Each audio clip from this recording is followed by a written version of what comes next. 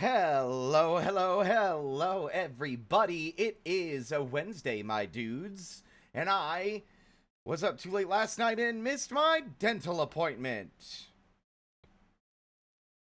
I'm responsible. Whoops. Anyway, hello, Sab, Dutchling, Vera, Ciern, Sebi, welcome on in. It looks, was that blue cat tree by the glass window always there? Yeah, of course it is. That's where I sleep. Where do you think I sleep? You think I sleep in a bed? No. One of the biggest things I've had to get used to now that I'm just this weird little guy is that I sleep differently than I did when I was a person, when I was a human. I sleep like a cat.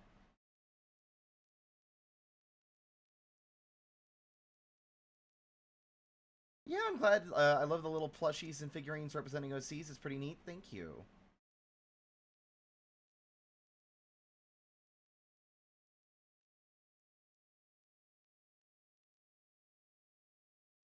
Did you kick Blanche out of the cat tree and steal her bed? She has her own bed. God. It's not always about her. Love you. Talking to my cat. She's over on the floor. Chilling. She's been screaming at me all damn day. Driving me nuts. I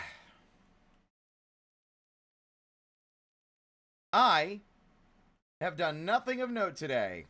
I played Final Fantasy XIV. And that's it. Bright side. I've been practicing. And I've reached a new level of skill that rivals even the most killer veteran players of Final Fantasy XIV.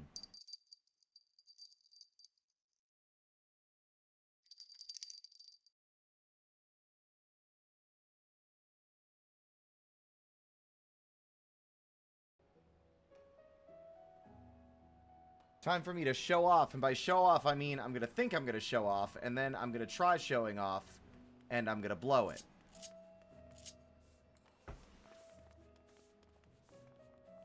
Did work in Darktide, I'm not actually much better. I mean, I meant to upload some more characters to Artfight, but what I want to do is put Roki up there. I want to actually put my Warrior of Light, but I need to get some good photos. Okay, I need to warm up a little. I've made it to near the top of this tower. I know I can do it. It's actually not nearly as hard as I was initially led to believe, as is always the case with people's hyperbole.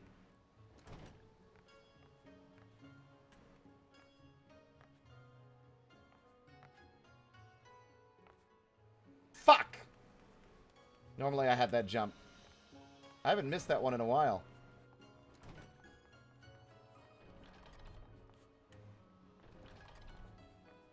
Weedle has power for... What are you... Oh. Alright, I'm gonna ask you not to discuss spoilers or also, Dutchling. Let's try and keep the subject on topic with whatever we're talking about on stream. Thank you. I'd really rather not derail conversation based on something you're doing on the side. As a heads up as well, everybody... There is a full embargo on spoilers for Deltarune. If you talk about anything Deltarune related at all, I don't care what chapter it is, you're getting timed out. Because by talking about it, you're giving people the impression that it's okay to talk about it at any point, and someone will spoil something because they can't control themselves. And I swear to God, if I was able to avoid 2 weeks of spoilers for fucking The Amazing Digital Circus... I should be able to avoid spoilers for Chapter 5. Please and thank you. But, I'm just doing the parkour for a moment while I'm yapping. I intend to be doing MSQ today.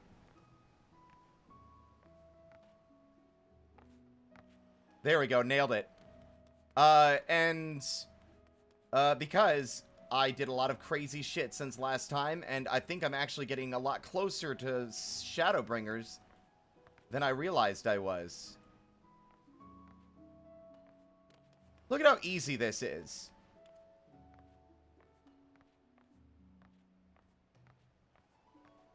Like, what do you take me for? A fucking plebeian? You think I'm not a gamer? You think I'm not a fucking gamer? Never question my gamer skills ever again.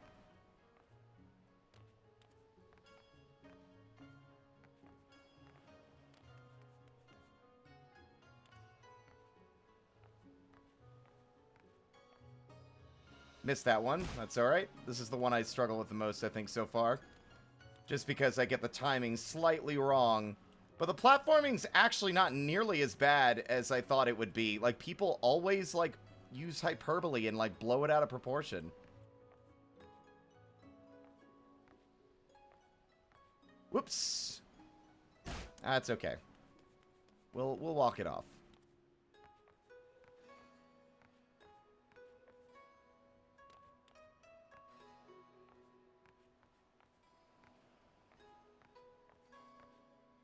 Encountered Poji earlier by happenstance. I was like, what are you doing on Excalibur right now, bro?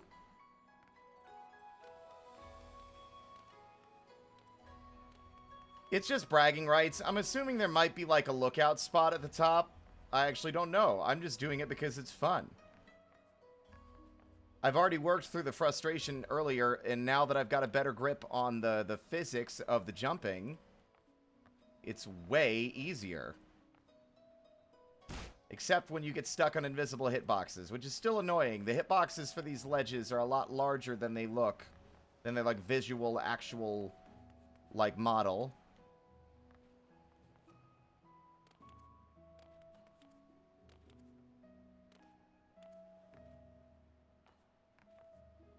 Doink, doink, doink. There we go.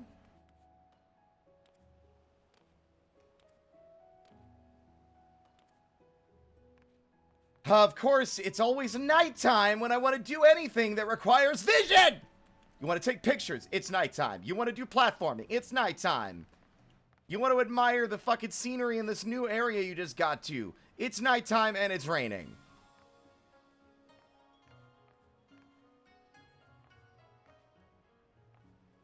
Too high. I don't think I've ever overshot that one like that.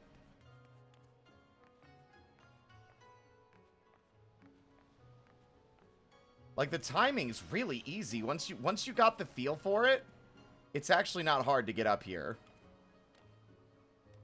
I've actually jumped off the roof several times on purpose just to start over to make sure I had gotten a feel for it.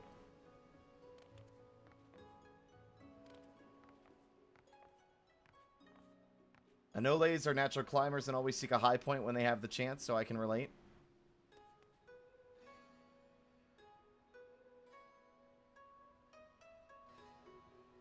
No! I got distracted. I was reading the chat.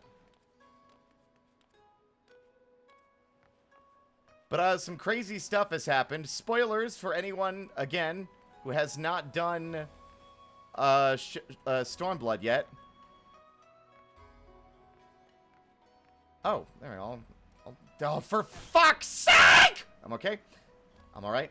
I can calm down. I'm an adult. I'm sure that woke everybody up. Wake up. It's fucking Friday. That's not Friday. It's Wednesday. But anyway. Do I have a concussion? Does anyone smell burnt toast? Fuck. Warning for spoilers. But anyway. We got roped into a peace agreement. Like, emissaries of the Empire, supposedly, had come trying to broker peace. With Doma. Which included the arrangement of some kind of prisoner exchange. We also learned that Gosetsu was alive alongside Yotsuyu, who was the viceroy responsible for a lot of the cruelty and terrible shit that was going on in Doma while the Empire was occupying it. And, like, but Yotsuyu had lost her memory. Fuck. Damn it. So, she was under Gosetsu's care. But during the course, I think Asahi, I believe, was the name of the representative of Garlemald, who claimed to be a member of the Popularis, a group within Garlemald that was petitioning for an end to their, like, imperialistic, like, conquering ways. But we gave him a tour. We respected him, even though he was probably, like, very obviously not telling the whole truth. Like, I knew from the jump that by his tone alone that he was a scumbag. But it took until our little emissarial tour ended before he revealed his true colors by asking to have a word with us, Ruroki specifically. And he got up in his face and basically said that I despise you, and he effectively revealed himself to be like a guy who worships the ground that Xenos walks on. Even though Xenos is dead. Like, I killed him. Like, I watched his, I watched him slice his neck almost clean off, like his head almost clean off. So that's weird. But he attempted multiple times to jog Yotsuryu's memory, who is his sister, to little success, before eventually succeeding. She killed her parents, and during the prisoner exchange, he revealed that he had brought a bunch of crystals here, and Yotsuyu turned herself into a primal. We defeated Yotsuyu, And then, in her dying throes, her brother, like, lost his damn mind, threw a fit, started kicking her and shooting her body and being like, fuck you, it should have been me, I should have been ruling over Doma. Xenos is the one I'm the only one who, basically full simp behavior. And then she stabbed him with spectral swords as her last fuck you to him before dying. And I was sad to see her go. Her death was sad. Even though she was a monster created by a circumstance outside her control. Fuck. And it was heartbreaking. But, during that, we had an echo with the dying Asahi. And in the echo, we saw, like, a recent memory showing Xenos is alive. Somehow. After that, Asahi's, like, second in command who came with him to Doma, took up the continuing negotiations with Lord Hien. And we were able to get the prisoners that we were going to exchange, like the Doman prisoners from the Empire. And Alphino volunteered. Yes, Maxima. And Alphino volunteered to go back with Maxima to the Empire because they have full, like, if Xenos was dead, we know this. They saw him die. Like, I saw him die, which means the Asians are probably involved. Right? The Asians are involved, and they want to try and assist and figure something out. There's some kind of dark conspiracy going on within the Empire. The next thing, me, Lise, and Thancred all ended up going to Xenos' grave site in the Loch and found that the grave was empty. And during the course of us looking at that, a guy in Resistance garb off in the distance looked smugly off towards us.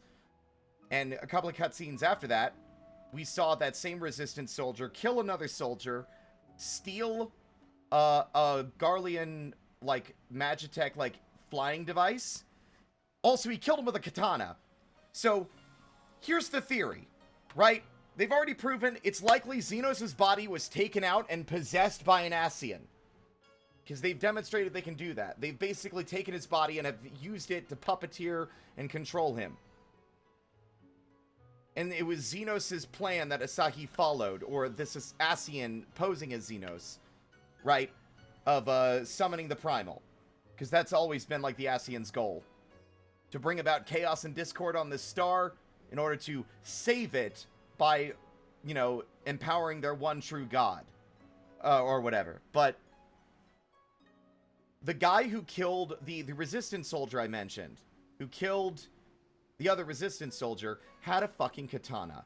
And so I believe somehow Xenos was not dead. My guess, because he literally talked about the hunt goes on and whatever, I think Xenos' soul was ejected from his dying body and found a, like, purchase somewhere else somehow. How? Fuck if I know. But somehow Xenos has his body's being puppeteered by one antagonist, and his soul is puppeteering someone else's body now. It gets even more insane. We cut to a cutscene of Alphino on the airship returning to Garlemald above the Burn, a large stretch of land at the edges of Othard that's been, like, stripped of all aether by primal summonings. Their ship was shot down. And then while they're out recovering, like, I got to play as Alphino. I was playing as Alphino, rescuing, like, the injured Garleans. And then it turns out that we were attacked by Garleans, the personal guard of the Emperor himself. They were sent out to silence us. To silence those who had, like, learned of the plot with Asahi, and to silence Alphino. But they were rescued by Garleans, like, Garleans not affiliated with the Emperor, out in this deserty place, who revealed that they'd been hunting Asians. They have, like, a collection of Asian masks on their belt. So, that's kind of where we left off. That's me rambling a bit, but all that to say, you guys know where I'm at for those familiar, and it's completely fucking insane. Like, I almost think that... I think that the Garlean that saved them with the Gunblade and the masks of the Ascians, my theory is that that is Gaius van Baelsar. I know it seems unlikely. The man did get caught up in an explosion, but it never showed us his body, and he never was confirmed dead on screen for us. He was betrayed by the Ascians, and whatever's going on in Garlemald now is probably not what he would approve of. So I would not be surprised if he went on some kind of like crusade against Ascians on the side, and has now come back into the story to try and, like, I don't know, make things right in some regard. He, like, the guy that rescued Alphino mentioned that he was familiar with the Scions and was like it's interesting that we meet in such a manner, blah, blah, blah. Notably, the cutscene was not voiced, so I don't know. It's unlikely, but that's my theory. Normally, it's almost always a character we've encountered before coming back. There's something ominous about this Garlean that leads me to believe he is a returning character that we have not seen in a while.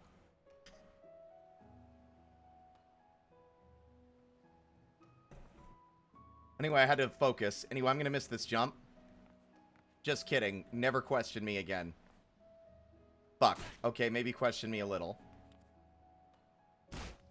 So that's where we're at in the story, and everyone's reaction being like, oh my god, you're this far already? I didn't realize how fast I was blasting through everything. I was just like, I'm engaged with the story. I don't know how other people play MSQ. Like, I don't know if they just take breaks and do other shit. But, like, if I'm invested in the plot and there's more plot to consume right now, usually I'm not going to stop.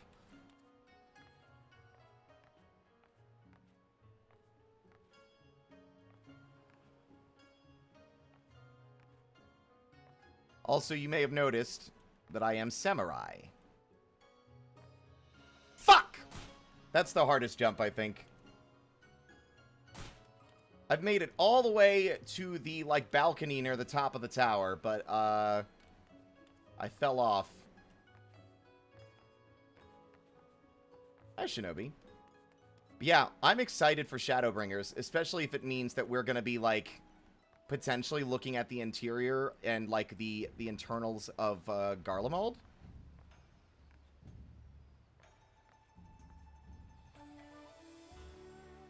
Fuck! I've died. No, I'm okay.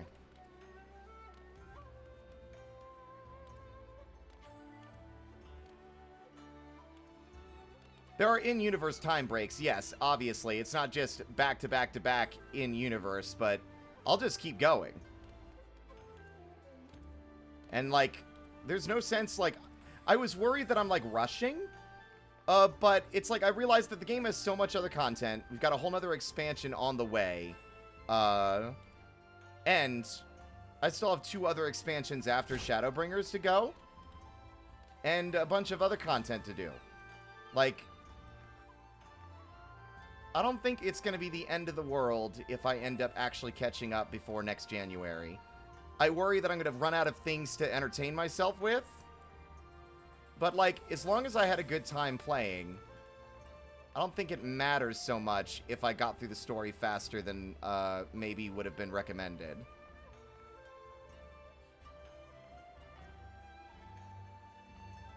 Got it!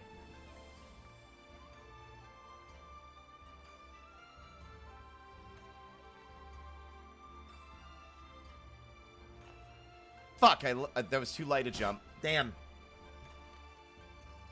Seems less Lala and more Fell right now. Okay, shut the fuck up. What is wrong with you? I just broke my legs, and this is how you're treating me? Have some respect, alright? I'm injured.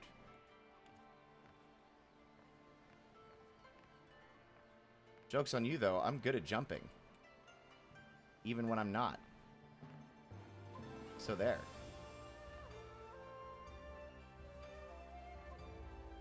I pressed too lightly. Ugh!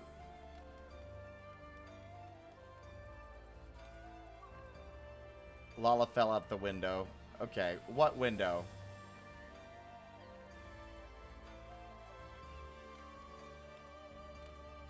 People said this was bad. I think this might be, like, I like this parkour, especially because it's given me a better, like, feel for how the jumping actually works for the character, right? Because the jumping's always felt, like, slightly weird. Now I can do this precision shit. Oops.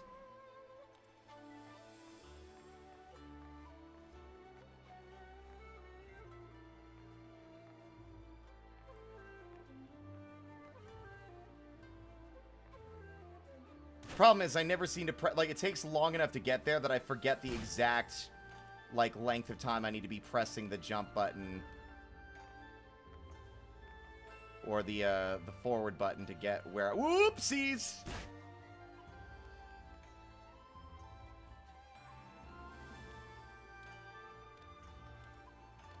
Also, has anyone else been experiencing, like, a really slow daily queue lately? Like, I played healer earlier, and I still had to end up waiting, like, 15 minutes to queue.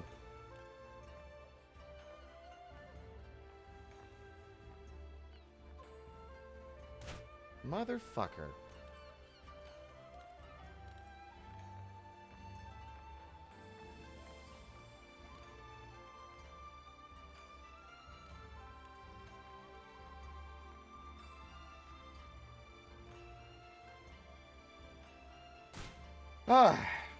I've hermited away from the queues to focus on crafting, so I couldn't say. Several Lalafell-shaped craters in the roofing. Nah. Roki's too light for that.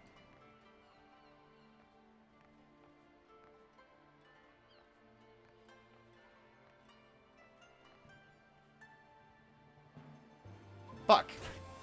Either I don't get the right timing, or I don't jump hard enough. Like, I don't jump high enough, or I jump too close to the hitbox. And by the time I get up there again, I've already forgotten the actual correct way to do it. So it's a little bit of a guessing game.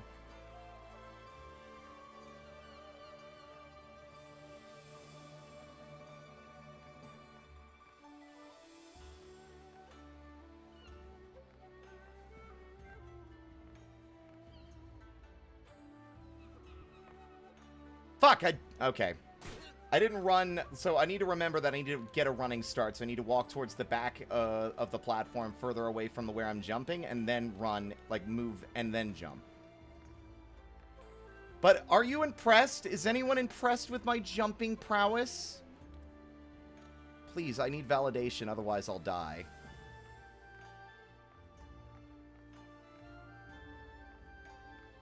Yeah. Yeah. Yeah. Fuck! It's hard to tell, because there's plenty of people that don't play. The physics of the jumping is very weird in 14.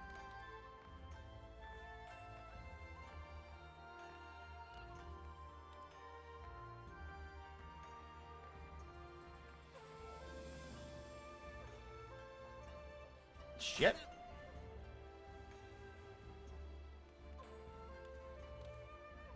I haven't done any crafting because the Heavensward crafting is so ugly and miserable that I've just not felt motivated to keep doing any of it. Like, it's just like, oh, source things from 17 different... You need to get the ancestral stone from the armpit of a golem deep within the heart of Kurthus. And you need the downy feathers from the fart birds of the Cloud Sea. And then you also need to kill a Keycurn and steal his virgin blood. As well as cut down the ancient rare lilac tree from the depths of the Black Shroud. All to make this one fucking claymore. And it's like, I'm good, actually.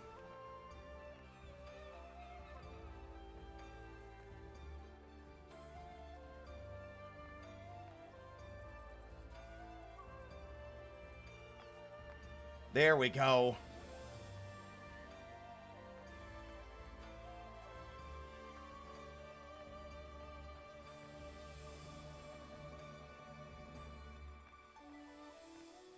We carry on.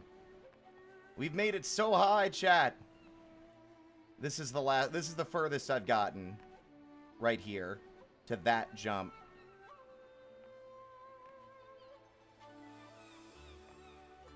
No!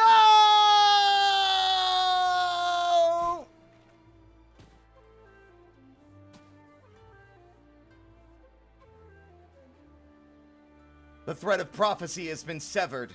Continue in this doomed world?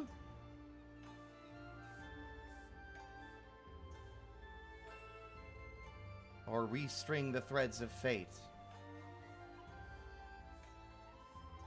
I'm better now. Let me clean up my mess.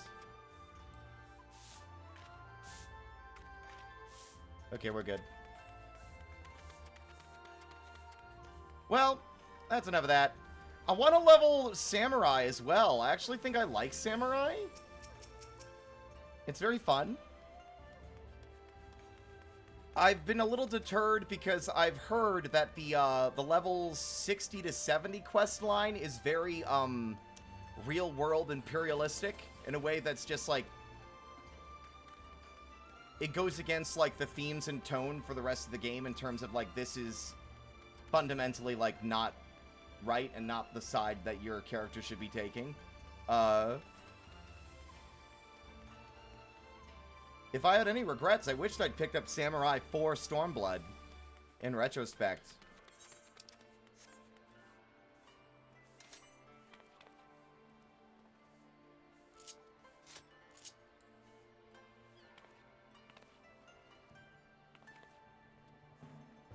Very straightforward. I've also been told it's the most selfish DPS. Like, it provides almost no benefits to anybody else. It's just purely for you. But it's going to take forever to level. There's a reason I haven't also touched, what is it? I also haven't touched, Machinist in a while because, I was getting most of my levels from MSQ, and now both of these classes are below the MSQ level. So leveling them is going to take forever. I'm not doing leave quests. I'd rather leave this mortal coil than do a leave again. Like, I've learned my lesson. Leaves are part of the reason I bounce off the game for months on end. Because it's like, I want to level this class. Well, this is the only way I'm told I can do that right now. And so it's like, oh, I actually hate this. This sucks.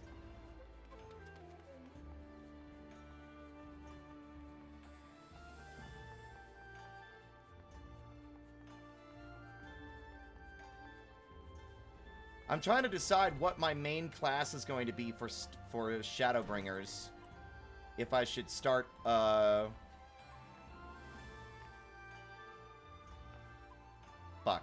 If I should start up a different quest line. I actually think I like Samurai more than Reaper. I was kind of excited for Reaper when Reaper took longer to unlock and I've had Samurai available for a while. But, I just kind of don't care for Reaper's, like, playstyle that much. Plus, I don't really think it fits Ruroki's whole vibe, even if I like the quest line itself. I've also been contemplating getting back into Marauder and actually doing the quest lines for Tank. Because while I like Dark Knight, I think Dark Knight's a little more complex compared to some of the other tanks. Or it has a unique gimmick, I suppose, that might make it harder for me to actually get comfortable with in a higher level, in higher levels.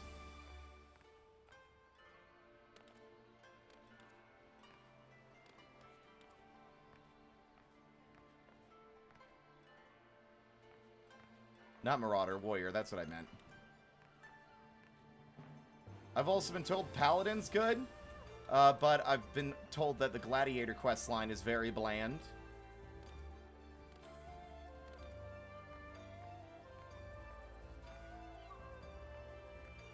Which, I mean, in fairness, if I can get through the White Mage quest line, I should be able to get, like, or at least the Conjurer portion of the White Mage quest line, then I should... What the fuck are you doing?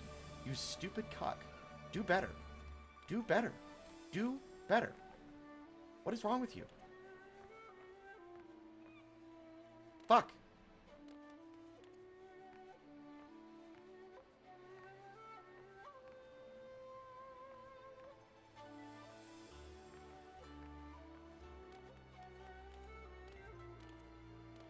Look at how quick that was. That was so easy. And now we're already back. to our earlier obstacle.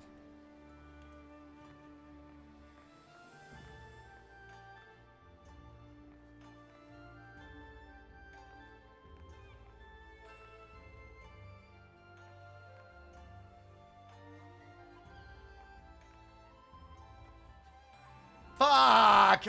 I put too much sauce on that one. I did a funny 360 as I missed and fell down. Dancer has been fun, but it really wants to play in a group. Because it's all about buffing. Yeah, I'm gonna be real. I don't know if I didn't play Dancer any, but I don't think I'm interested in the quest line enough to actually want to pursue Dancer. Like, I unlocked it just so the quest marker would go away, but I don't know if I'm ever going to play it. I might just out of necessity at some point. Just when, like, there's... Just so I have content. I suppose, but, I'm not in any particular hurry.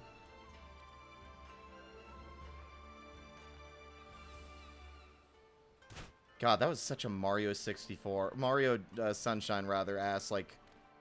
hitbox jank thing where I like jittered on it for a second before falling.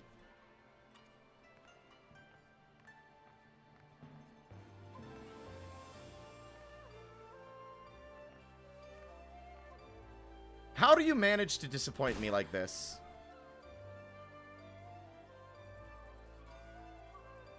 Anyway. Yeet!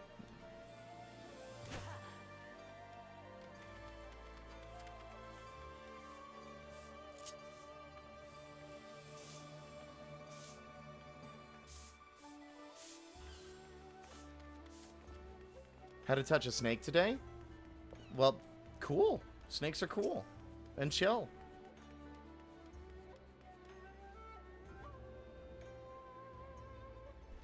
Early Dancer isn't very interesting. Ow. Scratched an itch and put a bit too much sauce on it, and now it hurtsies. Owie. Well, I guess we could do a couple of things here, because I also have a side quest of another dungeon to unlock. After Alphino spent all of the Scion's money buying back Gosetsu's sword that he sold in order to get money for food.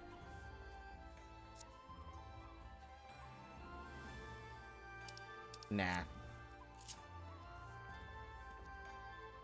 I'm wondering what class I should bring into Shadowbringers.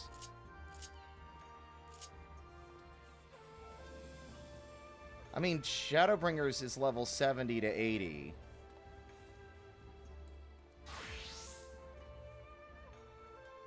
I mean, I'm about to unlock... I mean, at this point, I might unlock Pictomancer after a certain point. Like, I don't know if I'm going to get to level 80 before... Shadowbringers, but I guess we go. Wah, wah, wah. Ah, wah,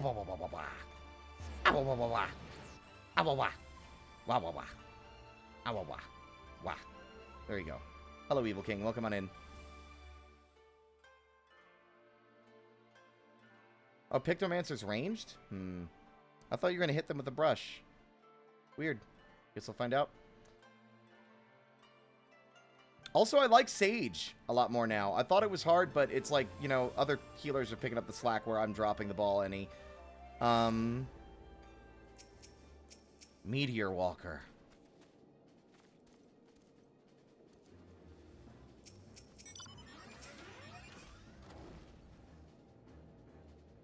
Welcome back to Revenant's Toll. I'm also feeling a lot better after our Omega, the incident with Omega the other day. Oh, whoa. Ayaya.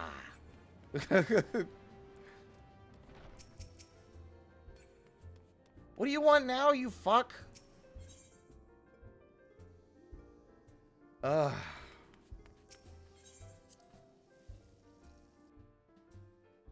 Things are gonna go crazy. I like to see all these moving pieces. I'm like super invested in what's going on.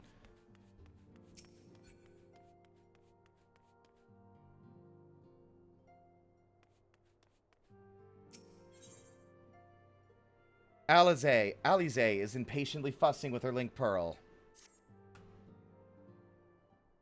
I know you're worried about Alphino. Oh, Ruronoki.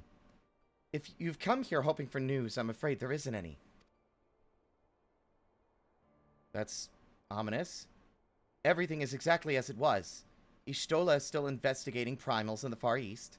Thancred is still gathering intelligence in the Imperial provinces. And Alphino is still out there, somewhere. There's been no word since his first scheduled report, nor does he respond to calls. And all the while, I'm just meant to sit around here waiting. It's driving me mad!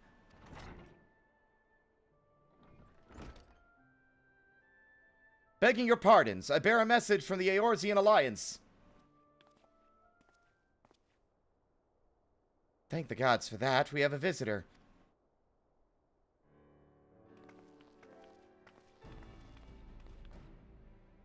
Welcome to the Rising Stones. If you have a message, I should be most eager to hear it.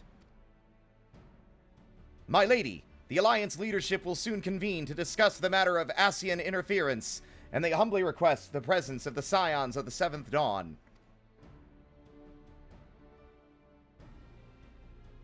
Having assessed intelligence provided by the Alamegan resistance concerning the whereabouts of Xenos' remains, they too suspect Ascian involvement, and wish to deliberate a suitable course of action. As the foremost authorities on our foe, your orders, counsel, would be most welcome. Of course. We should be glad to assist in whatever way we can.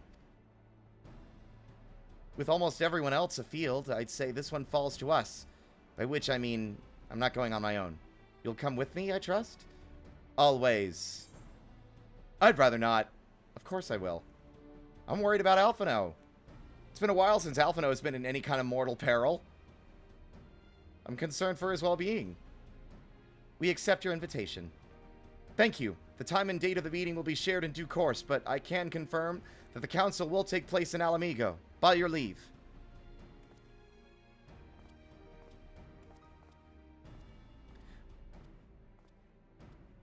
By the way, I want to mention from earlier, Asahi might have been the most pathetic and hateable characters I've seen in fiction to date. He was spiteful, he was arrogant, he was, like, a little unhinged and maniacal, and he seemed to revel in causing misery and suffering, just like his sister. The apple doesn't fall far, it seems. What a bastard. It filled me with, like, no small amount of joy to see him get skewered. And I was rooting for his sister on the end. I somehow doubt we'll have anything useful to offer, but standing mutely at a meeting would still be better than the nothing I've been doing of late. Let's make ready to depart, shall we? Thancred? What's going on, man? Uh-oh.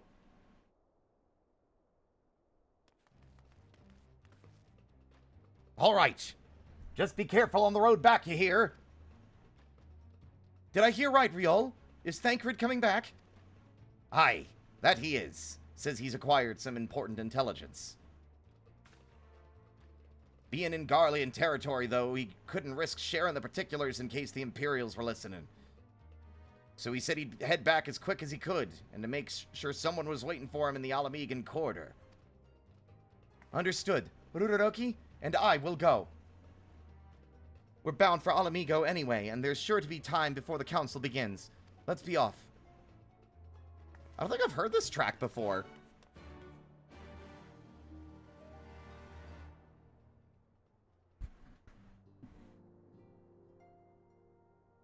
Y'all got me excited, by the way. People excited to see my reaction to the Shadowbringers, like, opening, has me excited.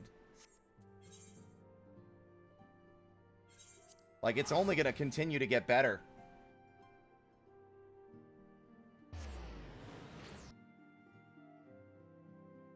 I promise this won't be a Final Fantasy XIV stream forever. We'll be back to other games soon. I just haven't been feeling them. I tend to play in bursts, it seems.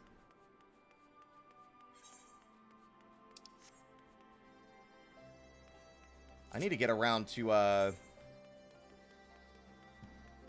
I need to get around to doing, the, Aether quests, the Aether current quests, because I keep putting them off. And it's a pain because the locks don't have a lot of Aetherites to navigate to.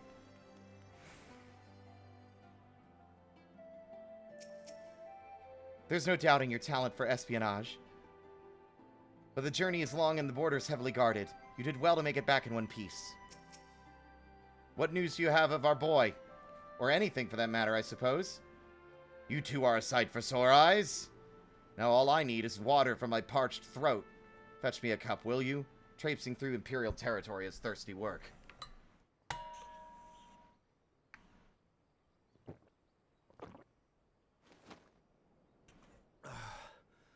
God, I needed that. Welcome back, my friend. I won't bother telling you to catch your breath. Whatever brought you galloping back to us, I assume it's urgent.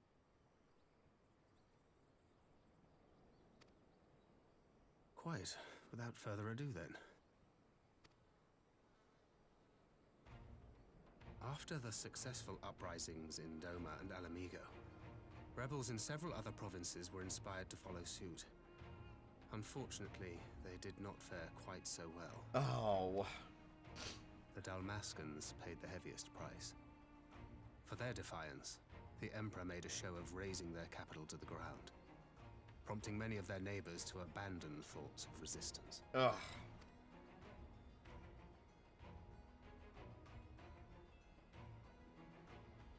But not all have given up on liberty. Heartened by the news of Doma's prisoner exchange, some still believe that the Empire may one day be amenable to negotiation. I have a hard time believing it. We have the shinobi to thank for spreading the good word. They have worked tirelessly to keep the subjugated informed, and a little knowledge can go a long way. There is at least a spark of hope, then. I suppose. A spark in want of kindling, yes. The Alliance has already begun supplying materiel to resistance movements abroad, many of whom would otherwise struggle to continue the fight. The support effort has been led by the Sultana and the Elder Oh, Seats, hell yeah! who have both seen enough Alamigan refugees to know the consequences of oppression. And for their troubles, they have quickly earned a reputation as folk heroes in certain corners of the Empire. Well, that's great news! That is all for the provinces. As for the Garlean motherland itself... Oh boy. Our friends the Populares have suffered something of a setback, I regret to say. Talk is rife that Doma has summoned a primal, and the Empire's more liberal voices are being drowned out in the fearful clamor for retribution. Yeah, and that was a fucking plot from within to stir that unrest and silence the Populares. And who do they think orchestrated this summoning? They don't know. Oh, any but those truly responsible. Xenos has seen to that. Speaking of whom, the Crown Prince is recovering remarkably well. Well enough, in fact, to enable him to personally tour the provinces, putting the fear of the Emperor into the hearts of any would-be dissidents. Ugh. Bastard. Walks in plain sight, and none suspect him. Then it's as we feared. Yes. An Ascian wears his skin. Wretched. Lest we forget, I rewatched some of the end of A Realm Reborn cutscenes to get my memory refreshed on some details. One of them was La Habrea, who at the time was wearing this boy's skin right in front of us. They were controlling Thancred. Had said that Hydaelyn is a parasite that needs to be excised in order for this star, as in the world that we live on, to survive. With the intent of sowing chaos and summoning primals across the realm to eventually bring back their own, like, dark counterpart to Hydaelyn's light, whose name eludes me at the moment, but Zodiark. No, that's it. I was like, it starts with a Z. Zodiark. I'm wondering, like, if they're getting the Empire involved as well, like, I'm curious to know what's going on with this, because, like, I am the emissary for Hydaelyn, but I'm curious to know what's going on here. A lot of crazy shit.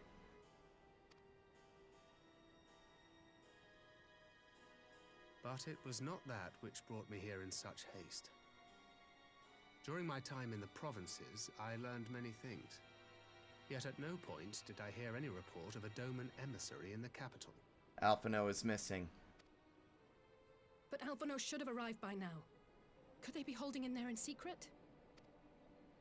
The possibility did cross my mind, but I have reason to believe he never reached his destination. As you know, Scions assigned to covert operations, such as Riol and myself, are issued special link pearls for communication in the event of an emergency. I mention this because it was originally Alphino's task to coordinate the response at headquarters, meaning he has one. And whose voice should I hear when mine recently crackled to life? Oh! You spoke with Alphino? Spoke with? No. I but heard his voice, and none too clearly at that. 2 words were all I could make out. The burn. The wasteland on the edge of Otherd. Something must have happened to them there. Uh-oh. There's no time to waste. We must make for the burn at once. I had a feeling you might say that. People say Thancred's boring. I like Thancred. I can't very well sit around here drinking tea if Alphino's in trouble. You said yourself that this link pill was only to be used in emergencies. So I'm going, and that's the end of it. Okay, wasn't gonna argue. Yeah, Alphino's in danger. He'd do the same for us. Oh, far be it from me to change your minds.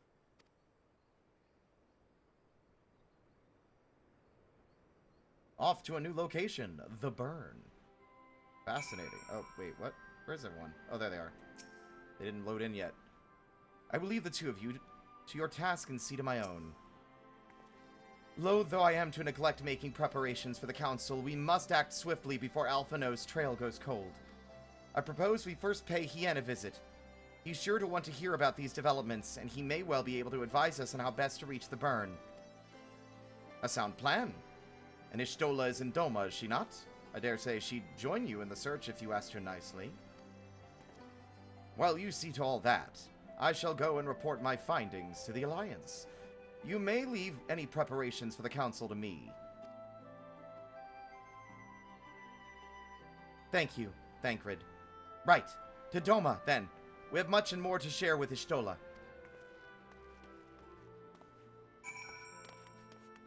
Hi, Obake. Welcome on in.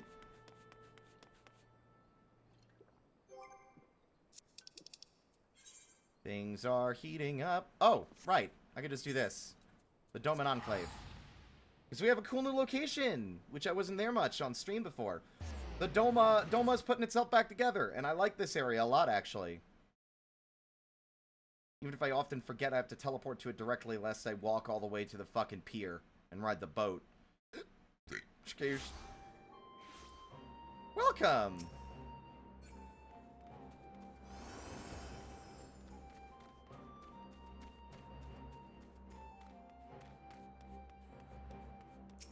Y'shtola!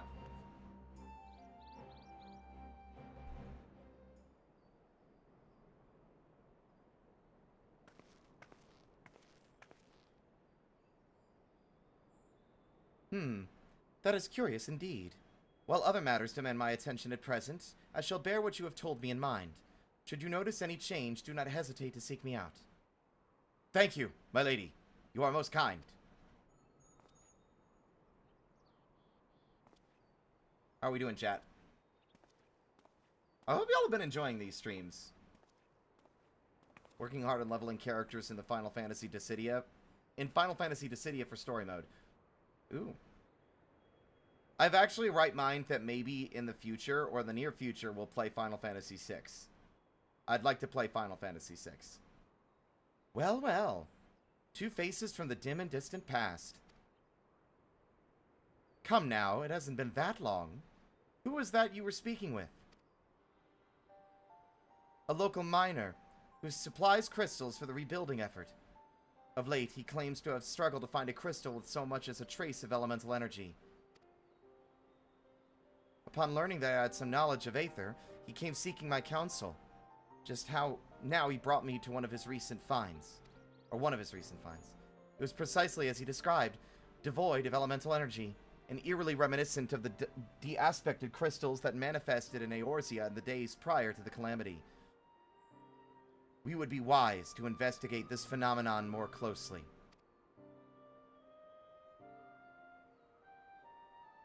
Kefka and the Phantom Train. It's not like, oh, Kefka. It's that I've heard a lot of good things about Final Fantasy VI, and its plotline seems very fascinating to me, and I'd like to know the specifics. I'd like to play it. You know? I've never played most Final Fantasy games. Indeed, but on a more positive note, the locals seem to have taken a liking to you. More an interest than a liking to, I think. The sight of a Mikote with a peculiar contraption upon her head has a certain novelty value in these parts. Any actual regard they may have for me, I owe wholly to you and the others who came before. Everyone here has been exceedingly cooperative, and I am pleased to report that I have all but concluded my investigation. Simply put, by focusing one's will upon an aether-infused object of worship, it is possible to conduct a summoning.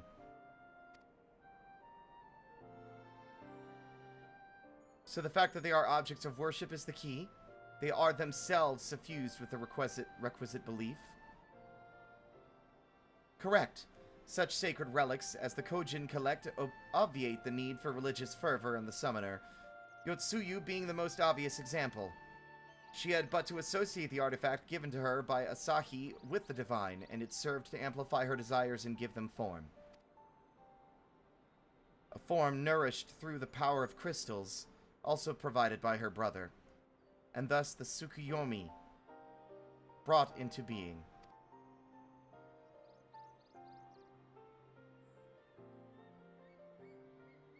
Which brings me to the question of preventative measures, to which I have yet to find a satisfactory answer.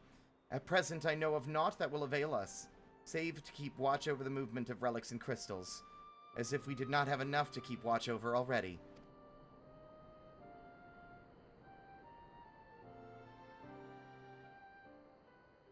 But I doubt you came all this way to hear that which may be perused in a report. Has something happened to Alphino? He's in the burn. We don't know why, we don't know how, but something got in the way between Doma and Othard. He never made it to the Empire. I shall join you in the search, of course. Thank you, Ishtola. I would be glad of your help, truly. Put a little bit too much spin on that one. Now, if there's nothing else, I shall go on ahead and request an audience with Lord Hien. Sorry if I don't have a different voice for these two.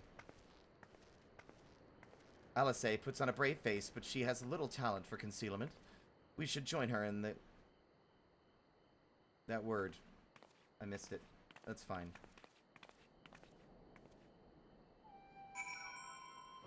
Kien-kan. Kien-kan?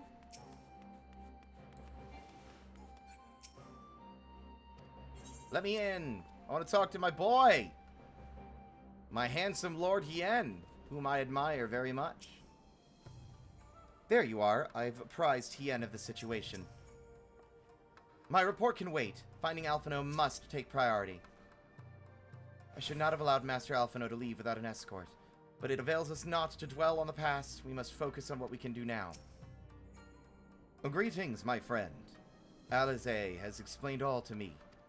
Needless to say, you shall have our full cooperation in the search, even if Alphino's trail does lead to the burn, of all places.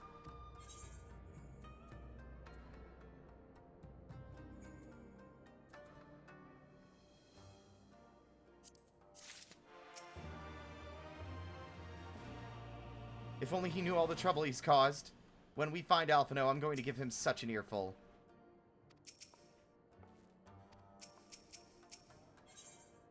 Oh! The region known as the Burn, occupies a special place in Garlean history. Every child in the Empire is familiar with the tale. In the distant past, it was a verdant land teeming with life, but successive summonings saw it bled dry of aether and reduced to a desert. It was upon beholding the devastation that primals had wrought that Emperor Solus was spurred to embark upon his crusade against their kind. The burn offers a glimpse of the future we seek to prevent. Know you of any reason why Alphino might have gone there? Aye, mischance. Though it lies on the route to Garlemald, it is no place to make a stop. My guess is they encountered some manner of trouble there. In any event, I am of the same mind as Alize. We have no choice but to take our search to the burn. Given the considerable distances involved, 'tis best we went by bird. To the steppe, then, I would assume. Oh, Ruroki and I have our yoles. Yugiri, you will ready falcons for the others. I shall gather our swiftest birds. Near the house of the fierce there is an overlook. Pray join us there once you have seen to your preparations.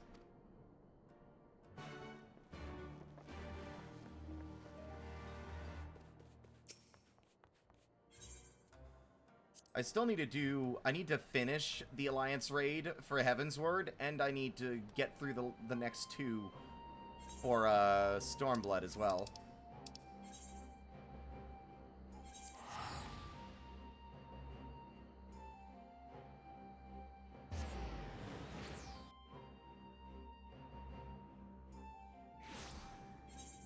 Were y'all here when we fought Kefka on stream?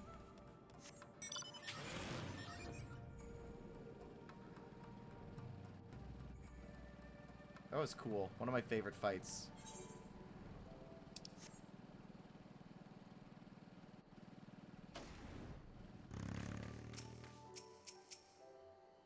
We're coming for you, Alphino.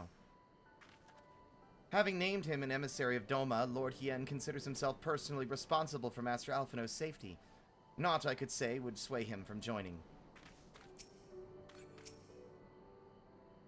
With such a steed to bear me to and fro, I could perform my field work in a fraction of the time. Mayhap I shall try my hand at this Bardham's medal. If everyone is here and possessed of a bird, let us away. Remember, our destination is a barren wasteland. There is no civilization to speak of for hundreds of malms in all directions. Take care you do not lose your way. Oh! Oh, it's a duty! I mean, I guess I kind of expected it to be one.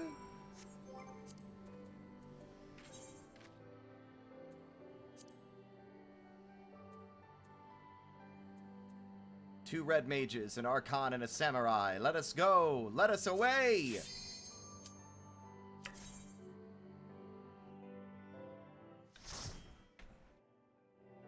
I have not done hard mode Kefka yet, no. Why does it keep reverting to default? Whatever, don't matter.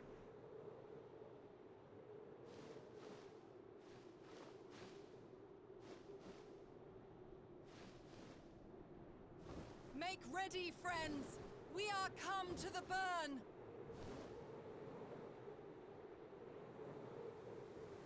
God, I wish I'd brought some sunglasses.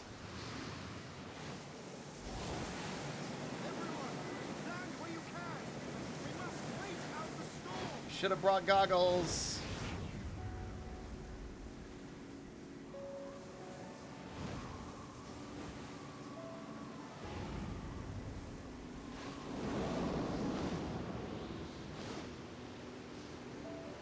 A unique opening too. Not just because of the sand, but also because of the blindness that would be inflicted upon us.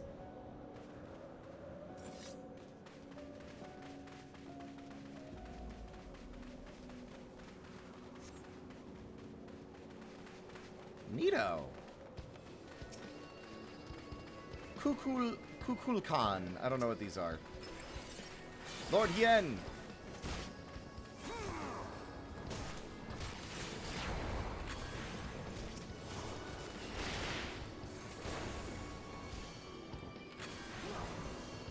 The burn, I think, is the exact point. Whoa. I accidentally long casted that one. The burn, I think, was the exact point in the story where I have caught up with all the story that was released at the time. Not sure I parsed that correctly.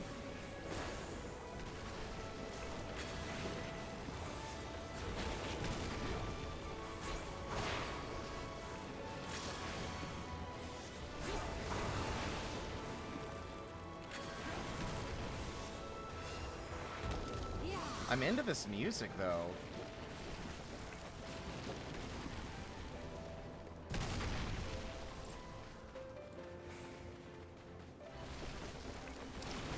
Watch out, Ustola! Woo! Let us be about it. Dancing marionette. I like that they're being more interesting with the way they're framing the dungeons now, instead of it just being... I guess, like, I don't know, like, A Realm Reborn's dungeons are less interesting, right? I do like the way that they're framing them as in connection with the story. Basically, it was the last story update that was available as of the time of me playing all the story in the game. Okay.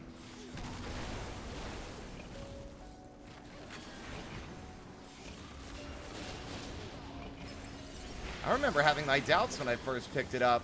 Like, that I was going to be maybe, like, not interested. And I also got the I misunderstood and thought that once we beat Heavensward, future dungeons would be like raids. But no, raids are still raids, dungeons are still dungeons. Because the dungeons, I think, are my favorite part. Why can't I... There we go. That was weird.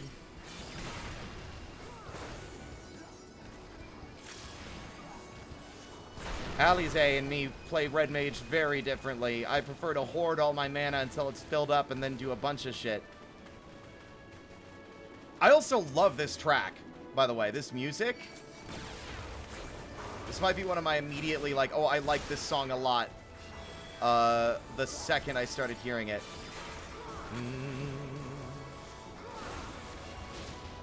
Na, na, na, na, na. It's always a fucking risky endeavor to look up, like, the music from the game so far for fear of getting recommended spoiler content by YouTube's shithead algorithm.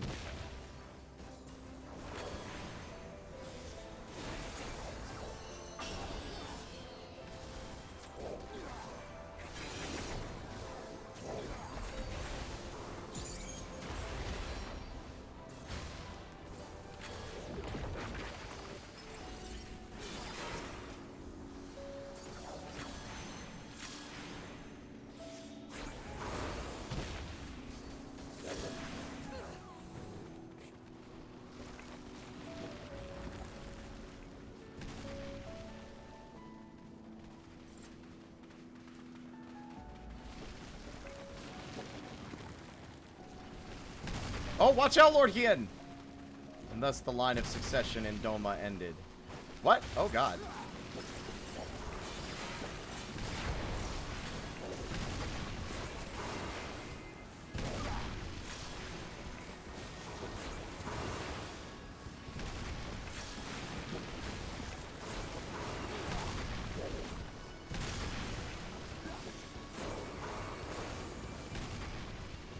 Places to go to get through instead of an actual dungeon that needs to be cleared. Yeah. Ooh! Yeah, exactly.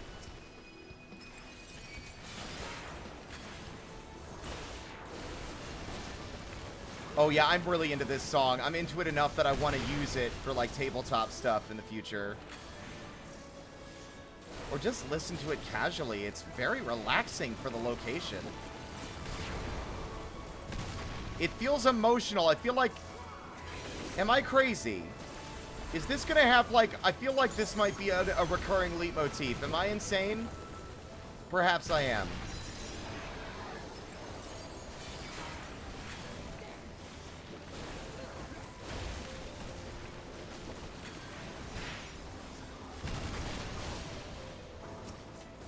Why is this one stone creature so durable?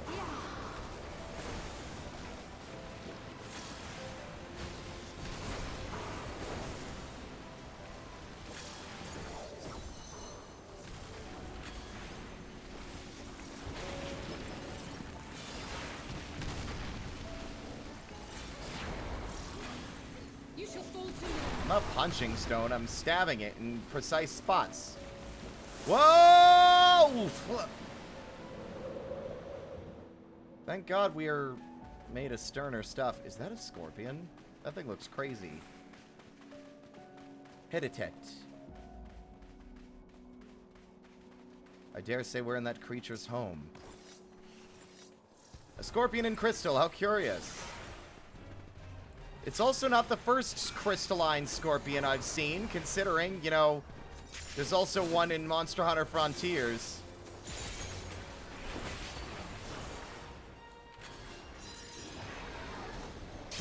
Ah!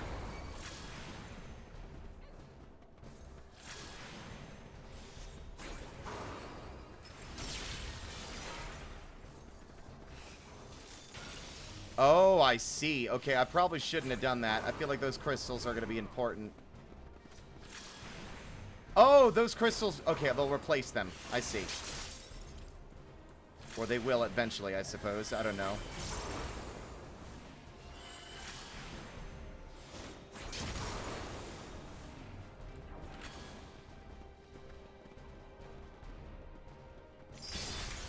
Woo!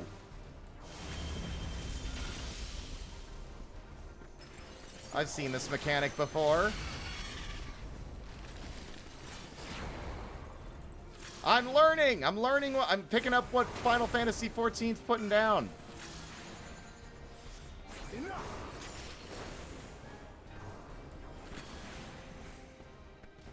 What? Oh. Oh, I ran out of time.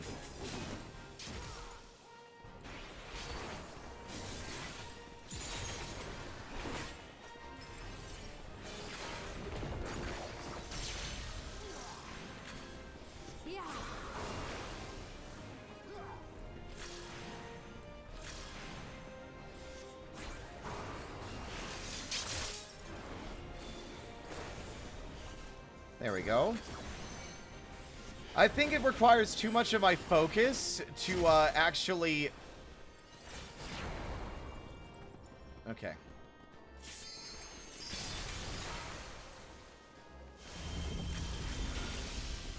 It requires too much of my focus doing my rotations to have the most coherent of thoughts. I'm trying to be a bit better about it, and I think I'm getting better, I suppose.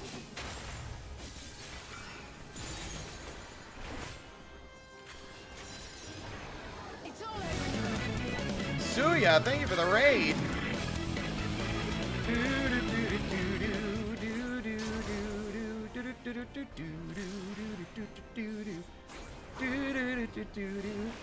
How you doing? How was your stream? How was the drawing? You prepping for art fight? What's going on?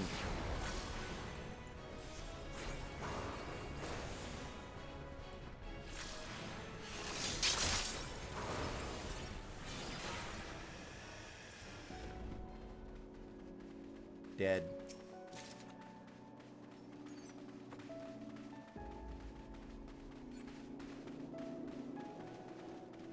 But welcome on in. We're getting close to Shadowbringers, it seems like. Prepping for art fight and making a new emote. Whoa. Well, this is a sharp change. Is this Alagon? Oh, this is fascinating. Okay.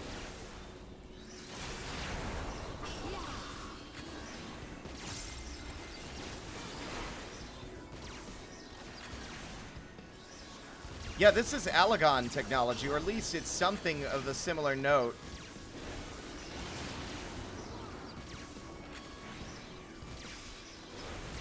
You shall fall soon enough. Enough. Well, I mean, everything's here because it was abandoned or, like, left behind by their dead creators a long time ago. Perhaps this is the true reason for the burn being the way it is. This music fucking rocks. I need someone who's familiar with the game to get me the music and put it in the and like make sure you spoiler tag it first and put it in the Eorzean chatter for me, because I like this track enough that I want to grab it.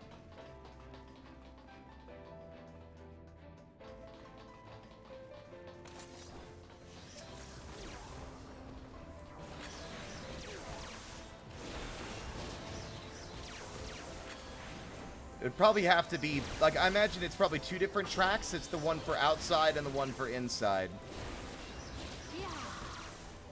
And sure, it doesn't have spoilers in the video. I did not mean to cast Impact long cast.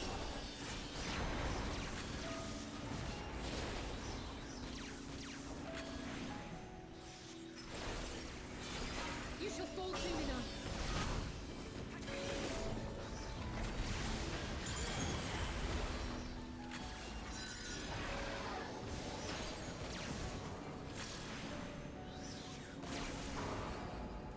So that thing looks crazy.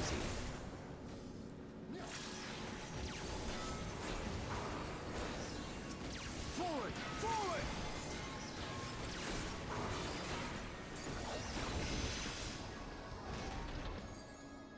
This has to be Alagon. This does not look like Empire-built stuff. Doesn't have their aesthetics. Whoa. Oh, that's a big tunnel.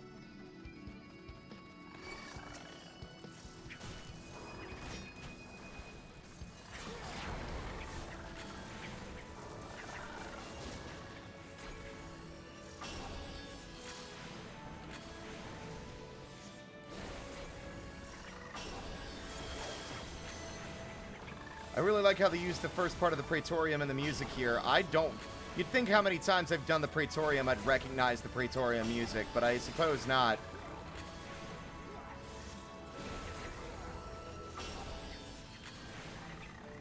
Vandar says hi. Hello.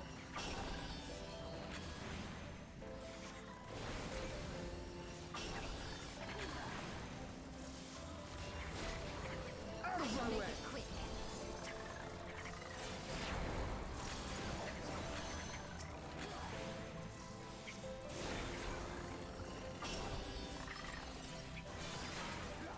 God, these things are tanky. I really feel like they shouldn't be. They're little guys.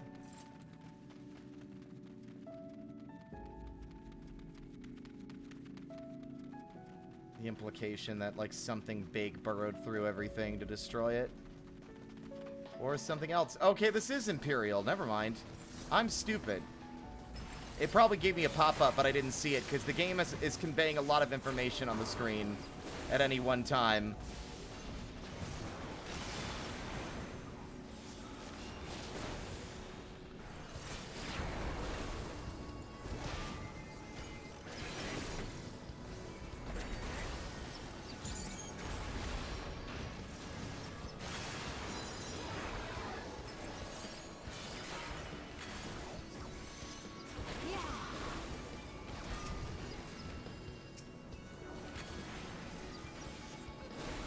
Music's gonna keep getting better is all I can say. I mean, I'm sure.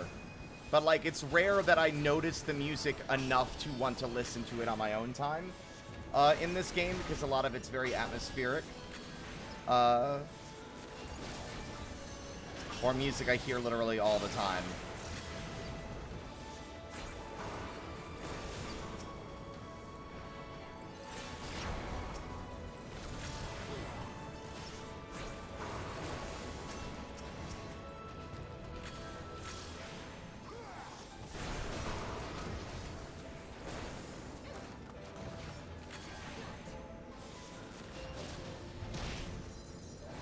Y'all got it.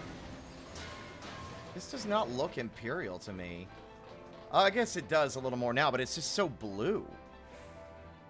I see. I'm picking up what the game's putting down.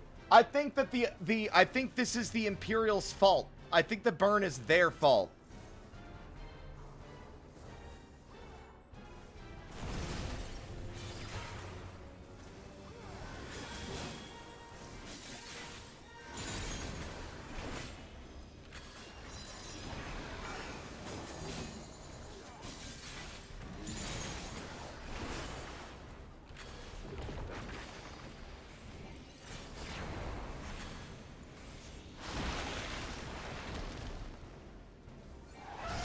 Whoa. Oh! Well. I see. That's fun.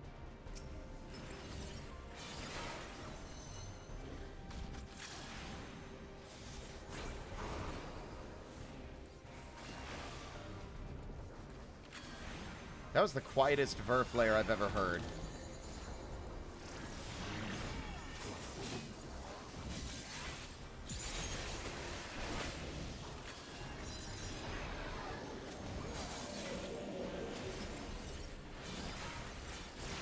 Ooh.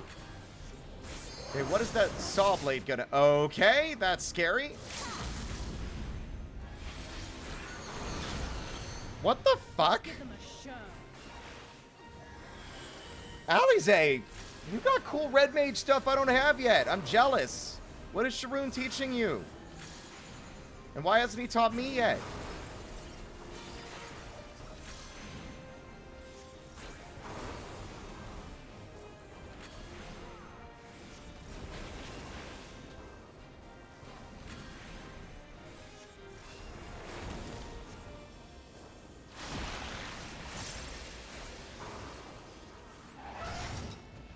Whoa. Oh my god.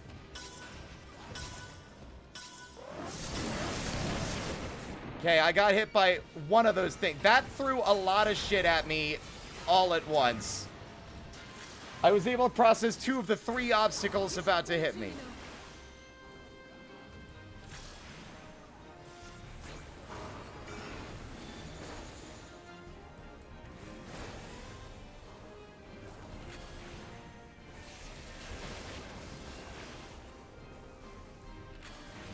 Almost down.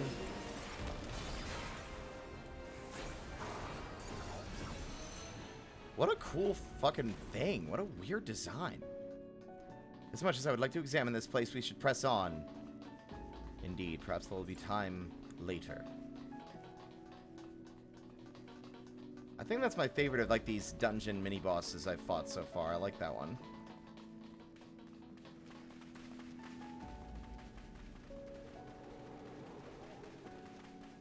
Oh my god, I knew there was a worm!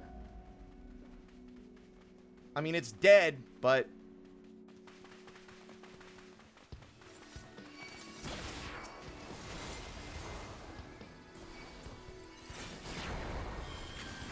I might need to upgrade my equipment again already. I feel like I'm being outpaced by the NPCs here.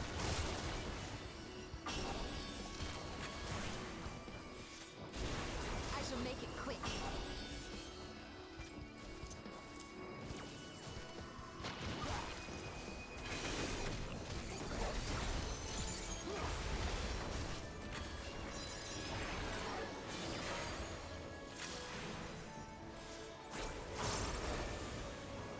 There we go. Something, something, Dune reference, walk without rhythm.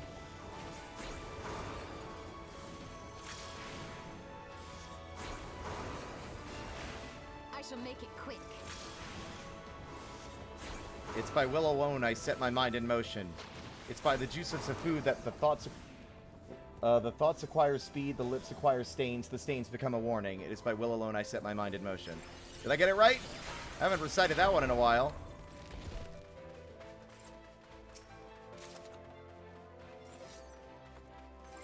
I'm actually curious if you can, like, apply gear in the middle of a dungeon.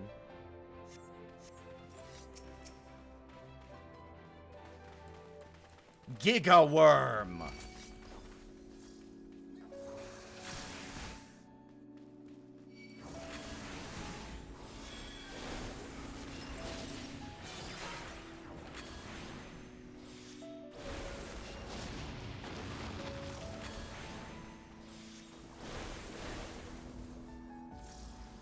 Alright, I'm gonna get rid of this big one. He's so fucking beefy.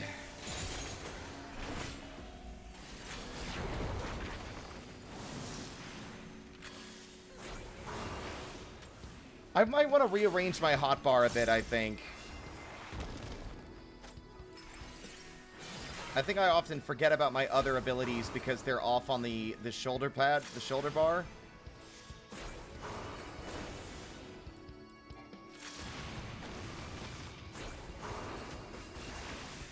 You shall fall soon enough. Oh, he's dead. Never mind. Thank you, Alize.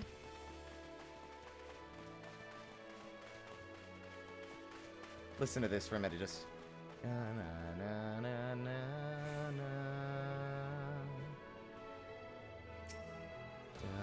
na na na na. Something so odd about the tone of the music for the stage in question.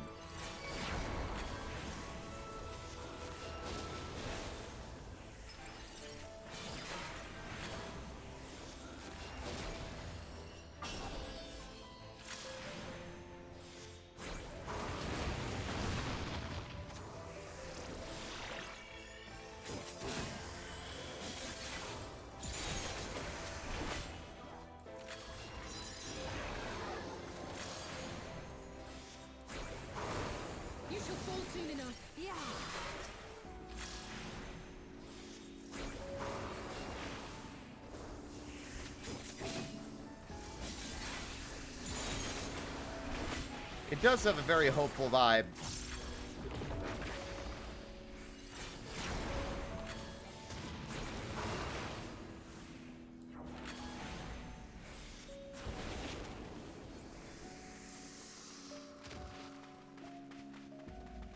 I love this as a dungeon as well. It doesn't feel like a dungeon, right? Like seeing all the open space.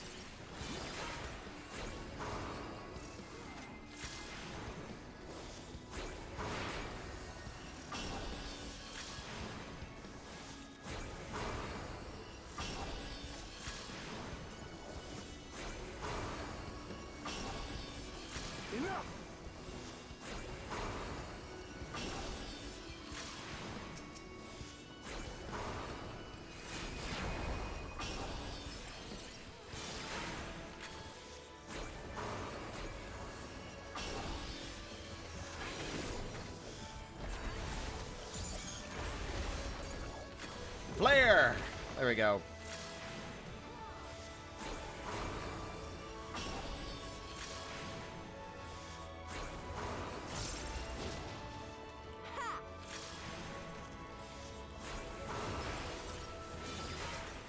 I shall make it quick.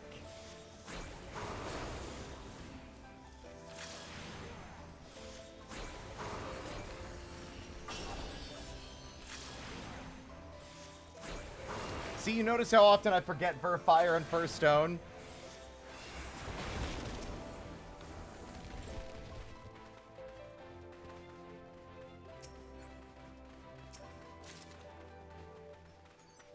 Feels like whenever I do duty support, I don't get interesting loot. Oh boy. Is it going to be Garlean, or is this going to be a creature? Or some secret third thing?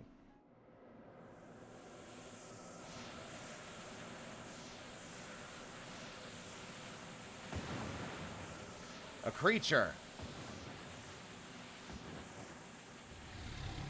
Whoa! Hello, handsome. Hello? Just a fucking big old dusty dragon. Ah! The dragon formed from the mist.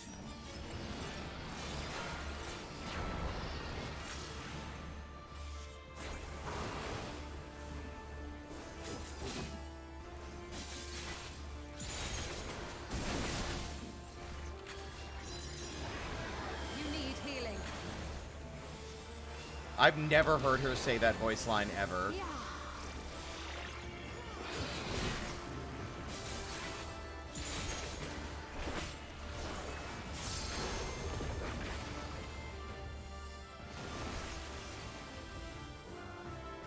I see. Okay, and it's also icy. That's how I get it. Forward! Forward!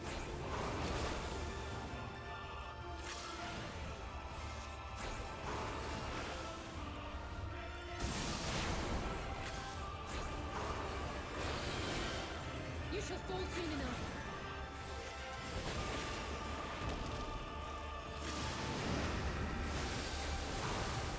Oh.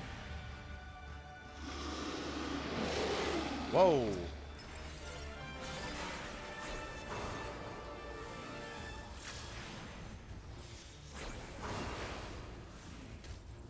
Oh, that AoE is getting bigger. Oh, that's scary. I like that as a tangible consequence.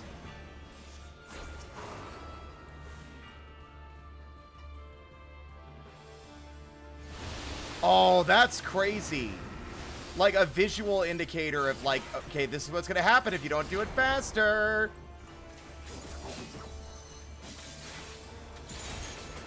It's all over now.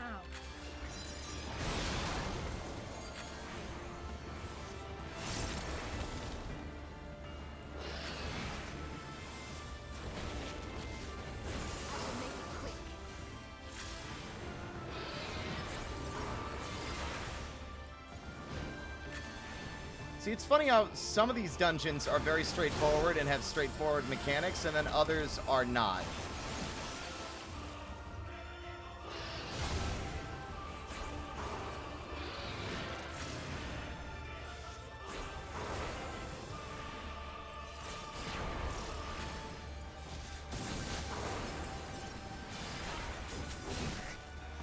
Slice and dice!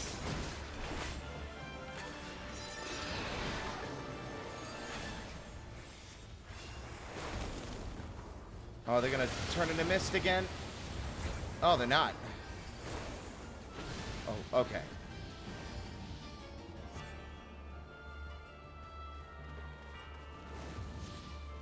Oh, wow. That was weird.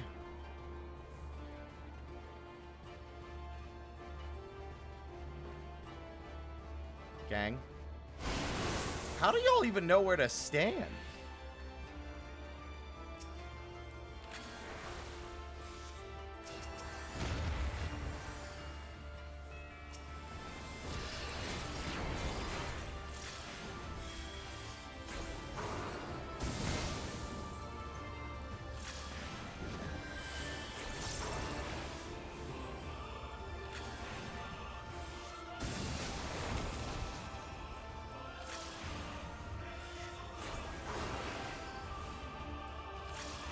Come on, we got this.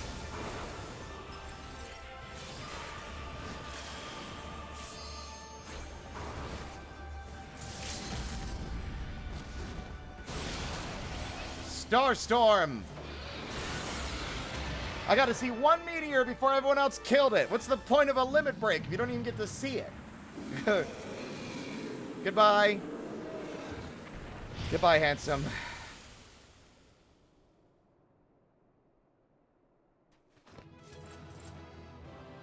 Ba-ba-da. Oh, hi, you giddy.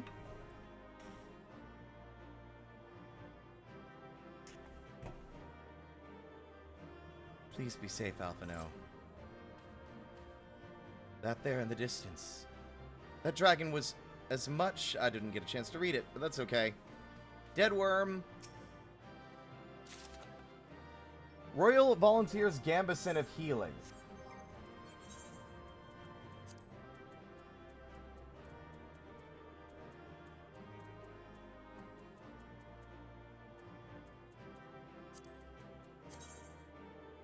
Huh.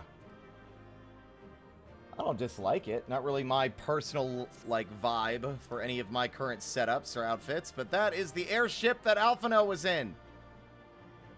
And whatever the fuck that is over there.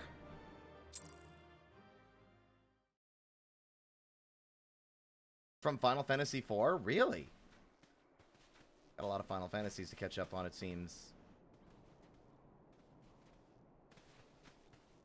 Between contending with bloodthirsty beasts and sand in my every conceivable place, I'm quite ready to leave this wasteland. But first things first. Do you see the crashed ship over yonder? That would be Asahi's airship. Judging by its class, it must be the vessel that bore Master Alphino away.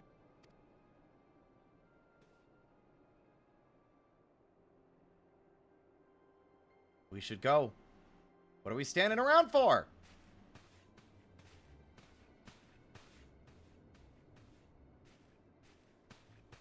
She, like, flinches because it's so bright with aether energy.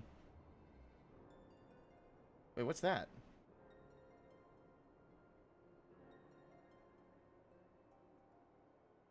Oh, that was...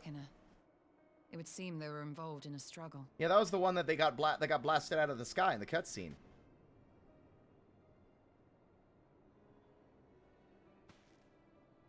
There may be clues. We should split up and search the area. So everyone, be wary of snow or sand blindness. Fortunately, I'm blind and don't need to worry about it, but you might. They've been here a bit. There's no sign of Alphino, nor of Maxima and his people.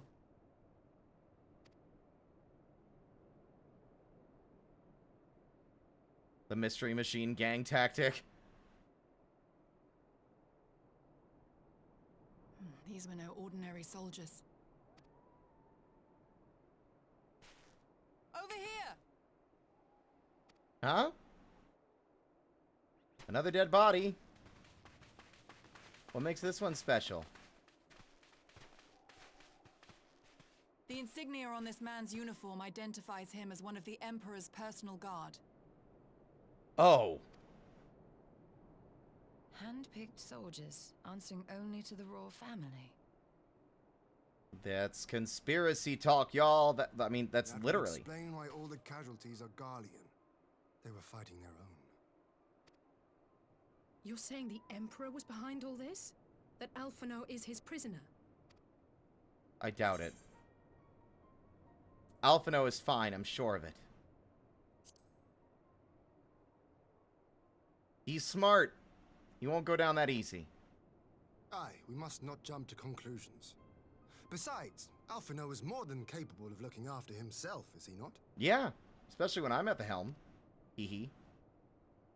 What? Don't worry about it.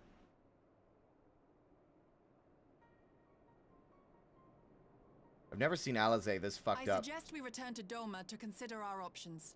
Whatever happened here, Master Alphino is long gone, and any subsequent search may safely be left in the hands of the shinobi. Damn it.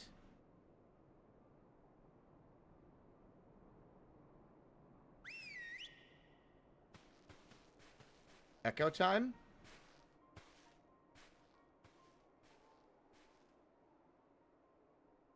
Where in the world are you, brother? If you die on me, I will never let you hear the end of it. Damn, dude.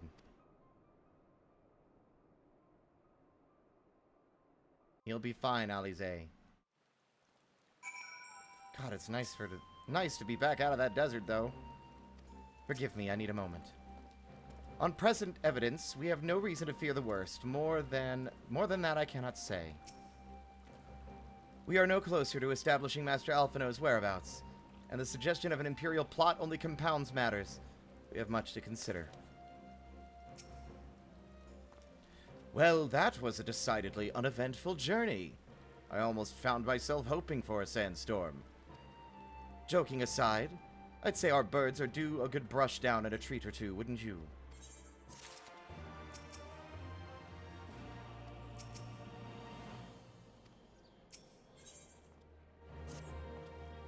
I had hoped to steal a moment's rest after our little outing, but it would seem duty calls. A foreign emissary arrived in my absence. Do not let us keep you, then. Actually, I was wondering if you might join me. I cannot think of a guest who could fail to be impressed by the presence of the Scions, at least none I should be happy to receive. Of course, if you think it'll be useful. Thank you. Let us return to my manor, then.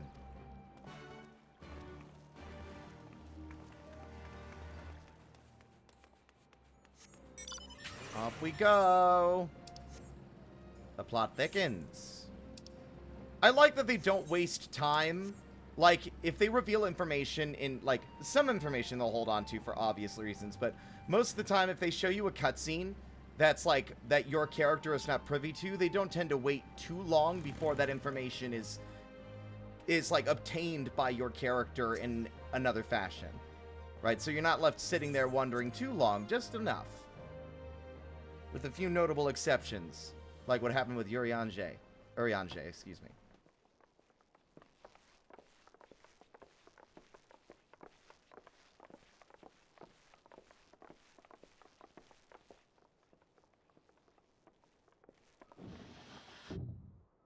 Lise! Oh! Lise, what brings you here? Oh, Alliance business. We have a request for Doma. Well, Hian. But that can wait. They told me you were out searching for Alphino. Did you manage to pick up his trail? So far, we've only found a crashed Empire airship. A bunch of corpses. Fortunately not Alphino, so I'm assuming he's out there somewhere, but where, I don't know.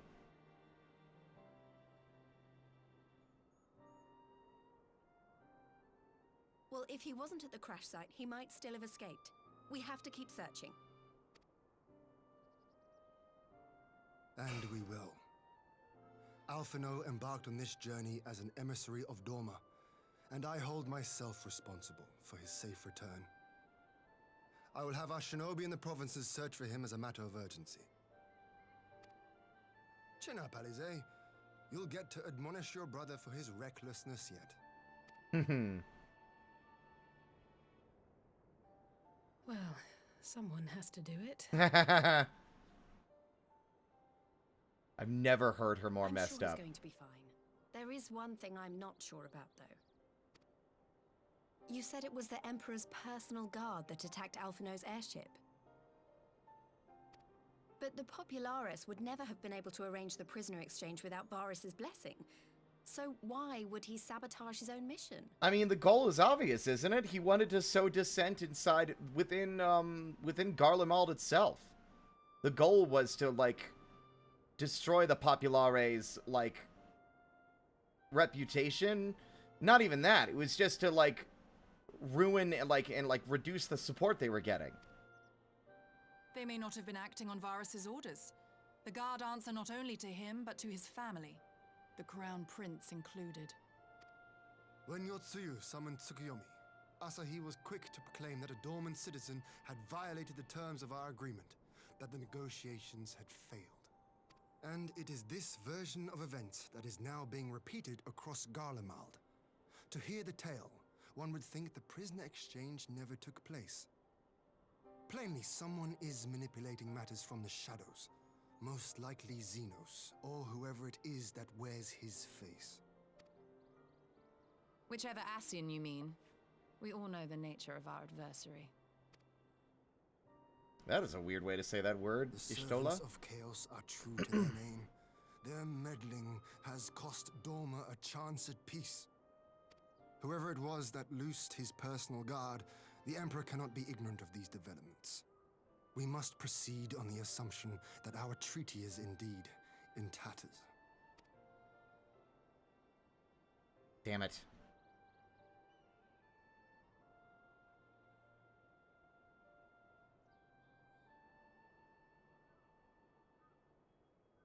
But come, Lys, you have journeyed far. Let me hear your petition. Right. So the big news is that Alamigo has agreed to join the Eorzean Alliance. Hell yeah! To make it official and discuss where we all go from here, the leaders of the 5 nations are planning to hold a meeting, and we were hoping you might come too. We've already seen what we can achieve when we work together, and the Alliance hopes to work even more closely in future. They think it's our best hope of keeping the Garleans in check, and I agree. United we stand, divided we fall. As do I. By coordinating our efforts in the east and west, we may be able to discourage them from committing their forces to a single front. I accept your invitation. I must, however, ask for time to attend to some pressing matters here. In light of recent events, the risk of Imperial reprisals is greater than ever, and I would not leave Doma unguarded. Ere I depart, I must shore up her defenses. Good luck. Understood. I'll let the Alliance know. We'll wait to hear from you before setting a date. The meeting's to be held at the Royal Palace in Alamigo, incidentally. Do you remember the way? Y'all checked the fucking reflecting pools, right?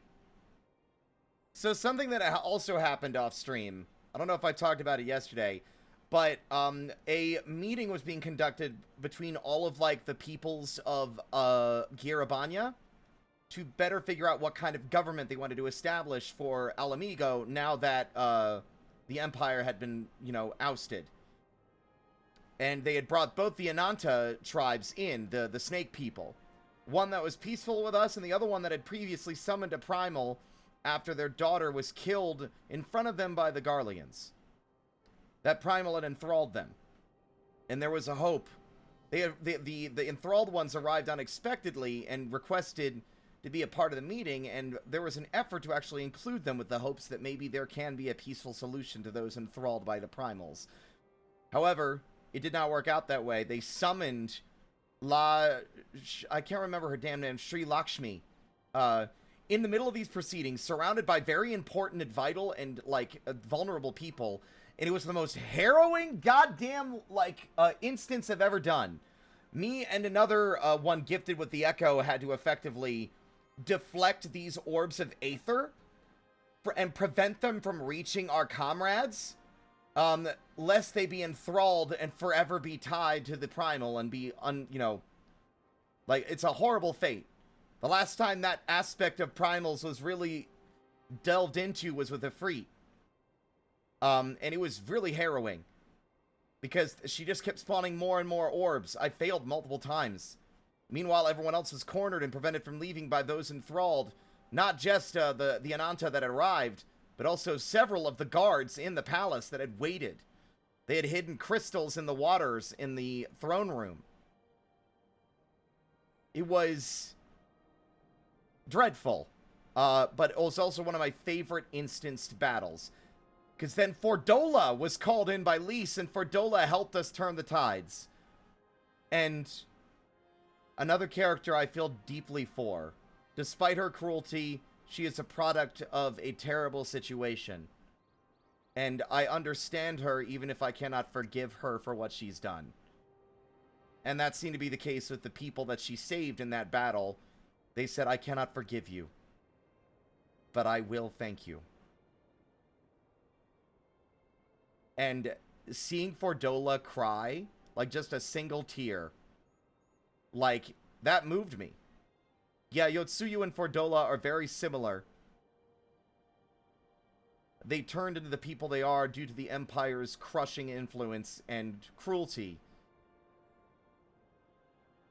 And lashed out at the world in response, in their own ways.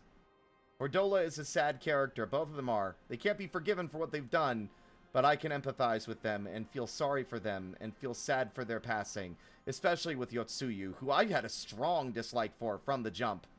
To see her backstory, because my opinion was, tragic backstory or not, you're still a bastard. You still suck.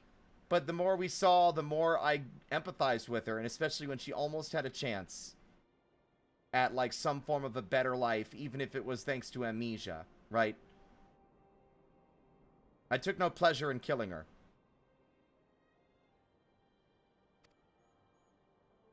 Well enough. Please assure my hosts that I will not keep them waiting any longer than I have to. Consider it done. And thank you for agreeing to come. If we all put our heads together, we're sure to find the best way forward. For everyone. Hi, Shadow.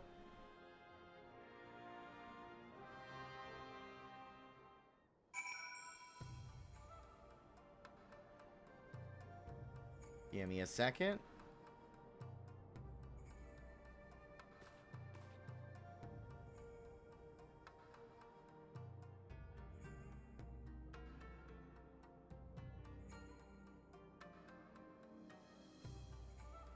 Checking my DMs.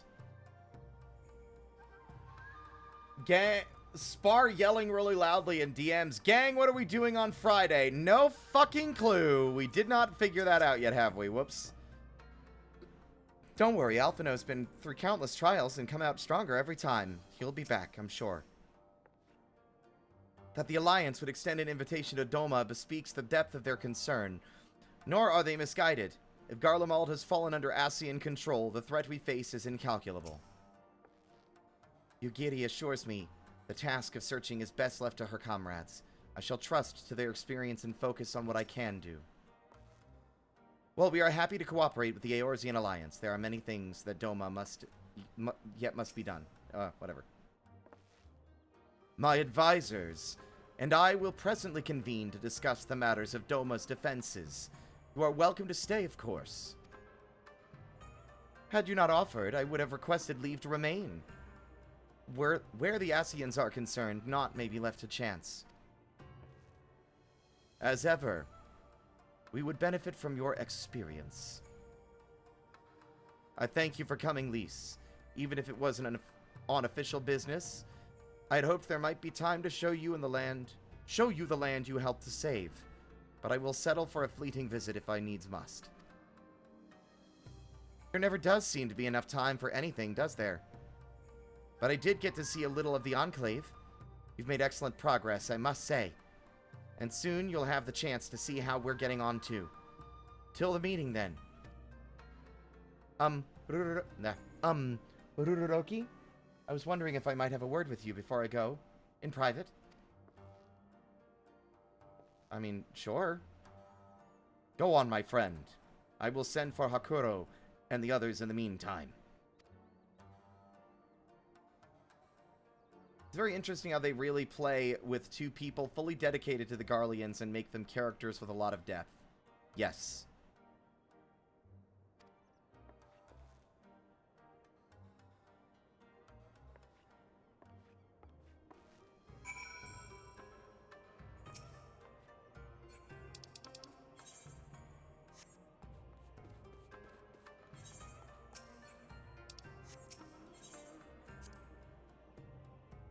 I wonder what Lise has to say. She's trusted, so I'm not worried, but last time I had a private conversation with someone, even if it was near all my comrades, they got real crazy. I ought to show you guys that cutscene just so you can really appreciate it. And also appreciate the amusing nature of the guy getting up in my face, but I'm a Lalafell, so we had to fucking squat to do it.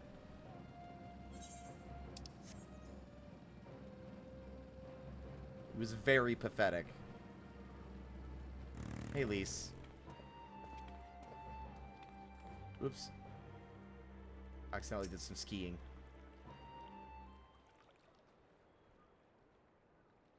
What's up? Thanks for coming. Knowing you, you've probably guessed what I wanted to talk about. Wish I could say I did.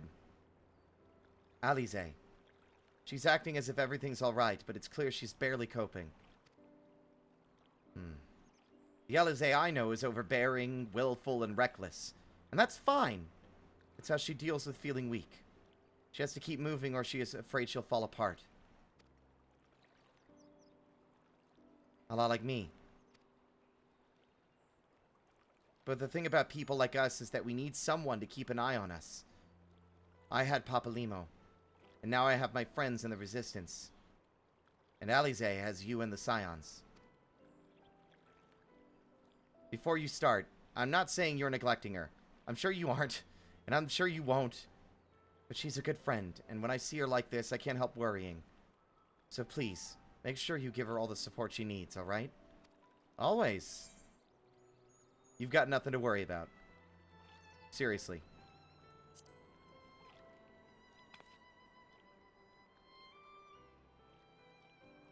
Thank you, Ruroki.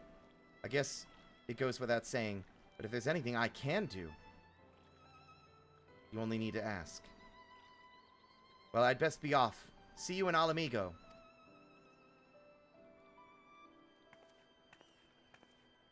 Energy of that one Yu-Gi-Oh fan art where Kiba is talking down to an elementary school girl. No idea what this is you're referring to, but...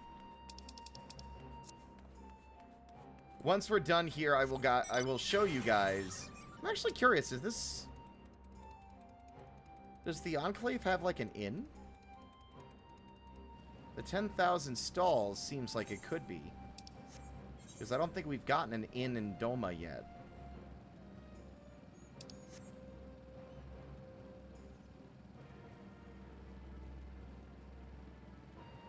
There's one in Kugane, of course.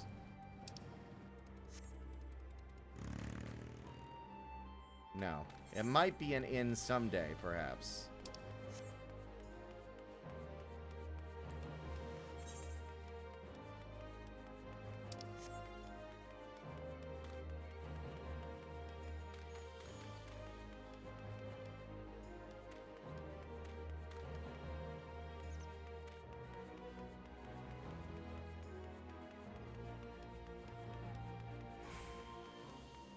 You're a third-rate duelist with a fourth-rate deck.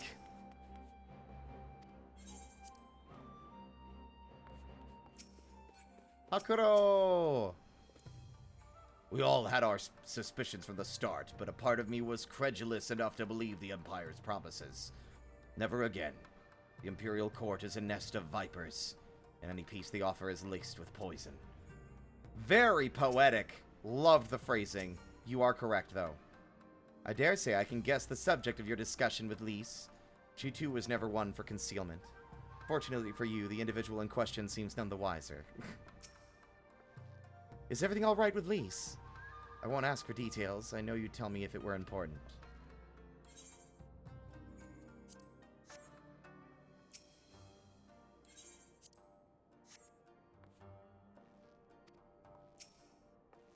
Your return is most timely. We have just apprised those newly arrived of the matters where matters stand.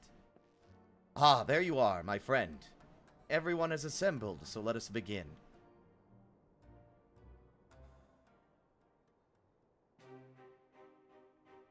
I love Lord Hien. He might be my favorite character from Stormblood. I like him a lot. He's also very handsome. If we are to ready ourselves for invasion, we shall need manpower, provisions, and time, all of which are in notably short supply.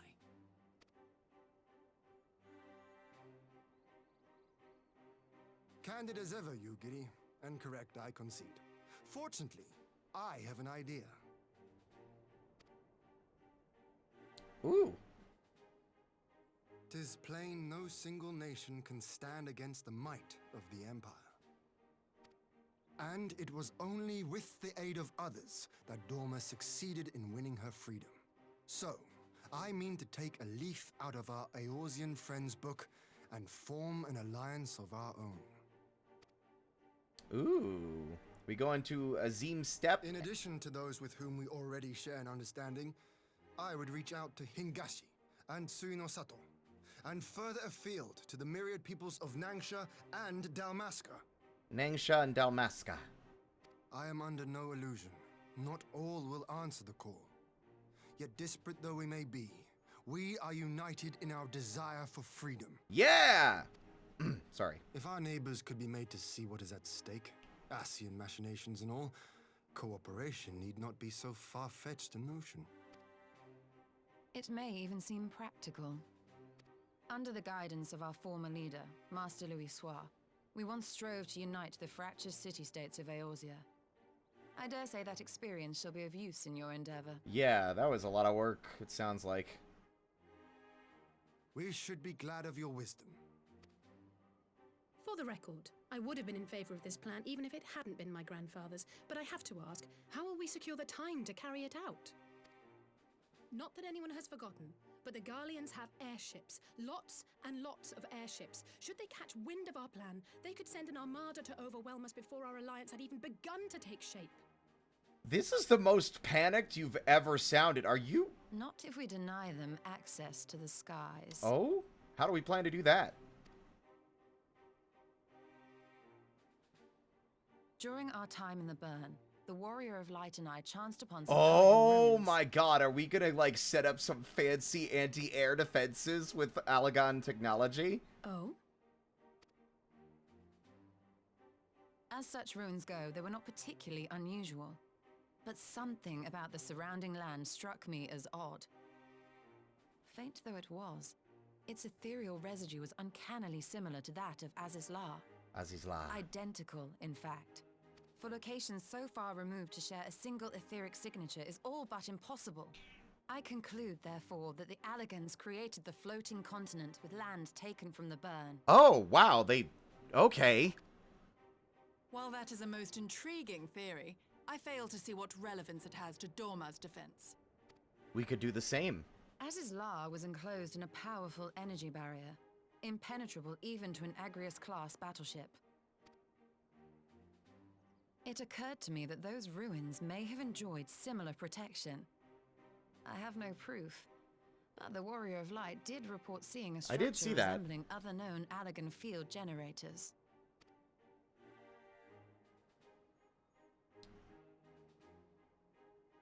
All right. But even if we could put up such an energy barrier, it surely wouldn't extend beyond the limits of the burn. So what's to stop the Garleans flying around it? Could we move it? Fuel. The Dalmascan capital, Rabanasta, was a key Imperial refueling point in the east. By laying waste to it as a lesson to the rest, the Empire greatly hindered its own operations in the region. Oh. If an Imperial fleet were to advance upon Doma, it would now have little choice but to travel, as the crow flies, over the burn. Oh, so they... Okay. I see. So they literally don't have a choice because it's the closest... It's the quickest path without a refueling station. So the barrier would be a wall, effectively. Even assuming the generator still functions, raising a barrier of such a scale will require a prodigious amount of energy. More than we have. And few places are so bereft of suitable crystals as the burn.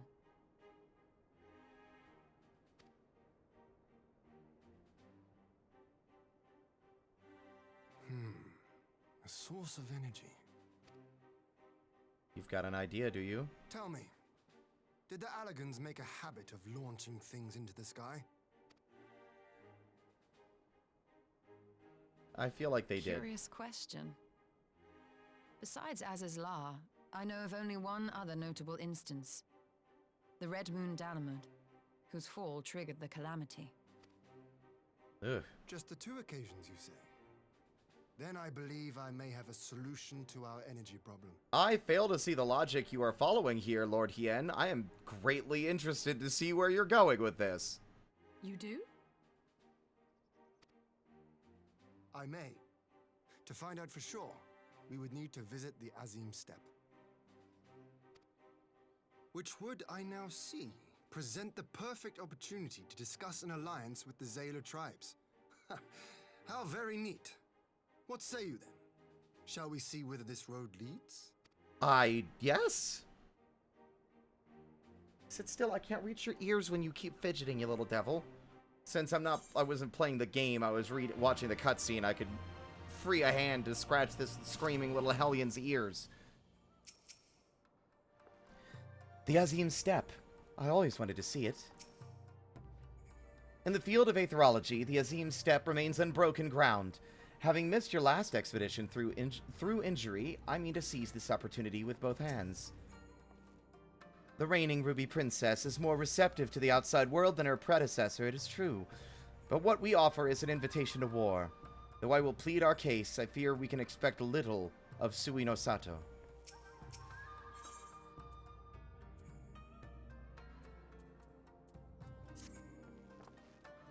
It is settled, then. I will journey to the Azim Steppe with the Scions. Yugiri and Hakuro, I leave our other neighbors to you. Bye!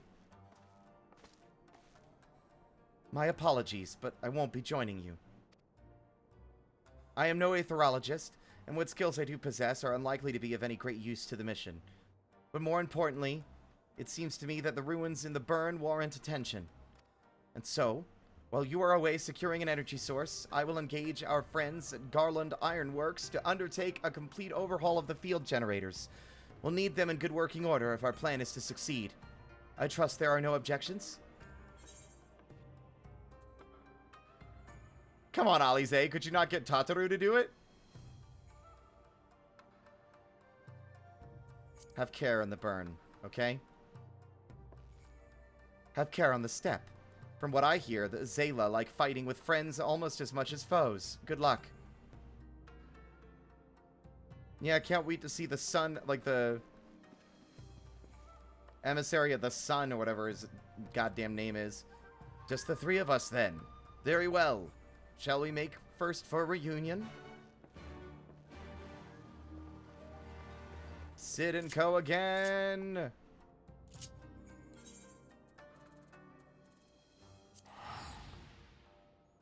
Maybe this time it won't be raining! And we can enjoy the bright, sunny day on the steppe.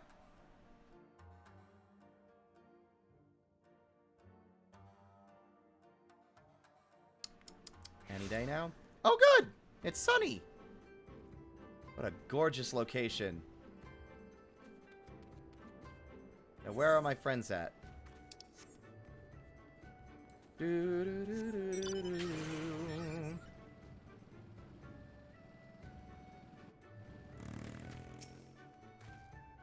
'Tis a fine feeling to be back. Were it not for our mission, I would like nothing more than to lie on the grass and watch the clouds float by. So this is the Azim Steppe. The tales do not do it justice. If you think the view is impressive here, wait until we reach higher ground.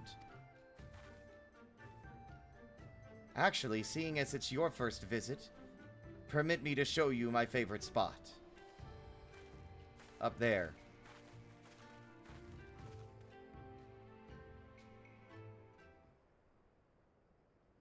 What a gorgeous landscape. This was one of my favorite segments of Stormblood, was the Azim Steppe. I really liked the Zayla. I will never tire of this vista. The endless fields, the boundless skies. 'Tis a sight to make a man forget his cares. Hello, Speedstar. We're not in Shadowbringers yet, but we're on the warpath. Excuse me? But not his purpose, I trust. Might this be a fitting moment to tell us what we are doing here? Come on. Have some level of, like, mirth. Of course. During my time with the mole, I learned some few myths of this land. One goes thus. In the distant past, when all seemed doomed, a wayfaring soul came unto the steppe. Venturing into the northern crag, he received of Nama a sliver of her essence, a shard of the shining moon, and with it clove the tainted land from the earth. The end thus averted. To these fields did the wayfaring soul return, and venturing once more into the northern crag, he buried the shard, and made unto the heavens an offering of blood. A tainted land cloven from the earth and an offering of blood to the heavens. Azizlar and Dalamud. God damn! Isn't that crazy? That fits so perfectly, it's blowing my mind a little, actually.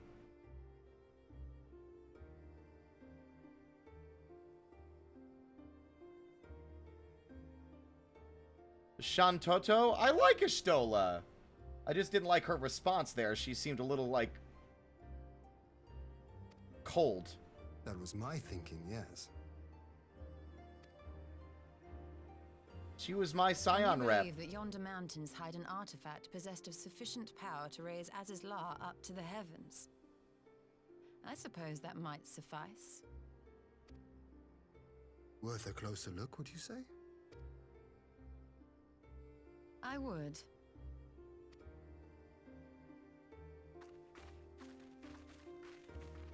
God, every time I arrive here, it's either raining or about to be nighttime. Or nighttime.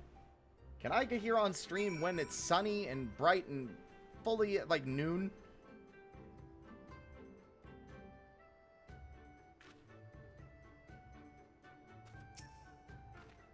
An intriguing myth, though I wonder how Nama came to be woven into it. An Allagan hand, perhaps. From here we shall travel to Mol Ilo. There we may ask Serena...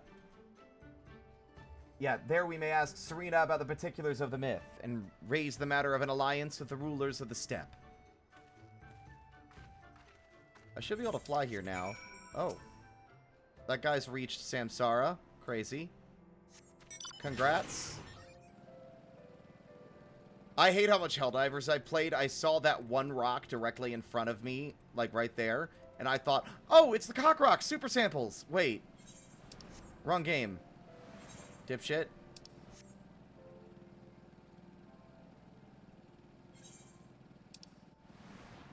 There is one area I have not explored yet. I'm actually shocked that the story didn't take me to every corner.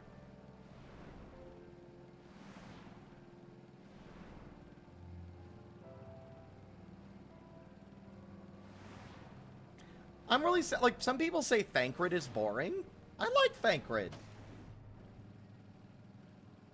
I don't know. It's just a weird stance to take about some things, I suppose.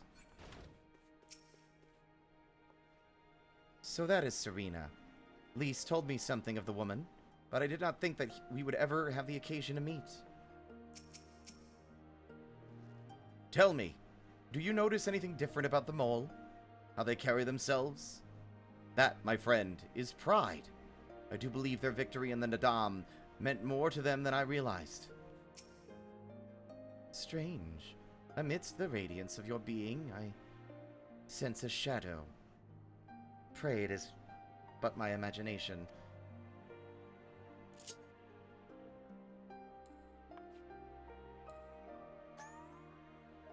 Ominous. Thanks, Grandma.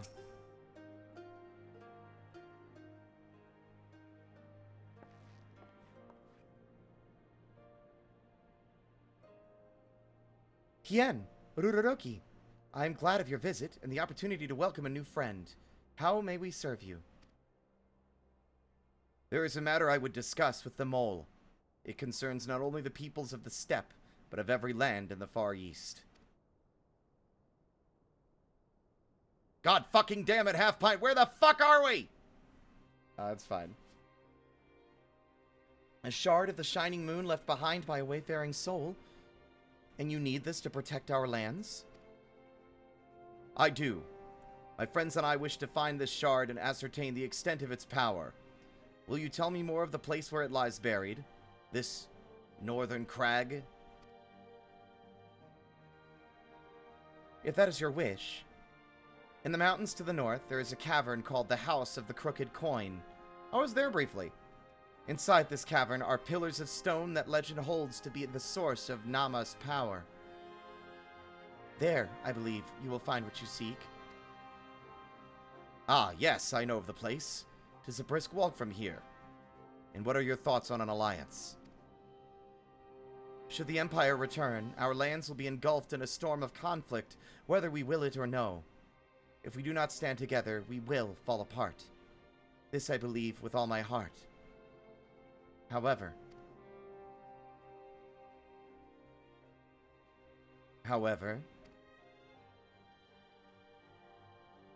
among the tribes of the steppe, there are those who revere Nama above all else.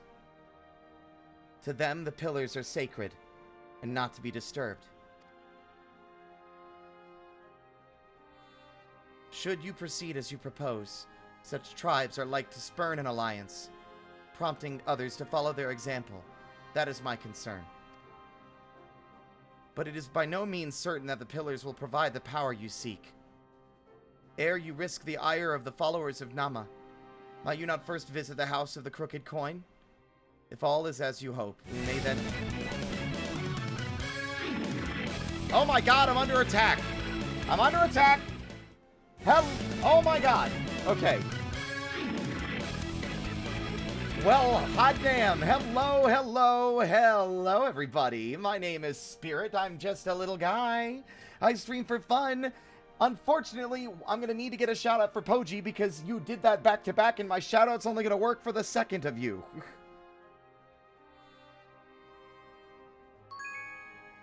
How was your Final Fantasy XIV?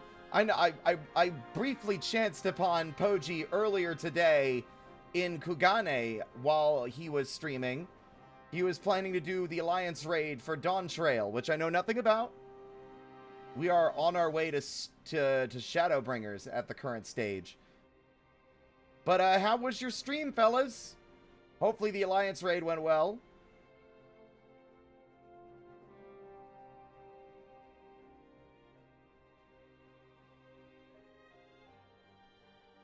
We finished it. It was fun. Gave me a powerful desire to play a different Final Fantasy is all I will say. That happened to me with the Omega raids that we just finished the other day. I want to go and pick up Final Fantasy VI now. I've been told for a long time I should play it, and it's been on my list, but I might actually scoot it up close to the top now after doing that.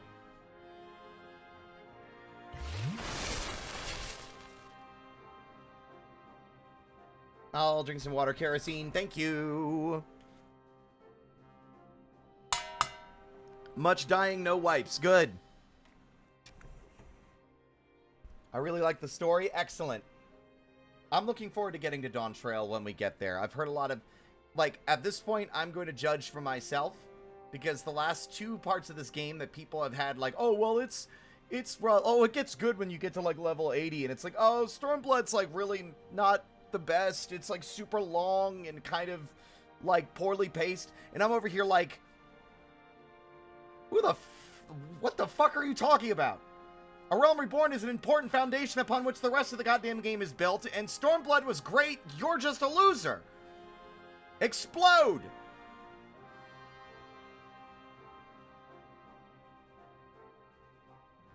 I liked Stormblood a lot. I greatly enjoyed it. And at this point, I'm fully ignoring any and all discourse relating to any of the expansions, because at this point, I don't trust it. Stormblood's pacing is pretty poor, but it's still really fun. People are just overly critical. It didn't feel bad to me, but then again, maybe I don't notice such things. I enjoyed Stormblood exactly as it was for what it is.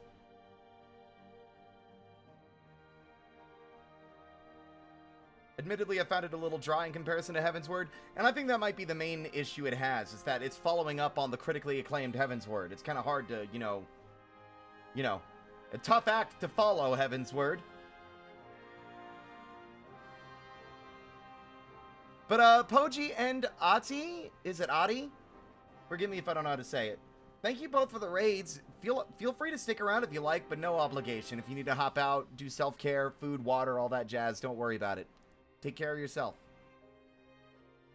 Adi, oh, I got it right first try? Excellent. I am pretty smart. I am pretty smart. Hold on, I need to stretch.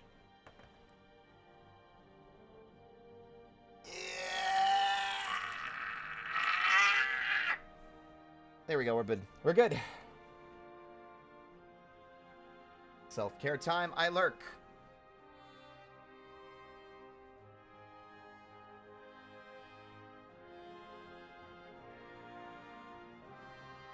My main issue is putting the Alamigo War on hold while we got an entirely second war in Doma right after we got our asses kicked and are on the back foot. Realistically, we should not be in any position to take a long sabbatical to anywhere.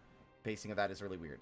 But I forgive it because both locations are great, the characters are great, and it's set up even better expansions later. Yeah. Maybe the split was weird, but it didn't bother me.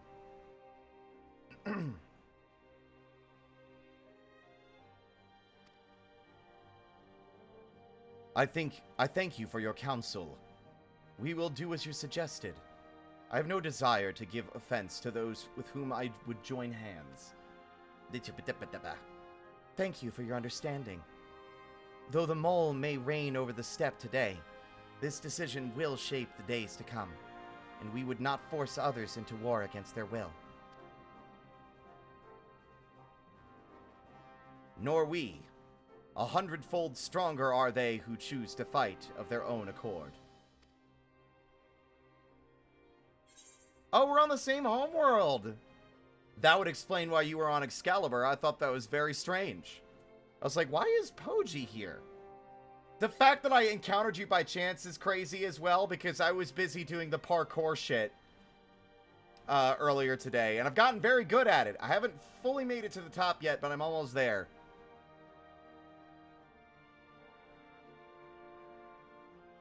For me, Alamigo's section was a drag, and Lise was a character which dragged my score down, but post-Stormblood content is fantastic. The things you do in the expansion is really good, and you can tell they got their trials and raids figured out there. Yeah, I like Lise, but I can understand why folks don't like her. There's a argument to be made that it's a little weird that the leader or, like, replacement for the Resistance in Alamigo is, I'm just gonna have to put it bluntly, a white woman. I think that's the weirdest part.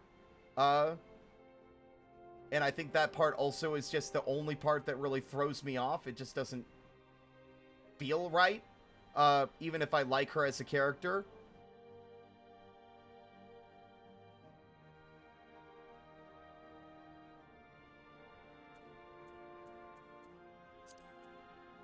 Yeah, her character before was very one-note. She was very much like comic relief, falling asleep and not paying attention to things. Like,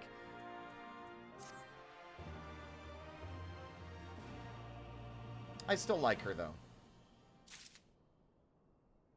Definitely not the strongest voice to carry Stormblood, though, I will agree. Serena is quite right. Before we seek permission to use these pillars, we should determine if they are suitable for our purposes.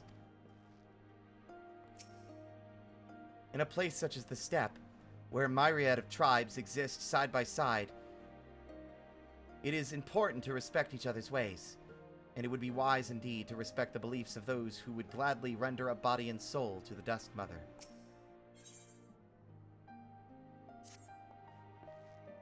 It seems the time has come to put my skills to use.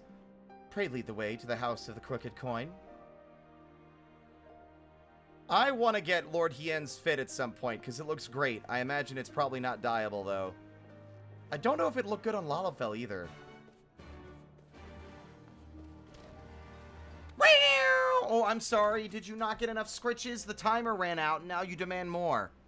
I can't scritch you and play and stream at the same time, you screaming devil. What? What? Yeah, tell me more.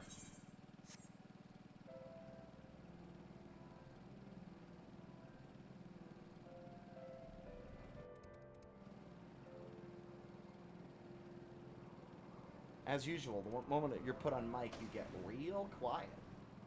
Yeah, I remember walking up to this and being like, what the fuck?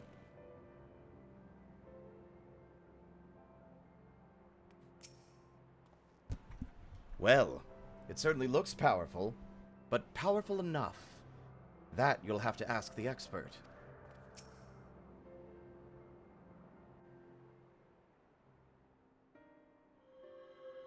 Oh, it would be on Mog Station, Jill. You're right. I think I've even seen it before.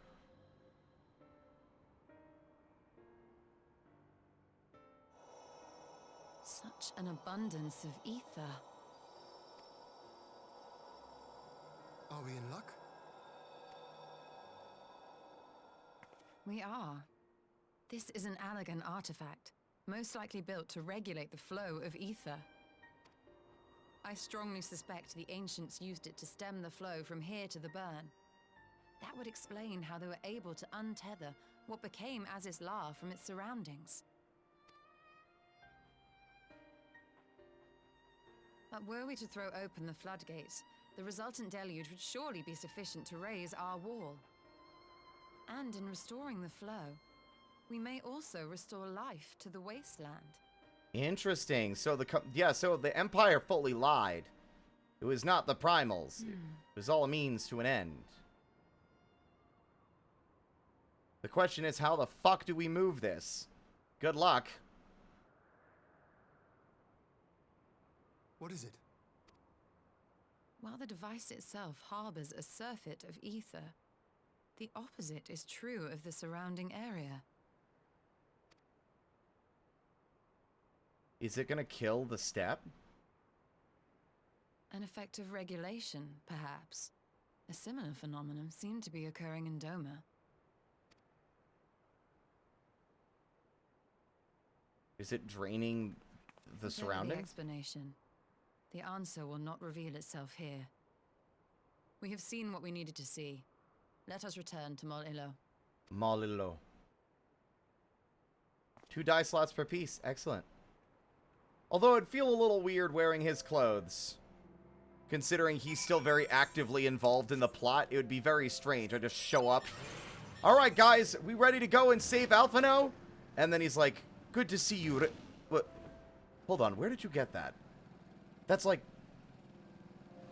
Well, I have to say I'm flattered that you liked my garb enough to mimic it, but you could have asked. After all you've done, I'm sure it would have been little trouble to fashion you one myself.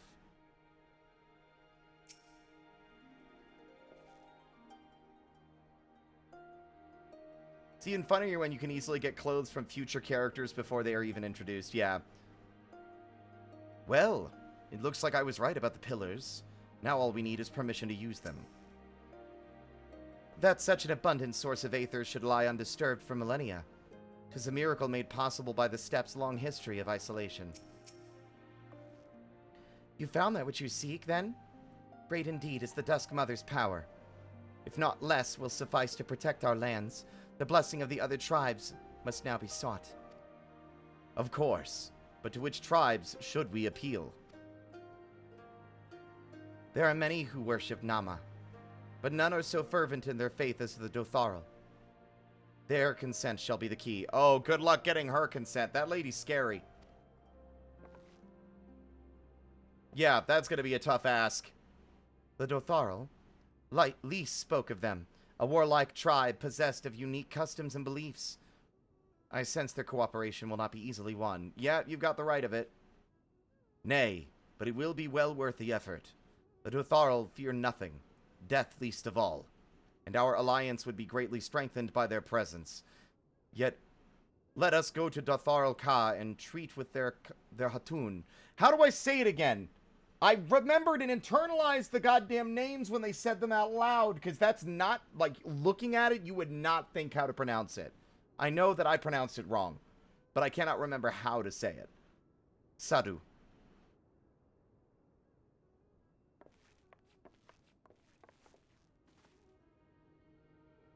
Which one should we appeal? One of the three you took the time to actually write into the story, mayhap. I suppose while I'm at it, I should just fill out the map while I'm here. There's a couple of spots I never actually visited. What a gorgeous place. It's a shame I always come here during stream when it's at nighttime and you can only see like half of it.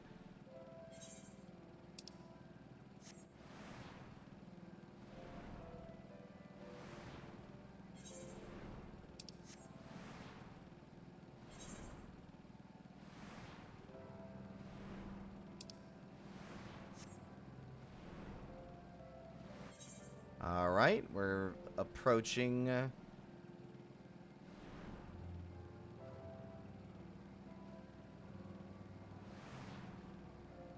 we go. Now I believe... There we go, there's the Aetheryte in clear view. If I had any actual complaints about Stormblood, they would be mainly in... the... Aetheryte placement in Girabanya. Admittedly, it was a lot easier to go about doing the Aether current quests and stuff. But I'll be real, I did not have a lot of fun navigating the environment because of how many elevation changes there were, which made like getting around a bit of a pain in the ass.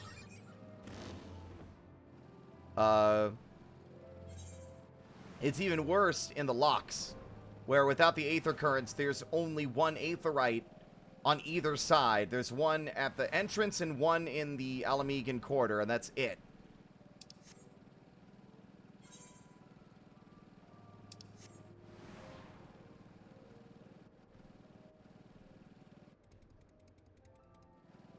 I miss you, Gosetsu.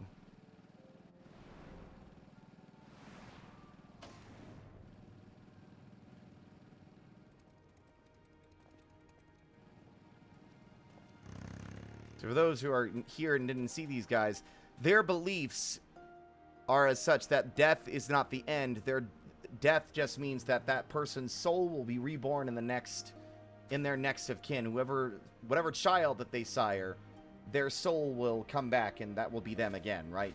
They don't die, they're just reborn. Which is kind of a distressing belief system. Great faith gives rise to great strength. For better or for worse. Whatever it is the Dotharil holds sacred, we would do well to accord it all respect. I feel like she heard what I just said there. That felt like a direct response to my statement. Despite her fondness for battle, Sadhu is an astute leader. If we plead our case in earnest, I'm certain she can be persuaded. I'll leave it to you, Hien. You're a master negotiator at this point. You again? Other matters demand our time. Khan, is it Han? I think it's Han. Unless it is battle you seek. Alas not. Quite the opposite, in fact.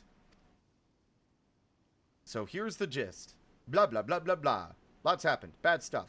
I know you're probably going to say no, but I wanted to get it out there anyway. You're joking, right? I don't give a shit. Talking. Always talking. You say the pillars hold great power. Of course they do. They are the source of Nama's strength. To the Dotharal, no place is more sacred, and we will make ash of any who would defile it. Though I see this as not your wish. You see the wisdom of our proposition, then? Will you join hands with us? No. I said nothing of joining hands. You wish to wield Nama's power to defend these lands, and this I will allow. But for leaving the steppe to fight the men in iron, I would have something in return. Namely, battle with you. Fine, God! The Nadam ended ere it began. I would face you again, alone, without distractions. Defeat me. Prove yourself the stronger, and you shall have the Dotharal as your allies. Surely these are agreeable terms? I mean, yeah? Well, this is not wholly unexpected turn of events, though I had assumed I would be the one required to fight. Alas, Atun has made her choice. I don't know how to say the damn word. Shall we dance?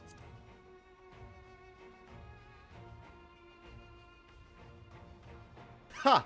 It shall be a battle the steppe shall not soon forget. Ah, already my soul burns brighter. Prepare yourself, and await me outside. I will gather my witnesses and join you anon. Now you're going to notice me conspicuously skipping words I don't know how to pronounce. I've long since passed the cutscenes where they verbally said them.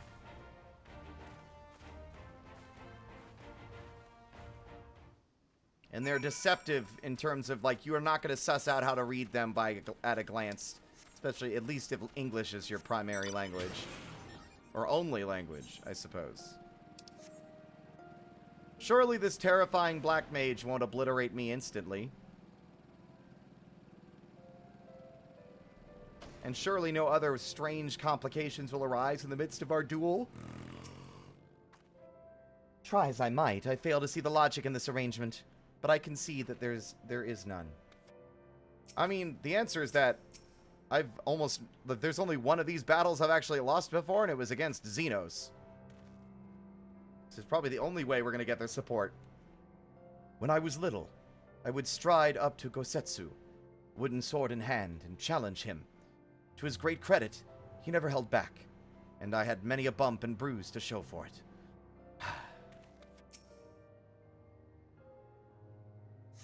This red mage is ready to fucking dance.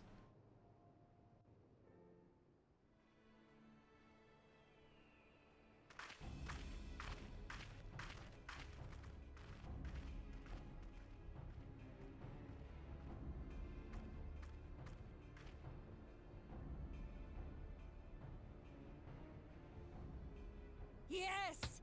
This spot shall serve as well as any. I shall enjoy this, Han. Han, I was right.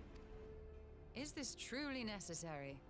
Have you no peaceable way of making decisions? Why must we always do this? Like, it's gonna happen. We don't need to criticize their belief system. You literally just said that. You stand before proud warriors of the Dothal. In the heat of battle do our souls burn brightest. We lay low the strong that we may rise higher. That is our way. The way of might. There is no other. Oh, they do not want for conviction.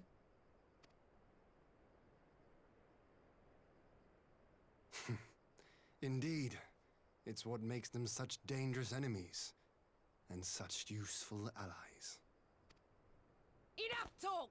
It is time How about to you? fight! Alright, let's go. I'm sure I won't blow it. I've lost the last instance against Sri Lakshmi. Come on, Han, let us dance.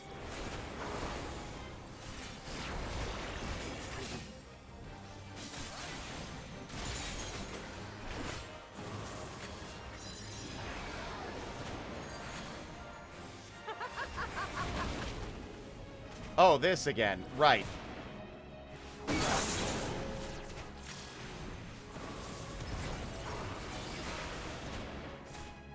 I'm winning way too fast. I'm suspicious.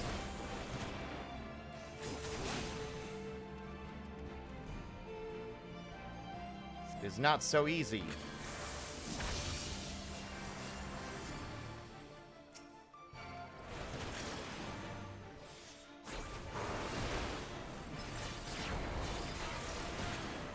In death do our souls sing! Woo!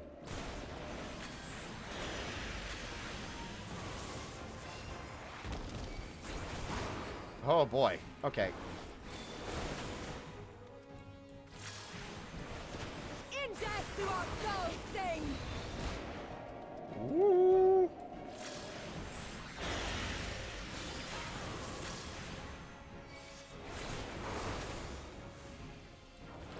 We're doing all right.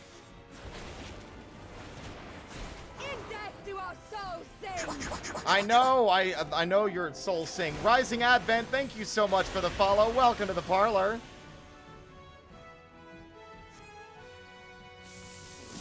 Jesus, don't strain yourself too much, sister. Jeez.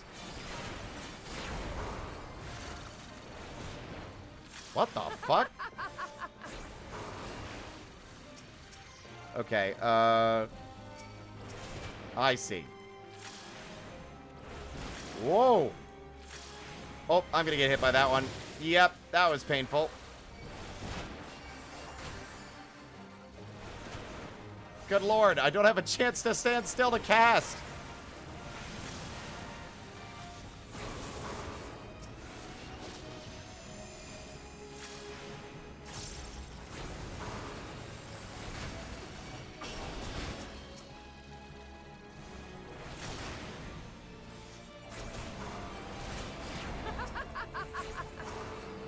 Okay.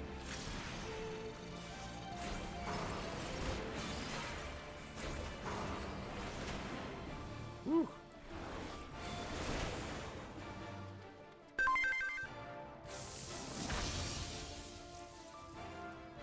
Oh my god, how much more do you got in you, sister? Are you crazy?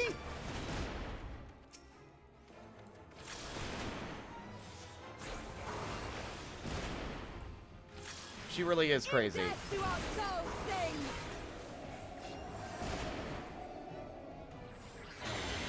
Woo.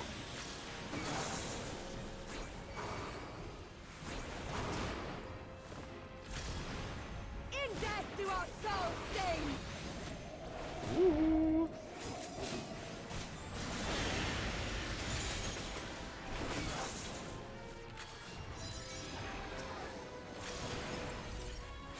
In death do our souls sing! I am aware.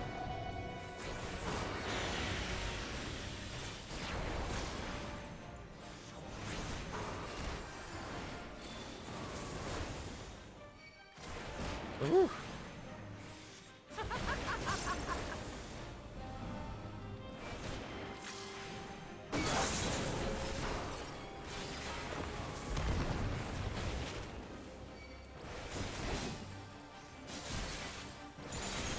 Woo! Gotcha. Oh my god, I don't want to kill you, lady. How it burns!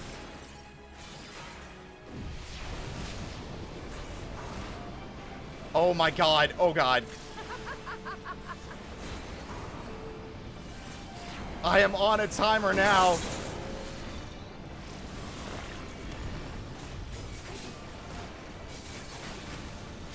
In death do our souls sing! Good lord, lady, are you crazy?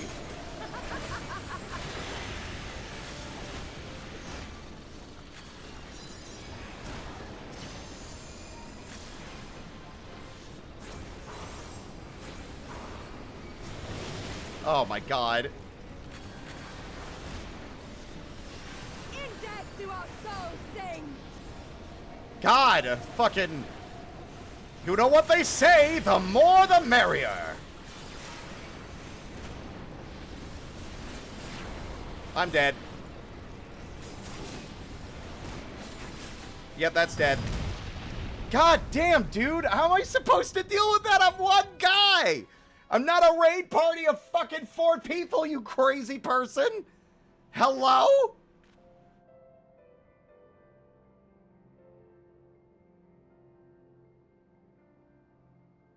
God, I'm gonna be here for another 3 hours.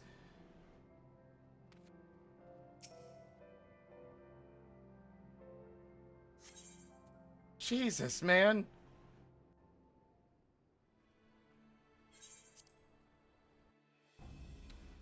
Priorities.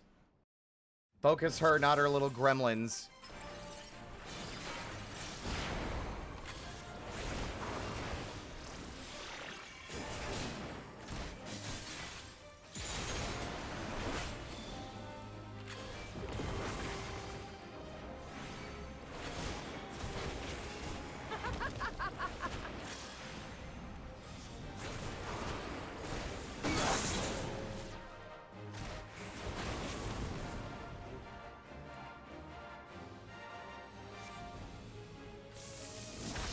Yeah, yeah.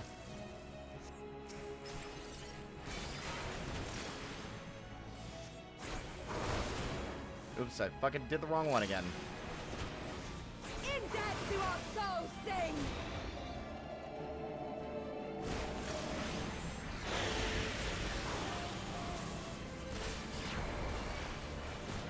Woo.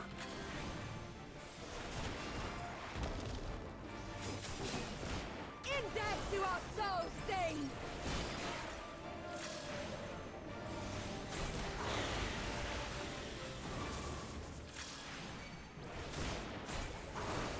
I almost feel like she's cheating with all this crazy shit she's doing. In death to our souls sing! Which is a joke, by the way.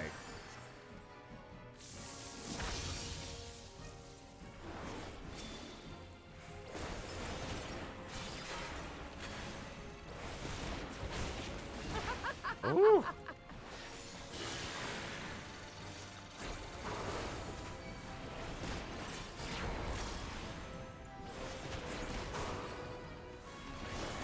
Oh, that's gonna hurt a lot. Tried to get out of the way in time, didn't quite work out.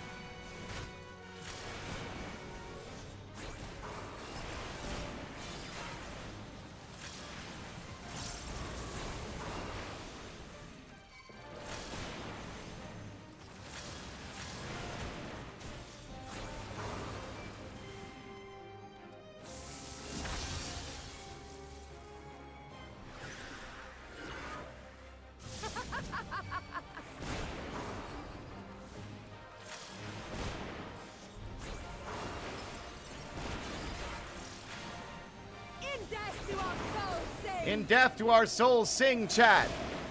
In death do our souls sing. In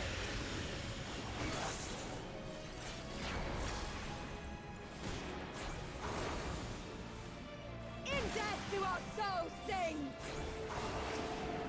Burn! Burn to the ground! In death do our souls sing. Our lives for Cain! You know what they say, the more the merrier.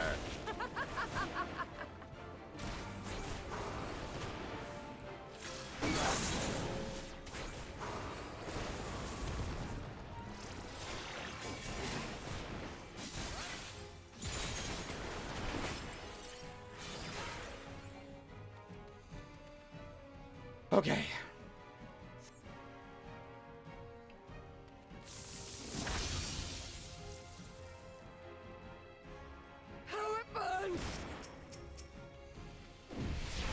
Why can't I attack it?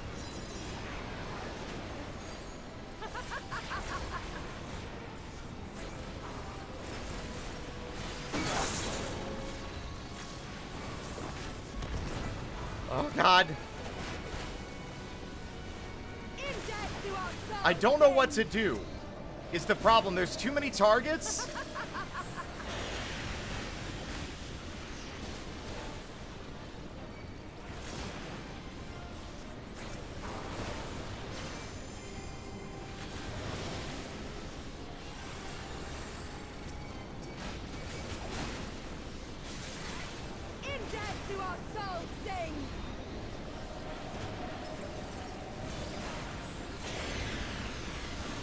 I'm gonna lose again, and I'm really annoyed about it.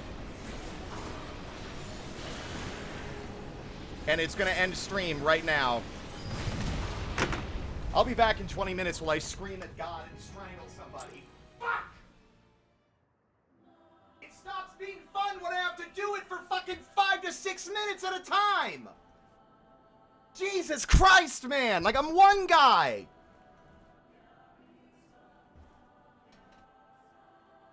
Ugh. It's not fun! Especially when she says the same fucking line every fucking 10 seconds for the entirety of that experience.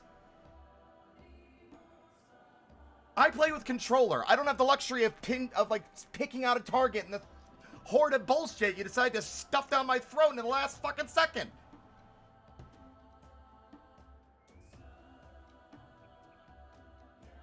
Ugh. What am I supposed to do? What am I missing about that last phase? Tell me right now. I don't give a fuck. Like, I thought, oh, I attacked the thing that's summoning the meteor, and it'll give me more time, or it'll stop the meteor. Doesn't seem to do that. All it did was make the meteor show up. At that point, there's nowhere for me to stand. There's 5 trillion AoEs. I'm a singular target. A singular player.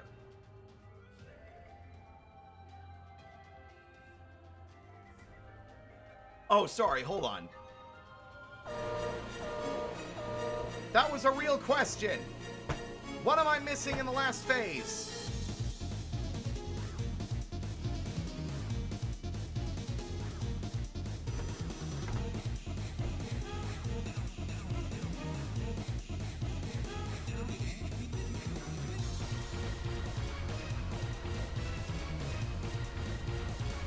Anybody? No takers?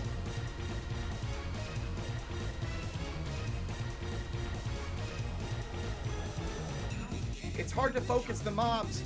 There's so much happening and I have to be mobile. I have to let go of my controller and use my mouse to click on targets. There's too many.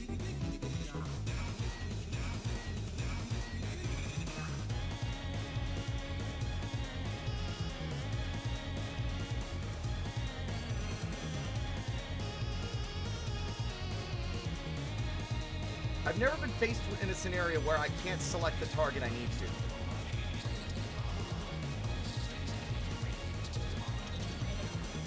Burst him down. I'm no longer engaging in the narrative until this is done. As in, I'm checked out, and it's no longer I'm invested in the world. It's, this mechanic sucks and I hate it and I want it to be over. I don't want to change the difficulty because I feel like that's copping out, at least on my personal front. Other people are allowed to change the difficulty if they so wish. Shut up.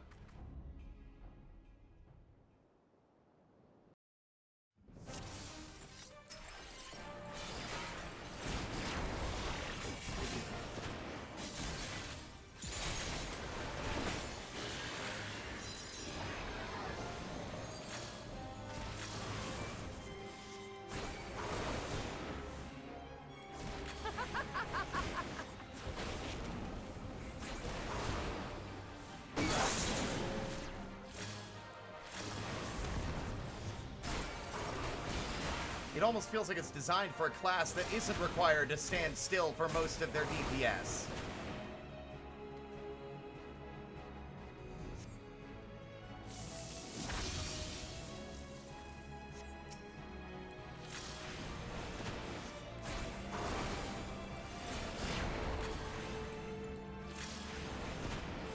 In death do our souls sing!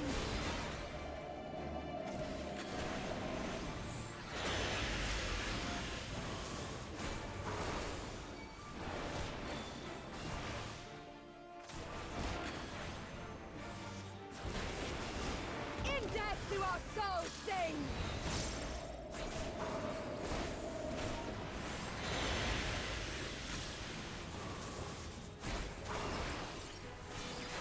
Ugh.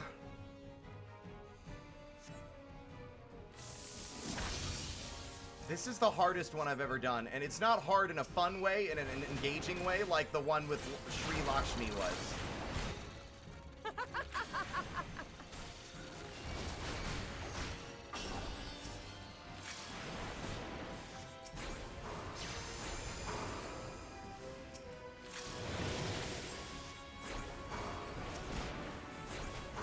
See, I don't attack the mobs because they don't die. It's a waste of my limited resources.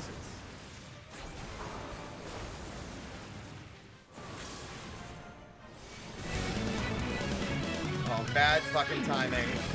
I can't respond right now. I will in a minute.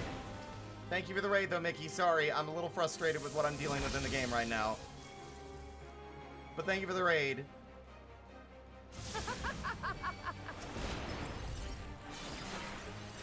Yep, she is immune until her little goons are destroyed. In death do our souls sing!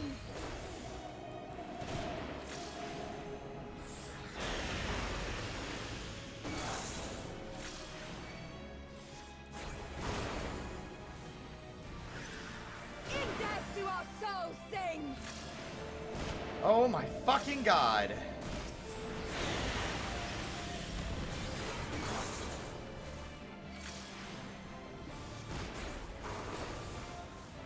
In death do our souls sing!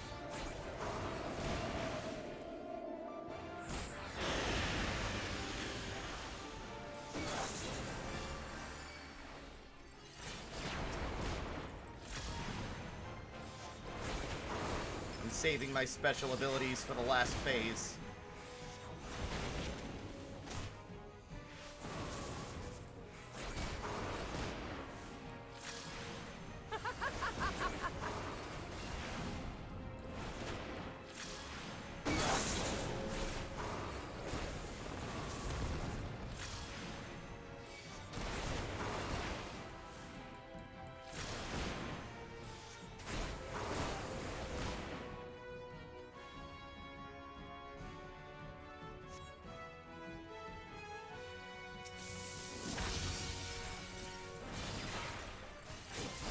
How it burns!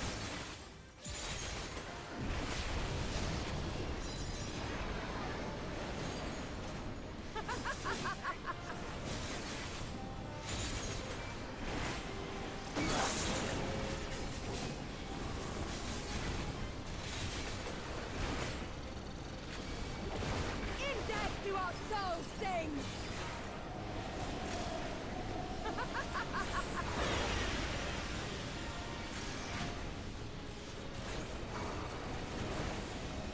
Oh.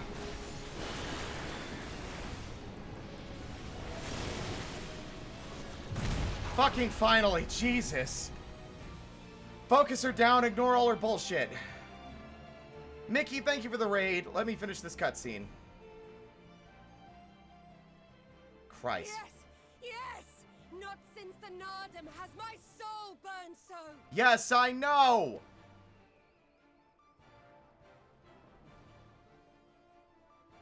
Come! We have only just begun! Enough!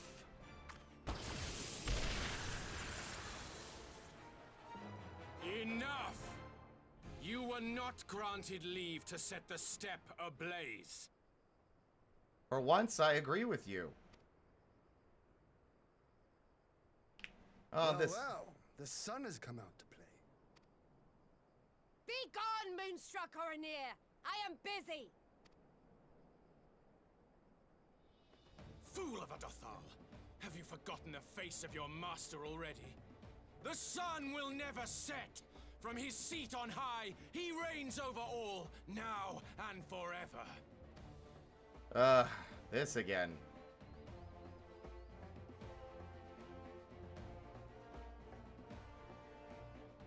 Yet what should he find here but a battle to determine the fate of the steppe? A battle waged without his blessing. This You will are a not fucking stand. nuisance! You, Doman! You who come to petition the warriors of this land, forget that all Nama's children are wards of the Oranir.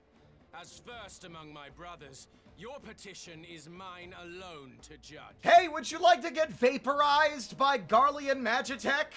Please, be my guest. I'll go back to Eorzea and have some tea and Limsala Minsa. I don't give a fuck. I do give a fuck, by the way.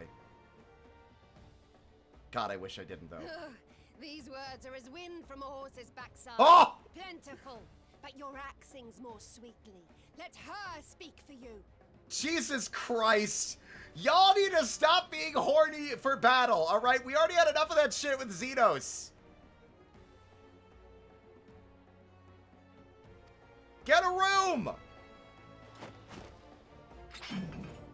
I swear to God, if I lose another part of this instance and you make me do the first section again, I'll cry. You will learn your place.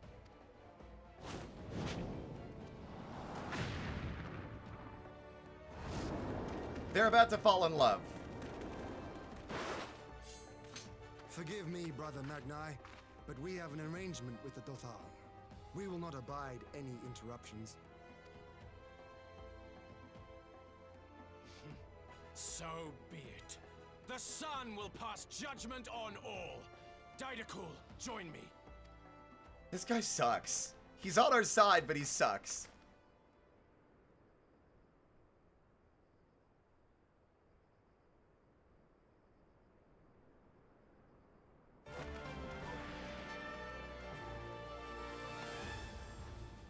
This is not done? Are you crazy? The sun is in good company. We may dance alone. Lady, you just dropped a meteor and like 500 dudes in laser beam. What the fuck more do you have? Bring the very moon down on my head at this point. Usher in the fucking 8th calamity. Beg not for mercy, for you will have none. Bear witness to the power and the glory of Azim!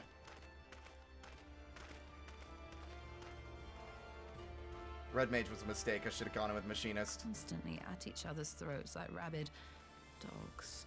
Gods, I'm turning into her. It does feel DBZ, doesn't it? I have not the patience for this. But if we must fight, let us at least be brief. Come.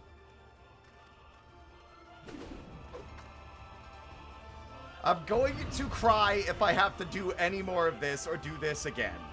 It's great, but I hate it. What do you mean defeat Magni? I'm not... Oh, wait, what? I'm playing Ashtola! What is going on? Hello? I'm confused. Okay, I guess. This again.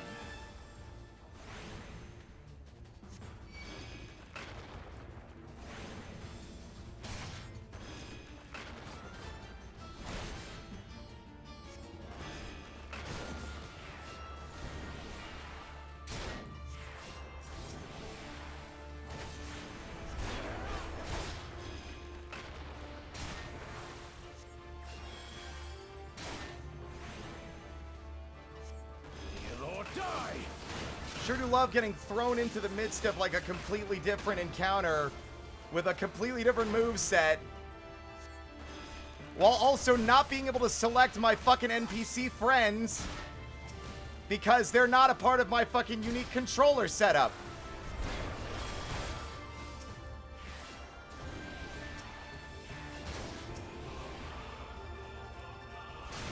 Focus on him. Okay, I'll just heal you then. Bow down before me. Oh, for fuck's sake.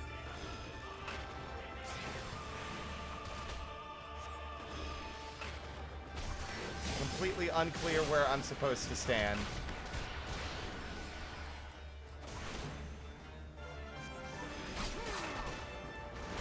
Oh, that's just gonna hit everybody. Kneel or die.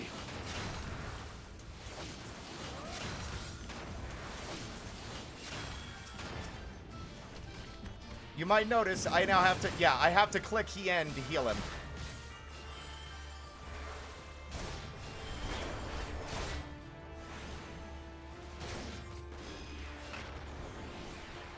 Mark well and learn.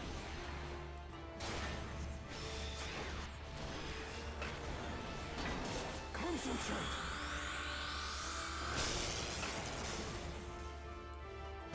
God damn, Hien, how did you get wrecked so bad?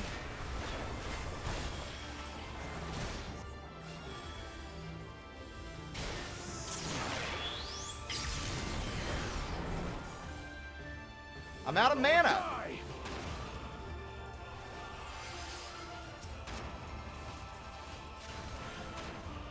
as cool as it is to get to play as Ishtola, it's a little hard to babysit everybody when my control scheme is not designed to heal NPCs.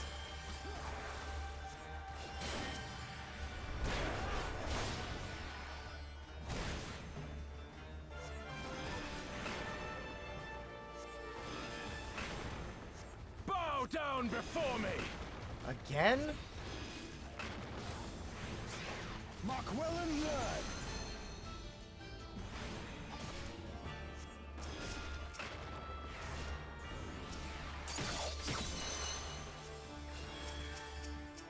Oh, I can attack these. That was unclear. I'm dead.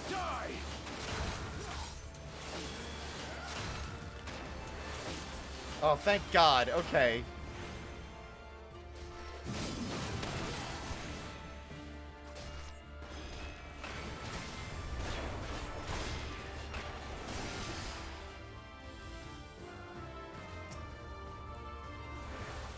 Bow down before me! This looks like it's really geared towards K and M. Tremble before the sun!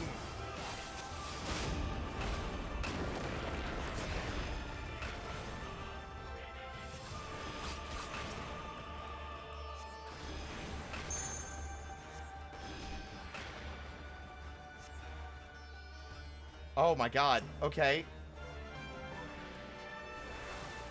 Let us be about it. Oh, nice. Shit. Predictable. Oh, you're so annoying.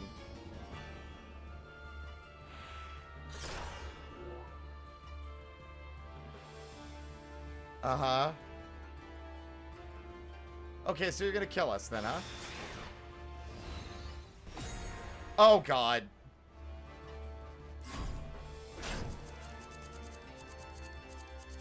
I play fucking Mario Party, asshole! Yeah. Aoife, to me. God damn the sun. Have at you.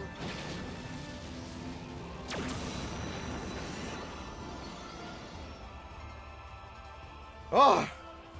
What strength, what grace is this? Oh, thank God it's over! Alright, first off, thank you for the raid, Mickey. I hope you've been enjoying Final Fantasy XIV.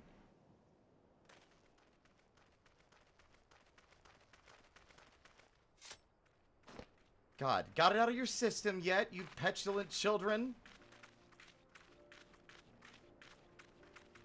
Very weird leaving Uroroki to his own devices. Never have I felt such bliss in defeat. Don't make it weird, please. 'Twas a battle to burn soul and flesh to ash. We Dothal will lend you our strength as promised. Narma's power is yours to wield. I think we also got through to ya boy. What does the sun say to that?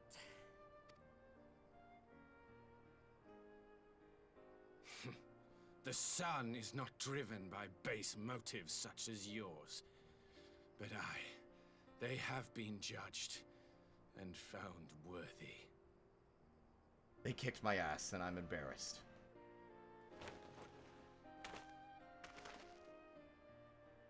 God, as if we haven't done enough. It is the way of the Oranir to accord recognition and respect to the strong. You have made sufficient proof of your strength. The sun shall answer your call. You have our thanks. We are glad to call you allies. Yeah, maybe next time unleash all that unbridled, like, horniness for combat on our enemies and not us. Thank you.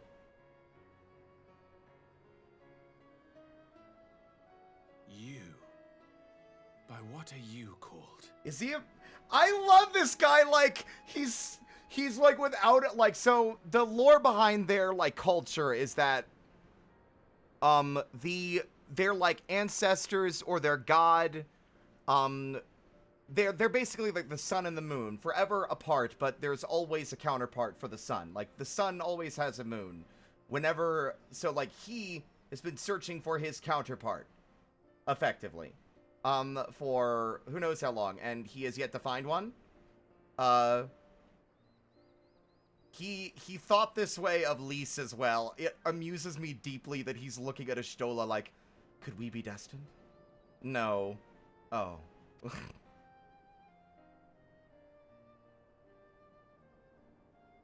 Thank you, Vera. That's a better summary. Sun and moon are lovers. Sun made dude. Why? Sun made dude, moon made ladies. They're supposedly made for each other.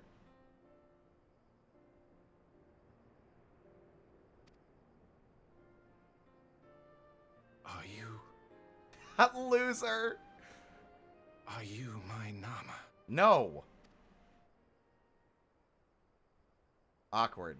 Ishtola's gonna laugh. I feel bad. I beg your pardon? I beg your pardon. I beg your unbelievable pardon. In battle, you shone with all the majesty of the full moon's light. Your healing touch, the embodiment of the Dusk Mother's love. Hey, Lord Hien, let's get out of here. This is getting weird again.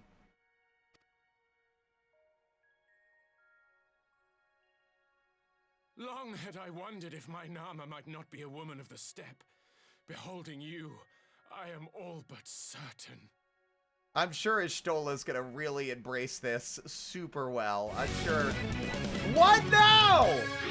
Why do people raid in the middle of cutscenes and no other time? I'm either fighting or in a cutscene. I'm not like standing there looking at outfits on the fucking market board. I'm just kidding, by the way. Thank you so much for the raid. How was Final Fantasy XIV, Deacon? I'm giving you a hard time, by the way. It's like the third raid or fourth raid we've had the last, like, hour, so it keeps throwing me off. I hope you are well.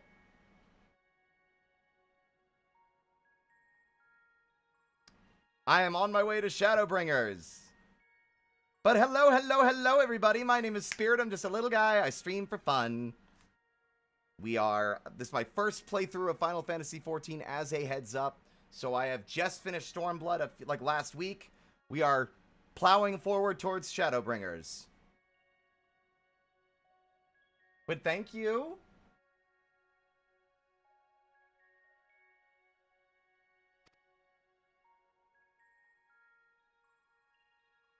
Oh, this is gonna get weird. I'm gonna be profoundly uncomfortable very soon.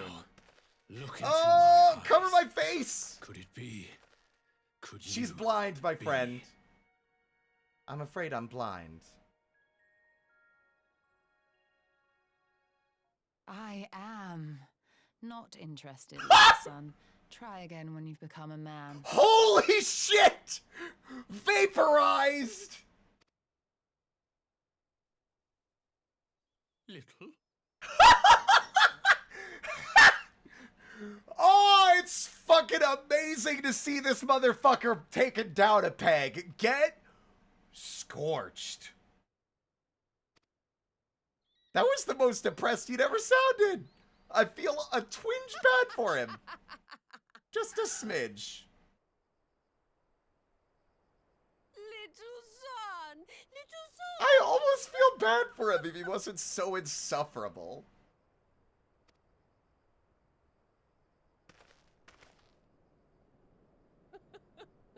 Does it pain you, little son? Crave you salve to soothe the ache? Fire to sear the wound in your heart? Oh, by all means, let's get out of here before this goes crazy again. We have wasted enough time here. Siren awaits for word of our success. Yeah, Mickey, that's exactly my read. Like, I knew from the jump that, like, oh, wait, no. These two are made for each other. They just haven't seen it yet. I gather the next we meet these two weirdos, they're gonna be like, yeah, we fucked. What of it?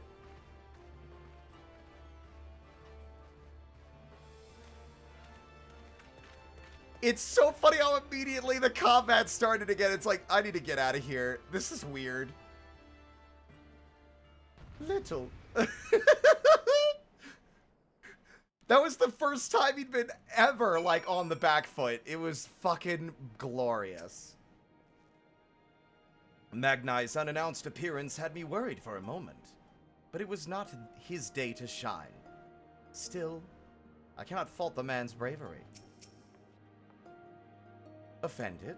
Not in the least. I'm no stranger to clumsy propositions.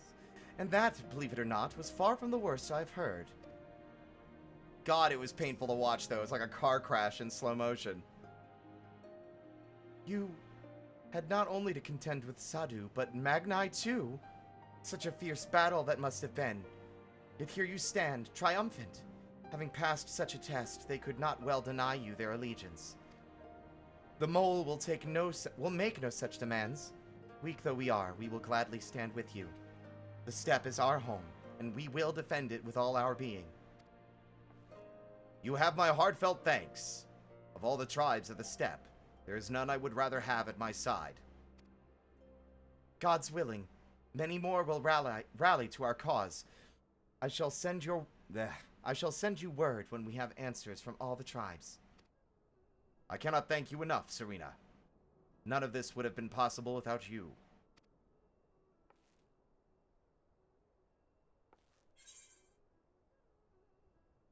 I will be honest, the Ishtola interaction has been the salve that eased my wounds having to deal with that fucking clusterfuck of an instance.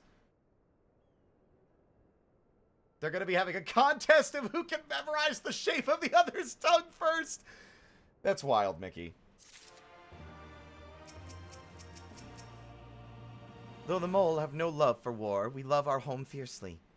Should the steppe be threatened, we will rise up to protect it, as will full many other tribes, I believe.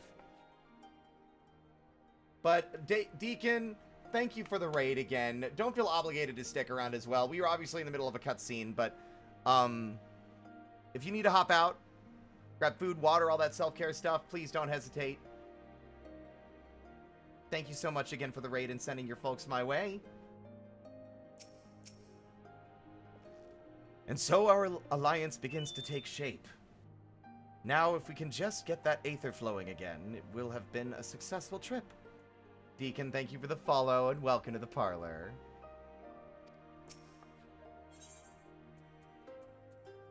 Oh, can't wait to see why we're getting this face. Alright. We have the requisite consent. 'Tis time to put Nama's power to use. If the aether flows as planned, all that remains is to have the Ironworks engineers do their work at the ruins. Come, let us return to the House of the Crooked Coin. I'm in here for the long haul? Well, thank you. Onwards!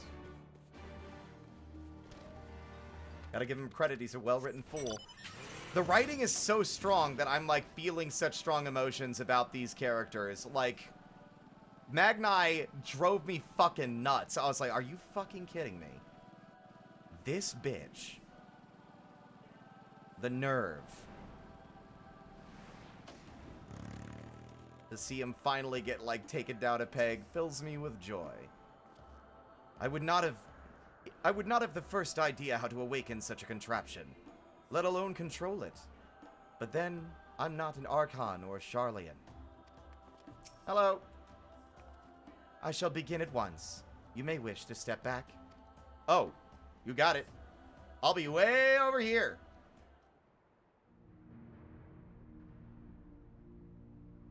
I really hope that what we do here doesn't cause damage to the steppe. Somehow I doubt it. I feel like we've gone through enough tribulation to get the damn thing, get permission to use it in the first place.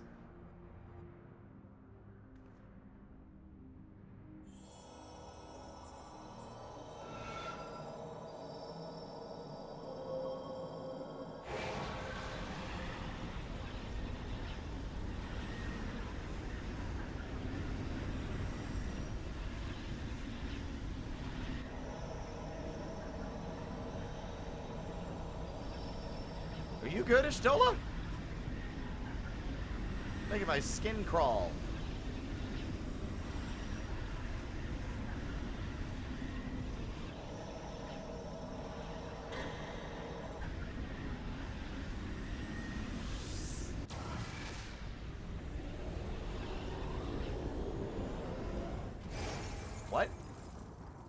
Where did you send it? You okay? Where'd you send it? It seems that she sent it to Coney Island? Did it work? That's a deep cut reference. No one's gonna get that joke. It did. Ether may flow freely to the burn once more.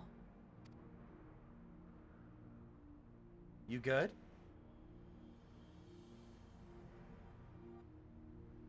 I also need to buy the art book for Heaven's Word, so that I can get the Matoya hat. I was thinking about it. To manipulate Aether in such vast quantities is draining, to say the least. I shall take it slowly for a while. I do not pretend to understand what you did, Ishtola. But you did it. Thanks to you and Rururoki, of course. We have taken a momentous step towards securing our defenses. Now, as much as I believe a rest is in order, we should probably make haste back to the Enclave. Agreed. The others may already have returned from their missions, and I would know how things stand. As would I. Without further ado, then.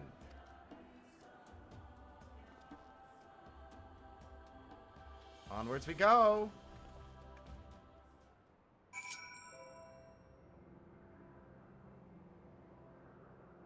Let me just really quickly... Okay, we're good.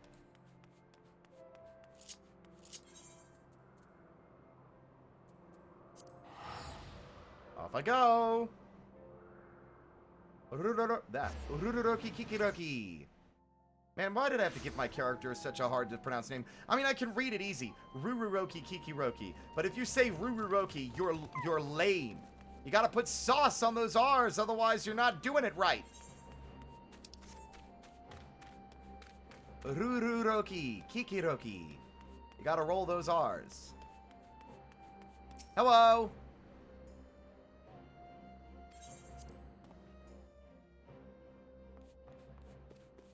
Greetings, everyone. Oop. My lord informs me you were instrumental to the success of his mission to the Azim's Steppe. Though we hope to make many more allies, we could wish for no better than you and your fellow scions. Each of the factions lent an ear to our petition.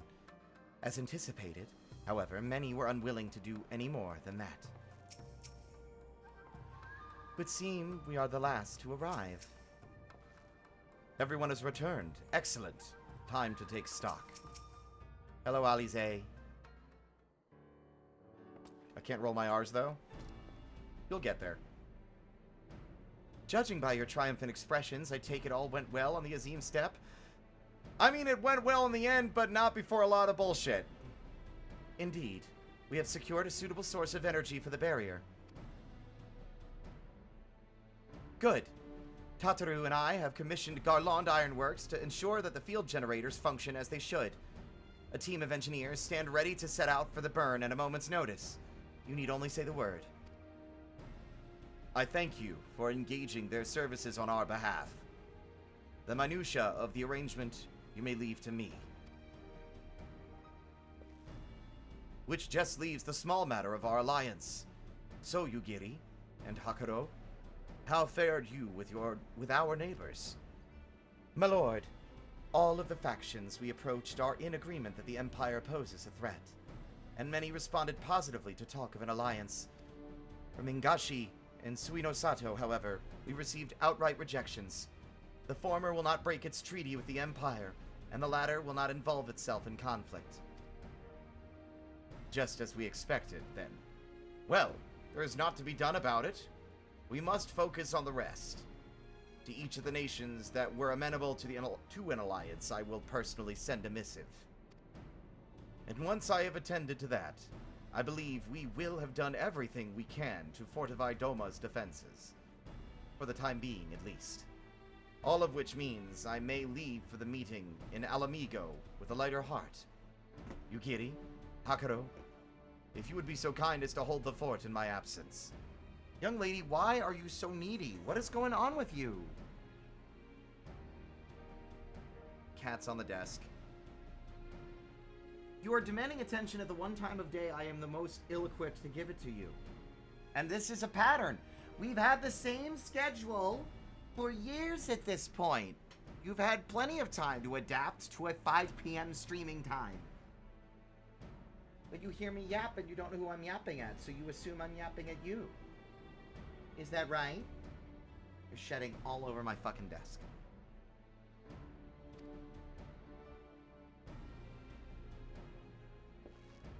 My friends, we could not have achieved so much in so little time without your help.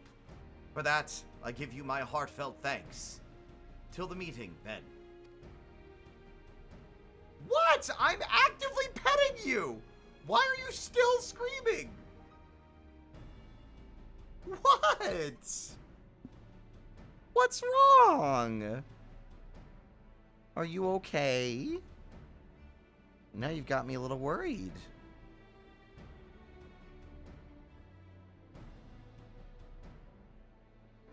I took the liberty of asking Thancred to attend as well. He should have arrived in the Alamegan Quarter by now. Then let us not keep him waiting, shall we?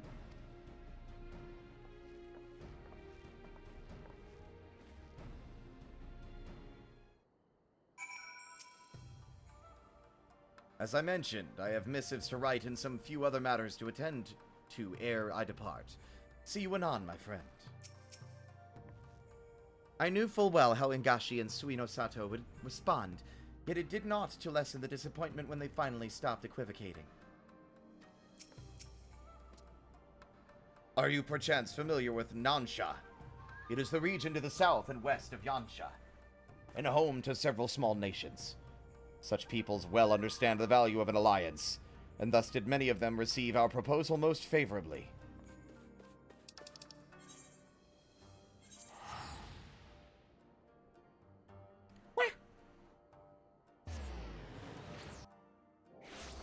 Off I go. There's a Lalafell on this server that has the Chocobo mask. And I'm like so envious every time I see them in the Limsa Plaza. I want more masks for my collection that I like the look of, aside from just the bunny hood, right? I'd love to have the Chocobo mask, but that requires such a time investment. And I'm not really a big fan of the Chocobo racing, if I'm being honest.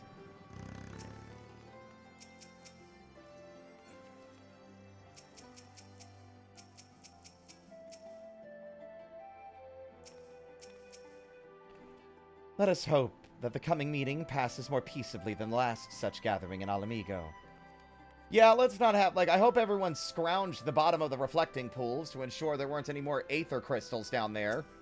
I'd hate to have to do that again. It occurs to me, this will be the first time I meet the leaders of the Alliance in an official capacity. More stiff greetings, pleasantries, formalities. Does that sound about right? Y'shtola has told me all, and I duly told Yoryange and Kryl. Kryl, in particular, was concerned about Alphino, but I assured her that everything that can be done is being done. She agreed to continue with her own tasks for the time being, on the condition that I contact her the moment there is any development. So that leaves 4 of us to attend the council. Our Invald is here to assist with security, incidentally, though the poor lad seems altogether too distracted for the task. Another one missing Alphino, I suspect. But it's almost time. As soon as you are ready, present yourself to the guardsmen at the palace entrance. I shan't be far behind. The Scions of the 7th Dawn! Welcome to Alamigo. The Alliance leaders have already arrived. May I show you to the meeting chamber? I knew it was coming, but I'm like, oh boy.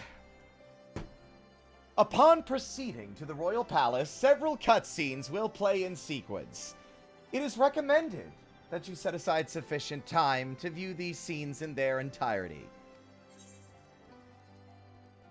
Ever since the first time that appeared, I've always gotten agita when that message shows up. What dreadful events will transpire this time, I wonder. Methinks bad things. Good things? Hello, everybody. Mistress Lys, Commander Aldin, it gives me great pleasure to formally welcome the city-state of Alamigo to the Eorzean Alliance. Sir The Aymeric. pleasure is ours, Your Grace. I know I speak for all Alamegans when I say that we are glad of this chance to stand with our comrades of the Alliance. And we, for our part, are glad indeed to be able to welcome friends both old and new.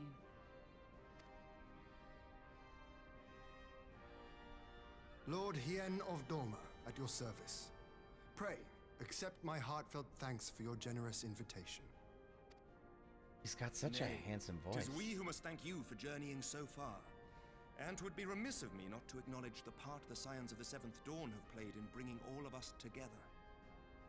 Sir Aymeric spotted! In times of great unrest, you and yours have been our constant companions, without whom we would not be here. I definitely have a booster seat. There's no way that this Lalafell is sitting that high in that chair. I'm sitting higher than Nanamo. Did no one give the fucking Sultana a booster seat? With apologies to Lord Okay, no, Hien she's about the and same level, Mistress never mind. Alisaie, it occurs to me that we have not gathered in this way since that fateful day in Uldar. Don't remind me! Especially not after that pop-up. The day I lost my arm and my freedom. As I lay in my cell, never did I dream that I would one day be given the chance to represent my homeland at this council. The ceiling breaks open and then Ilberd drops from above, cackles like a madman, and cuts his other arm off. What? He's supposed to be dead! Okay. I would not even be alive had you not plucked me from the jaws of death. You, Yugiri, and Alphino. Would that the lad could be with us.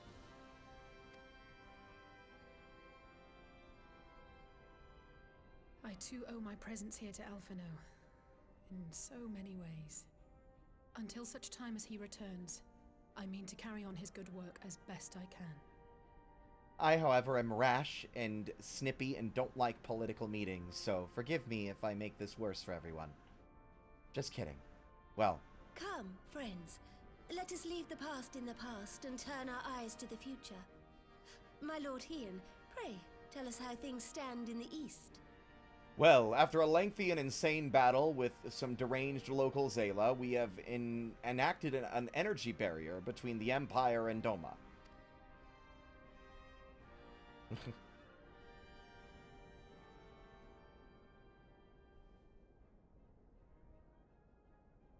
Meanwhile, I'm going to be playing Alphino again, aren't I? This feels like the mid-chapter sections in Paper Mario Thousand Year Door. Having heard the rumors of dissent in Garlemald, I dared to dream of a peaceable solution. The Empire will not so easily change its ways. Unfortunately. If the Garleans have a mind to take back Doma and Alamigo, we'll be hard-pressed to stop them, even with the might of 6 nations. But while we lack the strength to fight the tide, a course may yet present itself, if we read the winds aright. The winds suggest but one course to me. One which leads from the sea unto the river and thence to the source of all our woes. The Ascians. Indeed. All here have felt their blighted touch. It was the bringers of chaos who nurtured the Archbishop's tyrannical ambitions. They who bestowed upon him the secrets of summoning, as they have so many others before and since. And while they remain, we shall know no peace. Our objective is clear. The question is how to achieve it.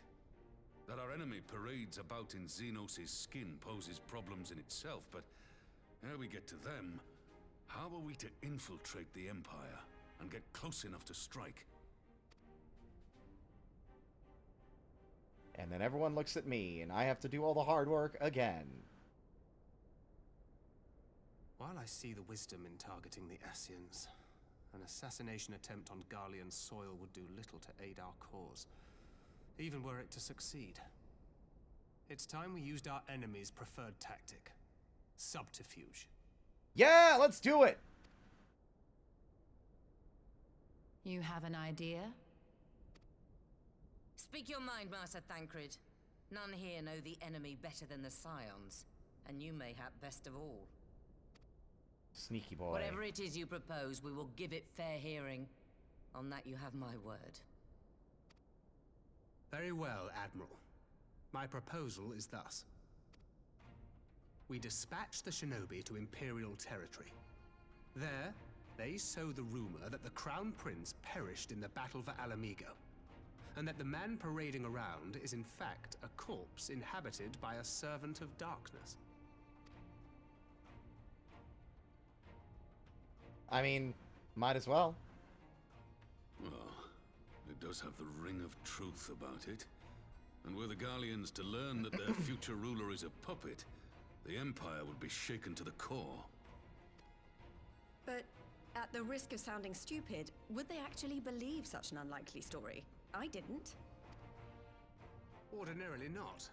But prior to his miraculous recovery, rumors of Xenos' death had already begun to circulate around the Empire. Ultimately, however, what the masses believe is not our chief concern. Our true objective is to create an opening for rival factions within Garlemald to exploit. I like that. Sow dissent from within. Just as a war of succession erupted in the wake of Emperor Solus's death. A war which raged until but recently, plunging the Imperial House into disarray as nephew and uncle grappled for the throne. It is no coincidence that one of Varus's first acts as Emperor was to name Xenos heir apparent, family feuds being so tiresome when armies are involved.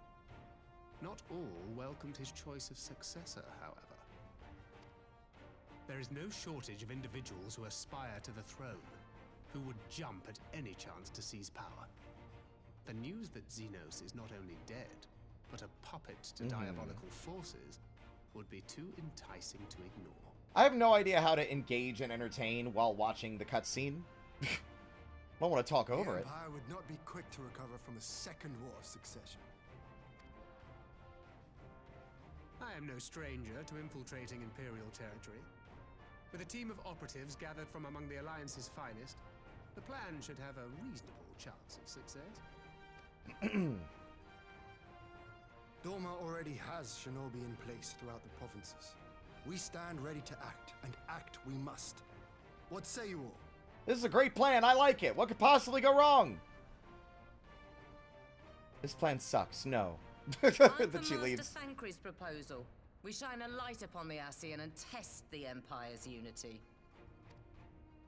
'Twas his plot that scuttled Doma's negotiations, was it not? Why then, if we can eliminate him, there may yet be a chance for peace. Let us wage this war of subterfuge, that we may one day lay down our arms. Gods know we never will while the Ascians remain.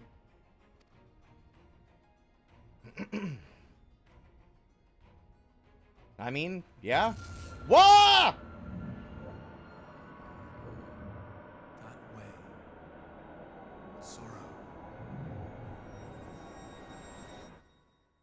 Uh-oh. Oh no. Am I about to speak? Is this Zodiark speaking? Hello? Couldn't you have left a message? I was in the middle of something. Must be changed. Who is this? Hello? I think you got the wrong number. Ahead looms a calamity. Oh. Ahead looms light, expunging all form and life. This is... Twin dooms only you can forestall. Only you. What's the matter? Oh, Oh! All of us are experiencing it. There's a voice. Spies in our midst. Nay, I sense no such presence. This is crazy. Let expanse contract. Eon become instant. Throw wide the gates that we may pass. Does that voice sound familiar? That voice is familiar.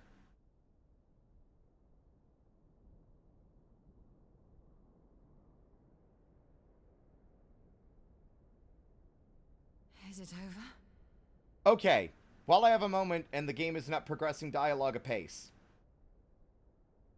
One of my favorite games in the series is Final Fantasy III. I've admittedly only played 3 games, 1, 3, and this one. But 3 was my first. It was my entry into the series, and it is a childhood favorite, specifically the DS remake, with Lunith, Ark, Ingus, and Rifia.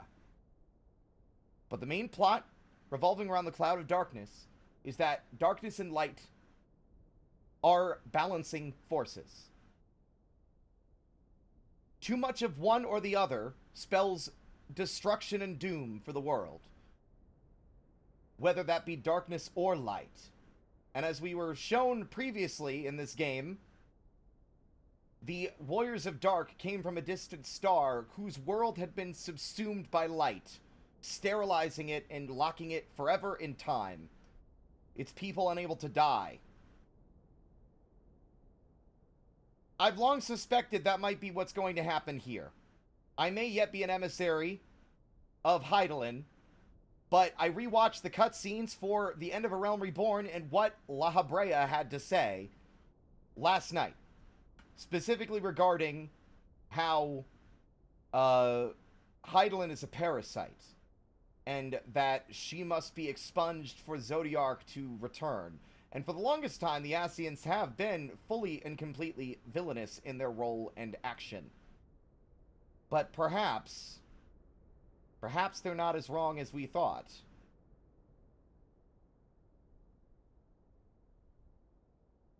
My current guess at the moment is that either that voice was Zodiark, based on the colors, or it was the Warriors of Dark. Specifically, I guess whatever the fan community is called, Meteor, reaching out across the void in space from their home that they were taken back to us to tell us what, like, telling us to prevent, you know, a disaster not unlike the one that befell their own world. I don't know. But with a name like Shadowbringers, it makes me wonder if our goal is to indeed bring forth Shadow, after all. We'll see. Master Thancred. I didn't mean to laugh. I'm sure he's okay, but God, is he okay? Please tell me he's okay. 12 for Fen. Is he dead? Bear him to a private chamber. Have every healer. Oh God, I feel bad for laughing. It was just very sudden. Swiftly. His brain got scrambled.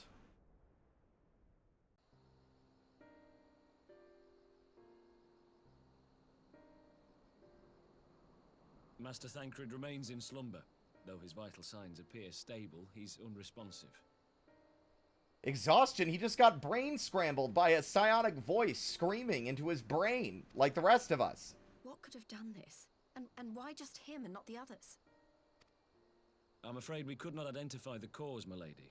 Our examinations revealed no wounds, nor the presence of any poisonous substances. Gods, that only makes it worse. You're to let us know the moment there's any change, all right?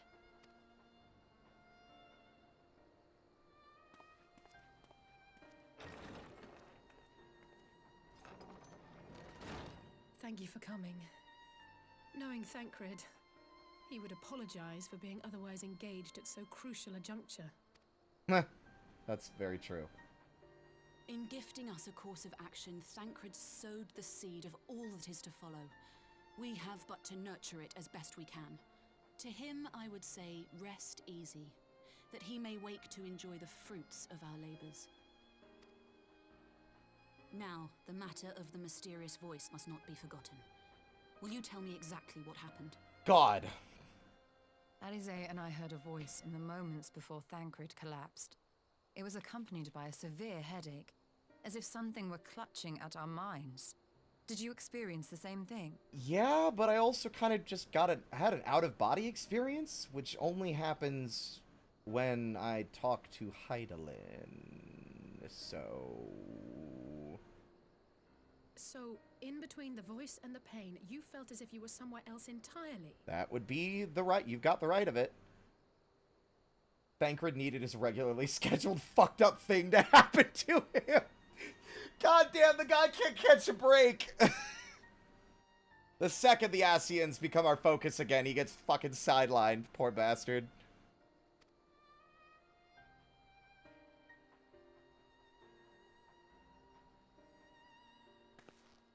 Your testimony confirms my suspicion. That which you experienced was, I believe, your soul being plucked from your flesh. Called. Ugh. Wait, what? Cold. I myself examined Thancred. His soul's gone, isn't it? Reach out as I may, I could not sense I knew it. The spark of life that is his soul. They yanked it out of him.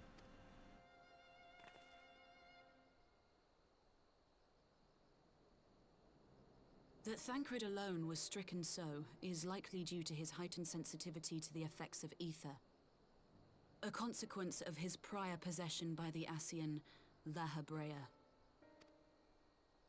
The owner of the voice, whoever it may be, reached out to you, called your souls, and in so doing, caused you and yours such pain. But if that's true, where exactly are we being called to? Ominous. I know not. Yet one thing is plain. Whoever waits for you on the other side is possessed of a power unlike any I have ever known.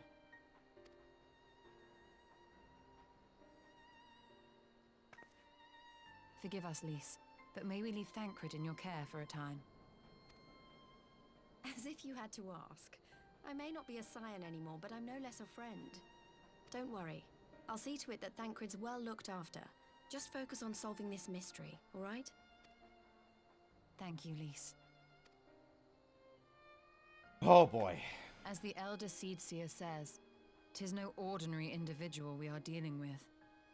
Nor can we discount the possibility of Ascian involvement. My mind is aflame with all sorts of crazy crackpot theories. Whoever or whatever is behind this, the sooner we find out, the better. Oh, I just realized you damn well know Alphino had this exact same experience wherever the fuck he is right now. The fact that it was the Scions in particular and nobody else says a lot.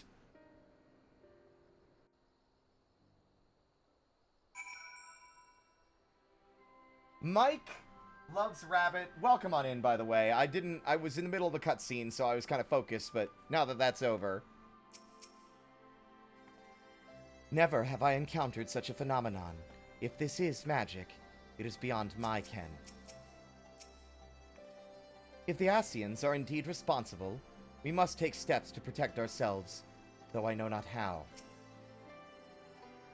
Don't worry about Thancred. I'll send word as soon as there's any change. Garlean dude wondering why this Elysian child is tweaking the fuck out. Okay, here's some more crackpot theories for you. So again, the Garlean that rescued Alphino and Maxima. My crackpot theory is that that is somehow Gaius von Balsar, right? I can't remember his name. Gaius. We never actually saw his dead body. He did get engulfed in flames in an explosion at the end of A Realm Reborn, but that don't mean the man's dead. Garleans are insufferably durable. And there's a chance after his failed dealings with Halfpint-Harlequin and the Ascians that he made a vow of vengeance to destroy them wherever he found them. Alongside the war for those taking over his position, no longer being able to even return to Garlemald to continue where he left off. Maybe even seeing something sinister brewing beneath the surface of their government. And choosing instead to step to the side to work from the shadows to deal with the problem himself. Especially with his familiarity with Alphino and his refusal to share his name. I have no way to prove it, and I'm probably wrong, but this game, to pull it as a meta assumption, this game really loves to pull old faces back from from far away, like early in the game. Remember me, remember me, remember me, people that you haven't seen in forever. He feels notable and important, and I would not be surprised if that is Baelsar. Now here's my second crackpot theory. We are going to eventually be convinced to side with the Ascians.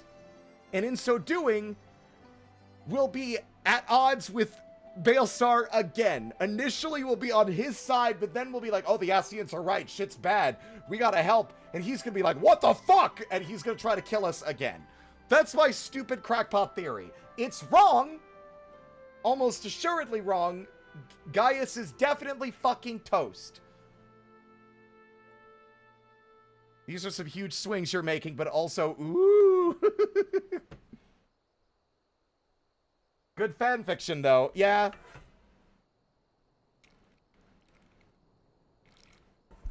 Ugh. I can't believe they used the soul vacuum on Thancred, right? Christ. I feel so bad laughing when Thancred fell down because it was just so abrupt. Because I paused to, theory craft for a moment. And only to find out that his soul is gone, it makes me feel extra bad. It's like laughing at someone and then finding out that they died. Like, they were later found dead. Like, oh. Oof. Sorry about that. Not a laughing matter. I just tried to call Urianger on his link pearl. He didn't respond, but I dare to hope that he possesses some knowledge we do not. I wouldn't be surprised if he also experienced the same thing. Urianger, something happened during the meeting. Thancred's collapsed. Its disembodied voice suddenly What? But that's... We should talk about this in person. All right. We'll meet you there. Yep. I was right! First off, I was right! If Urianger experienced it, then so did Alphino.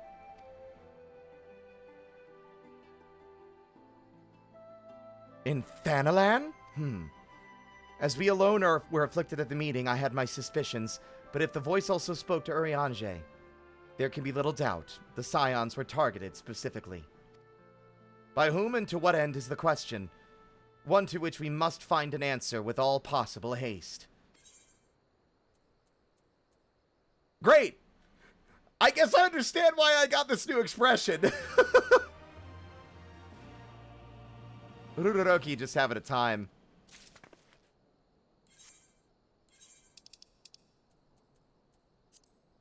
Ugh. Oh, I've got such a nasty headache right now, guys. Oh, it's so bad. This might be my favorite face I've unlocked, though. I love the little quirked eyebrow. Ugh. I shall be interested to hear how Urianger's experience compares to our own. Pray return to the waking sands. Pray return. Chat, pray return. Urianger agreed to meet us at the Rising Stones. Oh, we don't have to go to the waking sands. If any of the others heard the voice, we'll find out soon enough. Arenvald probably did. Good luck. I shall get back to the meeting with the Elder Seedseer. But if there's anything I can do, anything at all, you must let me know, alright? Promise me. It'll be about the same, but with bigger words.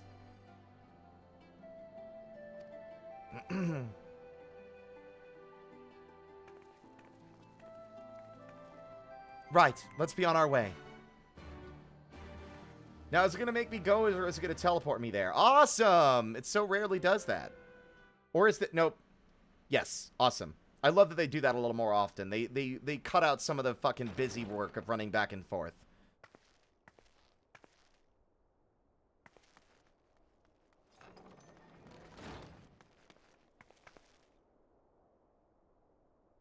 Urianger! God, it's good to see you. Would that our meeting were under happier circumstances. I judged the voice sufficient cause for concern even before you sent word of its effect on our comrade. What you got for us? You heard it too, then? He seems remarkably upright. Aye. And all but certainly at the selfsame instant. Alas, pained as I was, I could make little sense of what few words did then reach mine ears.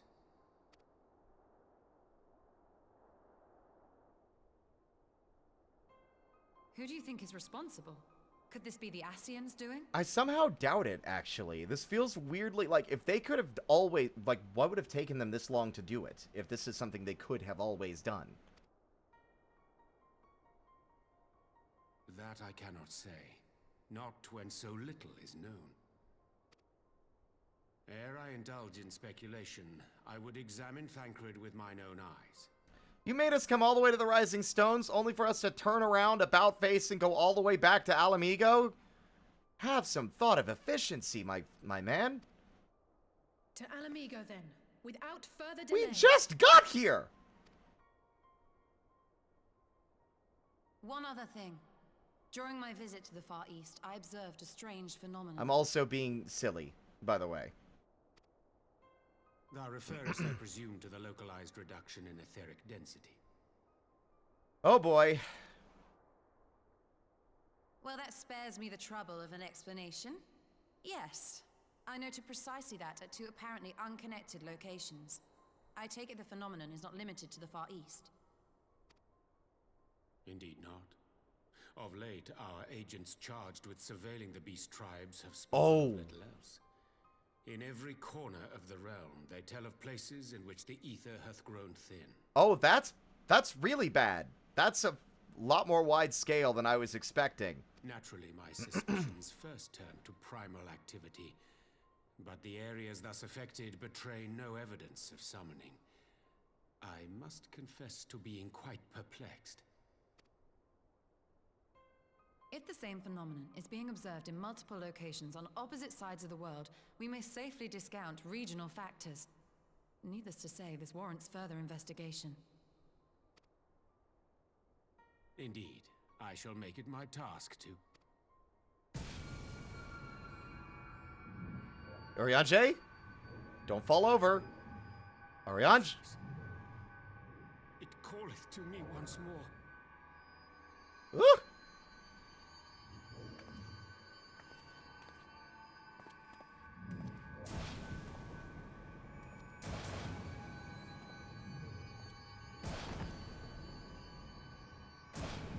Oh, fuck! I hear it too.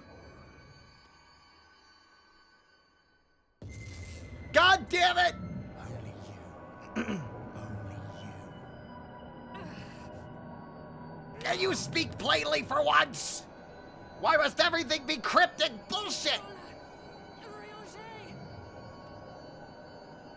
Throw wide the gates.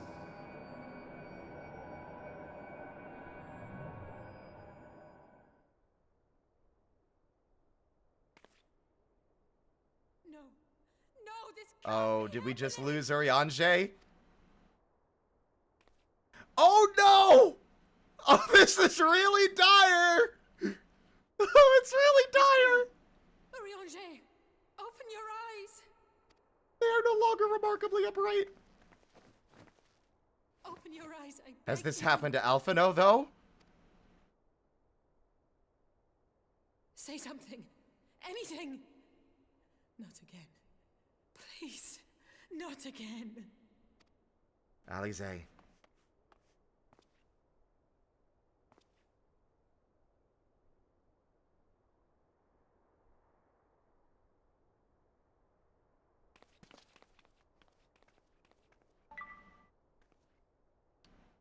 Sorry, that was one last ping from whatever the voice was trying to send me.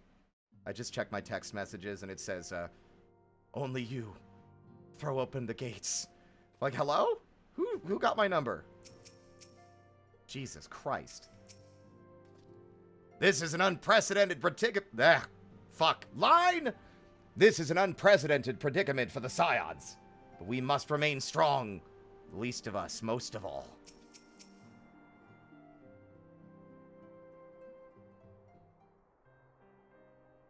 Forgive me. That was an unseemly display. You're allowed to feel things, Alize. It happened before your very eyes, my lady. None here would have behaved any differently. We have borne the two of them to a private chamber. But tell me, is it true that Master Thancred languishes in a like state in Alamigo? I'm afraid so. Given the circumstances, it would seem best to observe them together. I will send word to Lys that he should be brought here. Take heart, my lady. The world is full of scholars and knowledgeable folk of every persuasion. Someone out there is bound to know what ails our comrades, and how it may be cured. Thus will we rouse them no matter what. That we will, Hori, that we will. But first things first. Our comrades will have questions.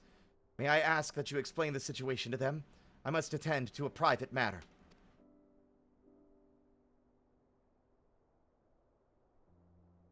Throw wide the gate. Your Grubhub is here. Oh, I promised I'd visit someone in Limsa. He's been waiting at Maelstrom Command for a while now. You know, you should come along too. I think he'd be glad to see you. Who? Wait. Who could it be? I'm probably forgetting people. There's quite a few people it could be. I just show up and it's fucking Alpha. Quack!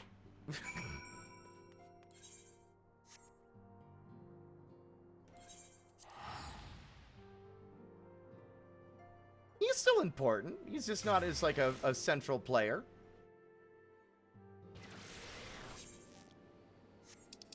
You'd think as this being my home fucking city-state that I'd know where the hell I'm going, but it is indeed the Aft Castle. Awesome.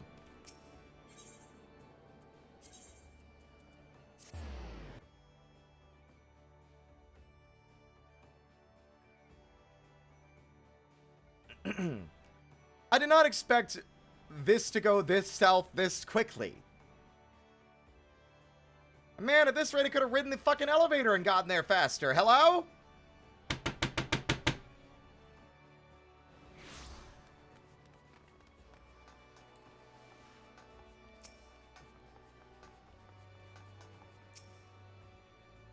With Mistress Alize, are you?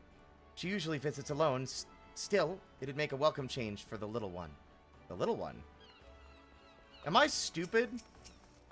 I'm gonna feel real stupid in a minute. As you've probably guessed.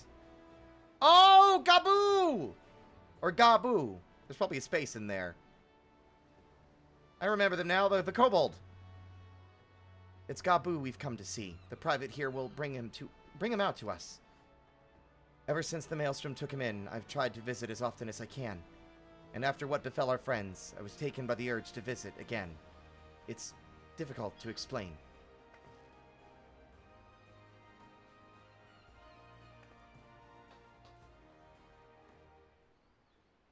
Excuse.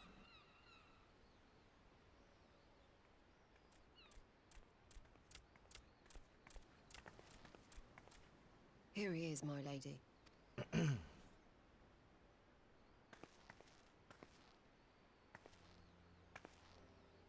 Still not talking to anybody, Gaboo, it's been too long.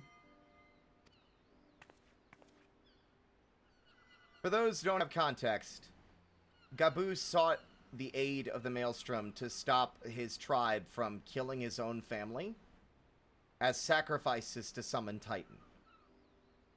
And we were too late. We arrived to find his parents were already dead. And had been for some time. And in his despair, he summoned forth Titan by accident. And ever since, he has not said a word. I'm afraid there's been no change. If he can see or hear us, he has given no sign. I see. You're still fighting. I'm proud of you.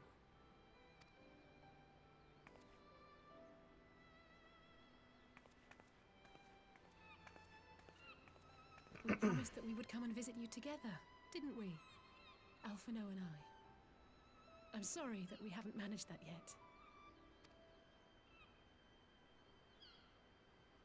You know, with the three of us like this, does it not remind you of that night? of the stars beyond count twinkling in the heavens. I suppose. I was feeling pretty low back then. Powerless. But I knew that my brother was close by if I needed him, and that the others would be waiting for me back at the Rising Stones. Not like now. We'll get through this, Alize. We got him.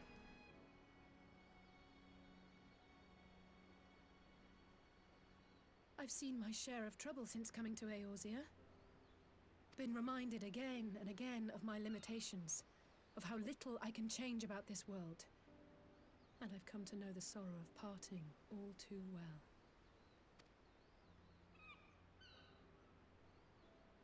But to have the people I hold dear struck down before my eyes, and be powerless to help them, that I cannot bear.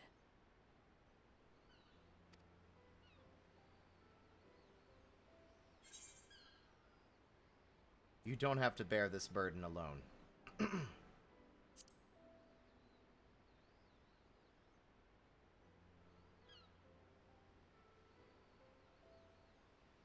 No, I don't. You're right. It's pure arrogance to imagine I can solve everything by myself. You'd think I'd have learned that by now. Thank you. I don't know what I'd do without you. Die, probably. I feel like that would get a laugh. Well, that's more than enough brooding for one day. Something I like to imagine with Ruroki. I like to imagine that he's kind of like he cracks wise sometimes in scenarios or situations where normally one would not welcome it, but like he's built such a rapport with everybody that they know what his deal is and the intent behind his words, even if they sometimes come across a little flippant, I suppose. Yeah, oh, they definitely got his shtick by now. And here's a personal headcanon that I kind of like. I like the idea that maybe instead of it being, because in universe she got her lessons from Sharoon. I almost like the idea that maybe in an off-camera, like off-screen kind of event, Ruroki actually introduced her to Sharoon so that she could learn the art of, you know, the Red Mage.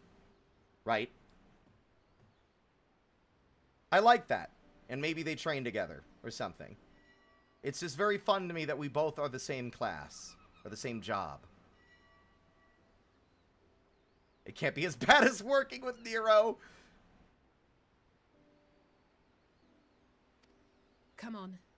We have friends to save. Yeah, we got souls to stick back in their bodies.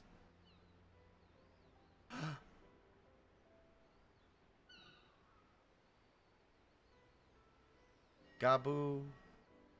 I'm surprised to see him again. I thought for sure he'd be relegated to something on the side. The fact that he came back in the main story. I hope to see him yet again. I hope he recovers. Let's return to the Rising Stones and take it from there.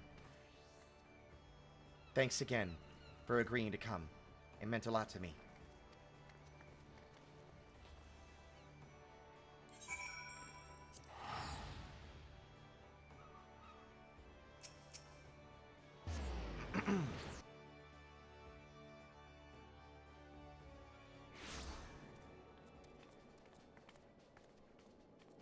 Jesus Christ, everyone just building up on that one spot. Watch where you're going, fellas.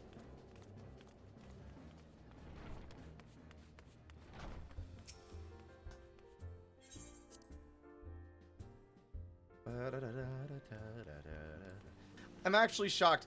Maybe I was just dragging my feet after Heaven's Word. It does not take long to get from moment to moment in the story.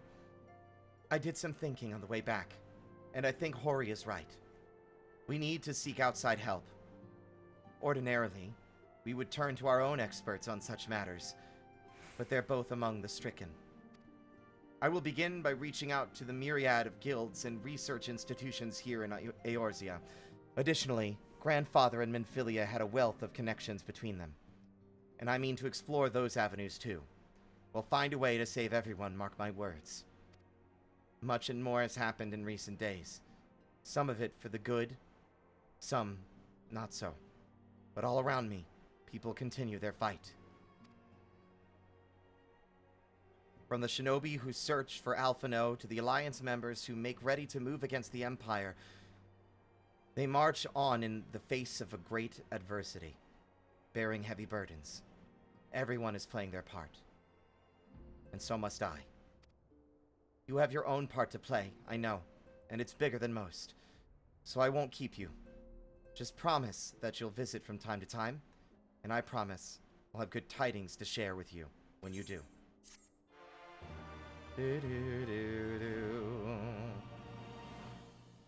Oh boy, when it fades out at the end of a quest, that means we got another cutscene. We're not done yet. Meanwhile,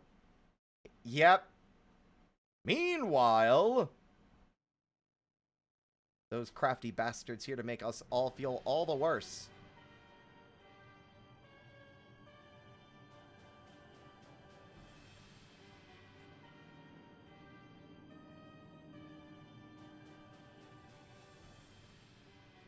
The Populares no longer present an obstacle.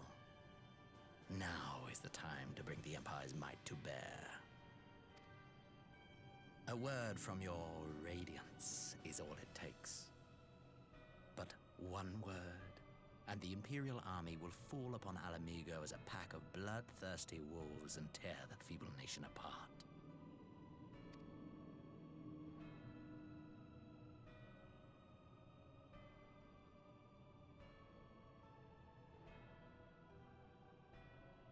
Have you no words for me?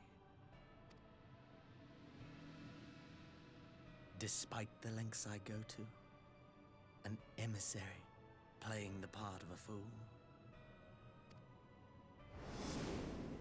When first I took this face, I swore to use all of my knowledge, all of my power, to further the cause of the Empire. My deeds stand testament to my commitment. And with this adamant flesh at my disposal, I could destroy the Icon Slayer as easily as one might swat a fly. Why do you hesitate?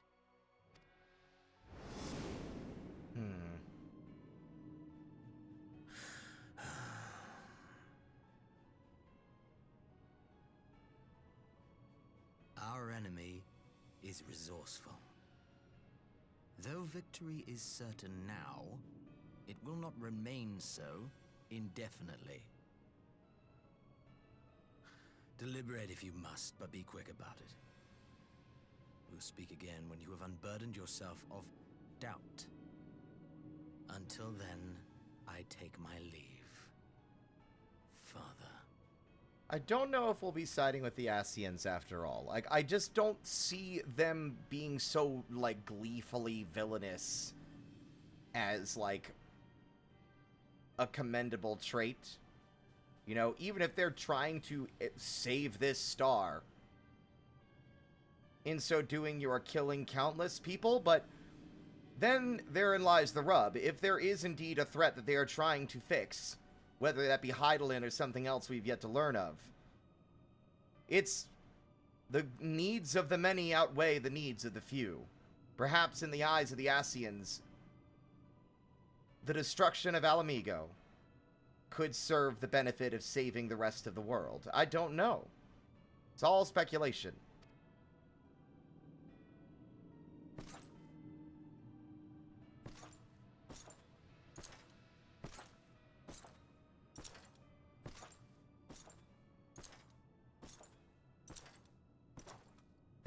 No, save the star is the name of the world that they live on. I should be the one to sigh. What? What? I played my part to perfection. I had earned my rest. Oh no! Freya's crowning act of idiocy. Our favorite emissary sees fit to summon me back. I don't need to see your face. I've seen so much horny fan art of this weirdo. Oh, good. Great. I don't know who this guy is. All I know is that he's a bastard and he's a problem. That's all I need to know. I don't even need to see his dumb fucking mug, but come on. Reveal it already. Elidibus was ever There he a is. warrior. A most tiresome trait, would you not agree? God, he sucks already.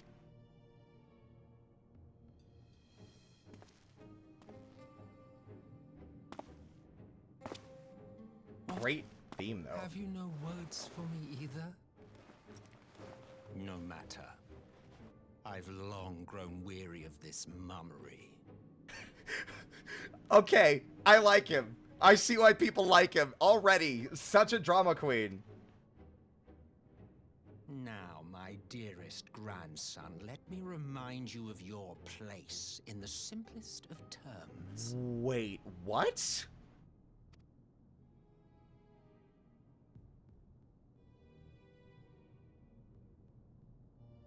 You do not make judgments, you administer them.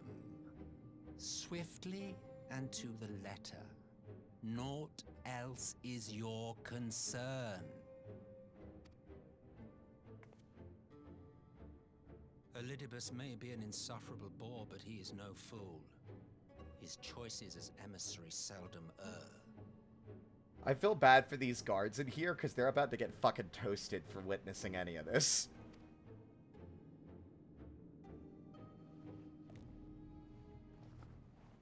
If aught threatens the balance twixt light and dark, it falls to you to remove it. I was right! Be it by your own hands or by your armies, you have ample means at your disposal.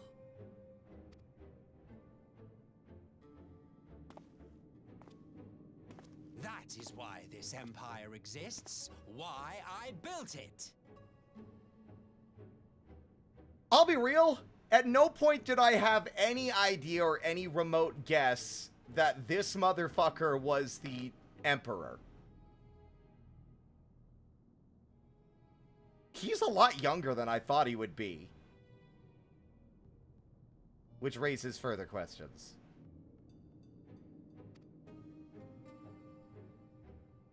Oh dear, have I touched a nerve? You always were an easy one to read. I pity you, I do. As they say, ignorance is bliss. And I know how much happier you would be not knowing the things you know. What an amazing voice as well. Fuck.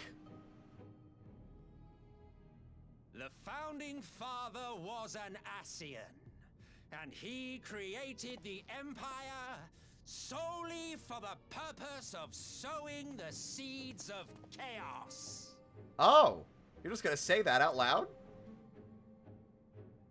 On the gods? Just like that? I do have terrible taste in men. Don't take it personally. I merely do my duty. To bring about a calamity requires no small amount of power, and there is no surer way to obtain such power than by collecting powerful pawns. To that end, I have labored long and hard, and I must say I am quite pleased with my handiwork, paltry though it seems in comparison to Alec. What? Hello?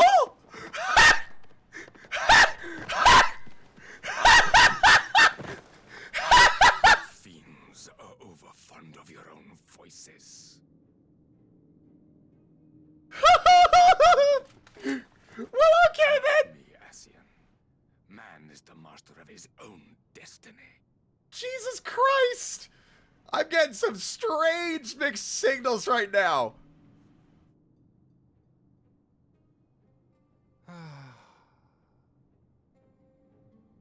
Such a waste of time and energy, both yours and mine.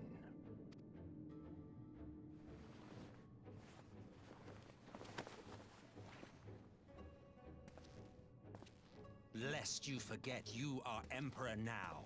If you wish to spout drivel about man's destiny, save it for the masses. It will serve to give them a sense of purpose, and you pliant pieces for the game.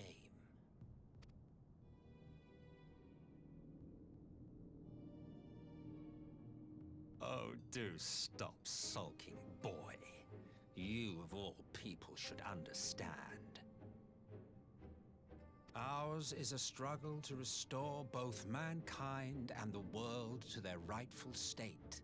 Viewed thus, our goals are one and the same. Okay, my teaming up with the Ascians thought is completely banished by this cutscene. Also, now I'm even more confused. Is an Ascian puppeteering the corpse of his grandfather? Or is the grandfather actually? I don't know. Don't explain anything to me. I didn't ask for an answer.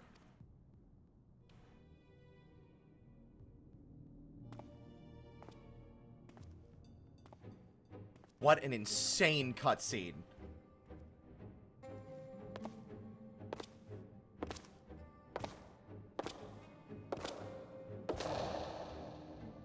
Well, yes, I'm gonna go ahead and, like, tell you guys now that, continuing the pattern, Ruroki has terrible taste in men.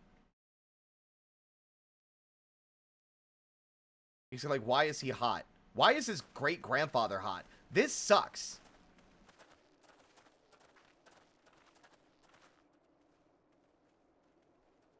I haven't even met him yet. I'm just telling you in advance.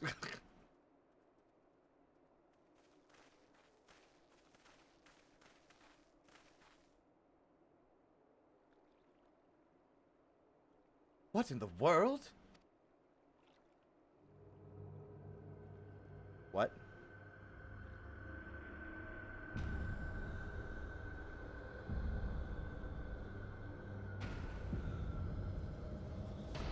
Oh, God.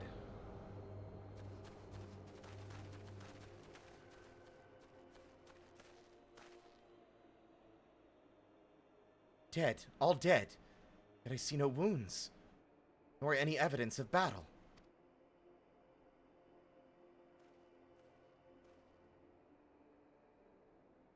Suspicious that these cutscenes with this guy don't have voices right now. My crackpot theory that this is Veilsar is still in play. We never did see his face.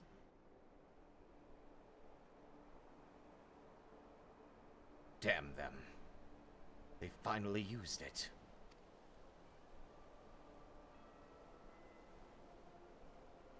The Empire developed an alchemical weapon in Girabanya. The Black Rose?! Oh, fuck! I didn't think that would actually come up again in the main plot! A gas. Black Rose. It was called. Further supporting my belief that this is Baelsar, because in those cutscenes, it was made abundantly clear that Gaius von Baelsar was opposed to the use of the Black Rose, and had it, like, basically, like, destroyed the research. Like, he ordered it to be shut down. To breathe it is to breathe your last. And that did this? I thought the project abandoned, and its vile fruit destroyed. But naught else could have wrought such an atrocity. Jesus Christ. Fools. What do they hope to gain with this butchery? Can they not see that a rule won through terror will not endure? How many more provinces must they lose?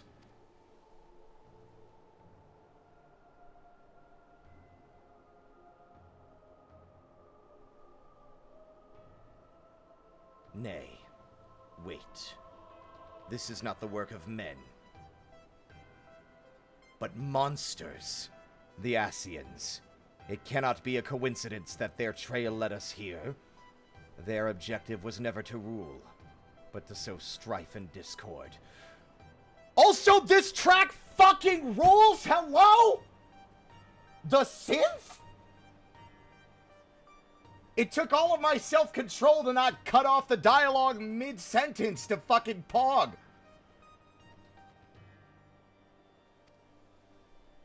The synths and the fucking organ? Such a crime does indeed bear the mark of the bringers of chaos. Black Rose cannot be allowed to kill again. We must find the Asians and put an end to their plot.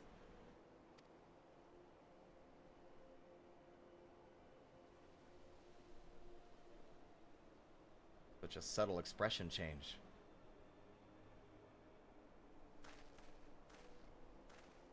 The other reason I think it's Baelsar is just because it's very suspicious that these cutscenes have not been voiced whenever he's been present. And I wonder if it's because they got the same voice actor from A Realm Reborn, which means he would be instantly pegged as Gaius von Baelsar if he said a single fucking word at any point.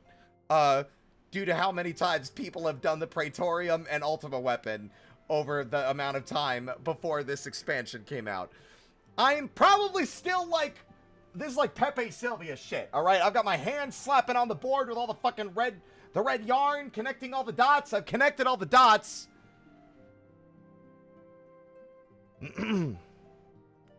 Oh, I forgot that was... Wow, that was such a long cutscene. I forgot it was the end of a quest, not the middle of one. Fuck. Whenever there's a picture in these, I'm deeply concerned.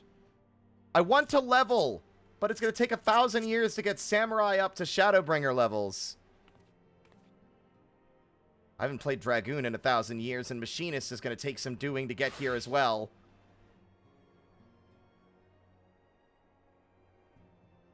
Oh, Obake. I got to meet Solus. I got to see the Black Rose.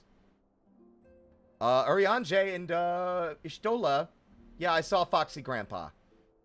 I saw fucking Foxy Grandpa. Really? Oh, fucking this sucks, dude. Maybe I'm the one who has terrible taste in men, not Todoroki. Then again, everyone else has also got the hots for the guy, so at least I guess there's that.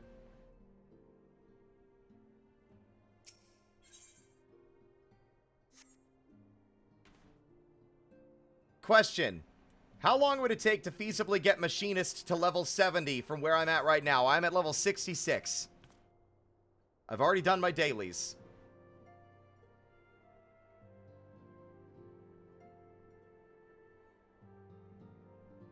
Then again, Machinist is boring to play. I'm level fucking 50. Like, I'm 52 for fucking Samurai. We're gonna be here forever.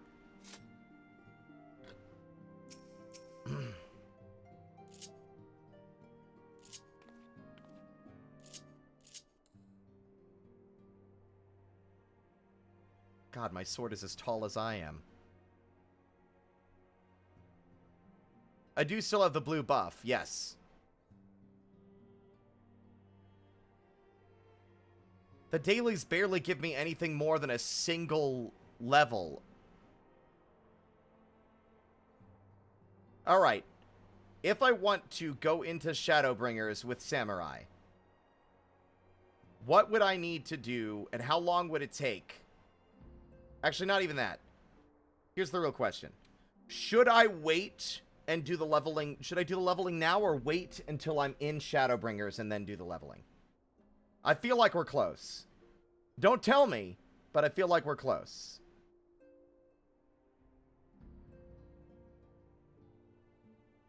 Also, that cutscene with Solus might be my favorite fucking cutscene to date.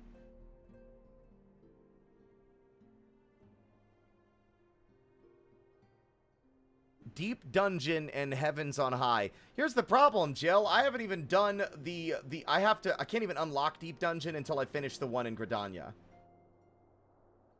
I just unlocked Samurai today. I'm level 52. I have literally 18 levels to go before I'm at a high enough level to do MSQ. I honestly regret not picking it up before Stormblood.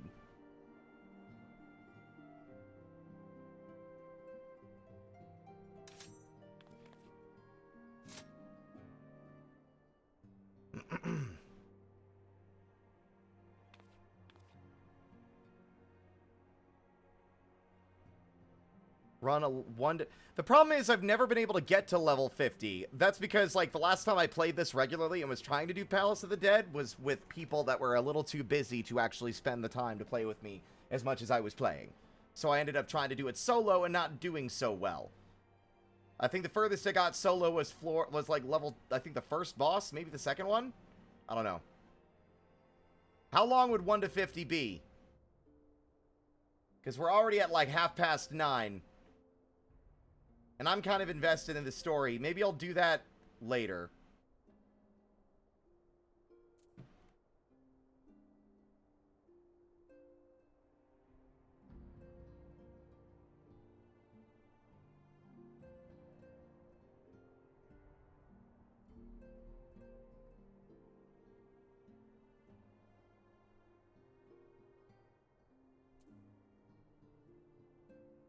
Yeah, the traps are really what were getting me.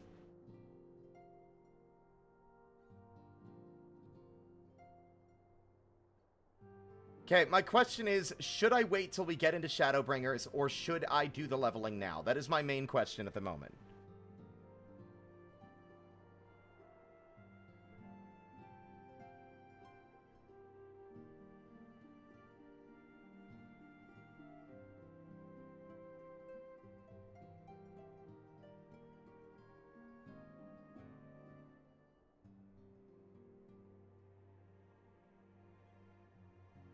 Young lady.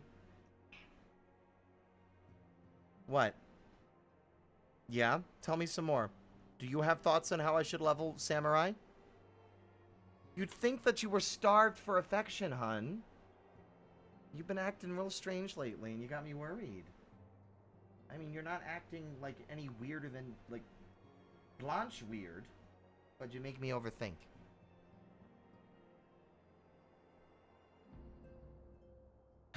Alright. My question is, should I do this next quest first? Or what?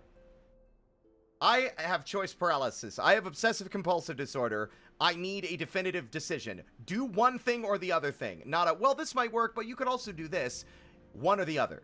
I need help making a choice, otherwise no choice will be made. And I will stand here in the Rising Stones until the sun burns out.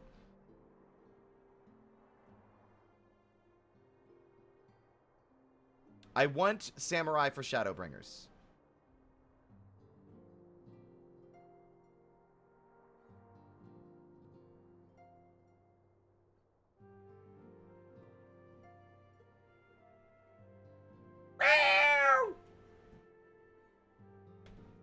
Okay, fuck it. I wanted to take a break from MSQ for a bit anyway.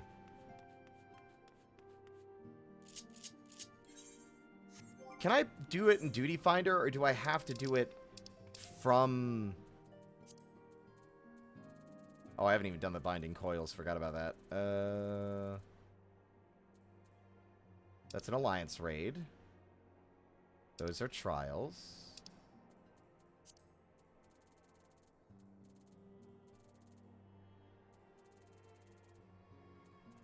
Yeah, I think you have to go to Gridania to do Palace of the Dead, don't you?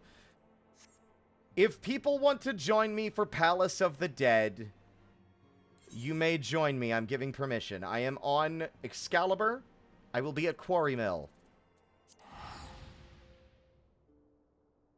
I have not gotten my Wondrous Trail. I haven't got my Wondrous Tales book for this quarter or whatever. I should actually probably go to Idleshire and get that first because mine expired. And I never finished it.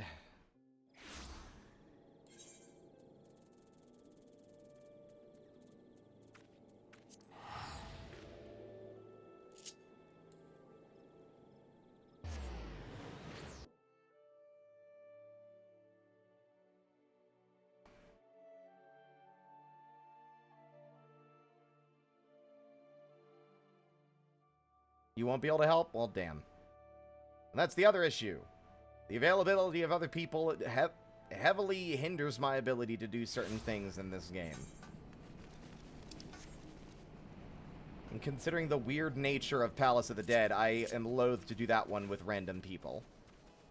Well, you don't need to apologize. Not your fault. You got life and things going on. You got to get to bed at a reasonable hour for a job or whatever. You got responsibilities.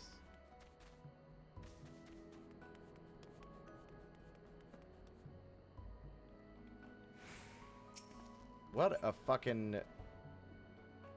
What an eclectic selection of people. What the fuck are you wearing? Leafman head? Insane. I don't think I've ever seen this glamour anywhere. That's crazy.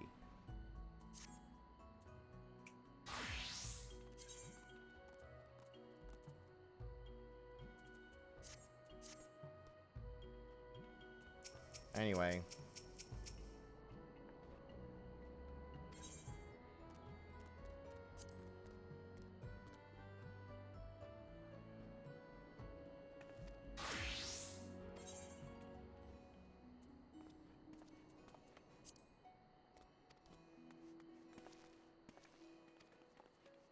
All right.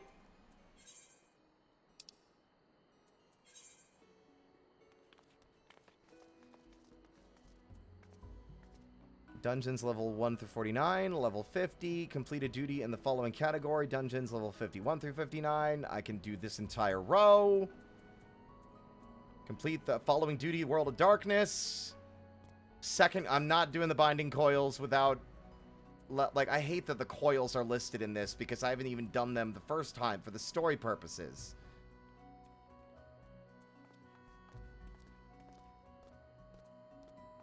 Probably do this row as well. But you need to do the whole book. Wait, no you don't. You just need 9 seals. Never mind.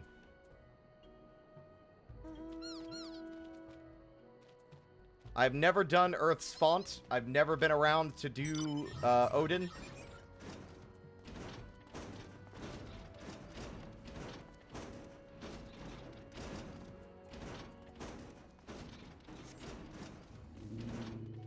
Did that guy just have a fucking hot rod? What the hell is going on in here? I need to leave. It's crazy.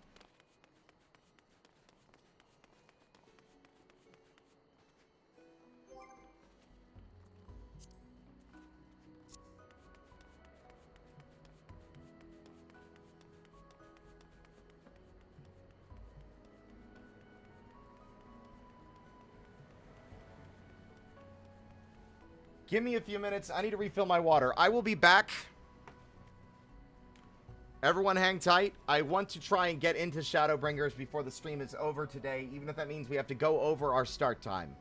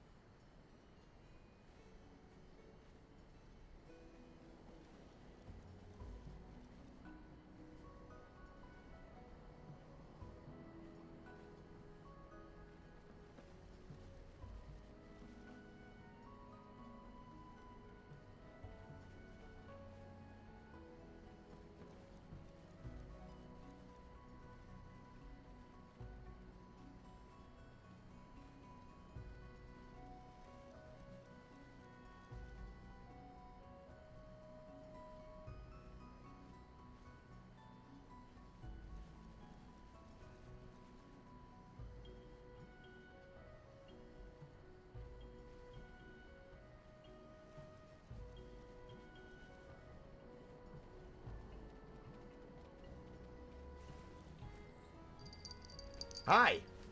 I'm back with water.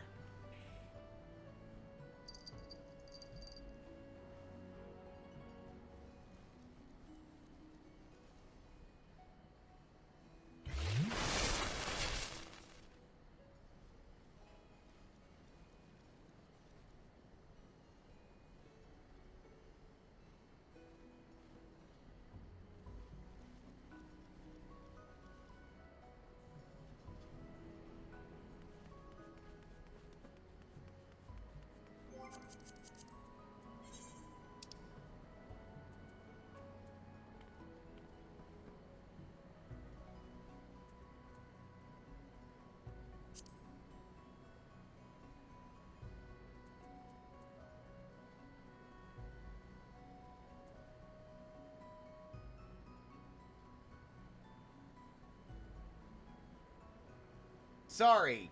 I pressed un-BRB by accident first, which means it muted me when I clicked the fourth wall button.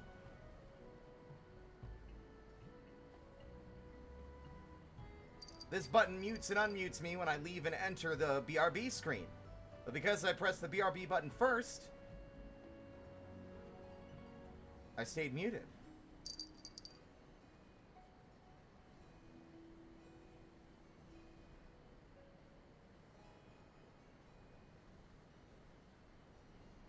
Anyway, who's joining? Sound off in the chat.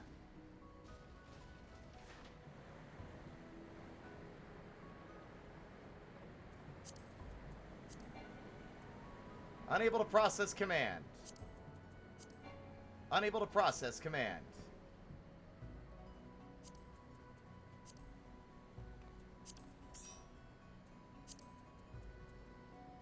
Fascinating. Oh, Alexander, you as well?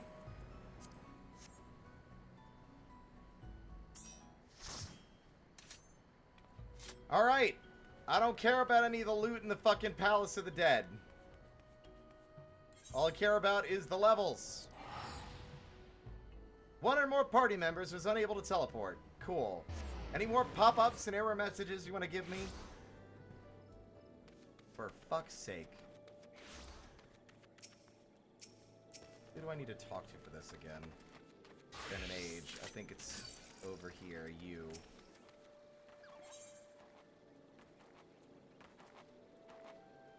Reset your progress. Ah! I made it to floor 21 as Dragoon.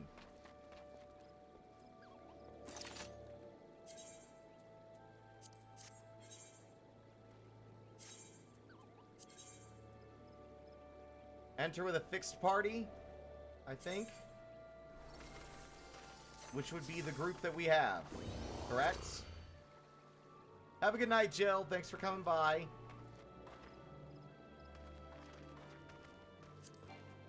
One or more party members does not meet the requirements.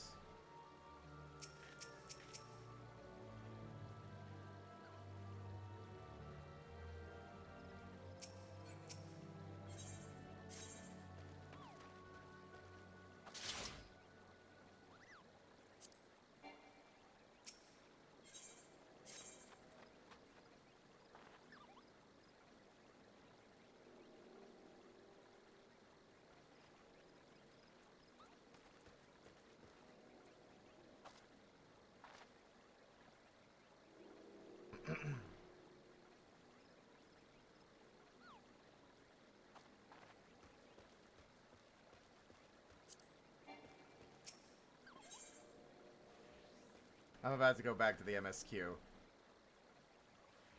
I got a stream to do, fellas. Figure it out or we do something else. Noted. Alright.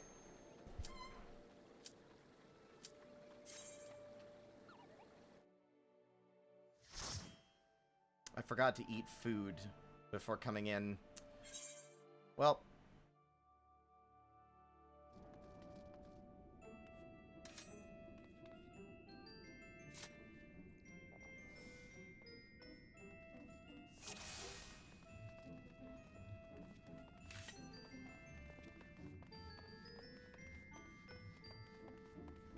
Okay, clearly everyone else has done something before.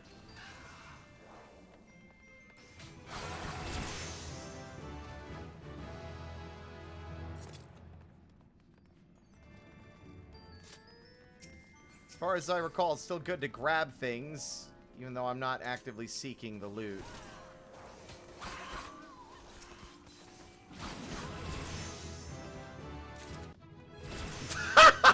I love getting multiple levels back to back where it just cuts off the fanfare. Ah, Jesus. Fucking hell. Alright. I'm just gonna put my sword away and let everyone else do it, I suppose.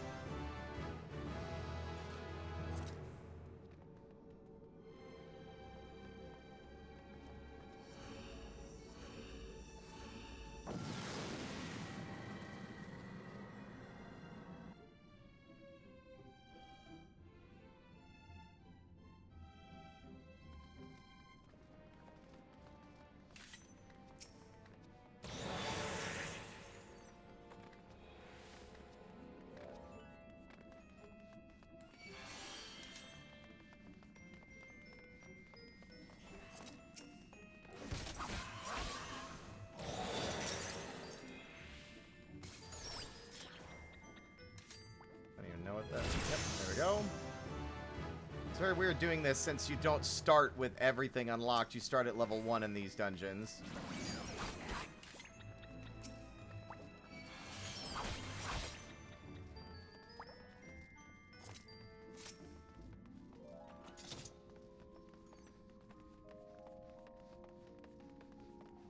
Man, it's funny that I have literally not touched this entire section of the game since I first picked up the game 2 years ago. I don't think I've been in Palace of the Dead since 2024.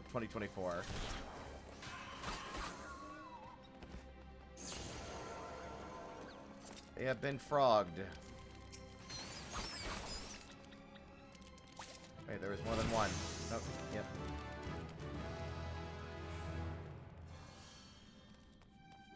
Where's the exit? I'm blind. There it is.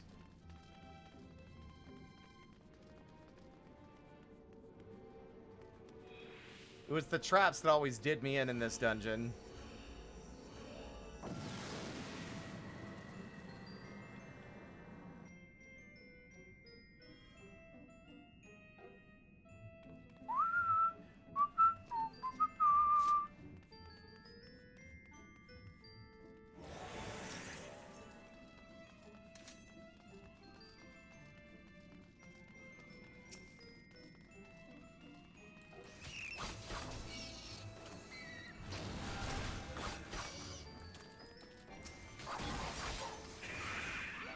I'm already almost dead. Wow.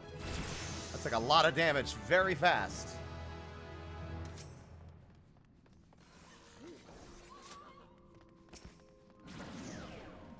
Oh, cool. Guess I'll get to wait a whole minute before engaging in any more combat.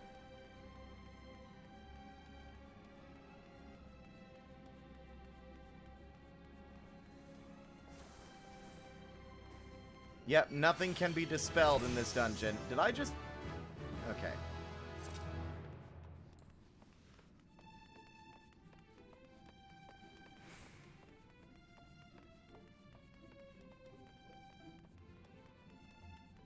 What I don't like about the traps is that there's really no way to deal with them, save just hope that you don't step on one.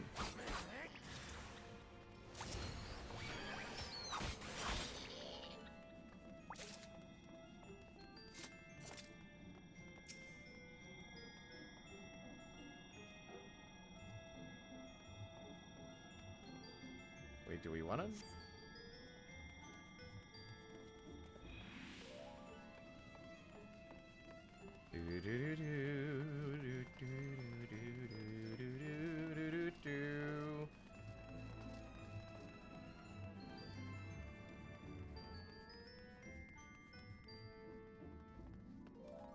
I don't know what a sustaining potion is. I don't have one. So.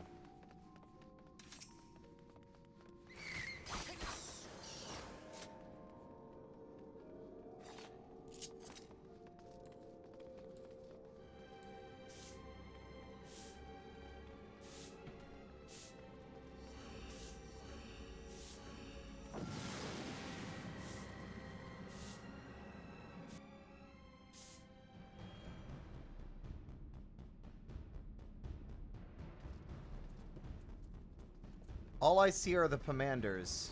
I don't see any sustaining potions.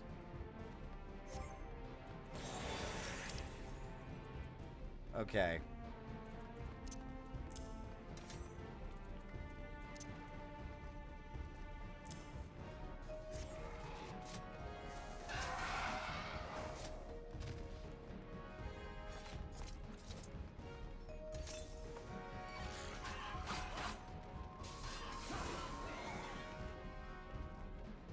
For those not understanding what this is, they're basically Final Fantasy XIV roguelikes.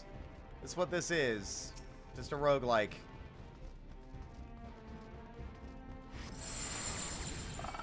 Oh, great. Awesome. I've also been silenced for an entire minute. This game sucks.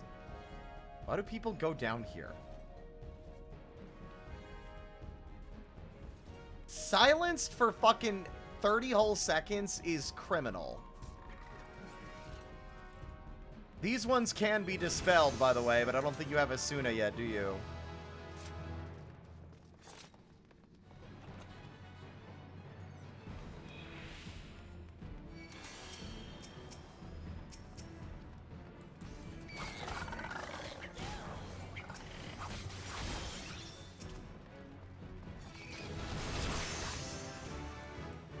I stepped on a landmine.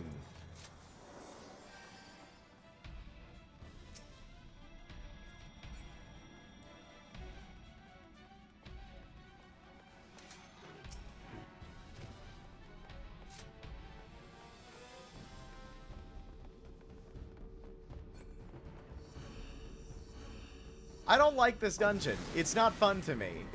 Because a lot of it does hinge on random luck. The traps especially being the worst part. Like, you don't really get to plan around them. If you're lucky, you'll get an item or something that you can use to reveal the traps. But otherwise, you're just at the mercy of whether or not you oops, you stepped on an explosive and it hit you for 80% of your health, and then a guy came over and slapped you for the remaining 20%.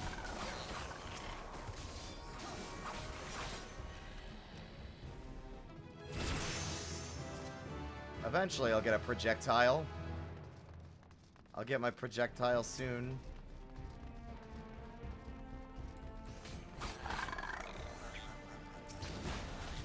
Hey, cool, look, another trap! Another landmine. Neato.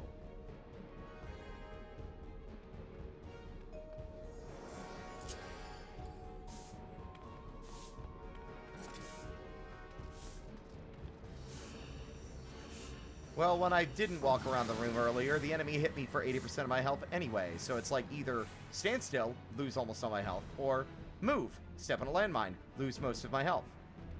There is no winning game. The only winning move is to do something other than Palace of the Dead.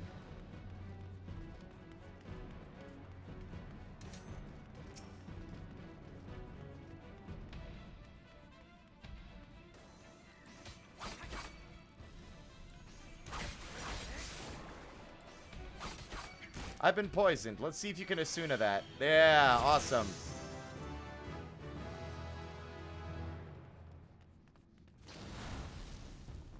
Well, at least it wasn't me this time that stepped on the landmine, I suppose. No, but instead, I'll be silenced. Thank you.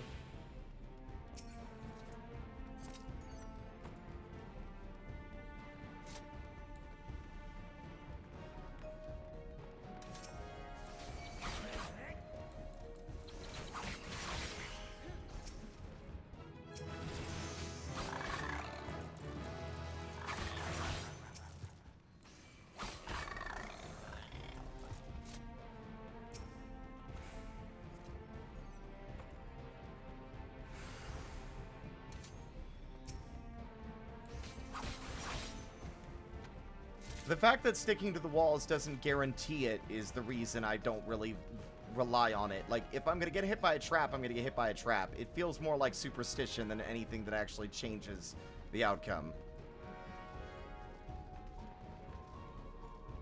Like people who say pressing the A button while the Pokeball's wobbling will make the Pokemon catch more likely to occur. It's just superstition. It ain't real. The traps are everywhere.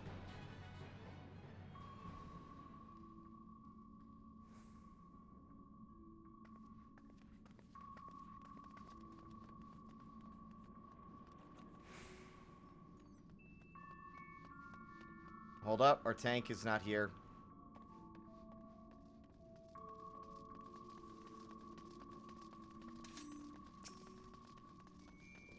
I sure would love a distance closer, too. That'd be lovely.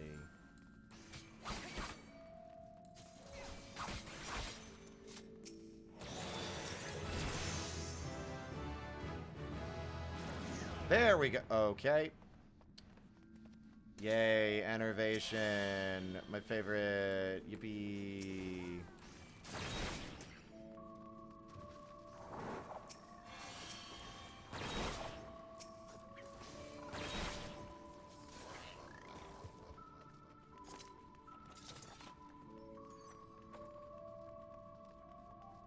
Anyway. So there I was, barbecue sauce on my pussy. Sorry, it was on my titties, actually. I remember that fucking entire thing wrong. Making it far more cursed than it would have been otherwise.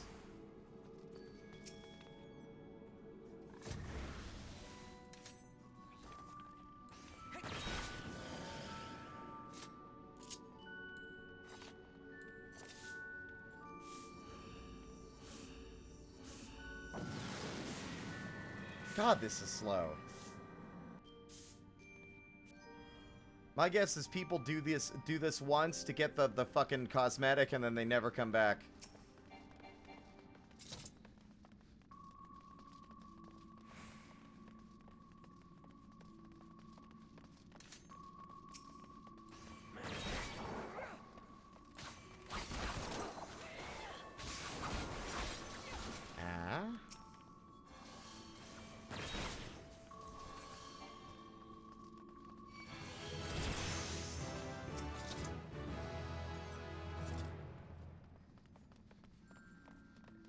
Basically, or get to one of the harder achievos for doing it solo.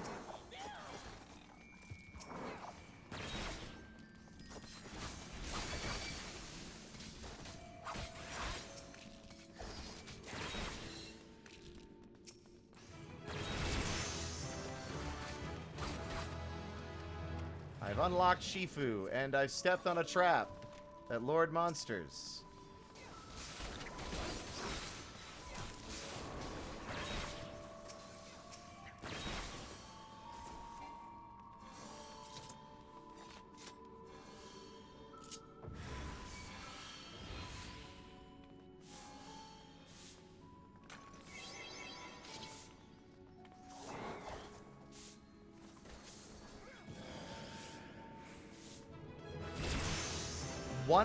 One to 200 without dying solo, that sounds miserable. I would never want to do that, especially because it's all RNG. It's like, man, I'll just smear my face against the stone wall. Eventually the bricks will give way.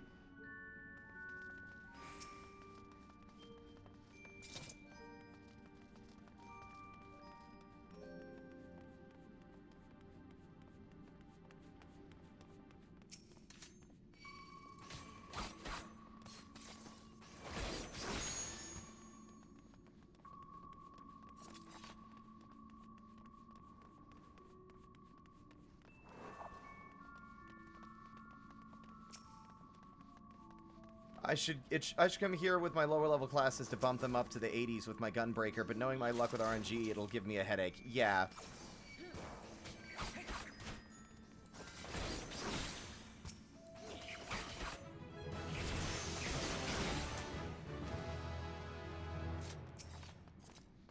Okay. Maybe we should start using the items we've been retrieving, but I'm lazy. Yeah, I know that they can final sting. I think I've lost a run to this one before for the same exact reason.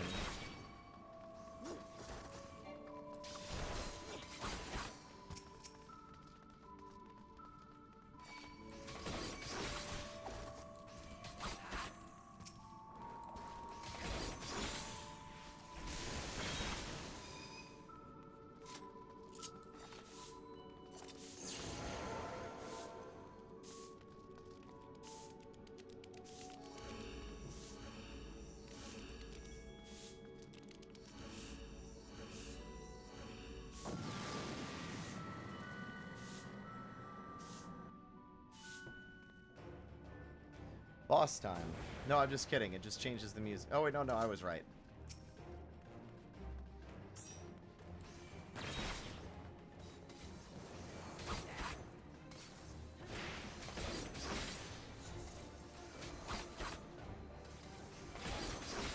Oh, wow, this is significantly easier when you're not by yourself.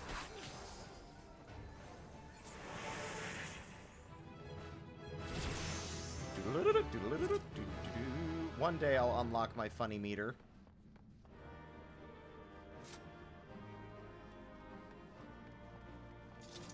Are the Aether Pool gains permanent? Wait, is this the way we want to go? I thought we wanted to keep going. It's only floor 10. Okay.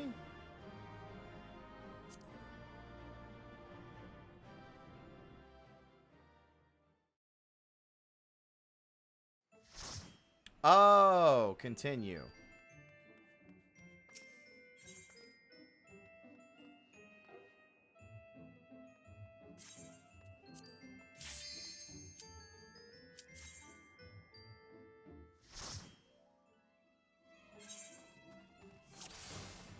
My other concern was that there would be spoilers in these dungeons because they use set pieces and visuals and music from other locations. Oh god, I'm gonna die. Goodbye.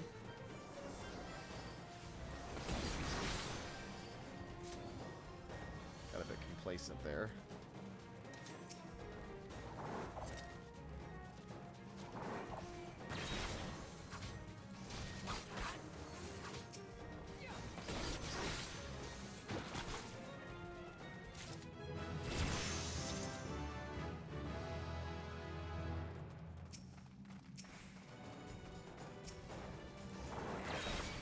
Oops.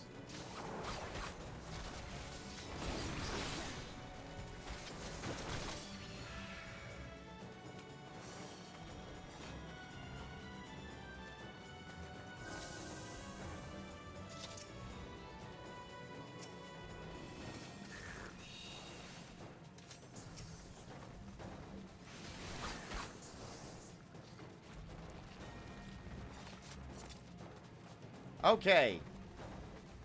I don't really know how to make commentary on this either. There's not much to say.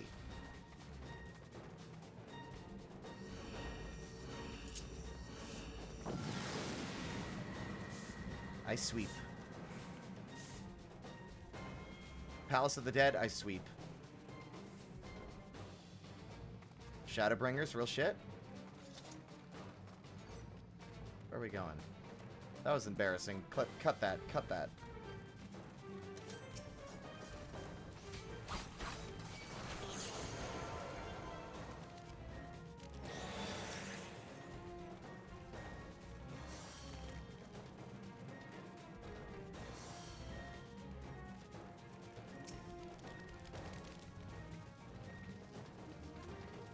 How long are you, Frog?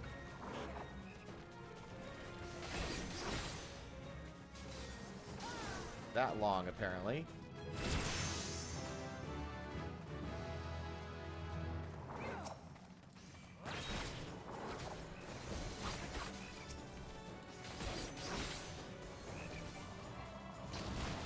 Fucking landmine!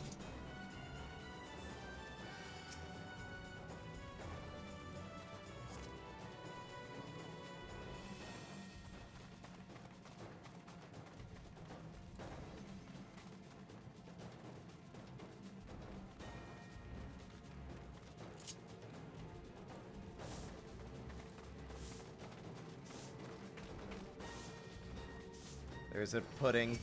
Yep, I fucking knew it.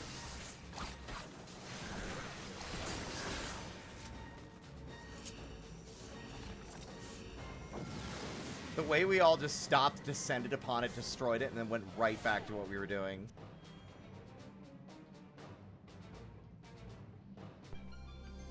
Items unavailable. Oh no, whatever will I do?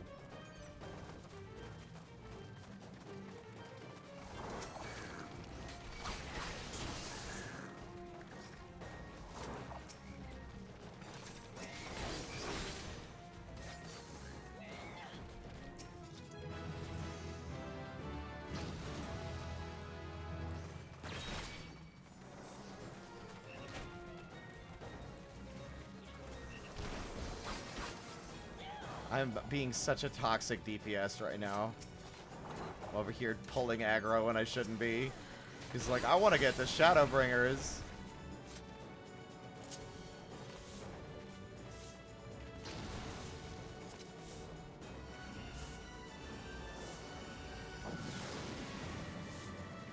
God, the level 50 though? Jeez. And we're going to get out of this, and I'm going to get 1 level out of it. I'm going to turn, I'll be like, oh, you're level 53. Oh. Cool.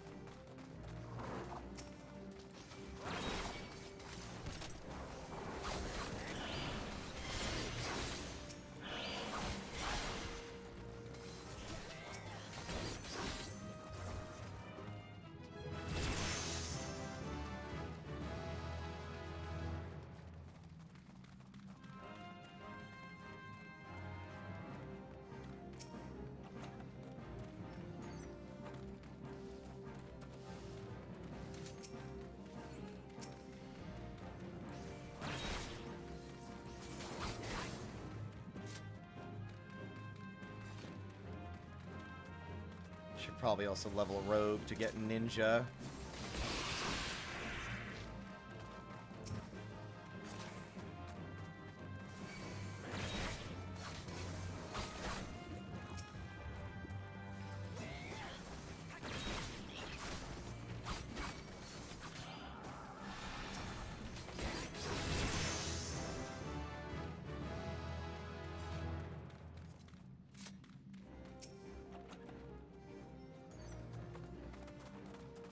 That didn't do anything.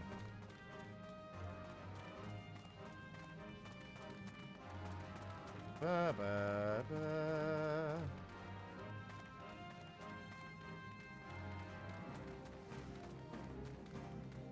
Did all of these classes start at level 1 initially? Because it's weird that there's stuff that still have level requirement. I guess they had to balance it out for earlier dungeons, I suppose, but still.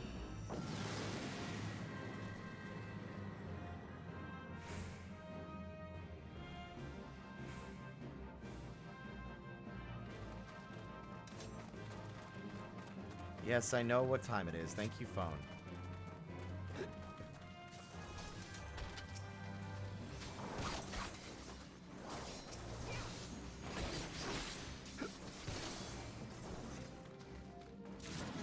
Ugh.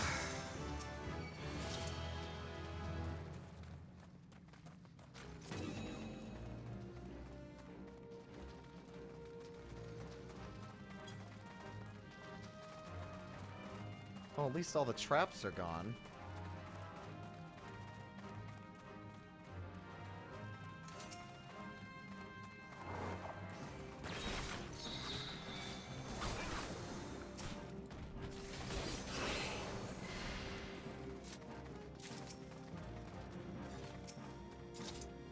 Why won't this open?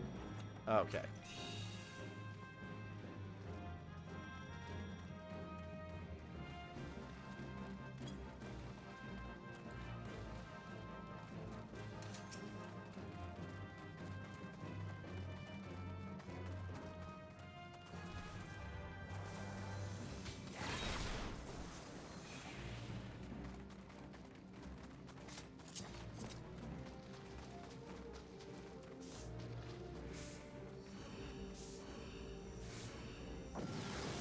You still gotta get job stones for Conjurer and Arcanist. Oh, I need to go back to Summoner at some point too. I haven't played that since A Realm Reborn.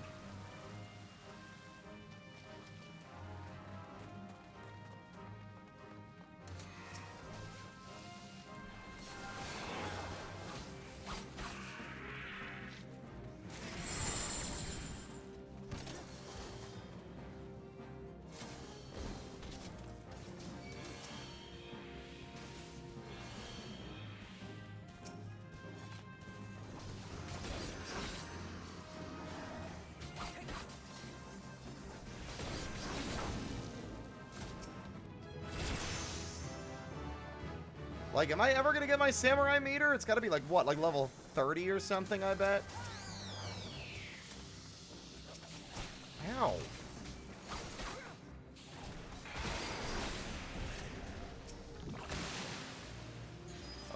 Witching Pomander. That one fucked me over. Uh-oh.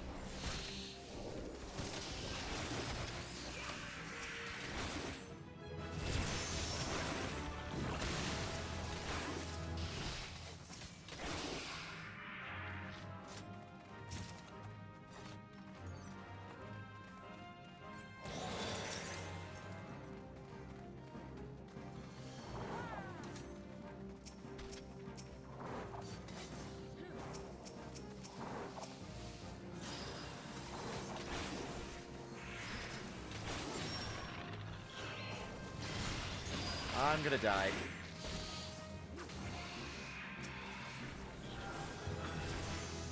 Oh, there's my meter. It's about goddamn time.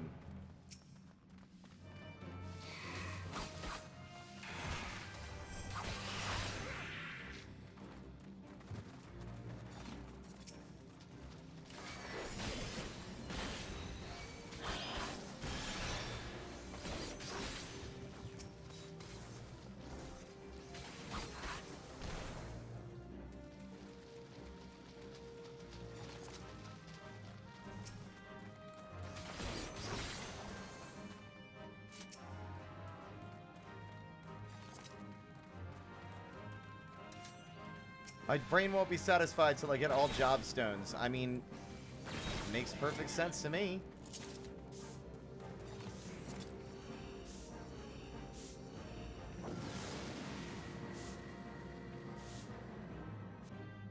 Sorry if I'm not commenting much, chat. There's not really anything to say, and I'm like... Ugh, I will admit, I think that the Palace of the Dead is frightfully boring.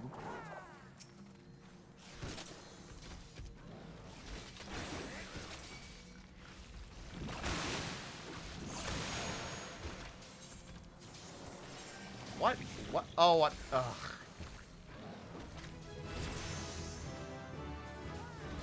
Especially how willing it is to take control away from you.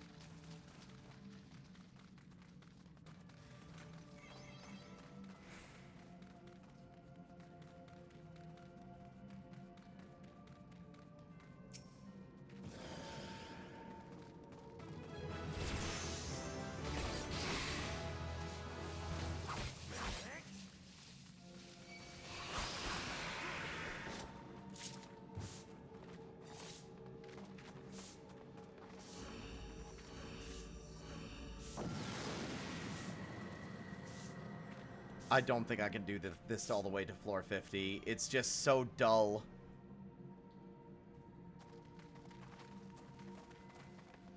What floor are we on now? 18? Okay.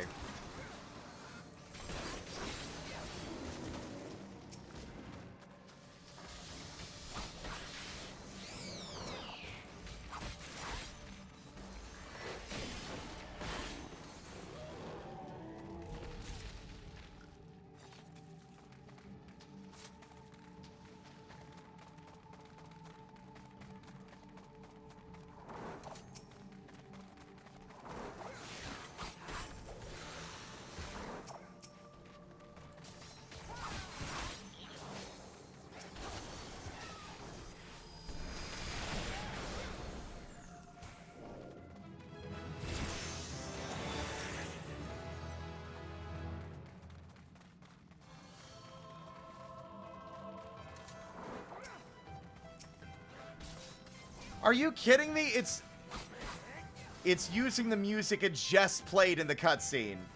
That just feels like it's souring it. Stop it.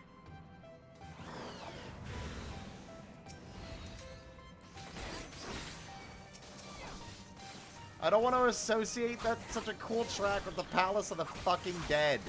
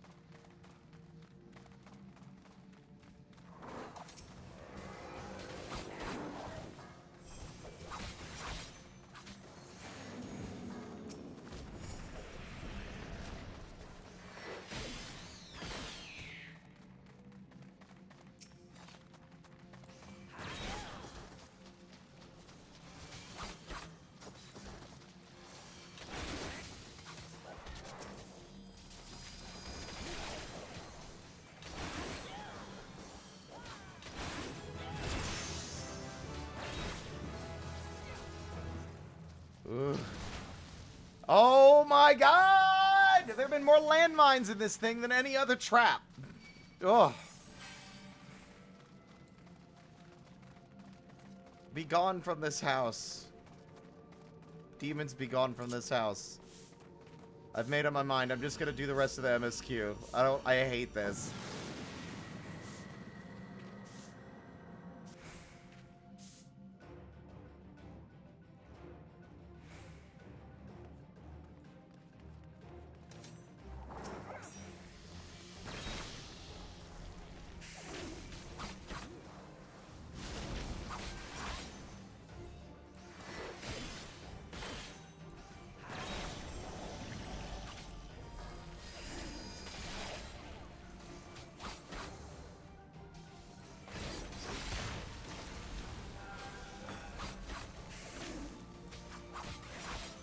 Oh, we can't avoid that.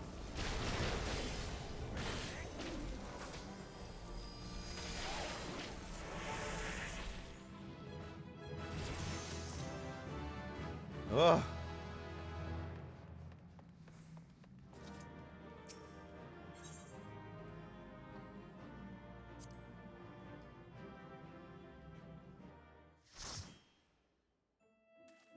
So, I'm not doing Palace of the Dead. You want to know how many levels I got? Just from doing 20 floors? None! I didn't even make it to level 53. This is a waste of my time. I'm not doing this again. I've never been more bored playing Final Fantasy XIV.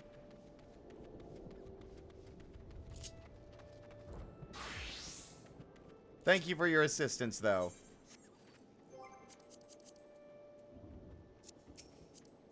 It is appreciated. I don't want to sound ungrateful. But, like, I really do not have the fucking patience to go through that, like, mind-draining slog for not even a single level.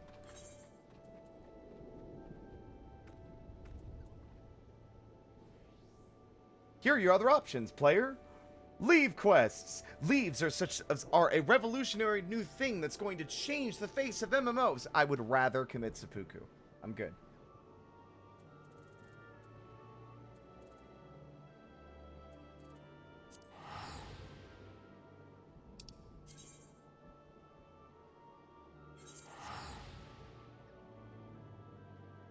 Anyway, we're gonna get to Heaven's. Not to Heaven's Word. We're gonna get to Storm. Fuck! We'll get to the one that matters. You know what I fucking mean. Jesus.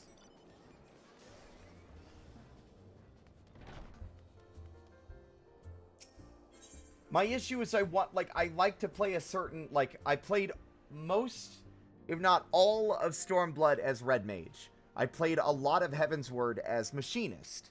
I played all of A Realm Reborn as Summoner. I would like to have a new class to play with throughout Shadowbringers. But I'm not going to drag my face through the dirt for like an entire afternoon just to do it.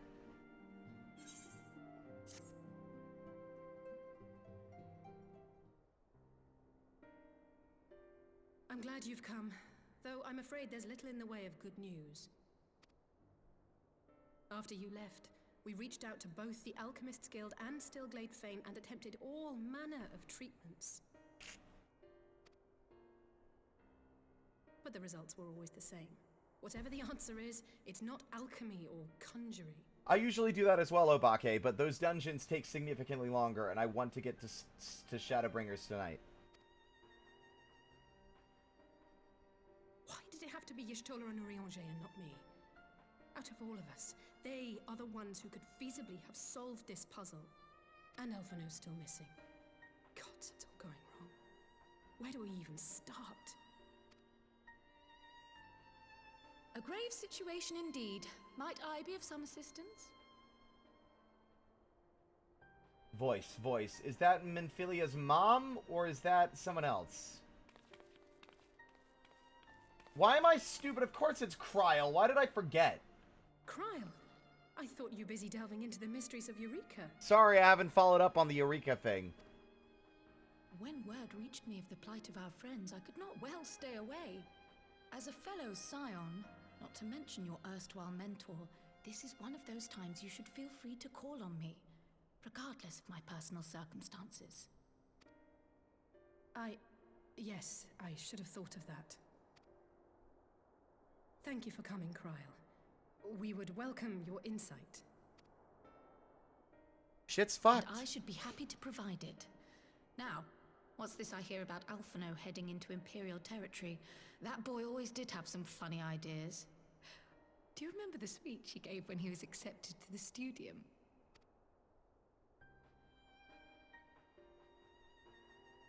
My life's goal is naught less than the salvation of this star.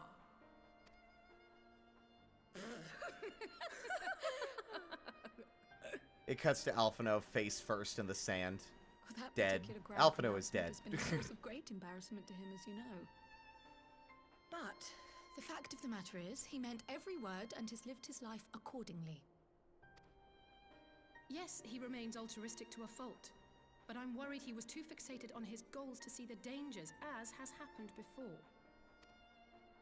You needn't be so concerned. Though his values remain the same, Alphino is not the blinkered boy he once was. Slowly but surely his eyes have been opened, thanks to a certain someone. I need to stop taking credit for everyone's character growth. A certain someone whom he'd be mortified to learn had heard about his little speech. Mum's the word, eh? Oh, you know I'm gonna tease him about it and ruin his life. Fine. Right, I'd better have a look at our patients. They're in the infirmary, I assume.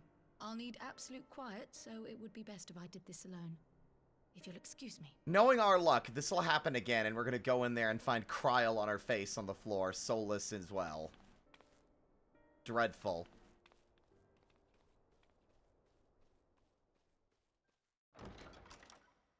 I forget some of these rooms are rooms, considering you never go in them.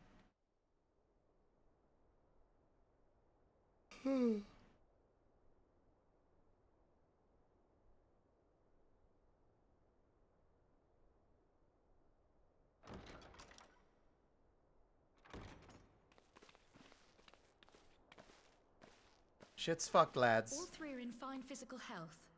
At a glance, I would say they were merely sound asleep.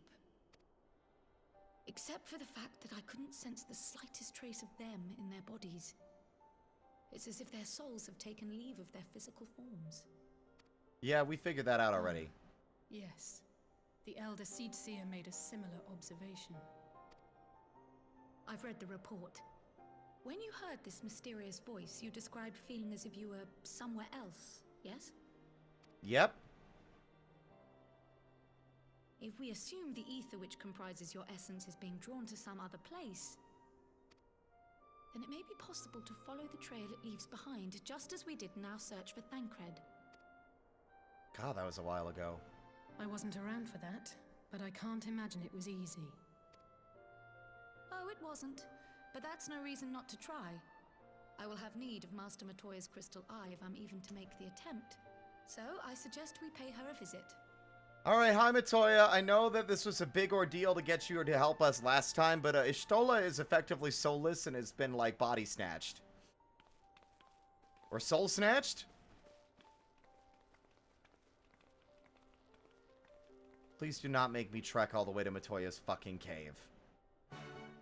God damn it. Fly across Idleshire, dipshit. Ugh.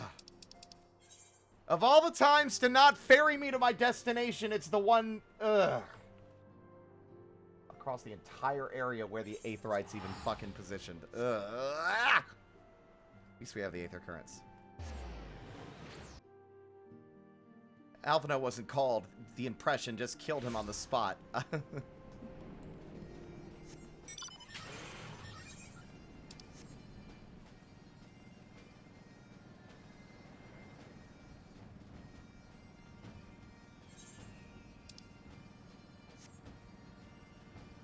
I still remember the cutscene here where they cleared the way with bombs. It's one of my favorites.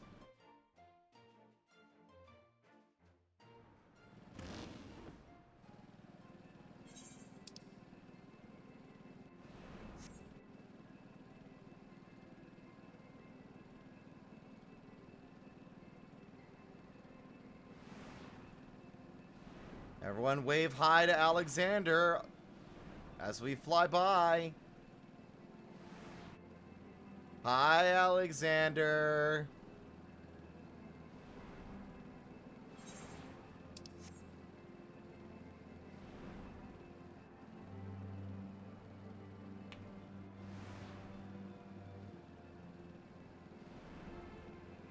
Not what I meant.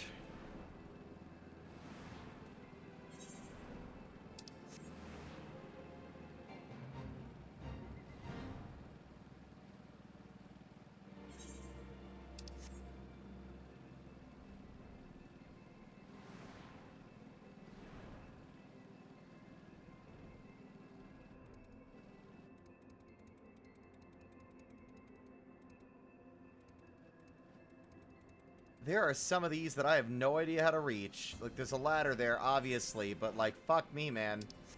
I can't climb the ladder. I can't land my fucking buggy up there.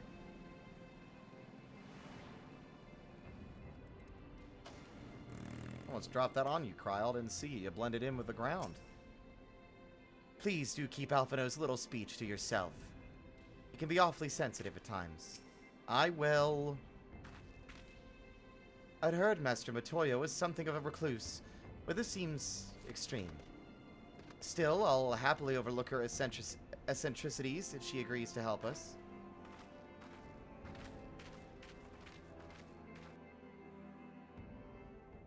I was literally floating on top of it. The issue is I need to be standing on the lookout spot for it to count. Yes, yes, what is it this time? Come to disturb my peace again, have you? I hide myself away in a cave, and still you people insist on pestering me with your problems. Ishtola's soul's been yanked.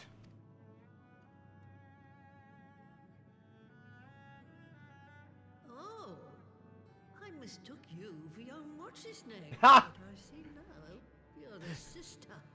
Hush! Weren't you supposed to be the lively one?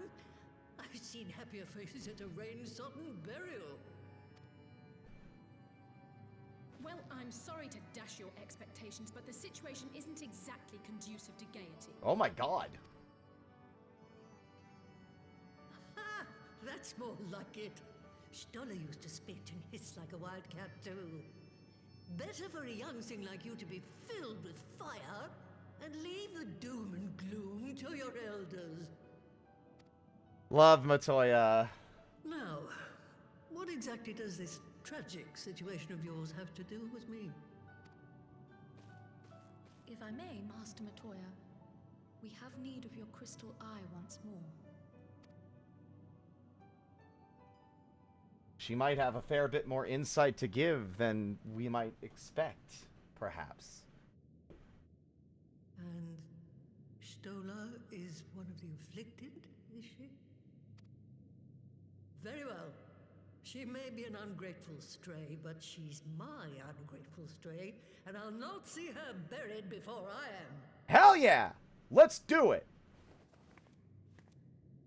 I don't remember how we did this last time.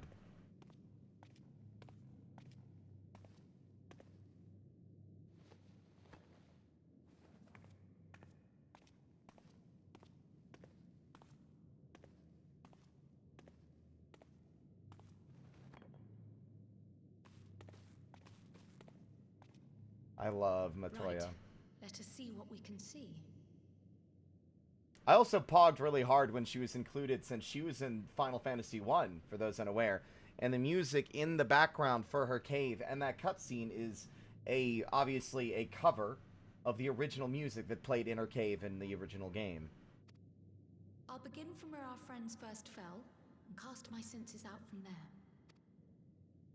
I like cranky old women as a character archetype.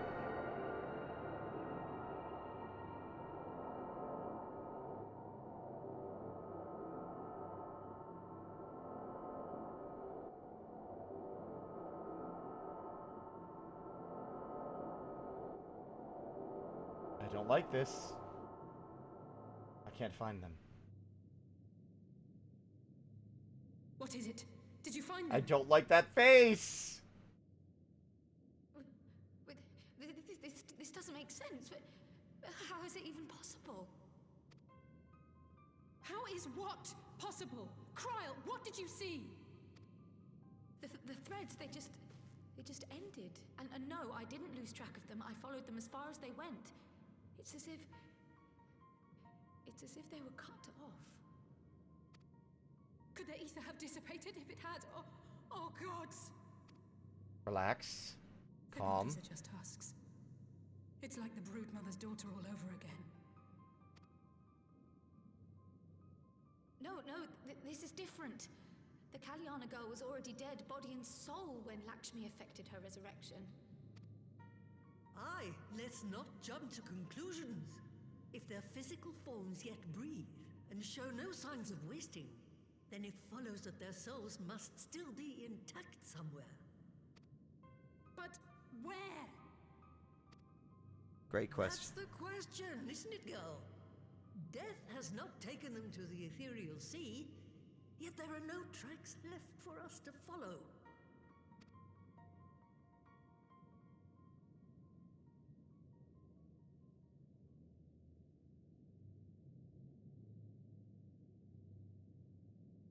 We're no closer to an answer than when we started. But knowing their souls are still out there is progress of a sort. We just have to keep looking. Pray, excuse me a moment. Yes? I remember, but... What, to Alamigo? We're on our way. Okay. God, That was Lee's. Apparently, a group of Populares have defected to Alamigo, and Maxima, the envoy Alphino left with, is one of them. Oh? I'm sorry. I realize we've barely begun here, but... Go, child, go! You've made up your mind, and life's too short for dithering. I like her so much. I'll do some digging in the meantime and see if there isn't some other method we could use to continue the search. Let's be off then. I don't know if them defecting is good news. Defection implies that the Empire has begun making more sinister moves. Also, there's a very clear, notable lack of a mention of Alphino with them. Alphino is not with Maxima. Oh my god! Oh, not again. The enchantment barely seems to take these days. I chalk it up to old age, but I rather doubt it's that. Oh, that's really bad! The aether's draining from everything. It's draining from the land, and now it's draining from the enchantments she's casting on her brooms. It's draining from everything.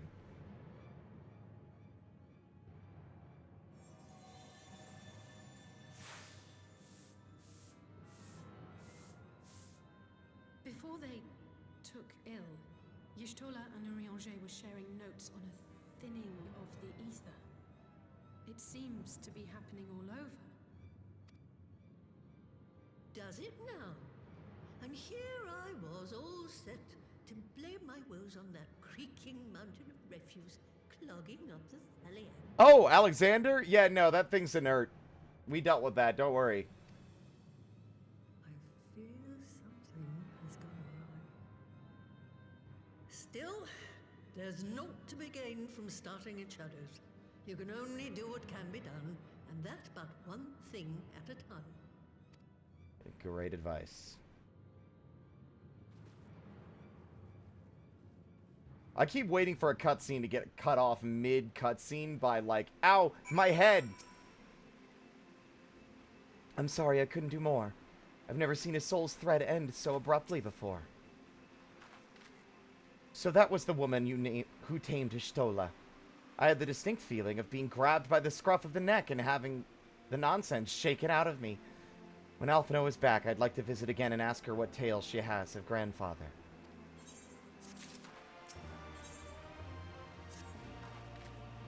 I almost can't bear to hear what Maxima has to tell us.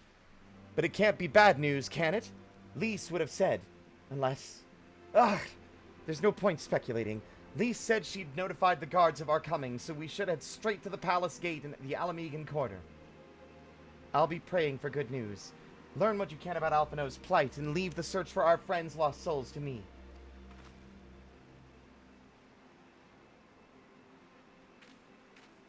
God, it feels like the world hanging in the balance in a very subtle way. I really like this build-up. Not just the loss of our friends, but like the Aether thinning is deeply troubling, and it casts like this ominous shadow over everything going on. It's gonna sound like a weird comparison, but it's the only one I can get that has a similar vibe. And it's a bit of a spoiler for Mega Man Zero.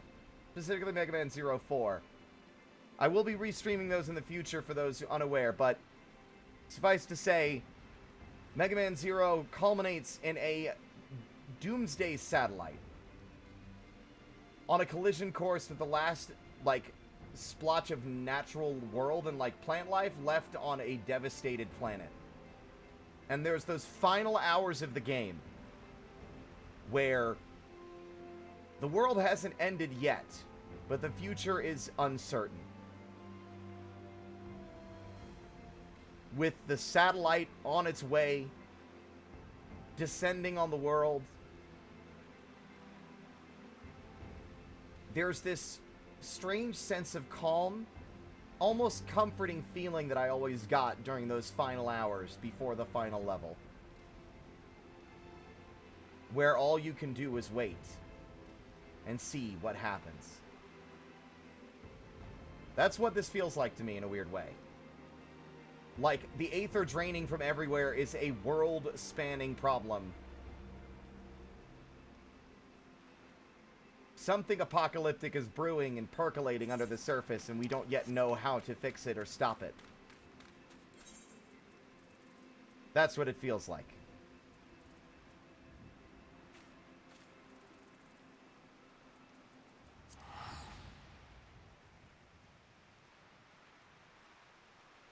Along with the dire situation with our friends, of course.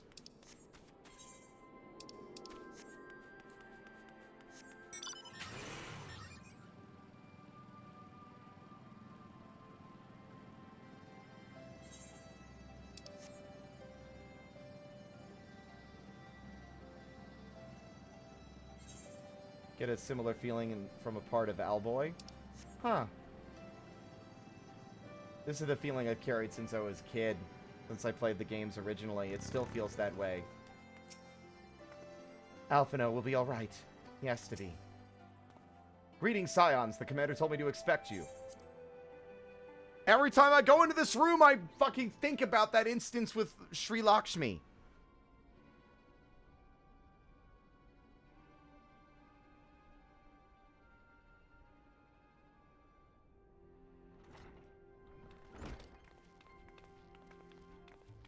And all over Eorzea today. I'm sorry to drag you halfway across the realm, but when Maxima mentioned Alphino, I thought you'd want to hear the news in person.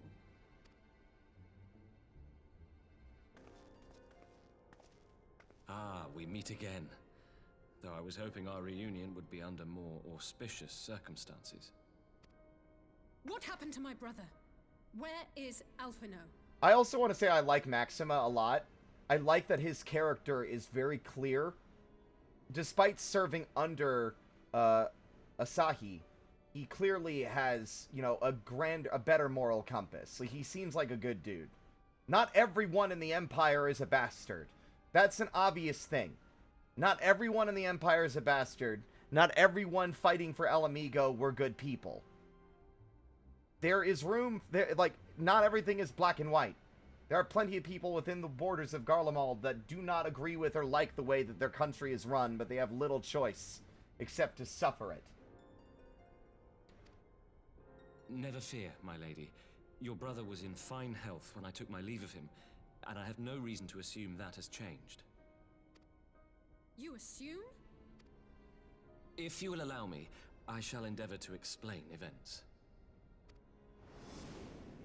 Our troubles began not long after we departed Doma. While crossing the burn, we were fired upon by the Emperor's personal guard and forced to make an emergency landing. As we stumbled from the wreckage, our attackers fell upon us again, and we would have perished there and then were it not for the intercession of a third party, a band of mercenaries whose leader claimed to pursue a vendetta against the Ascians. Vendetta, huh? This Shadow Hunter, as he styled himself, then escorted us out of the wastes to relative safety. Upon arriving back in civilization, I gathered my Populares colleagues and prepared to flee the Empire. Master Alphino, however, declined the invitation to join us, preferring to continue his investigation into the Ascian threat. Well, at least he's not lying in a heap in the burn. Tell us more about these Ascian hunters. Who are they? And is Alphino still with them? I would presume as much. He is. As to who they are, I'm afraid I have nothing to tell you. Beyond the fact that they root out and destroy Ascians, they were unwilling to divulge anything which might serve to identify them. They would not even reveal their next destination. But Master Alphino asked to accompany them all the same. Since parting company with your brother, we've been engaged in a game of cat and mouse with the Emperor's Guard. We made our way through province after province, finding the army busy restoring order wherever we went, until we finally arrived here in Alamigo. I cannot thank Commander Aldin enough for giving us such an unexpectedly warm welcome. Who else would have beef with the... I already said this. This was already my crackpot theory. It's Gaius von Balsar. It's Gaius. Whatever. Gaius von Balsar? Balsar? I can never say his name quickly when it immediately is called to. He has beef with the Ascians because they fucking betrayed him. He would have beef with the Empire because they're fucking with the Ascians, and they're also summoning primals. He would recognize Alphino because he's encountered him before.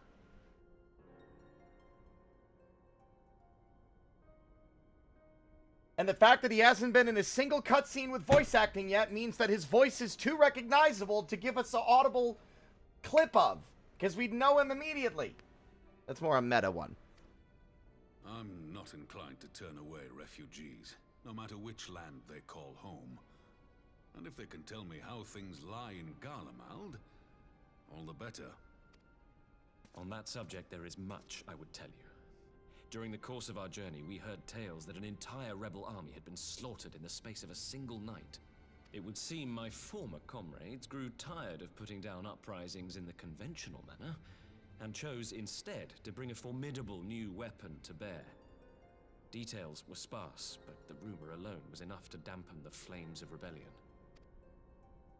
I have also heard reports that several companies have withdrawn from their designated provinces and begun marching westward. It is my assessment that the Empire's forces are mobilizing for a large-scale military engagement. Westward? You mean they're getting ready to invade Alamigo? We knew this was coming, but not that it would be so soon.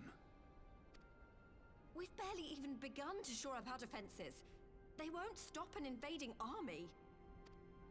No, they won't. Dispatch messengers to the Alliance leadership requesting reinforcements, and send word to our officers in the field to hasten completion of those border fortifications. Prepare to meet the Imperials head on! I don't think it'll matter. Sounds like... Wait. Oh wait, no, that guy left already. No matter how quickly we act, we still want for time. When the enemy comes into view, our best recourse will be to open negotiations with their commander, and see that the ensuing proceedings take as long as possible. Like they're gonna play ball. Would you and Alize head to Doma and let Lord Hier know about this? I'm sure he'll want to hear about Alphino too.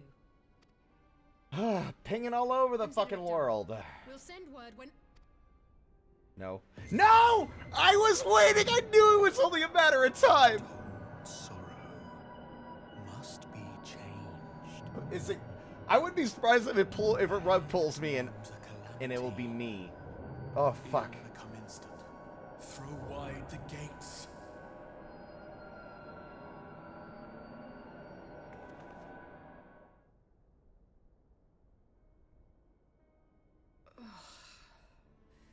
You heard it too. Throw wide the gates. Eon become instant.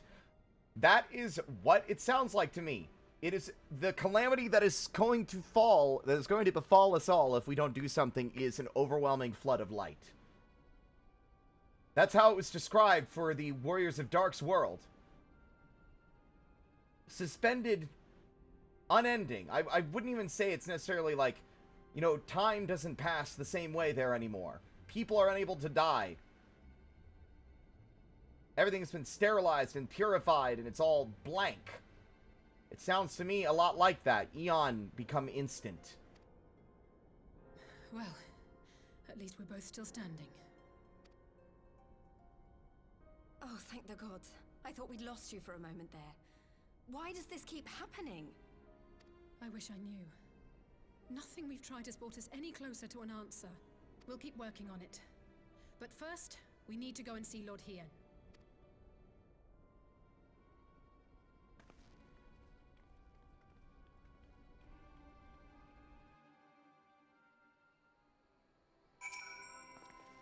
So Alphino is safe. For the present. At least, now all we need to worry about is a full-scale Imperial invasion. I'm actually glad Lise tasked us with visiting Lord Hien. Better to be dashing from place to place than sitting around stewing over things we can't change. To the Enclave.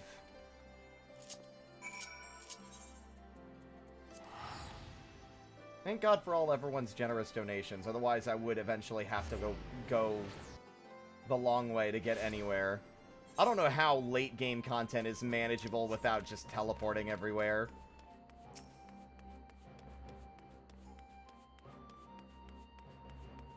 Not necessarily possible, but at least tolerable.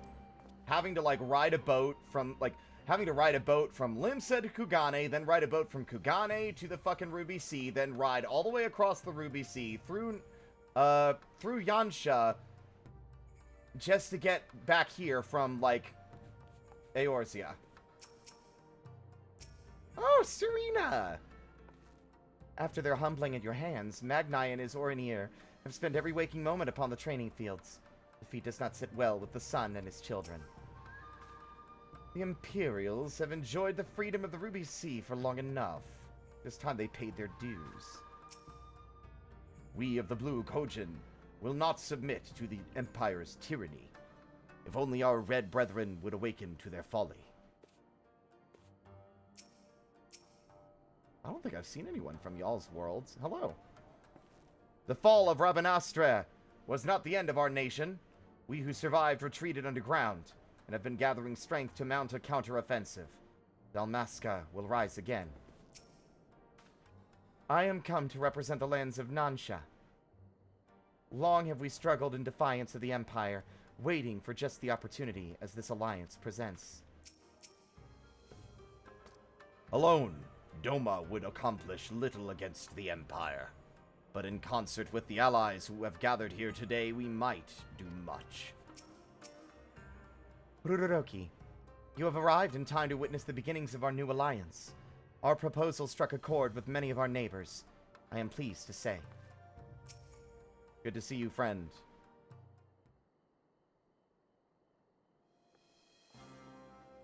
I don't know how you have hundreds of Aetheryte tickets. I have 2. Greetings, my friends. I was just discussing future endeavors with the members of our newly formed alliance.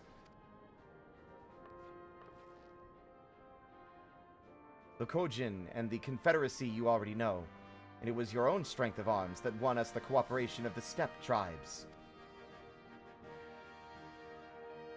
We have also been joined by our neighbors from Nansha and the indomitable citizens of Dalmasca, though the scattered nature of the latter's resistance will somewhat delay their official induction. These proud peoples have united under a single purpose, to stand against the tyranny of the Garlean Empire. I hate to come here bearing such terrible news, then.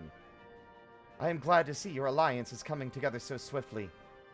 As things stand, I fear we shall soon have need of your strength.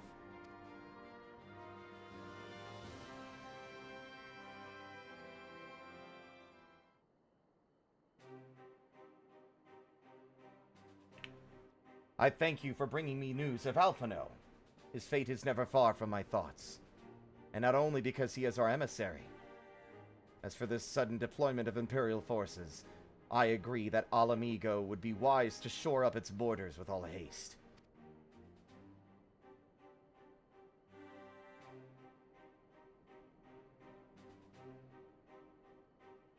Every report we receive from our shinobi indicates a massing of troops in the western provinces. It seems all but certain that the Empire is poised to bring its fist down upon Eorzea.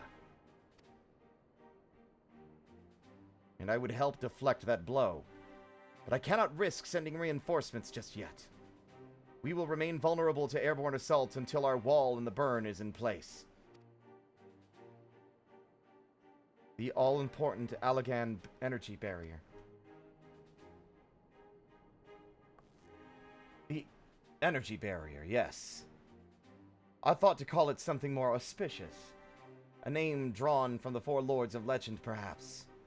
Sirius Aegis, or some such. Well, just a thought. The Ironworks engineers report that they have finished calibrating the generators and are ready to proceed to the testing phase. Have you the time to attend the first test? You've seen the field which protected Azizla firsthand. I would be interested to hear how you think ours compares. I mean, I might as well. I will come too, if you don't mind.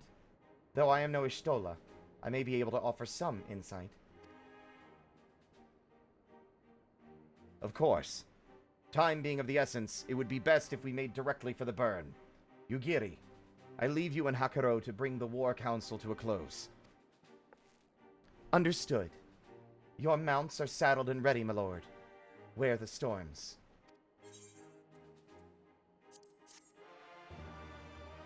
Oh, I've not done any of the fucking hunts and stuff for ages.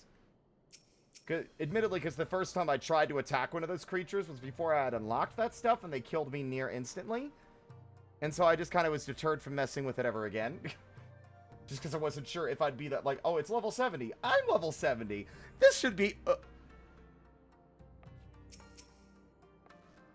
As expected, Suino Sato failed to answer the call. Not that I blame the Ruby Princess. Enlightened as she is reputed to be, it can be no easy task persuading her people to relinquish their long-held isolation. You obviously have some idea of what to expect, having seen the barrier at Azizla. But having not had that pleasure myself, I'm exceedingly curious to see a wall capable of keeping out one of those massive Imperial airships.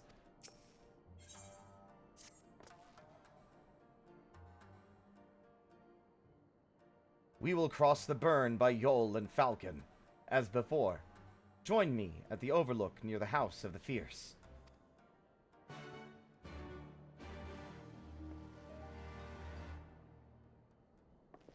I haven't done them solo. I usually just jump in parties via the party finder or by shouting, "May I join?" whenever they gather. And then they go from region to region to get them in a sequence after the spawns are scouted out. Ah. So I would have to socialize with a bunch of strangers to do this.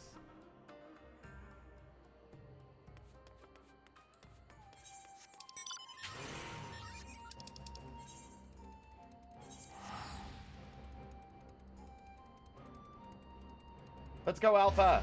Whee!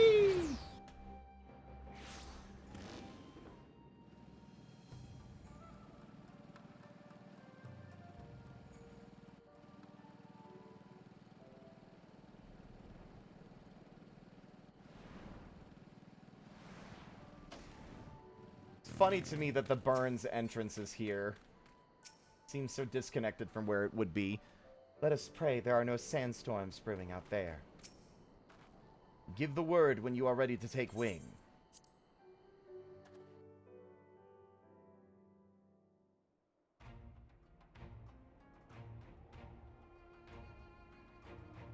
I wonder if we'll see Sid or Wedge or Biggs.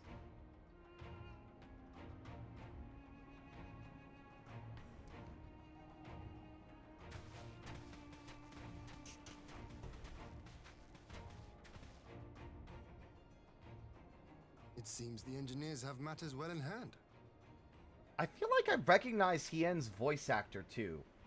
Maybe I'm just thinking I'm recognizing it because I've heard it enough now that it's familiar. Should the barrier work as we intend, Doma will be free to reinforce her allies in Alamigo without fear of weakening her own borders. Honored friends, the time has come to put your hard work to the test. Start the generator. We'll see.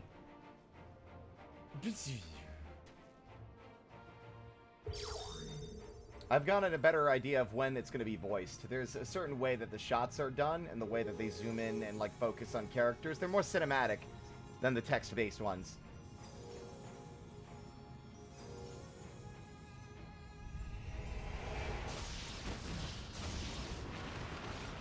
Whoa! Holy shit! Node 1 is operational.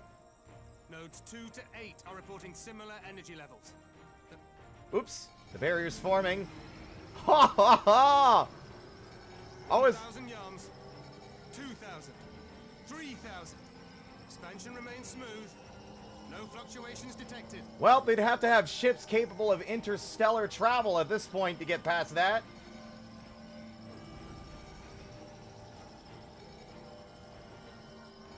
That is a way more spectacular view than I was expecting. 5,000. Target altitude reached. The barrier is holding steady at 5,000 yards. We've done it. Oh, the Empire's gonna be real surprised when they try to roll in on Doma and they, like, doink! What?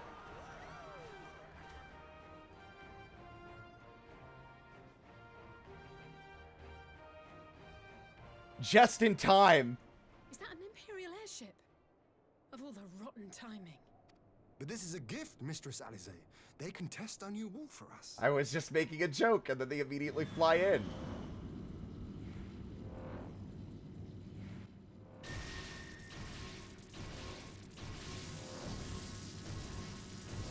I hope they're not people we want to... like, we want or know to be in there. Seems solid enough, though I was hoping for a fireball.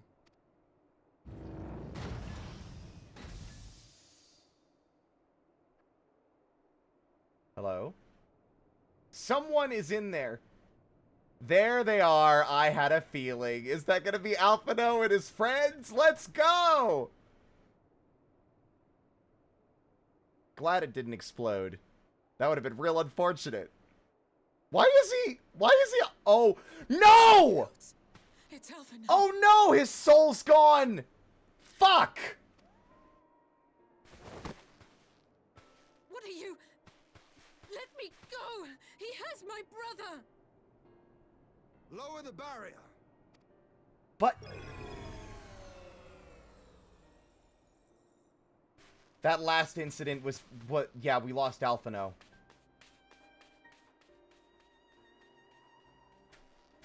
Why are you telling me I took his soul? What? What? Be at ease, girl. The lad is not dead, merely locked in slumber.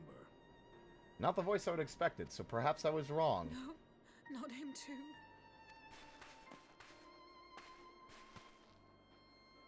One by one, the Scions fall.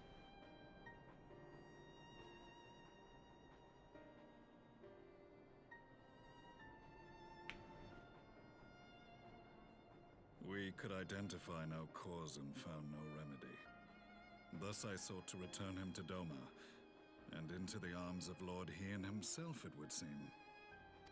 It is a day for fated reunions. Would you not agree, adventurer? Or should I address you as the Warrior of Light? I know you, don't I? I'm about to get some Echo shit.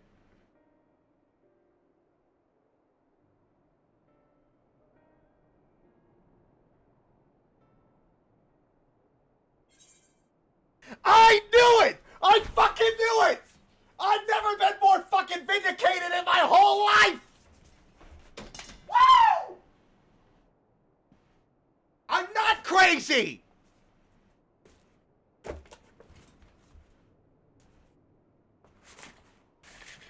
Hold on, I gotta fix my fucking chair.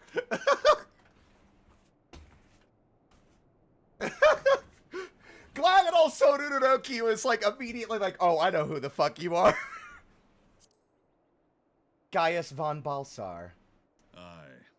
Gaius van Balsar, the Black Wolf. That was the title I was given. One I have long since relinquished. He's handsome. Unexpectedly handsome. Stand down. The legatus of the 14th Imperial Legion died in Castrum Meridianum. I am no more than Gaius Baelsar, a man without rank or allegiance. Impossible. There's no way you could have survived. That's the craziest part. You exploded. Do you remember how it unfolded? Yes, I literally watched the cutscene yesterday. You fucking exploded.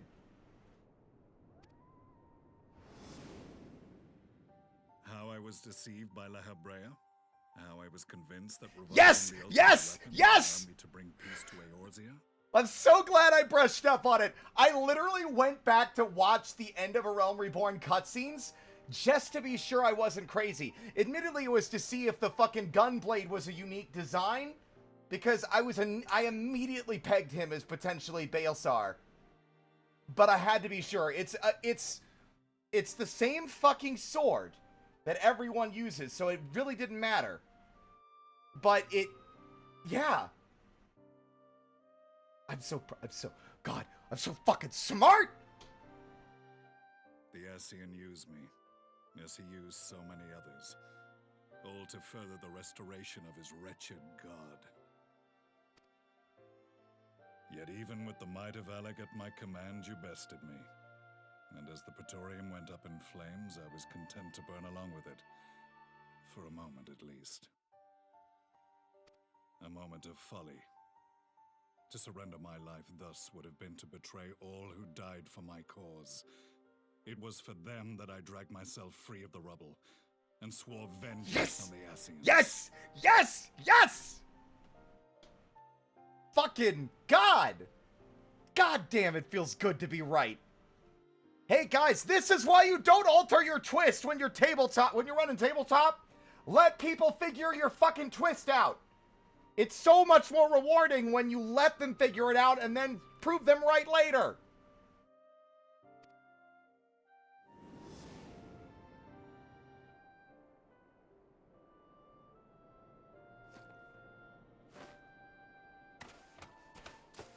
The Black Wolf has shed his pelt, never to return to Garlemald or her legions. I live now only to exact revenge. In a weird way, I'm fucking happy to see him.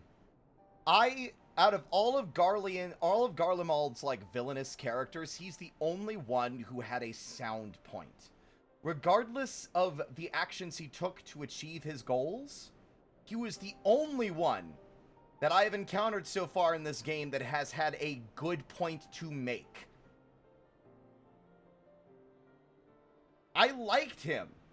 As much as we meme on Gaius von Baelsar, let's just simplify it. As much as we meme on Gaius for his such devastation, speak plainly, Ascian.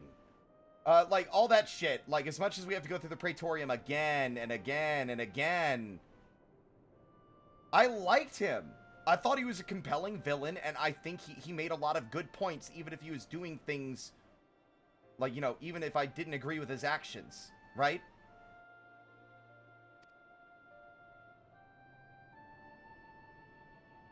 My principal quarry was to be La Habrea, whom I gather you have since ushered onto oblivion. Alas, more have taken his place. But so many more remain.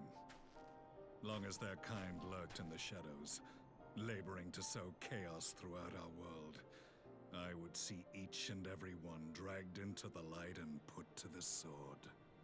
Are the Scions not of like mind? In this single respect, perhaps. Then I shall continue the partnership the boy began, and share what intelligence I have acquired. I gotta respect him as well. Not a man to hold grudges with us, at least. We weren't really the true villains in this story, at least in his story, I suppose. The enemy of mine enemy is my friend, after all. Among the Ascians, the Black-Masked Ilk are subordinate to those who wear red. This you already know. Yet among the red there exists a hierarchy.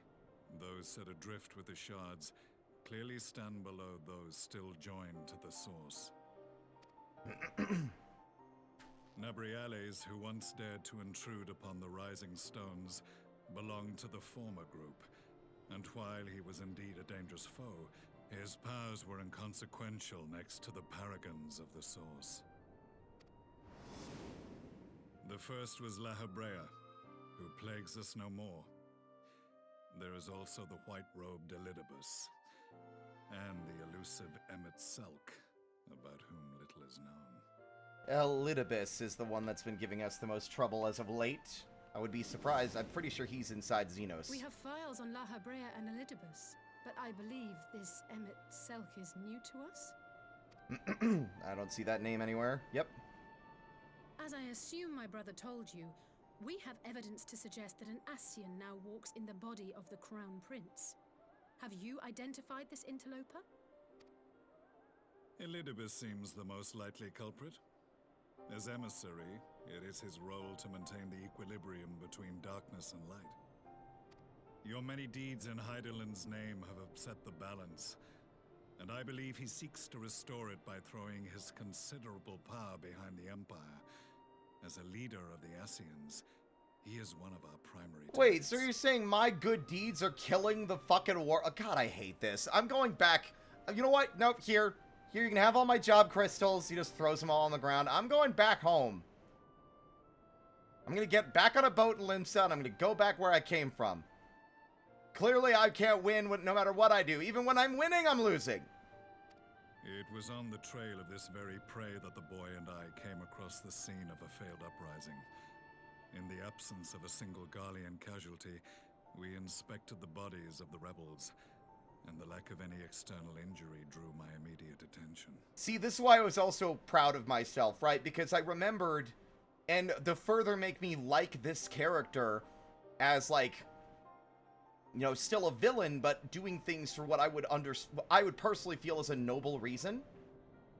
He shut down their chemical weapons project when I did those side quests. And only for him to immediately identify the Black Rose and, like, why is this happening? This was supposed to have been abandoned. I was like, oh, this is absolutely Baelsar, because, like, he disapproved of it. He shut it down himself. They had been slain by Black Rose, an alchemical invention of the Imperial Army. When I yet served as legatus, I ordered its production halted, and all stockpiles destroyed. Toxic gas is not a tool of conquest, but of extermination. Toxic gas? This must be the new weapon Maxima warned us about. Something deadly enough to sweep away all resistance in a matter of hours.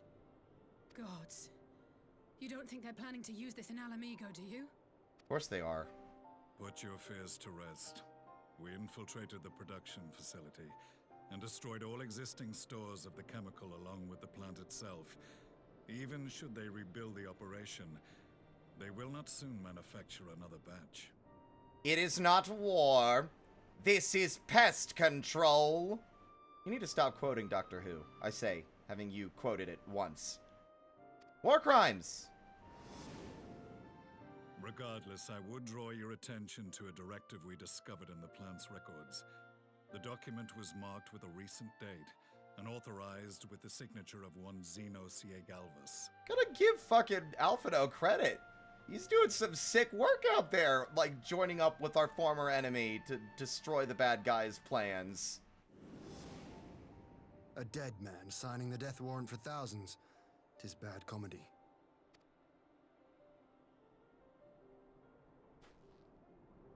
But the tale does not end there.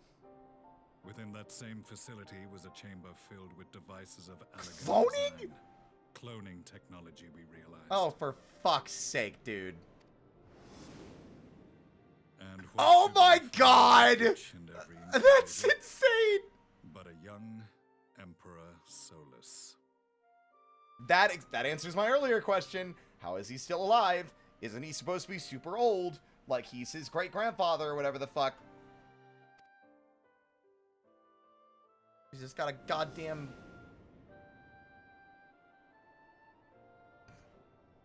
All of which prompts the question, were the Ascians responsible for these abominations, or was it the will of the Emperor?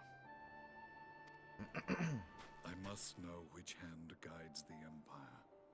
Though I have given up my rank, I am yet a son of Garlemald, and I will fight for the future of my homeland.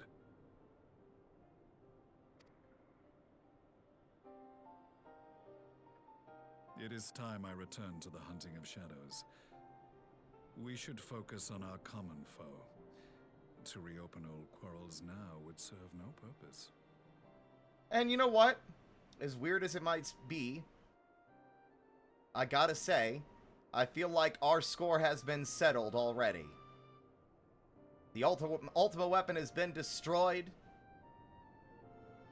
Your sinister plans have been thwarted. And that has been the case for some time. I would say the slate is wiped clean, as far as I'm concerned. You saved my brother's life, so I'm willing to let sleeping dogs lie. But in truth, it's not my decision to make.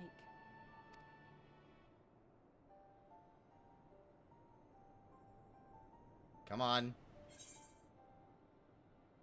You're right. There are more important matters at hand. Not quite the way I would have phrased it.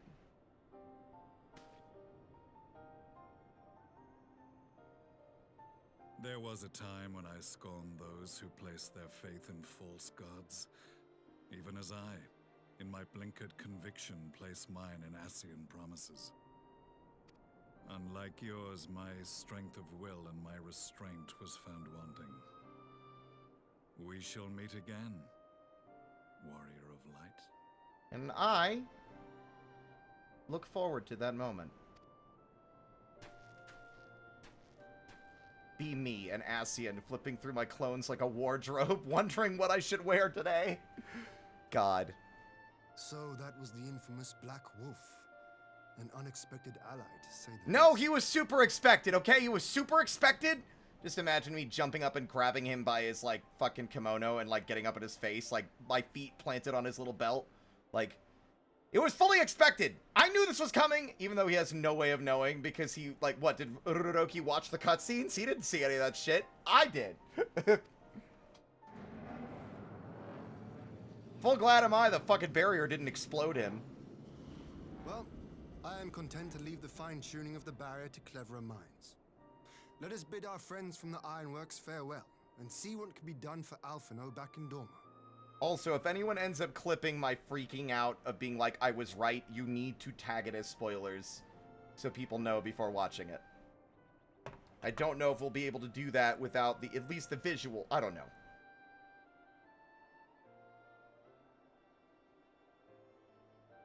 Could you imagine the ship explodes and Alphino's body flies for the wreckage? I think that would kill her. She would just die right there.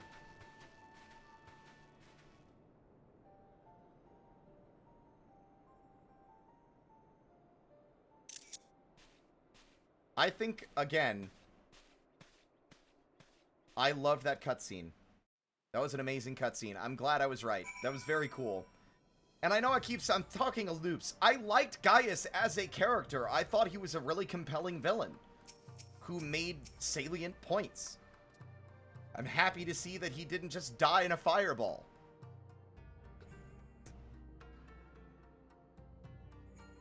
Even should our alliance send a contingent to Eorzea, I will stay here in Doma with the remainder of our forces.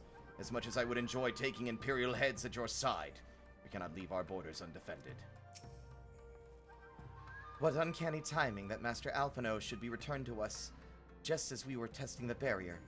I only hope a cure can be found for his malady. Otherwise, the War Council has ended in unanimous agreement.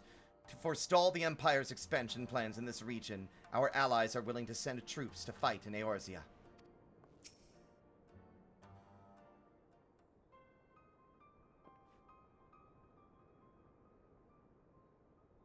Alphino is safely ensconced in a private chamber. My finest healer is examining him as we speak.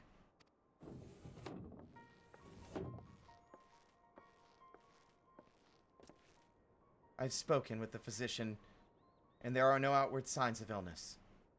Alphino is lost in a sleep from which he cannot be awoken, just like the others. Here's another prediction I have, because it's and it's kind of partially meta, partially just, you know, it would be how I would do the narrative if I was writing it. And I'm probably wrong. My guess is the next time we're afflicted with this, like, thing that's pulling the souls out of us, my guess is Alice will not be the one who is next.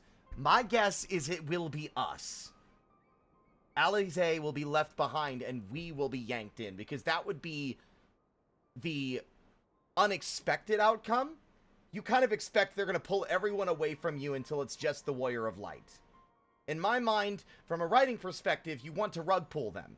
It's happened so far to every other Scion. In my mind, the logical next step would be to flip the script and throw you out wherever they've been sent, and leaving Alize's fate unknown for the foreseeable future, since you'd obviously be wherever the hell they've been taken. It seems that even the lands of the Empire were not far enough away to escape that cursed voice. I share your frustration, Alize. I do. But Alphino is returned to us alive and otherwise unharmed. All that remains is to find the means to wake him. Until then, you can but fulfill your duties as a Scion. Yours and your brother's both. You're right, of course. There are arrangements to be made and little time to make them. To business then, my lord. Now that we know Cyryu's wall works... works as intended, can we expect reinforcements for Alamigo? You most certainly can. As promised, we will send troops to bolster our allies in Eorzea without delay. Pray be aware, however, that they will not arrive without delay. Save for some few who boast teleportation magics, the bulk of our force must be transported by sea, a lengthy voyage for which the smaller vessels favored by the Confederacy are ill-equipped. Accordingly, I mean to enlist the assistance of the East Eldenard Trading Company in finding suitable ships. As for navigating the distances in question, we are in the happy position of being able to call upon those who plotted the course of my people's exodus to Eorzea. Beyond the procurement of ships, I think it unlikely that our East Eldenard friends will consent to any involvement in military operations, but I am certain they will afford Alphino a berth aboard one of their vessels. I shall have a chirurgeon accompany him every ilm of the way to the Rising Stones. You have my thanks, Lord Hien. Yugiri, I will go on ahead with our friends to Alamigo. Enlist all those capable of teleportation, and put them at the disposal of the Eorzean Alliance as soon as possible. They will form the vanguard. Yes, my lord. This is exactly what we'd hoped for. Lys and the Alliance leaders will be glad indeed to welcome the combined strength of the East. Meanwhile...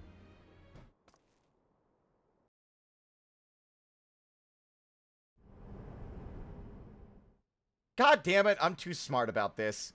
Not at the Black Rose. Who the fuck cut all the wires?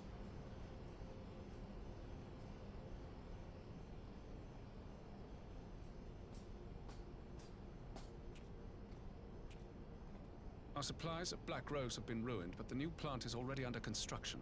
We should have the first batch ready in time for the offensive, Your Radiance. That's not good. See that you do. I don't think I've heard this guy speak in forever. If I've ever heard him speak at all. I think I've heard him speak once or twice. You again? Ah, yes, the infamous Black Rose. If I recall correctly, Gaius did not much care for the invention.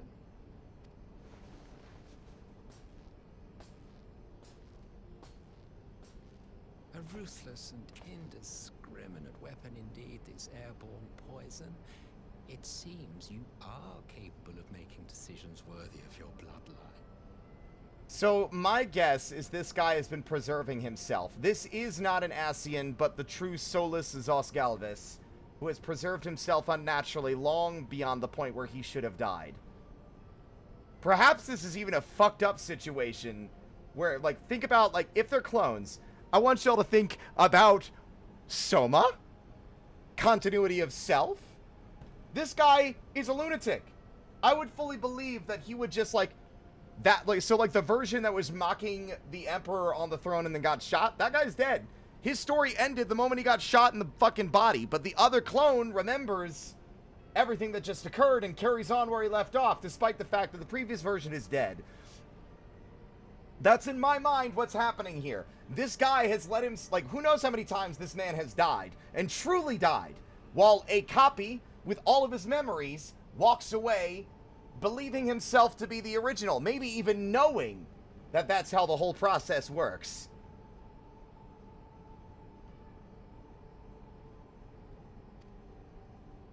With no gift for sorcery, we Garleans must look to Magitech to even the odds. If it spares the needless deaths of our soldiers and serves the cause of this empire, there is no method I would not employ. I almost have more respect for this guy. He's clearly a bastard, but he even saw his own son as a monster, so... How very noble of you. Truly, though, I must commend you for embracing your role as Emperor. You play the part of the determined ruler well.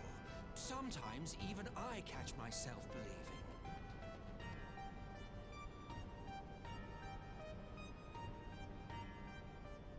What a fucking bastard! A silent agent of death. Now that I think on it, Black Rose may well possess the perfect aspect.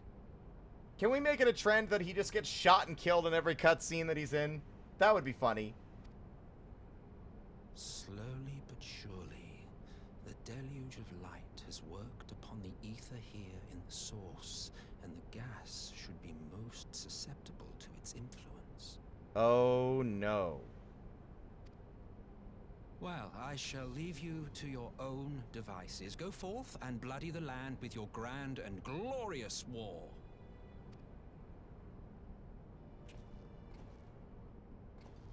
Look at the fucking pep in his step. What, precisely?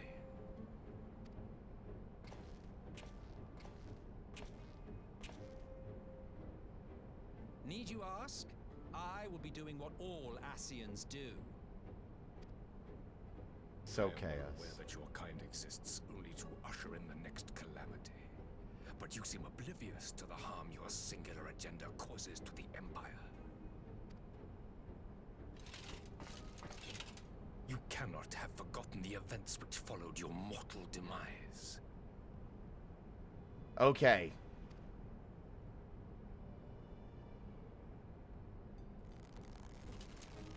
Our homeland was plunged into civil war for your failure to name a successor. The edifice you so carefully constructed was but a hair's breadth from collapse.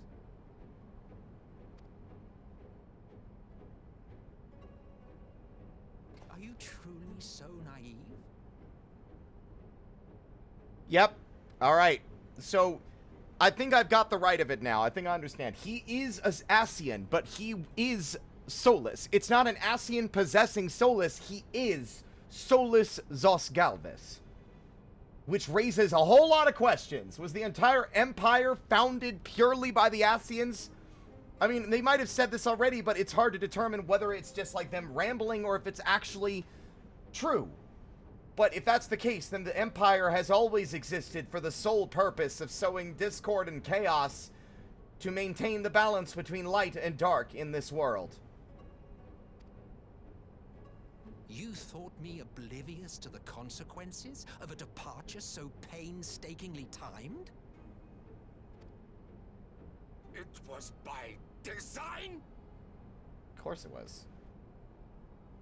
Well, of course it was. Fuck. Though I will admit the resulting panic exceeded even my wildest expectations. But how can you be surprised? Throwing the world into disarray was the very purpose for which this nation was, as you say, so carefully constructed.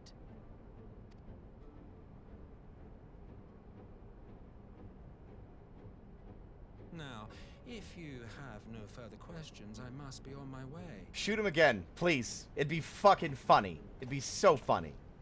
Since we may not meet again be remiss of me not to offer a word or two of gratitude.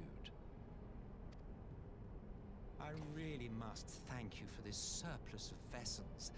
I can mold any host into my own image, but having bodies tailor-made for me in this fashion is so much less tiresome. You dabbled in Allagan cloning techniques, yes? It certainly is a compelling, not to mention entertaining, field of research. And of all the options available, you chose the Founding Father on whom to experiment. You have a twisted streak to you, Varus, like grandsire, like grandson, hey?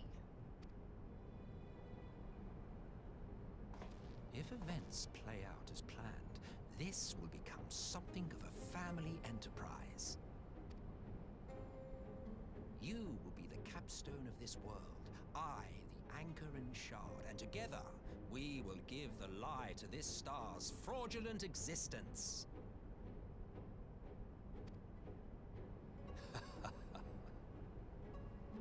He loves the sound of his own voice. I love it. What a lunatic! Okay, I get it. I get it. Like, I got it before, but I really get it. Like, of course, the internet went crazy for this guy. I could totally get why people are so horny for this son of a bitch. Hell, I'm starting to feel it too. Woo. Oh. Hold on, I need to deal with the thing real quick. I will be right back. Not at the RV screen, but I'll be back.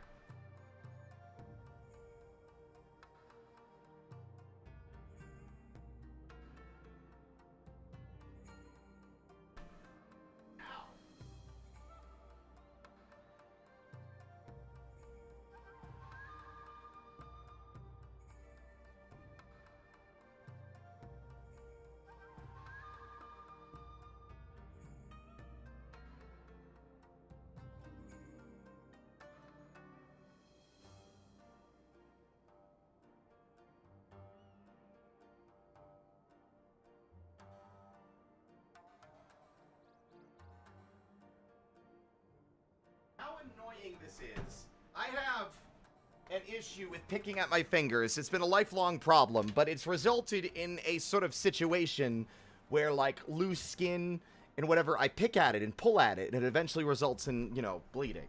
And it's gotten to the point where, like, I don't know if my fingers will ever truly heal. Then again, I feel like I just noticed that, like, I had a lot of issues with my thumbs for a long time, but they're clean now and devoid of blemishes, so maybe if I actually manage to control myself for long enough, my fingers will heal fully. Come, let's return to Lys and share the good news about our Far Eastern reinforcements. Go on ahead, Ururoroki. I will join you in Alamigo with our advance party as soon as I can. Parlay on the front lines. Oh, boy. We must leave now to convene with Eorzea's leaders, and it may be some time before I return to Doma. Hakuro, I leave you in command. My lord. I shall assemble an advance party with all haste and join you in Alamigo forthwith. I've just received word from Lys. The Alliance has established a base camp near Alamigo's northeastern border.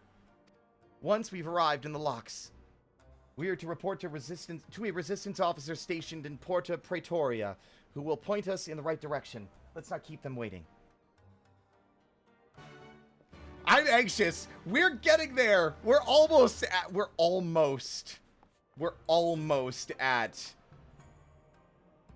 Shadowbringers. I'm actually really excited. This is crazy.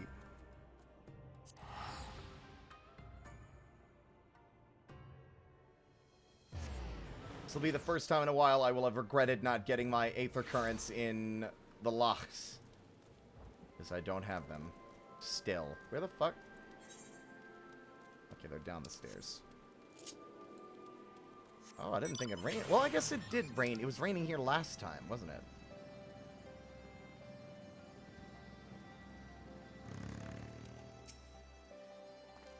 Here we are again, ready to fight the same foe. Yet I would not be anywhere else. This conflict concerns us all. Come what may, we cannot allow the Empire to regain its grip on Alamigo. Here, I think we found the guide Lise mentioned. Ah! You must be the Scion party I was told to look out for. If you'll follow me, I'll take you directly to Alliance headquarters. Oh, thank God!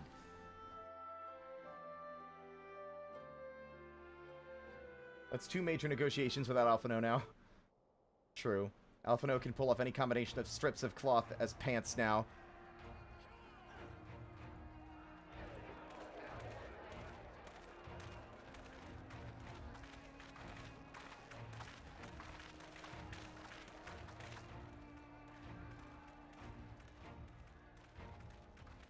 This will be voiced.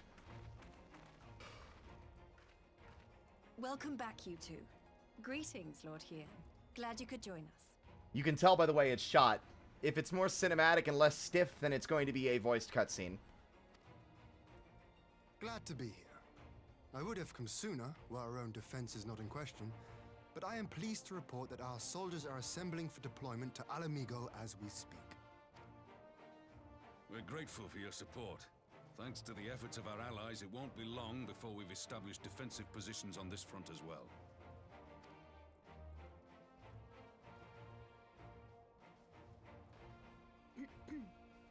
We have some good news too. Alphino has come back to us. As for the bad news... It was wacky as fuck, guys. Guess who's back? Back again. Gaius is back. So, Alphino won't wake up. Gaius van Baelsar is alive and hunting Ascians, and the Empire is planning to poison us all with toxic gas. Does that sound about right? Honestly, you probably summarized it way better than I could have ever hoped to, Lise. Great job. Ordinarily, any one of those things would have left me in shock. But the way things have been lately, it's all starting to seem pretty normal. Getting back to your report, are we sure this Black Rose is the weapon Maxima was talking about? There's nothing else it could be. It fits the description. And it seems we have Alphino to thank for sparing us an early demonstration of its effectiveness. I have a feeling this won't be the last time his bravery in the Empire will serve us here in Eorzea. Here's my last prediction, right? Because I already predicted that we will go before Alize does if the strange calling happens again. My other suspicion, and this is probably not going to happen, it seems unlikely, I don't dislike the idea of the current Emperor, the guy that was in that previous cutscene, the angry one who shot Solus. I wonder if he might actually be willing to convey or share this information with us. Right. Like, I wonder if he'll be more open. He seems... What's weird is, like, Xenos was a bastard, and the Empire has done terrible shit. But, funnily enough, it does seem to me like Xenos was the outlier in terms of lunatic... Well, Xenos and Solus, obviously, but... The current leader, he seems... I don't know, he doesn't seem like the type to just, like, not listen to reason, I suppose? I don't know. The threat of an unknown weapon has had us all on edge.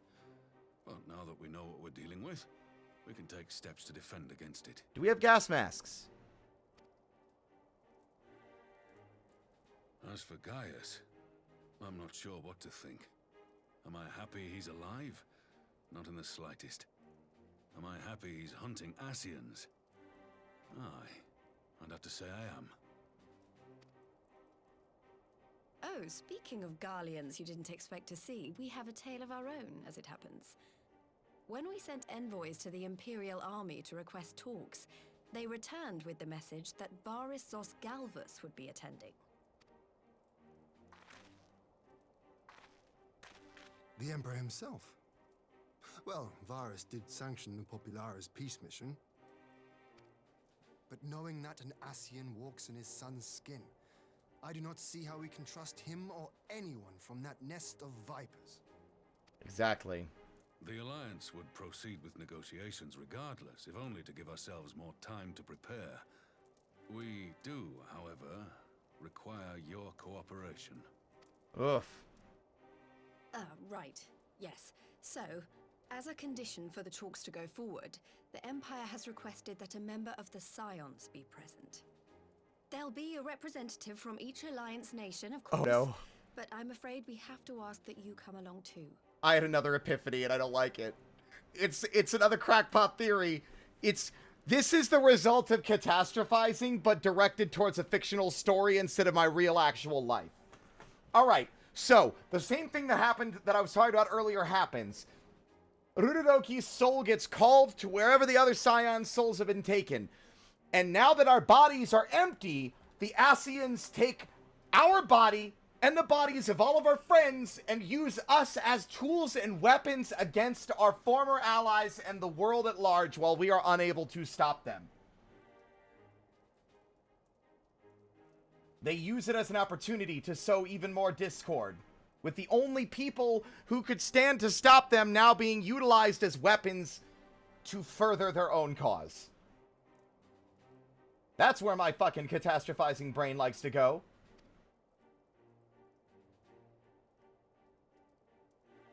God, Lise, you know how much I hate politics. But then, what choice do I have? Alphino and the others aren't going to do it. Very well. I shall attend as the Scion's representative. I love the idea that it's like, I was actually talking about Rurodoki, but if you want to. Thank God someone else. In case you're wondering why I didn't ask you, the Empire also requested the presence of Eorzea's champion. Oh, for fuck's sake. So I get to have my own special seat and everything? I'm not fond of politics either, is the most true these sentences have ever been. Oh, you're not, are you? Come on, if Alize can put on a brave face, then so can you. I was just being Now, honest. we don't know what Varys means to bring to the table, or why he wants you there. But having you close at hand should make all the difference. Hey, least for the record, I didn't need to be coddled. I said I didn't like politics. I never said I wasn't going to go. Like I have a fucking choice. The meeting will take place on the border. Anticipating an early assault, we mean to position the bulk of our forces nearby. The Alliance leaders should already be on their way. Once you're ready, we can head out and join them. I'm gonna have a panic attack. Like, any number of insane things could happen. Like, nothing is predictable anymore. I'm throwing wild guesses out there because I have no fucking idea. Is Emperor Varys enthralled to the Ascians? That is the question. If Charlayan could not negotiate peace with the Empire, I rather doubt war can be avoided here. But every moment we steal for our preparations will count in the final reckoning. Should the Empire decide to ignore the rules of parley, we could be fighting far sooner than we'd like. Keep your weapons close. Well, I don't suppose it's polite to keep an emperor waiting too long, shall we? What an insane command for gamers! Parley with the emperor? What a crazy fucking... It's like the early class quest, like, requests, like... Do you have what it takes? Yes or no? Yes? Parley with the emperor? Yes.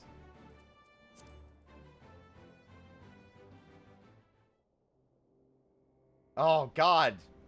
What a horrible room to be in. Nothing like skewing the fucking balance between us and yourself with that giant high-backed chair. This sucks and I hate it.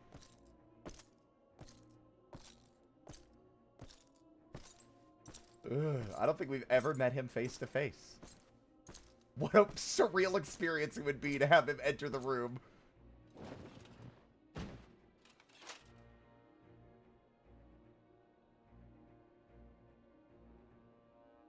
esteemed representatives of the Eorzean Alliance. On behalf of the Garlean Empire, I thank you for inviting me here today. I like his voice. As this parley was convened at your request, I invite you to speak first. Very well, Your Radiance. I, Nanimo Ulnamo, 17th in the line of Ul, should be pleased to oblige you.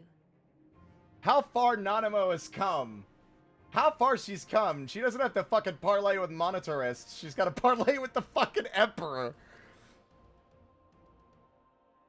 As recent events in Alamigo and Doma have made plain, the subjugation and exploitation of neighboring nations is not a sustainable policy. Should this day end in war, you may very well defeat us. But you will never extinguish the people's desire for freedom. Though it may not be in our lifetime, there will be another revolution, another war, and the cycle will continue. Doma has entered into a concord with the nations of Eorzea, a partnership wherein we recognize one another as equals. Garlemald could be afforded similar treatment. You need only set aside your ambitions and join us in paving a path towards peace. I don't think I've been this tense in a cutscene in a while. The energy in this room is... Oh, it's awful. You will not win me over with sophistry, Your Grace. As you know only too well, this alliance lacks the strength to keep the peace within its own borders. Even now, your struggles with the Beastmen continue unabated. Divided, you sow this fertile soil with the seeds of your differences and reap naught but discord and chaos for your trouble. Eorzea must be united under one leader, one purpose. I would offer you both and bring an end to your strife. We've seen what you do. We already know what your plans are. With all due respect, Your Radiance, the only thing that you offered the people of Alamigo was fear and hopelessness. The citizens of Doma can also attest to the meager arms of Imperial rule.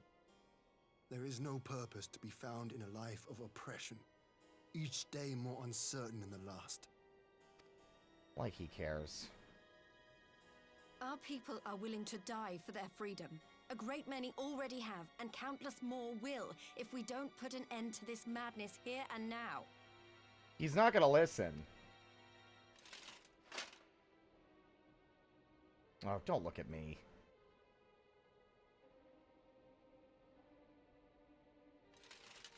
We brought order and stability to your lives. This madness and bloodshed is of your own making. You broke the peace, not Garlemald. You don't. You know bullshit. That's Please. Order. You kill our peoples, despoil our lands, take everything that is ours. And what? You expect us to lick the boot that grinds our faces into the dirt? Very deflective. These peace talks are going well. I expect you to weigh the costs. To recognize that countless lives have been lost on both sides in pursuit of a greater good, and to not squander all we have achieved in a fit of petulance. Oh, petulance? Okay.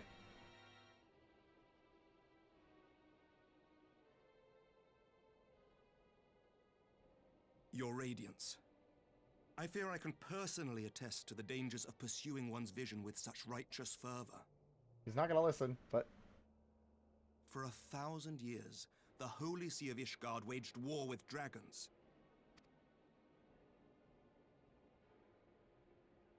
A 1,000 years of sacrifice, of sorrow and hate, in which we bathed in the blood of friend and foe alike.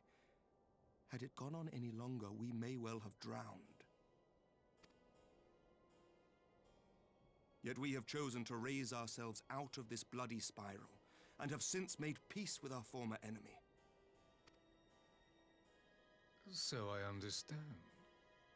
No doubt the dragons were more receptive to your overtures in the wake of their leader's demise.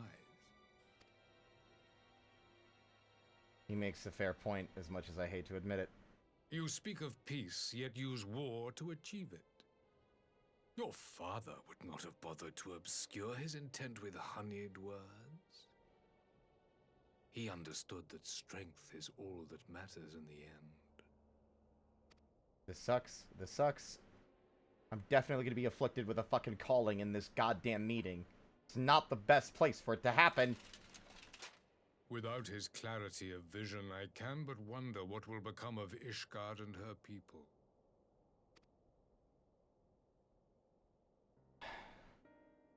There was a time when Garlemald too lacked a leader of conviction. Weak and unable to wield magic, we were at the mercy of the strong from whom we sought refuge in the bitter cold of the north. Were it not for the discovery of Ceruleum and the subsequent development of Magitech, we might never have gained the power to take back that which was rightfully ours.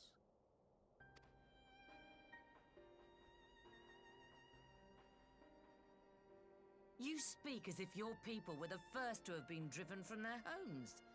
Limsa Lominsa was built by wayward souls in search of a place to call their own. On the shores of Vilbrand we found it.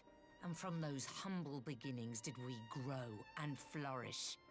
And all without robbing our neighbors of their liberty. Well said, Admiral. So saith the pirate. Am I to believe that you simply asked the kobolds to yield up their lands and that they were happy to oblige you? That you did not drive them out like rats in the hold of one of the many ships seized by your privateers? Can I say how much I hate that he's making great points? This sucks! He's, like, some of the points are bad, but he's also, like, deconstructing everyone. He's like, no, hold on. Let me completely tear down each of your arguments one at a time. I greatly enjoy doing this. He's right. It sucks. He's right. I will concede that after centuries of exile, reclamation may be mistaken for invasion. Nevertheless, it is not. And those who till stolen soil have no right to object when cast out in turn.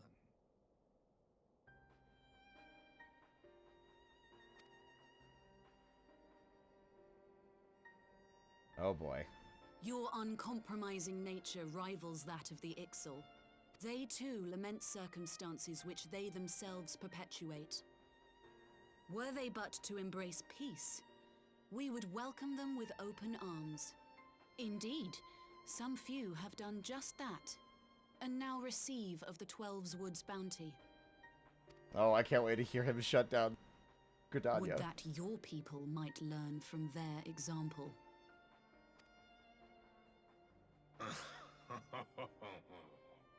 That was a strained laugh. You dare compare us to the Birdmen? You who thought to invoke the 12 and threaten all of creation? The world was ending, dipshit! What else were we gonna do? Okay.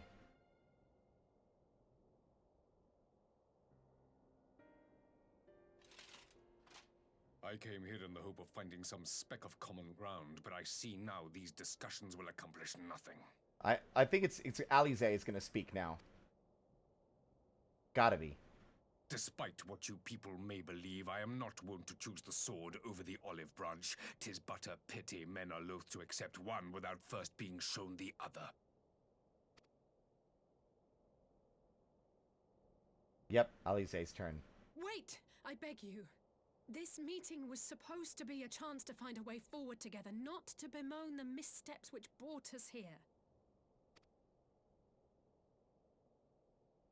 Please. If you truly consider violence a last resort, there must be a way we can come to an agreement.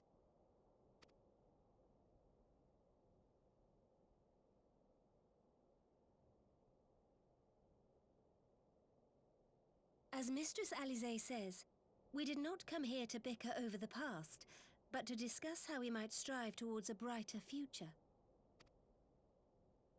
Emperor Varys, may I suggest a short recess, that all present might compose themselves prior to beginning anew?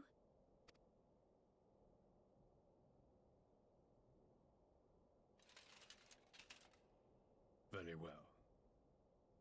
I pray this intermission will suffice to move these talks in a more constructive direction.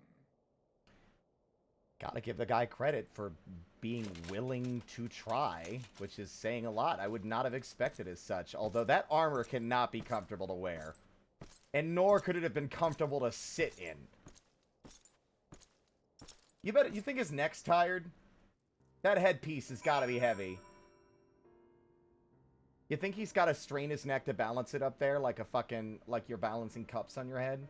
Or is there like a strap or something, or some kind of magic holding it there? This sucks. Whatever rebuttal I had in mind was lost when Varys mentioned my father. The man is certainly skilled at keeping his opponents off balance. For a moment, I feared our talks would descend into violence there and then. Alize speaks of her dislike for politics, but her honest plea may very well have prevented an early battle.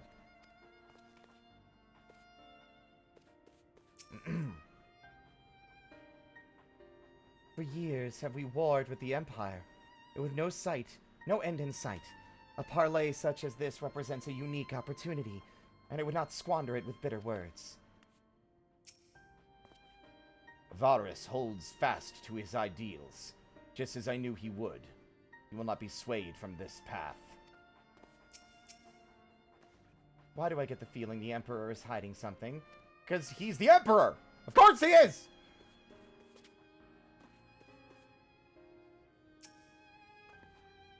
"'Tis true that Limsa beginnings were not wholly honorable, but our old wrongs do not make the Empire's deeds right.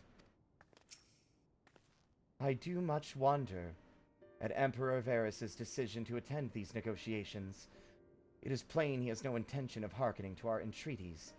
But what then is his goal? To get all of the leaders in one room so that he can gas us? What the fuck are these tubes for, huh? What are these tubes for? These tubes look a whole lot to me like the tubes they used to transport air for air conditioners and tents while I was deployed overseas. Could these tubes not be used to transport Black Rose directly into the tent? To kill all of the emissaries and all the leaders of the Eorzean Alliance to throw their forces into disarray? They're not above doing such cruel and monstrous things, are they? Phew. This really is not my forte. After his Radiance's little performance, it was all I could do to not swear at him. I honestly don't know how I ended up playing the mediator. Honestly, I'm glad you did, because I was about to say some fucking nasty shit. I was about to get up on the table and start ranting and raving, if I'm honest. I just asked myself what Alphino would have done. Tried my best to do the same, and by some miracle it worked. But there really is no common ground to be found with that man, nor do I think he looked for any. So the question becomes, what did he come here to do? Because you may be certain it wasn't to make peace. Jump over the table and stab him. We saw what happened with Xenos. His armor, his armor is not on its own. Like, that armor's Magitech. A simple dagger will not be enough to do the man in. He would be well protected. There would be no attack we could levy at him in this peace talk that would cause him to die. Whatever it is, I can't make it out. Not yet, at least. We do have a little time before the parley is due to reconvene. So why not try consulting our illustrious leaders? Mayhap they have some insight to share. I already did that! Fuck! This parley was never like to bring peace, but I had hoped to learn something of Emperor Varys' relationship with the Ascians. As had we all. Yet if he is in league with them, he is not like to volunteer the fact. And if he is not, how much weaker would his position seem for their presence? If we are to broach that particular subject, we will need to be subtle. Would that I knew more of the man. If you would indulge me, Lord Hien, you received an imperial education, did you not? Is it true that the Emperor's will is considered absolute? There is no higher authority in all of Garlemald, nor else in the heavens. Come to that. Veneration of the gods is forbidden, the only worship permitted being that of His Radiance's own person. That sounds suspiciously like a religion. I share your disdain for their hypocrisy. Even as they denigrate the idea of faith, they revere their leader with a fervor others reserve for the divine. 'Tis a flaw, common to much of the doctrine they fed us. Logical on the surface, perhaps, but contradictory upon closer examination. I wonder if a discussion of the various discrepancies might prompt Varys to reveal something? 12, have mercy. But for Lady Alizé's timely interjection, we might well have had come to blows at the negotiation table. Not that Emperor Varys left us great many options. Is unconditional surrender all he will accept, do you think? Ere he arrived, I'd have said yes, but having heard him speak, I cannot help but think he came with some other end in mind. Exactly. He's building up to something, I know it. How then should we approach the rest of this parley? Have you anything to say, Warrior of Light? Invite Varys to explain himself. You believe he is more apt to reveal the truth if we put him at ease? Mayhap you are right. Thank you, Ruroroki. God, I hope my bad advice doesn't result in any actual problems. I will say one thing for this Varys. He is well versed in Eorzean history. His interest in our affairs is that of a beast in its prey. The conqueror would know his enemies. All should know their enemies. Yet there is much and more we do not know of the Empire. Then it's up to us to change that, here and now. Ha! You would have me ask the Emperor himself? Well, mayhap there is some wisdom in that. If we can skirt the storm of his displeasure, we may yet come to our answers, even if it does mean sailing close to the wind. You've spoken with everyone, then? Good.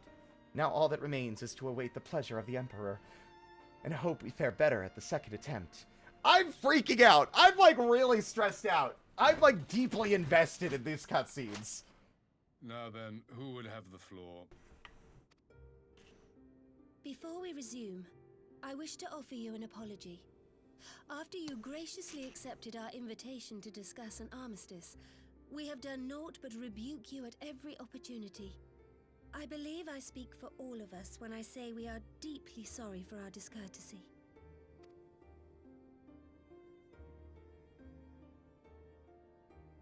I'll admit your familiarity with our affairs surprised me, and served to remind me how little I know of yours. I think all here can understand the desire to reclaim one's homeland. But why expand further? That is my question.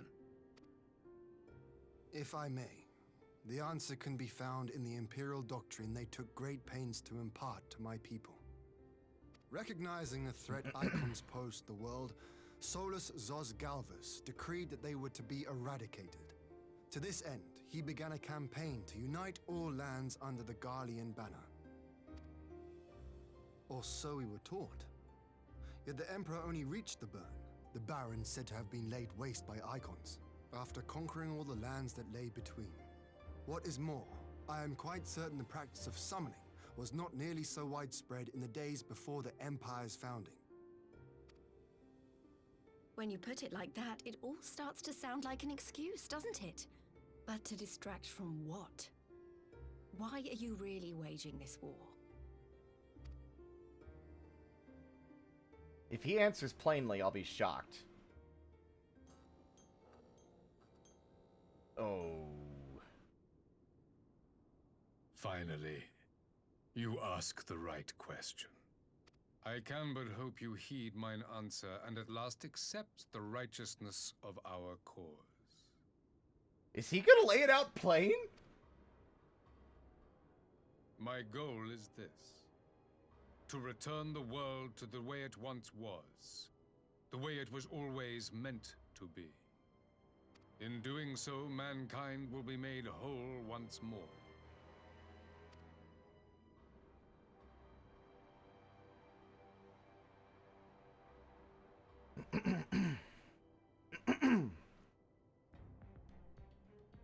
No longer will we suffer from the dissension born of our differences. There will be but one race, a perfect race, as we were when time began. What in Rolga's name are you talking about?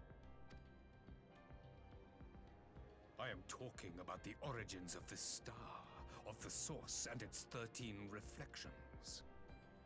At the instant of the great sundering, 'twas not only the world that was shattered, but mankind itself. Thus were we divided into myriad races, each with its own unique imperfections. Such as the Lalafell, who are small and pathetic. Hey! That is why man looks upon his neighbor and feels fear and hatred, why he wages war, why he kills his brother. You all in your own way have proven as much today. The peace you seek is but a fleeting solution to a fundamental problem. One which calls for more drastic measures. To bring about everlasting peace, our worlds must be rejoined. That is the goal the Empire would see realized. The glorious future unto which we shall one day shepherd mankind. Except this is a lie. I mean, it's only partially true, but it's mostly a lie. They're like working with the Ascians to sow chaos and discord. But I guess it is in service of that goal. A rejoining of worlds. I have heard this tale of the source and its reflections before. Are these not the self-same desires as the Ascians? Emperor Varys, do not trust in their words. They will lead you to your doom. My father thought to use them, but in the end he succumbed to their temptations. He embraced summoning like so many other pawns before him. Do not tell us you mean to do the same.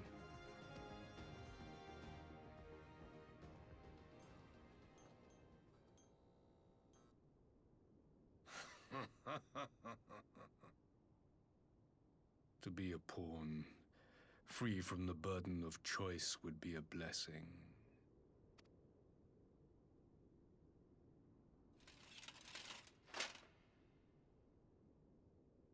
But I forswore that privilege the day I learned that the Garlean Empire was built by the hand of an Ascian. Holy shit!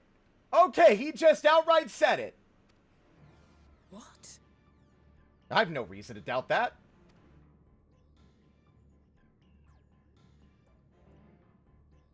Yes. My grandsire, the former emperor, is of their number. And who better to build an empire capable of bringing about the calamitous change we desire? Would you condemn me for this alliance? For bowing to the will of these shadowy masters, when the prize is true and lasting peace? At the cost of, like, millions of innocent people, lives lost. Suffering unending.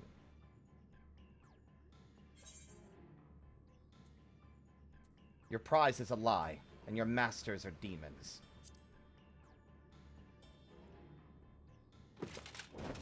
I come not to conquer, but to liberate. To free man from the prison of divergence. Imagine a world united. Ugh. One perfect race beneath a single standard. I don't like your tone. An army before whose might these servants of darkness and light would fly as leaves in a storm, never again to meddle in man's affairs. We would be the masters of our own fate.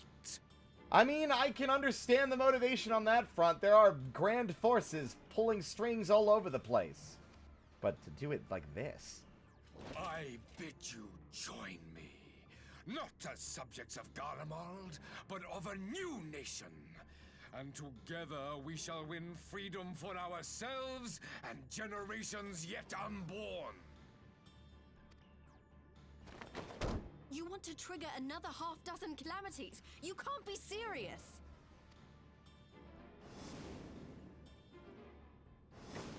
Have you forgotten how many died? There will be no one left. Do you truly imagine we would aid you in your bloodletting? It is unthinkable, unconscionable. Oh. This sucks. Probably could have jumped on the table. And what is the alternative? To be as cattle waiting for slaughter? I would have us work together, that we might take fate into our own hands. Into your hands, perhaps. But what of the other worlds, your radiance? With every calamity, you obliterate a star and every soul that dwells on it. To the Ascians, we are all but tiny, momentary specks within an indifferent universe. We cannot hope to oppose them until we have been made whole once more. I do appreciate that he's bought into some of it. Like, he wants to do what he's doing to stop the Ascians. Like, I understand the motivation behind his actions. He's a monster, but I understand why. To have Hydaelyn and the Ascians both pulling the strings in the background towards whatever fucking nebulous and unknowable ends, it sucks. Having forces beyond your control dictating the path of your life. I would honestly argue that Uraraki would understand this motivation. Like, he does what he has to do, but he's kind of like, he didn't ask to be the Warrior of Light, did he? He was chosen by a force he didn't even know existed until he showed up in Eorzea. He's not even sure if this was just the destiny he was given from the moment he was born.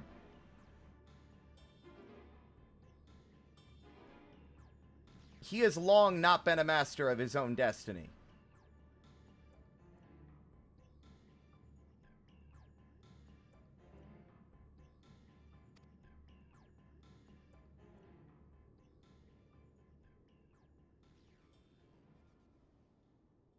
Are these truly the words of Garlemald's ruler? My thought would be to question it further, instead of this resulting in a crash out. Is like, this is going to sound insane, but it's diplomacy, and war is not neat and tidy and clean. What if we did unite with Garlemald? No bloodshed, no violence. With the caveat being that the people underneath their rule are not treated as they have been in the past. You know? Beaten in the streets, separated from their homes and their families, turned against each other. I can understand his vision for a brighter world, but the cruelty that has been enacted underneath the Garlemald banner is too much.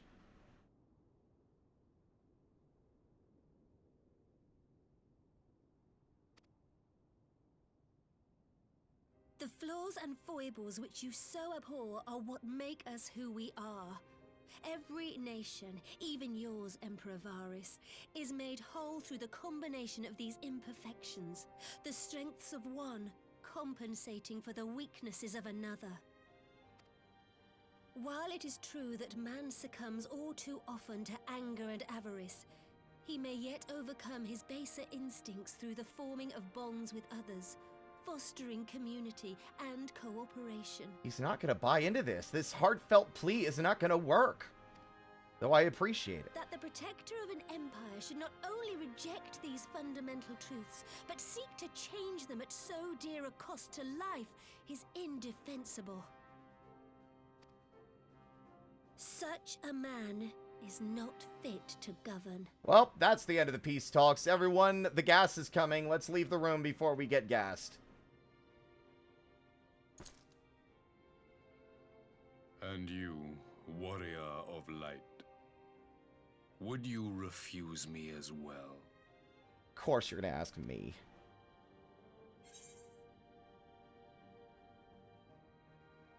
We can defeat the Ascians as we are.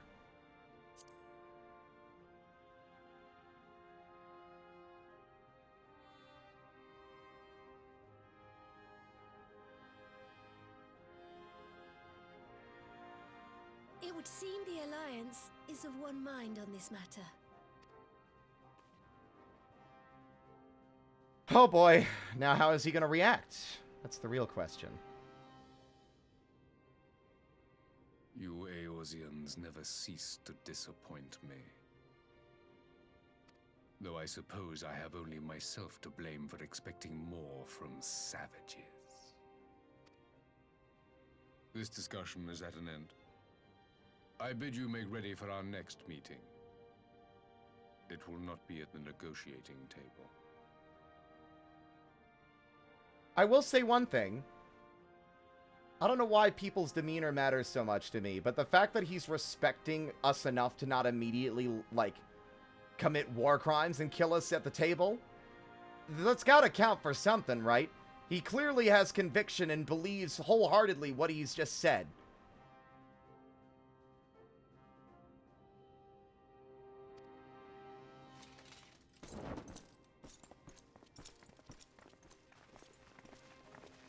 Wait for it.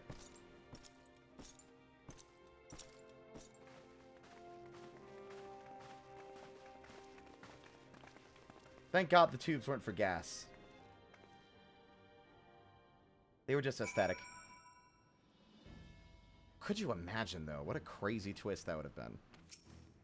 The Empire exists to wage war, and war it shall have. But its vast armies pour in like the tides themselves. This could very well be the greatest military threat Eorzea has ever faced. Alright, the stakes are higher. We suspected Ascians meddled in the shadows of the Empire, but the truth is far beyond my wildest imagining. At least now we know the face of our enemy, and need not hesitate to strike at its heart. I am glad we arrived in time to aid in the battle. Though our vanguard may be small, these few are our chosen elite. The finest warriors of the Far East.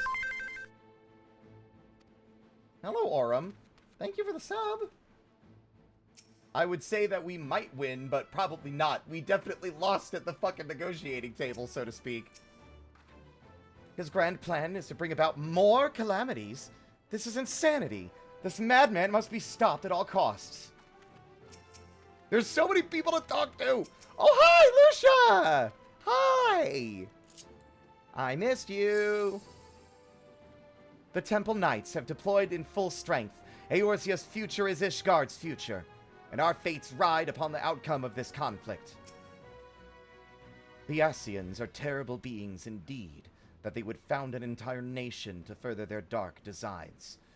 'Twould seem that the Empire's history is as sinister as Ishgard's own. Send me to the front lines, if you please. We'll give the Imperials a taste of the Maelstrom's cannons, not to mention my axe. Now that we have learned the Emperor's true purpose, war has become an inevitability. It's times like this I curse my own uselessness in battle.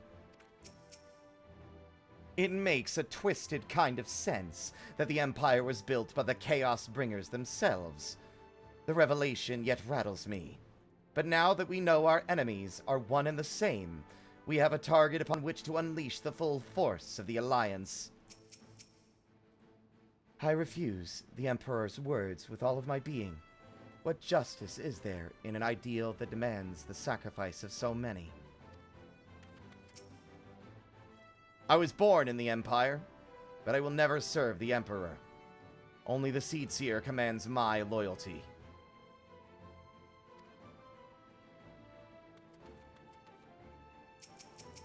Pippin! I didn't see you. My first engagement is Flame General, and it's a full-scale war with the Empire. I feel some measure of nervousness, of course, but I swear I will make Father proud in the battles to come. I think that's all of it. I came back to find Doma's advance party ready and waiting for battle.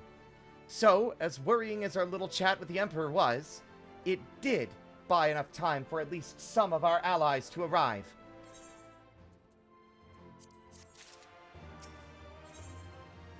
The face of war! It's midnight. We're going to continue, though. I'm too invested at this point to pull the plug. We still haven't to account for Xenos' loose soul in the body of someone else. That has not been drawn back into the fucking threads of fate yet, I suppose. I'm not sure what I was expecting from our meeting with the Emperor, but it wasn't that. Still, at least we know now what he's really after. I'm honestly kind of thankful that he was honest. Honestly. Aye, a future built on a mountain of bodies. I too want the Ascians dead, but not at any cost. The last of the reinforcements from Doma arrived not long ago. I pray it will be enough. Given the Emperor's stated goal, this is a battle we can ill afford to lose. I don't know. Okay, chat, here's my final crackpot theory. We are gonna dive into combat as the Warrior of Light to help our allies, and then we are gonna be called.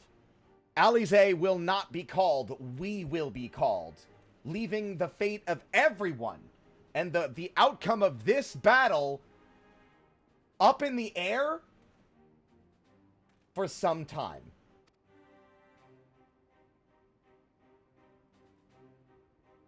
If the Gallians come in force, we may not have much say in the matter, even with our combined strength. We knew from the first that the odds would be against us. But if there is even the slightest chance of victory, we must do everything in our power to seize it.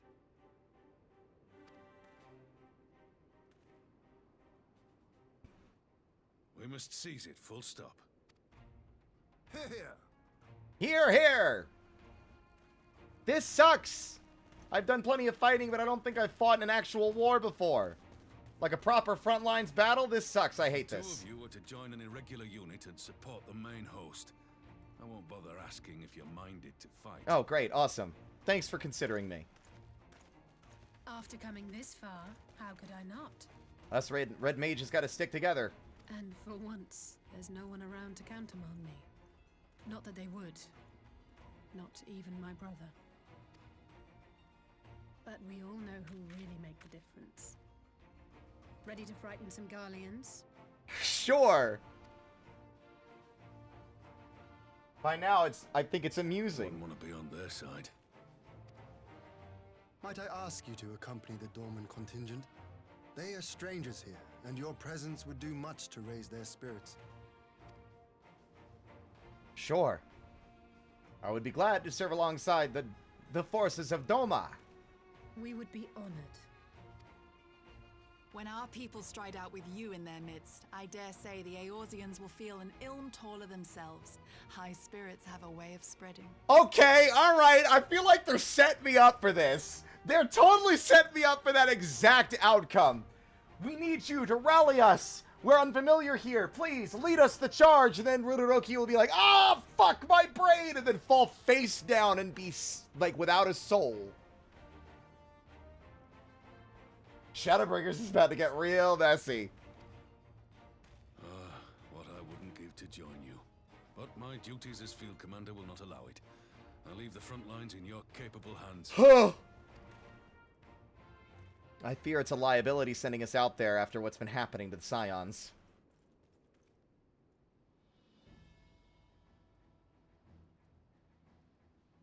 Comrades, ready your arms. The hour of battle has come. May the crystal guide us to victory!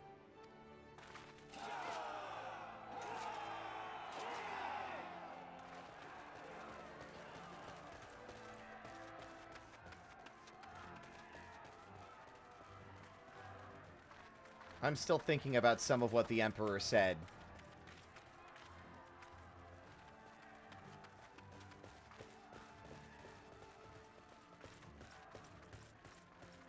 Since the others couldn't be here, we'll have to fight twice as hard. If Alphinaud wakes to find the Imperials have won, I shall never hear the end of it. It's strange. I thought I would be terrified when the fighting started. I should be terrified. But with you at our side, I can't help Oh! everything is going to be all I've right. never seen a more fucking obvious telegraph.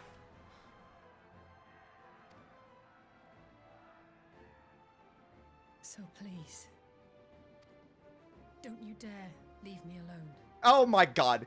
All right, guys. Can you signpost it any more thoroughly? I'm right. I'm 100% right. I hate it.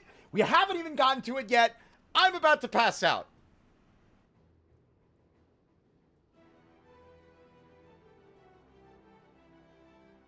No matter what happens, we have to survive together. I have no control over what's happening.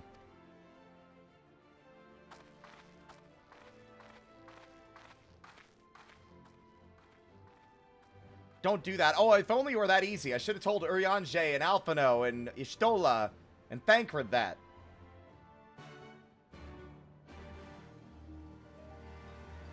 This is bad. This is bad. This is really bad. Oh my fucking god. Oh! Oh, this is gonna be a crazy one. Okay.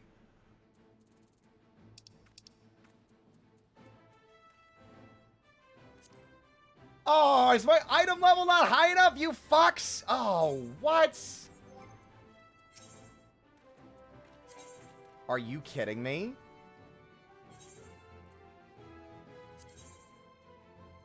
I don't think I have enough tomestones to buy any more armor. Like, what is it, 390? We're not going to be up... Oh, are you kidding? Oh! Nothing like completely undermining everything.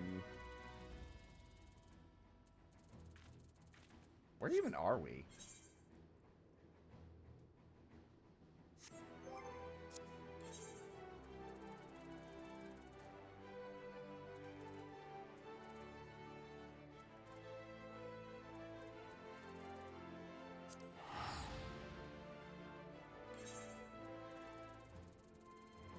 Well, time to take an obnoxious and pace-destroying detour to Kugane to see if we have enough tomestones to get us to level 390. Which we don't.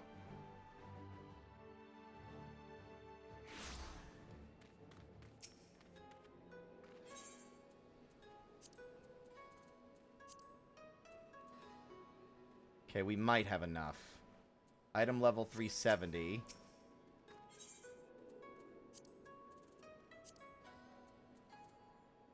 Item level 400. We already have this equipped, right?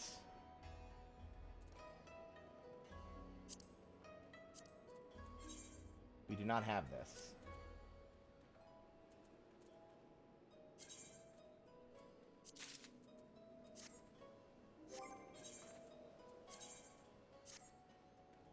Yep, it's not going to be enough on its own to get us there.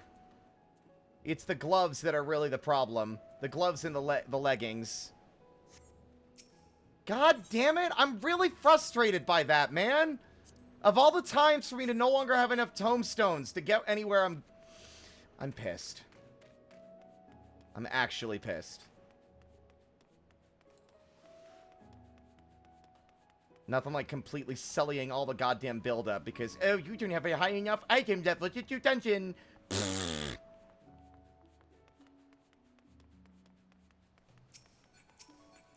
What do you want? Oh, I don't care.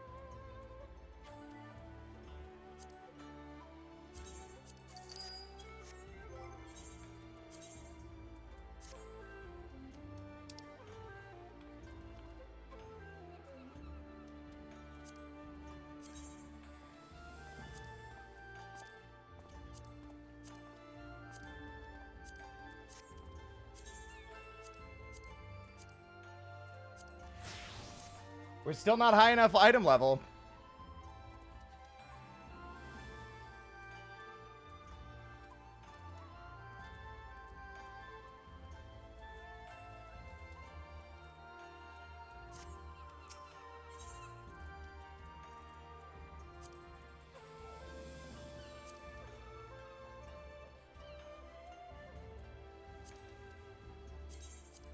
What an expensive thing we're doing now.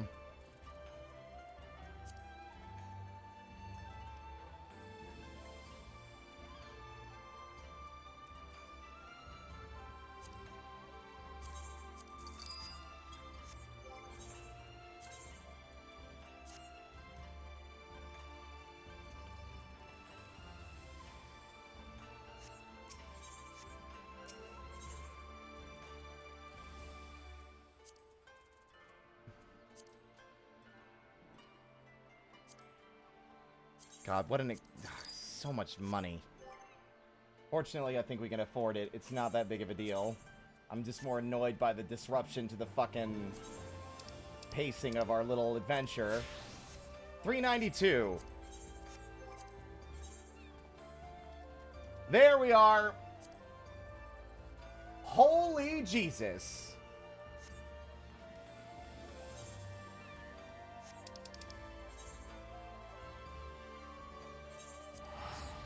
All right, chat, are y'all ready?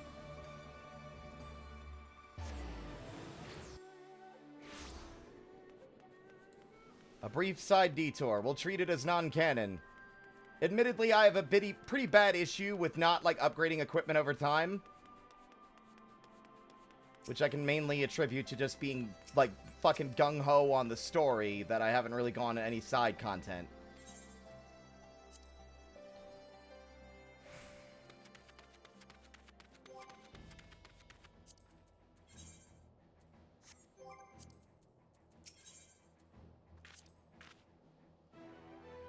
Alize and me, let's go. Okay, everybody.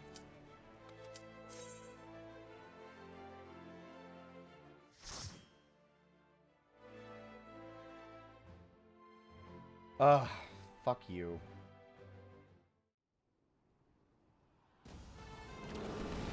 Jesus Christ. That's a fucking lot bigger mess. That's a huge mess. Oh, God.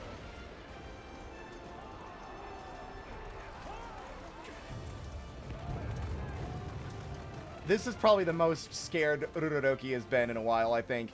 Admittedly, just because being on the front lines of war is a lot different than everything else he's gone through so far.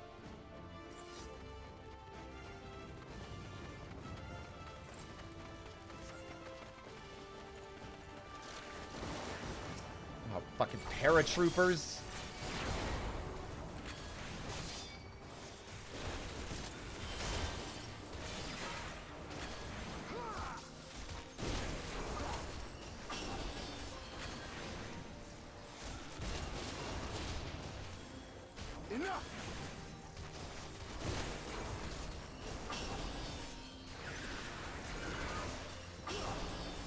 Oof.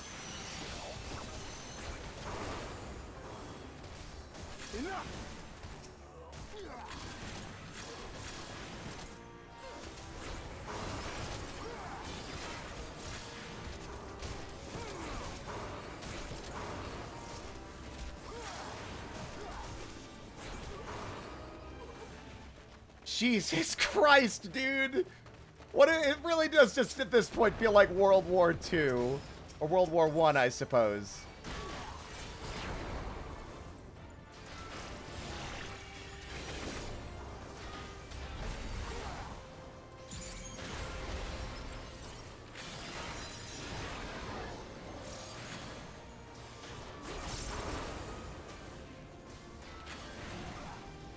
Ooh.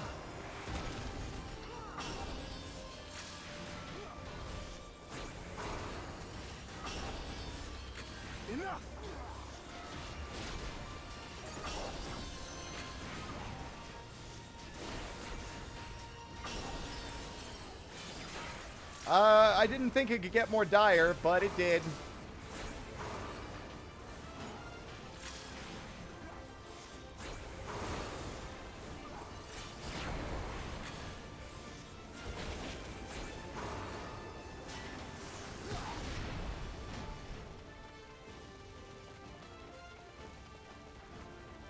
More? No? Alright. Hmm? Oh, dogs.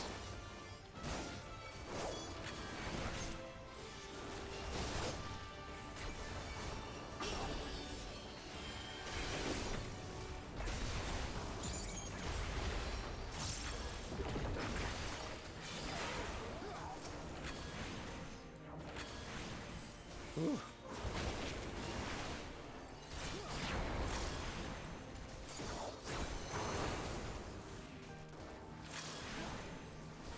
If there weren't random caps on currencies, they'd have all the tomestones they need. I think that's by design, though.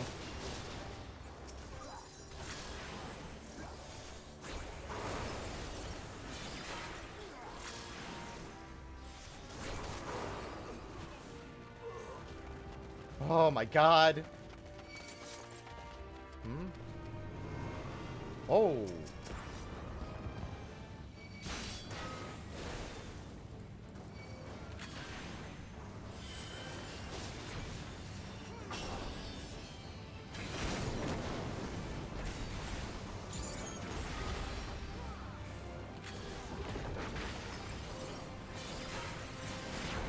Whew. Out of my way!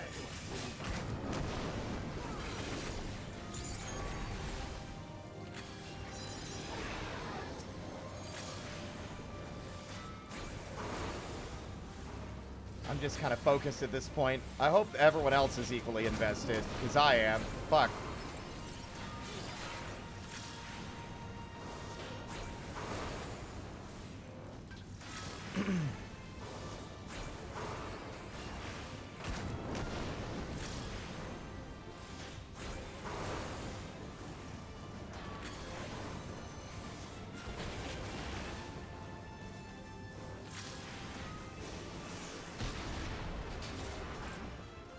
What the fuck? Is that gold ore?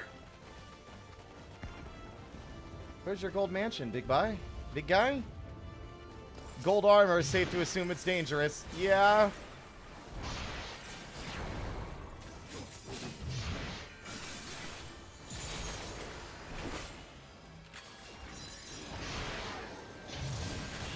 Ooh. I love seeing your perspective on all this. It wasn't that long ago I was running through the same story beats. I'm glad to provide it. I was told that I should stream Shadowbringers. Wait, what? Oh! Oh, I see!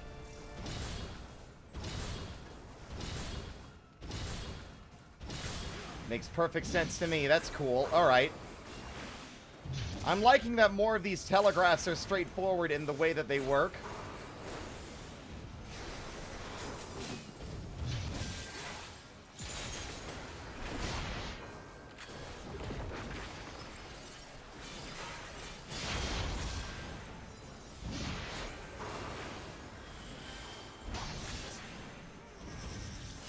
Oh.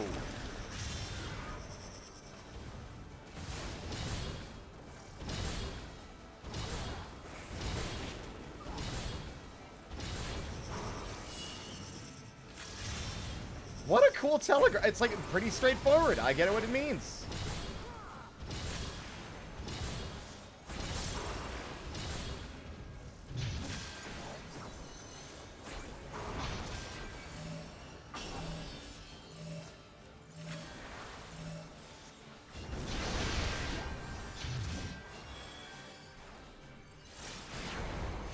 Ooh. I was so happy to see you correctly guess Gaius's identity and fate. Feels good to remember that information, considering it was 2 years ago that I actually did A Realm Reborn. I refreshed my memory, because, like, it had been a while, and I wanted to, like, there were some of the finer details that I couldn't remember.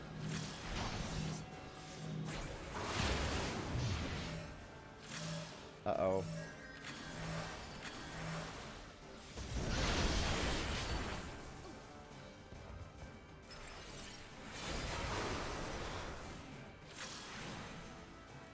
Woo. It's all over now. If only it were that way, Alize.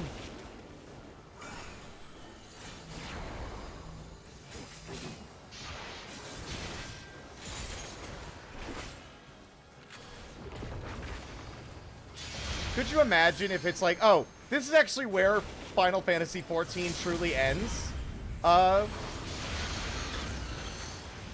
Everyone's just been playing an elaborate jape on everyone who hasn't played it.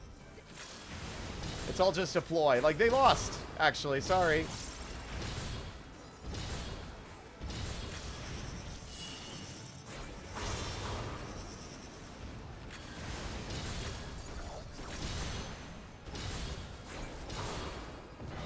Done.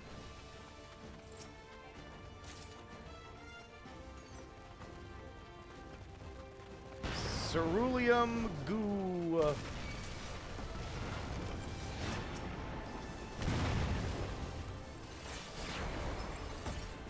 You know, it's hard to tell who's losing. It kind of feels a little like the Empire might be losing just because there's a lot of Imperial debris on the ground. But I haven't seen head nor tail of anyone else in the fucking Alliance, so...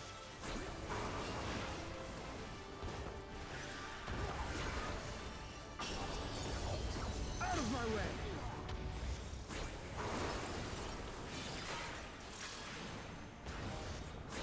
It's sadly war. Everyone is losing. Oh, for sure. Ha! Huh! War! What is it good for? Absolutely nothing.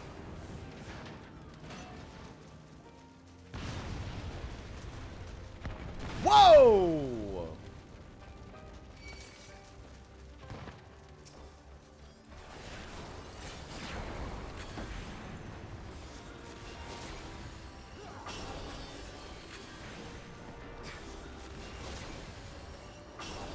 What's the stupid line from Sonic Forces?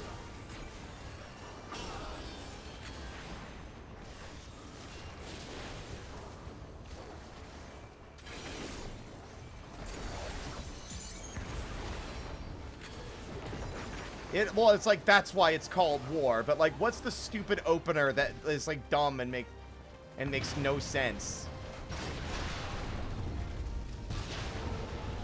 Oh, this set piece fucking rocks in the worst way possible. Oh.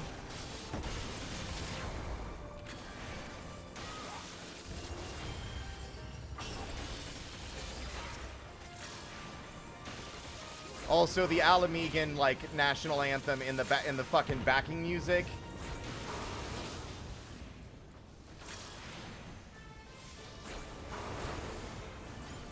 Do do do do do do.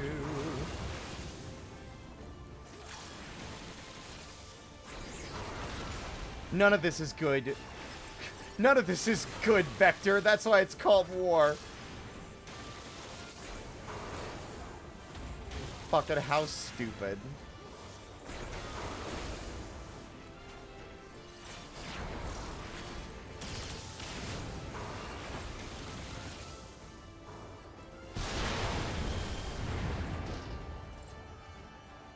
Oh, there's some of our comrades. You know what this feels like in a very... It just feels like Cardano.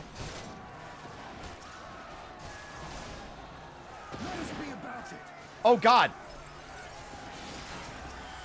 Lise! I don't like seeing other people's health bars in the midst of this.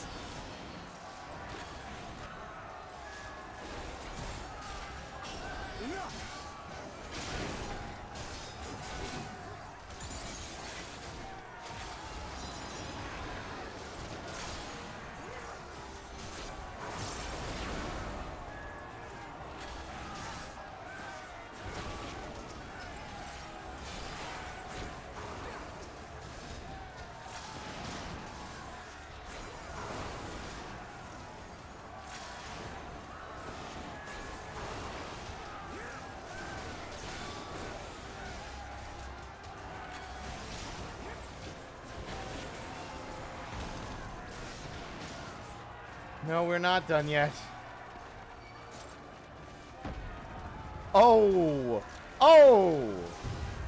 The fucking set pieces here are crazy! Okay.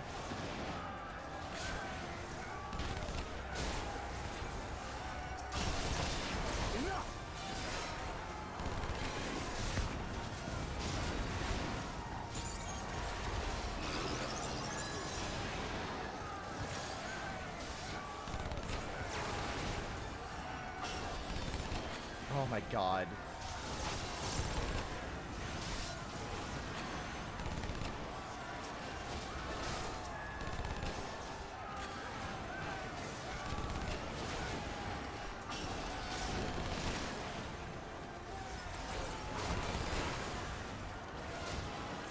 I really should be using my red mana more often. I don't know why I keep hoarding it. I guess I like the burst damage more, I suppose.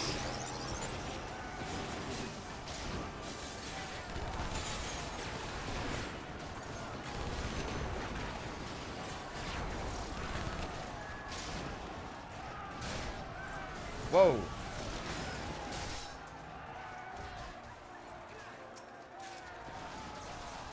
Go Pippin, I believe.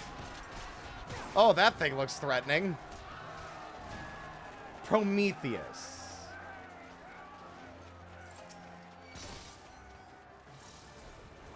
It's just a big, clunky, fucking impractical car.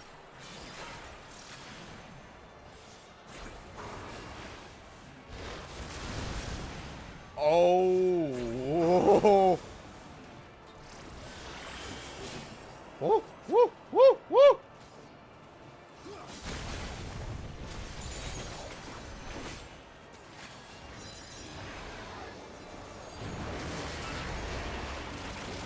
Are you kidding me? Oh!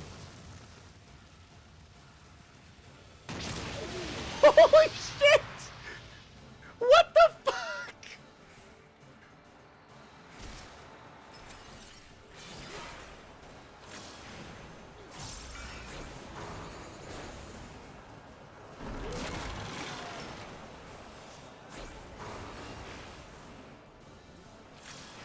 Ugh.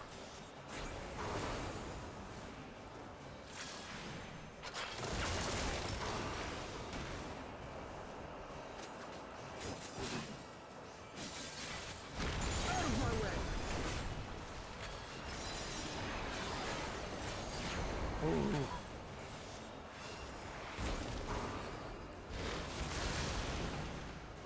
Welcome back.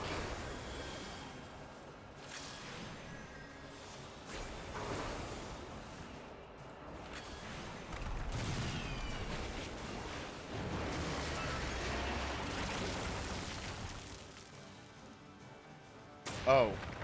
Oh, that's not ideal. Oh my god. Well, I was too focused on the freezing missile, but it's fine. I lived, thanks to my comrades who are way more observant than me sometimes. Let's give them a show.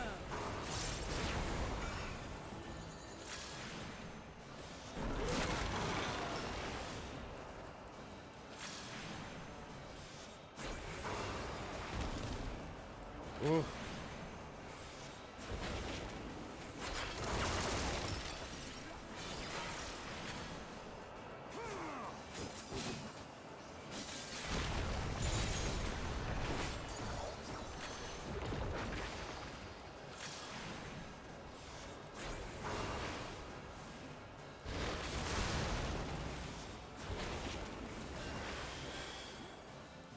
Come on. One more cast out. There.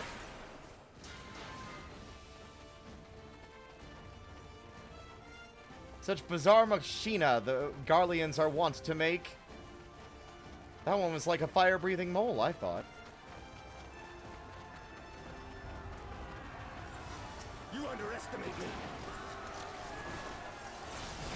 Protect the Seed Seer and Amaric.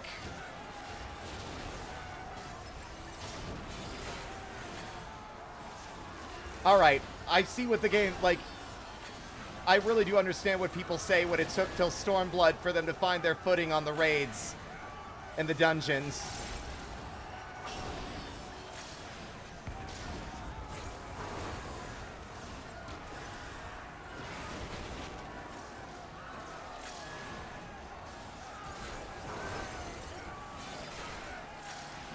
I already like Doma Castle.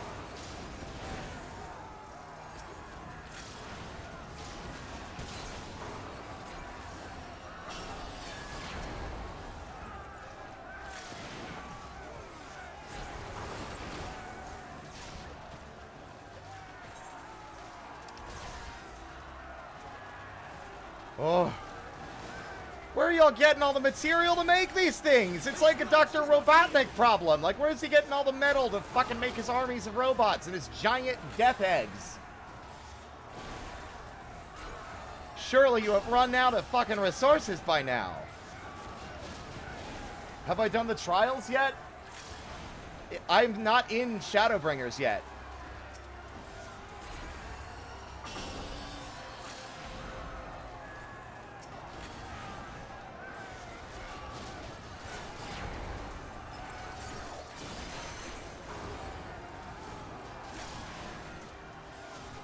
Stormblood, I did the Omega series. I did the Omega raids. If that's what you mean. Yes.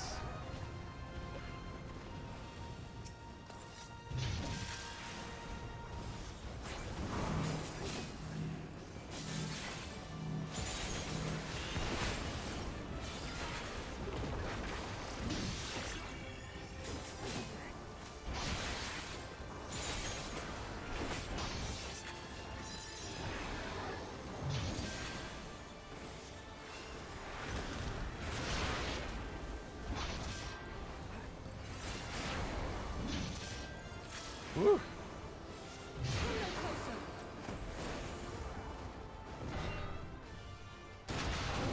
Whoa! Hell of a thing.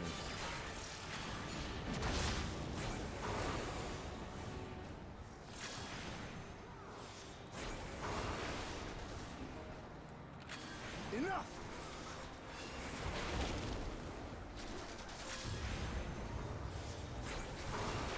We're near the end of the dungeon. I'm saving my mana for the encounter at the end, whatever it ends up being.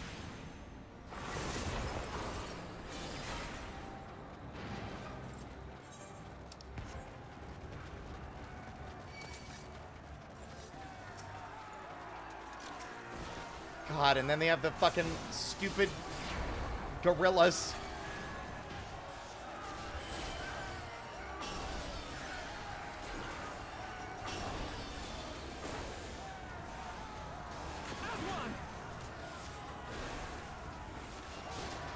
Our friends are here. I think it's hard to tell what's going on amidst the chaos, but I suppose that's how it is in war.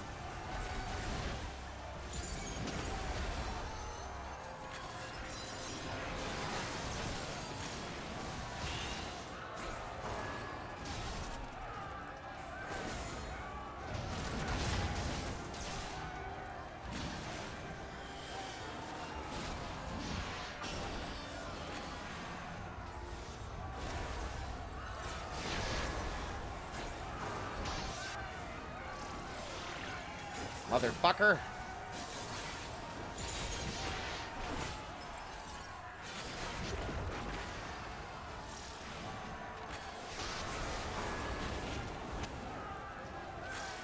You shall fall soon enough. It's really cool to see all our friends fighting. That's Sir Averick, I just noticed. Yeah, let's go. This is not going to end well. It's going to feel triumphant to the last possible second. Another one! Let us be about it. Oh my fucking god!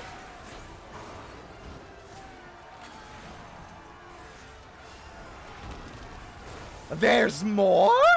Oh. Well, I probably should have read the room.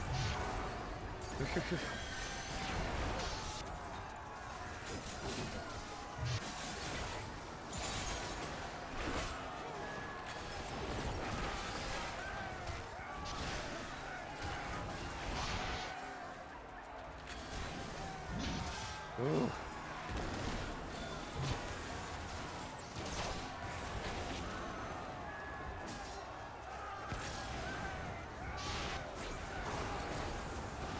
How many more of these motherfuckers? Oh, for crying out loud.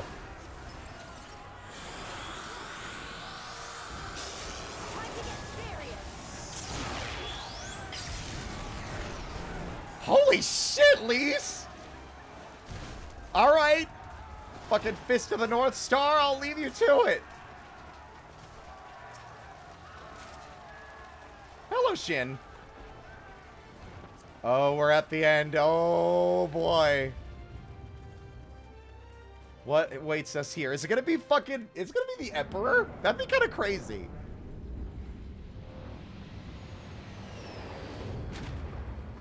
Oh. His personal guards.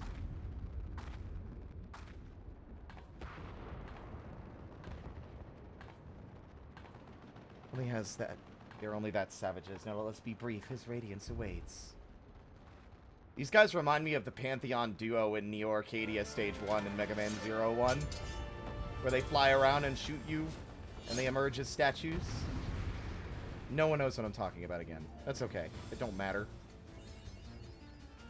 Mapping the realm!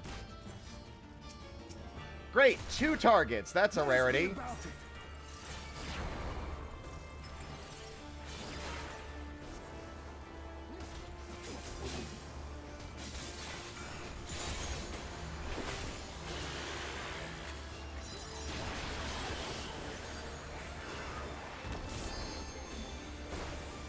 Ooh.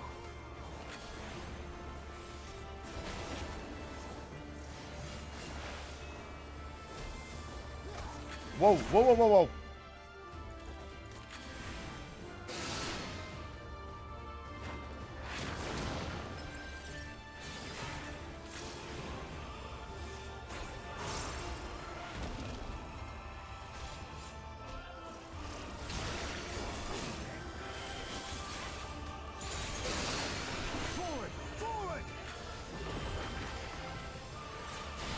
Oh.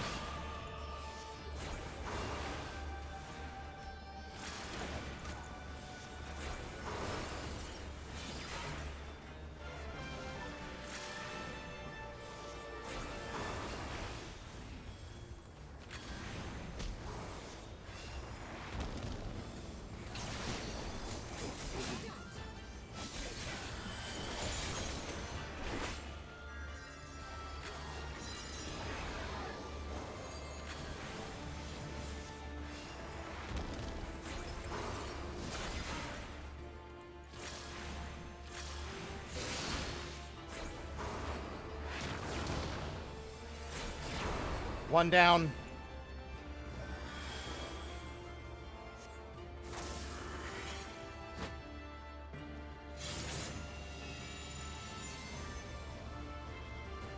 Oh. I definitely got hit by one of those.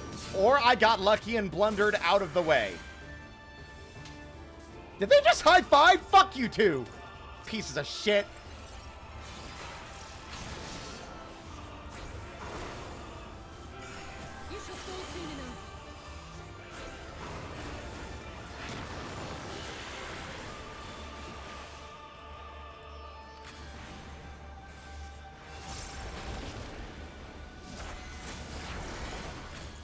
Oh!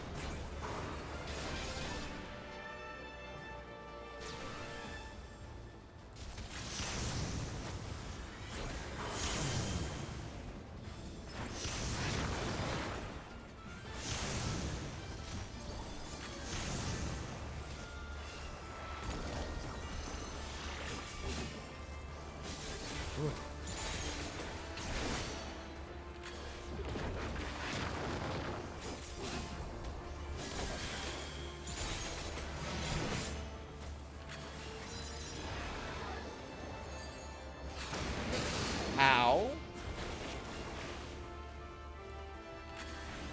Oof.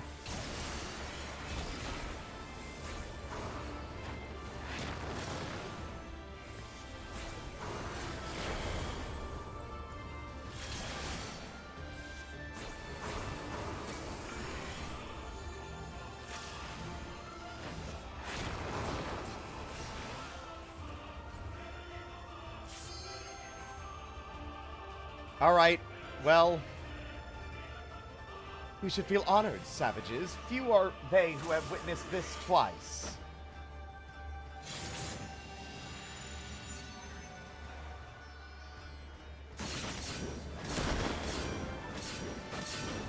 Oh, they actually got me! No! Oh, do I have to redo the whole fight? It's so long with duty support, man. I was invested until the second you made me redo it. No more fucking engagement. It's just fucking shut my brain off and fucking finish it. You had to kill the fucking pace right at the end. Great. Cool.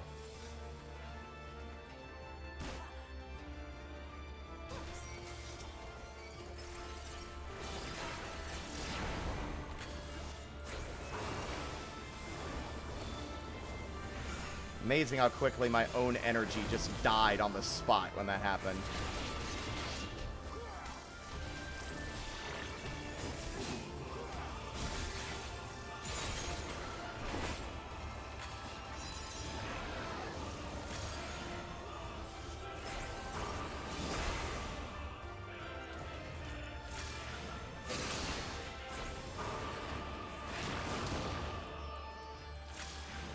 Bizarre as hell to me that the healers can't res you. I'll be honest, it's the first time I've died in a duty support instance.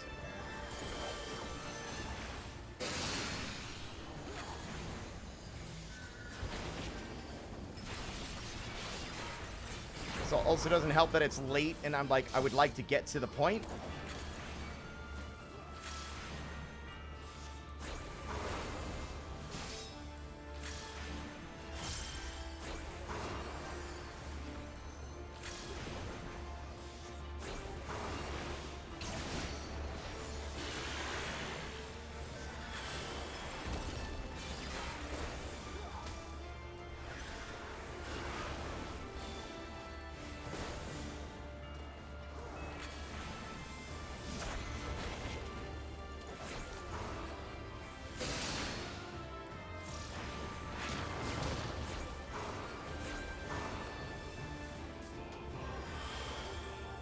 I gotta stare at the ground like I'm looking for a lost contact lens now.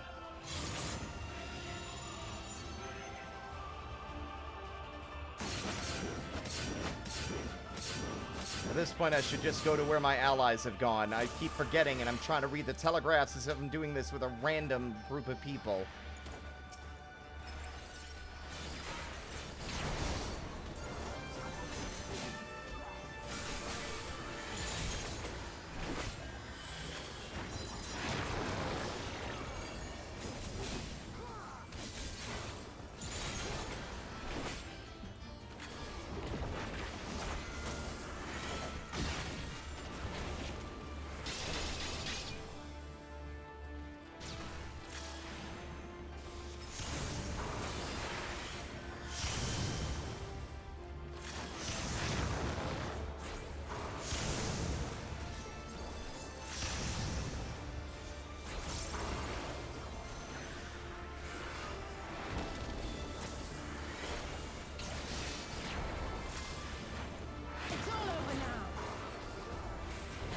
I sure hope you're right, Alize.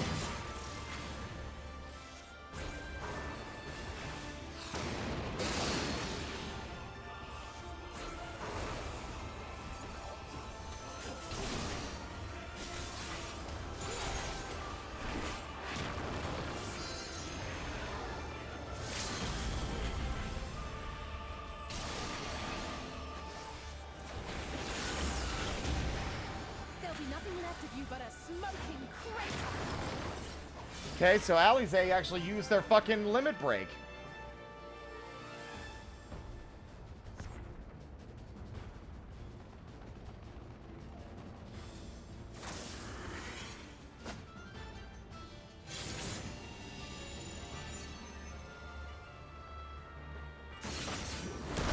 Nope. I barely lived that. It's a miracle. I could not tell where they were going.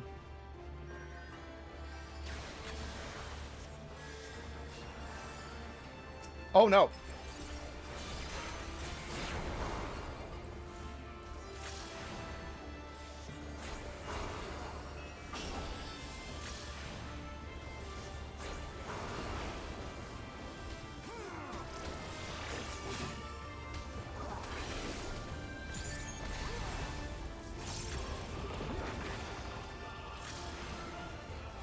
Do not make me do this a third time, I beg you! Okay.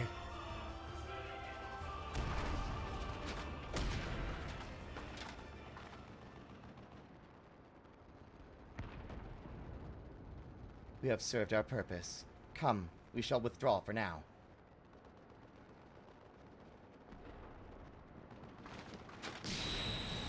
Oh, for fuck's sake, man. Ah!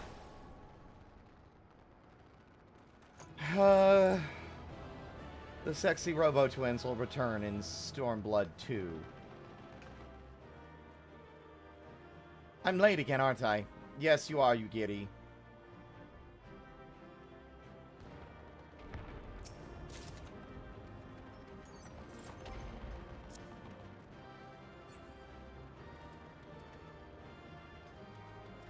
It is not over, but Jesus Christ.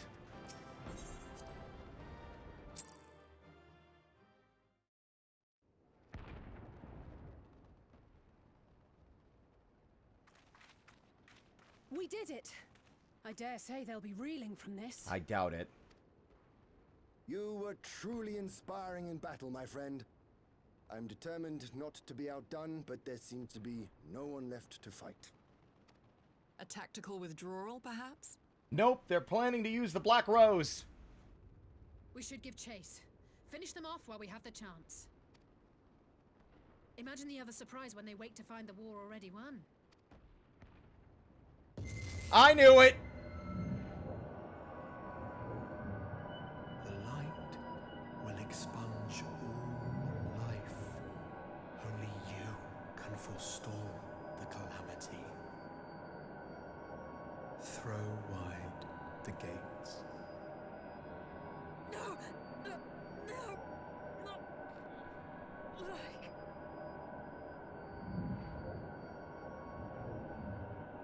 Who's going? Okay, they did do it with Alize. Shit. I stand corrected. Still not good.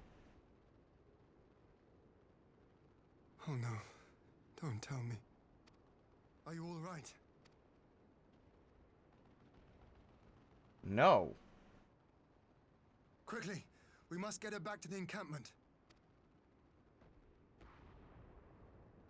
And then it was just me. I fear I'm next regardless.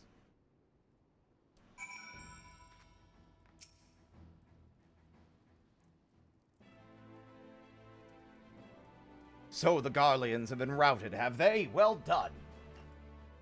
Though this exchange was no more than a test of our strength, like as not, they won't be taking any chances now that the Emperor has joined the fray. They'll want to take their time, whittle down our defenses. Still, with your help, and that of our eastern allies, we've passed the first test. Our line is unbroken. As for Alize, well, she's in good hands over at the infirmary.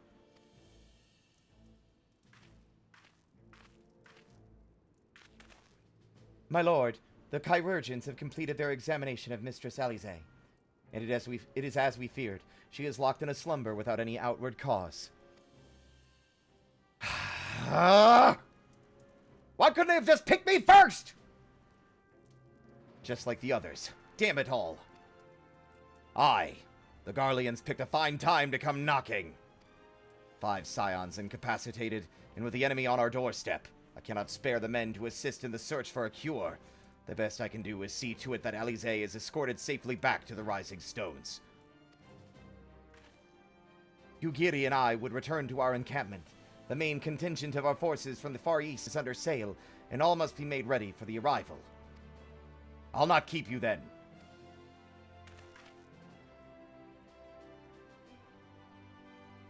Good luck, Lord Hien. Judging by the Garleans' recent movements, or lack thereof, they won't be launching another offensive in the immediate future. You should return to the Rising Stones. Given the plight of your fellow scions, I can understand if you feel on edge. But you will be no good to anyone without rest. Very weird for me to be given a break in the midst of a fucking war! Honestly, I should have been... why am I surprised? I really was fully prepared for them to throw me out into the fucking into the weeds over Alize. It just felt like they were signposting it, right? Am I wrong? I mean, I was wrong, but it felt like they were signposting it.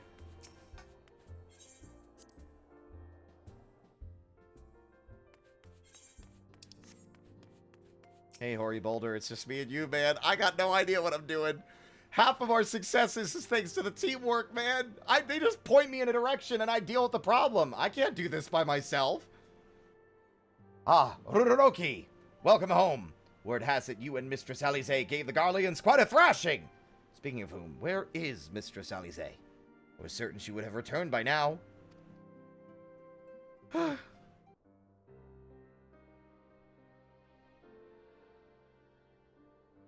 By the 12, not her too? Osher and I will ready the infirmary for her arrival. We also need to send a message to Tataru post-haste. Would that I had something other than grim tidings to share with her. And with you too, for that matter. It grieves me to report that the Archon's condition remains unchanged. As we speak, Coltene, Kryl, and Master Matoya continue to explore every possible avenue. Alas, their efforts have yet to bear fruit. But all is not lost. We are still hale and whole, after all. I suspect you must be tired from your journey. You should rest, my friend. Leave the worrying to us. For the time being, at least. If only you were that fucking easy, my guy. Let's just pile on more of that horrible, horrible survivor's guilt.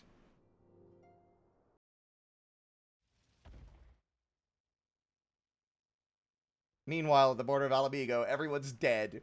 Everyone's dead. It's all fucked. Game over, man. Game over.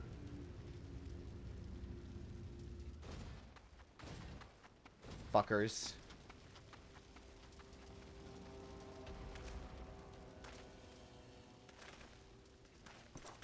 Oh, fuck. Now he's here, too.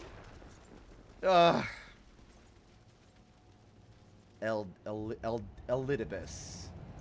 Oh, sorry, Xenos. That's bad. That's so bad. That's all the cutscene's gonna give us. That sucks so bad. We're all fucked.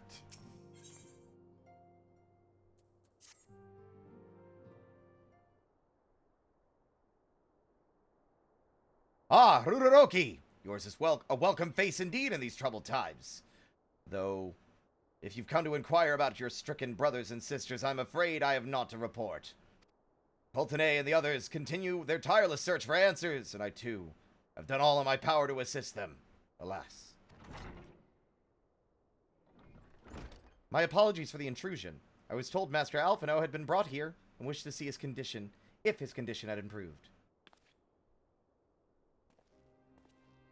Maxima?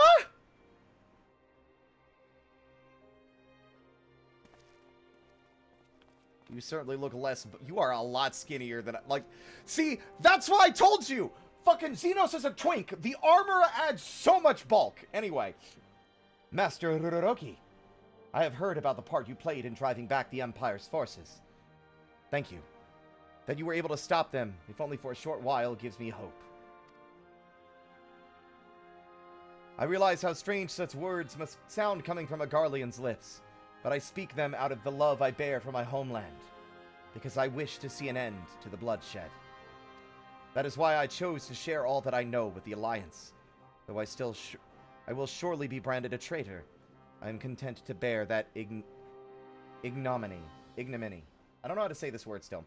'Twill seem a small price to pay if it helps to prevent this conflict from escalating any further. Thank you. But enough of my prattling. The war is not what brought me all this way. I came to see Master Alphino. An acquaintance of Ruroroki and Alphino, are ya? Well, far be it from me to turn away a good company. If you'll follow me.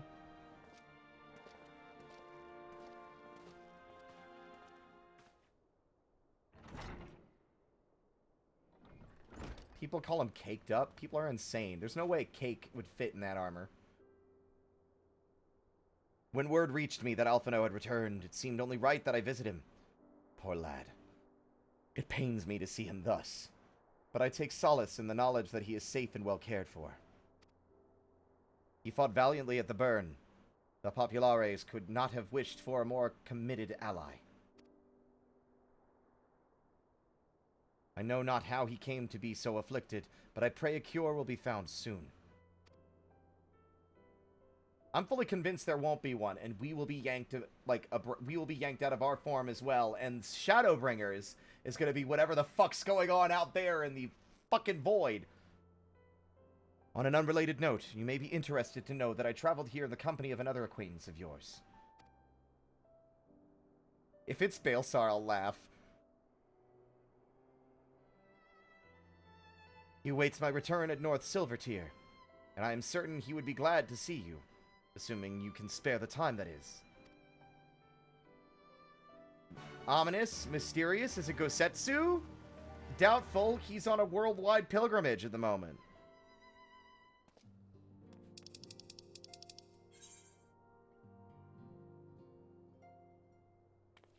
Oh.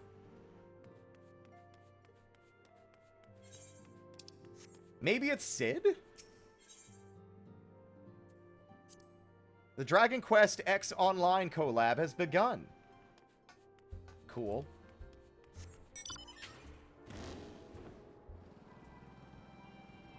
God, how far we've come since the last time we were at Revenant's Toll, I suppose. I was trying to think of specifically from A Realm Reborn, where we were trying to get the Magitech armor to fight the bastard. Shin! Thank you so much for the raid! Hello! How was Cyberpunk 2077? Rat invasion? Oh god. Rats? But why? Why so many? Hello, everybody! My name is Spirit. I'm just a little guy. I stream for fun. I normally do not stream all the way to 1 a.m. Pacific time, but I'm trying to get to Shadowbringers! And the stakes in the plot are too high in Final Fantasy XIV right now. I can't just rest. I mean, it's gotta be Sid, right? There he is. He's right there. He's standing on the airship. Who else would it be? It's an airship. It's the Enterprise. Of course it's Sid. But welcome on in, everybody. I hope you're enjoying Cyberpunk 2077.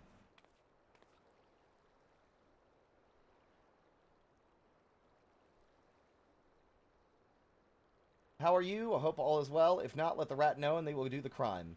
No crimes are needed right now, but please do keep that kind of spirit of mischief in mind.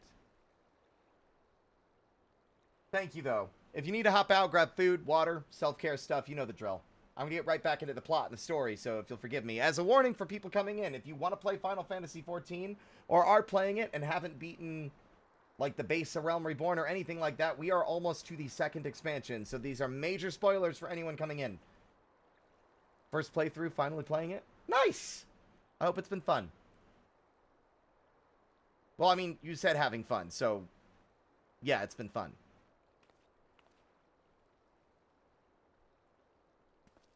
Ah, there you are. I was beginning to think you would not come.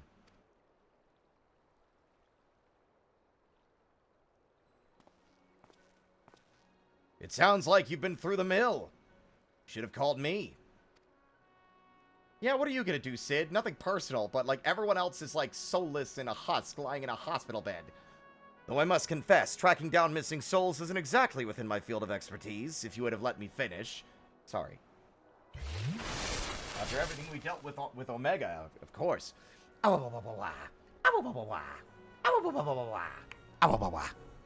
Vital signs are dropping. Sippy acquired, and finally...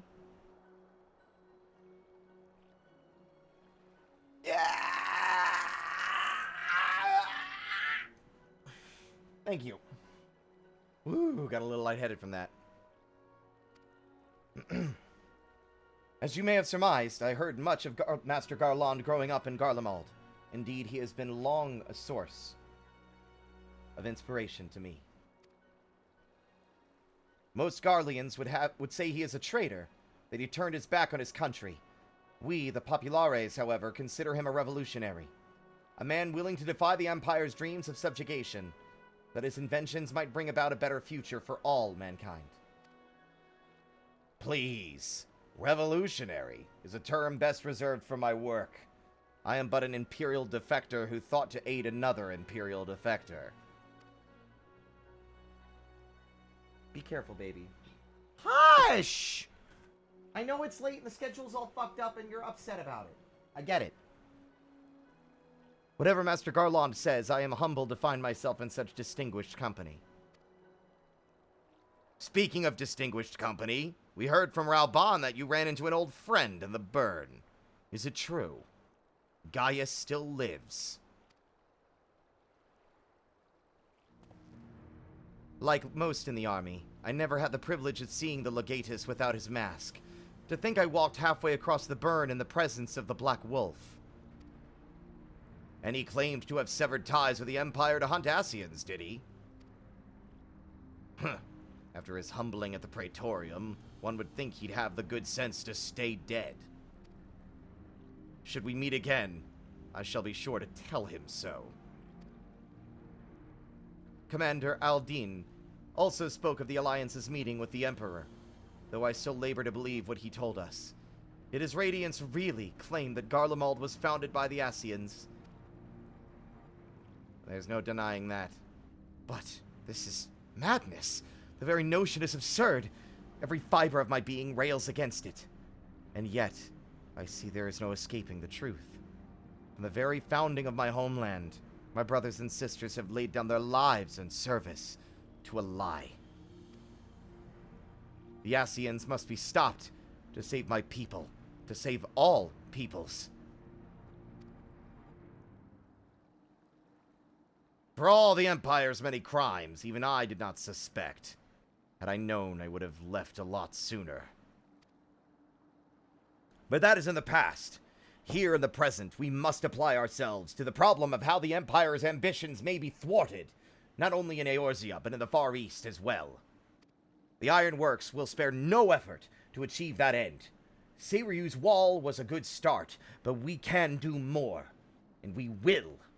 We'll show them what it means to achieve freedom through technology. Begging your pardons. I bear a message for the Warrior of Light. What? What's the bad news? Commander Aldin requests your presence at Alliance headquarters in Alamigo. You would discuss matters of strategy at your earliest convenience. I am not a strategist! All the people who know what the fuck they're doing are currently lying unconscious. Potentially gone for good, soulless, empty husk.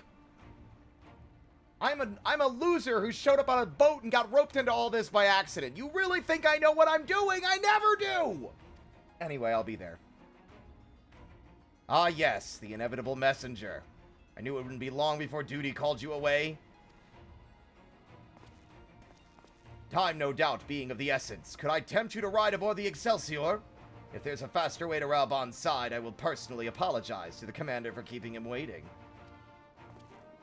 I'll always enjoy a ride on the Excelsior. Sweetie? Yeah. I too will make for the border anon. If there is aught I can do to help, I consider it my duty to see it done. I swear, every time you board my airship, you seem to be barreling headlong into danger. And every time, you somehow contrive to emerge victorious. Which, of course, is an admirable skill. But no one is invincible, Ururoroki. Not even you. So please, take care of yourself out there. I pray you remain safe on the front lines. Though ill-equipped to join the fray, I shall do all I can to assist the headquarters. My colleagues and I have been tasked with evacuating casualties by air. See that you aren't among them, eh?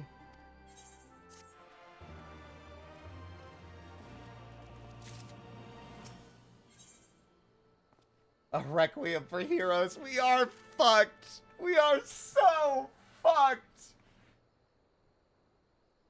Oh, they need me back at Resistance headquarters. 1 second. Sid, we are so fucked. Commander Aldin is waiting, sir. It would be best if we proceeded to the Alliance headquarters at once.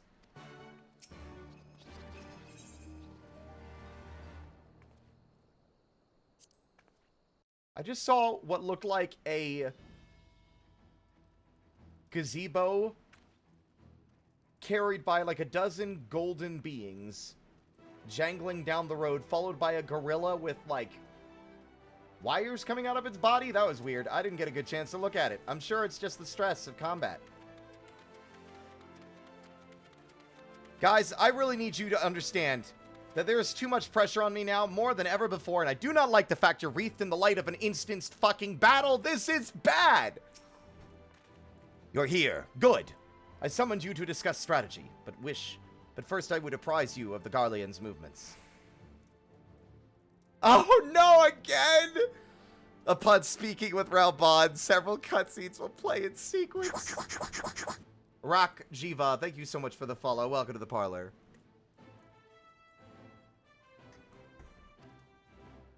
Oh.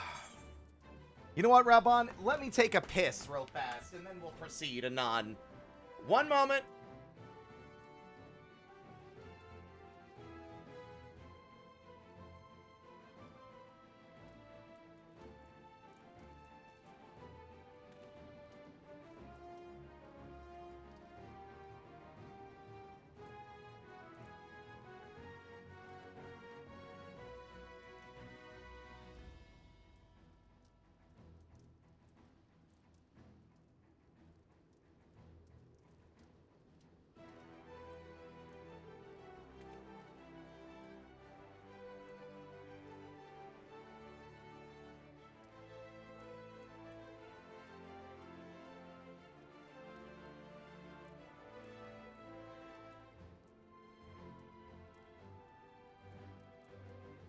I return.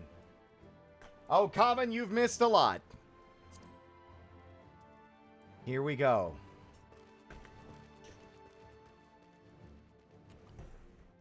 There have been several skirmishes along the border, but as yet neither side has delivered a decisive blow. We had long assumed that the Garleans would overwhelm us in a straight fight, but we seem to be gaining ground, albeit slowly. As to why that might be, the most likely explanation is that they have yet to commit all their forces. Still, we're winning, and our latest intelligence suggests the Emperor has retreated back to Garlemald. In light of this, we're considering launching an offensive with the aim of pushing the front line forward and giving ourselves some room to breathe. Commander, the Imperials. They've broken through our defenses to the east. Hey, you've got my hairstyle. What the fuck? What? Just kidding, sorry. Our scouts say their forces are being led by Lord Xenos. Lord Hian and Commander Hext have taken their troops to provide support, but we don't know how long they can hold out. So, they've been biding their time, waiting for his arrival, have they? Very well. Send word to our allies, requesting reinforcements for the front line. This isn't gonna be good. We're gonna be in battle with an Ascian puppeteering a corpse. And then we're gonna get called. Should the worst come to the worst, I may need to enter the fray myself. But what of you? Do you still have the strength to fight? What choice do I have?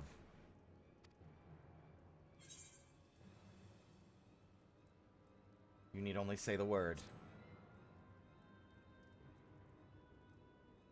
Real talk, but people copying the preferred hairstyle. Given the choice, I'd take you over 100 soldiers. Real talk, but people copying the preferred hairstyle of the Warrior of Light would 100% happen, like it or not. But a hero like that would be a trendsetter. You are right. No! Oh, we're not even gonna get to... Please, I bid you open.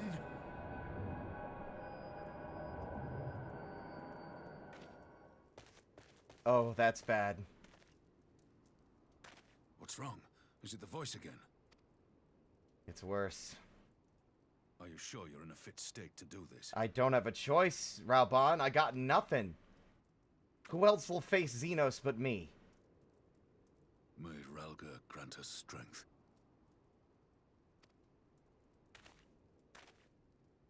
Give 'em hell, lad. I, for my part, will defend this place to my dying breath. A shame after all this effort to free Alamigo and we're about to lose it all over again. I'll die if that's what it takes, I suppose. Oh boy.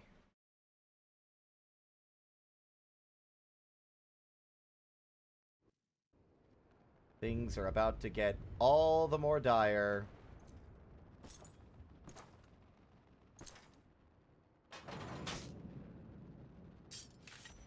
Am I about to play as... Okay.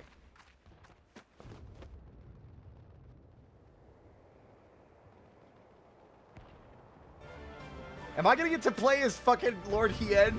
Please let me get to play as Lord Hien. I just picked up Samurai, so at least I know what I'm doing. You bet! Let's fucking go! Okay. Ready?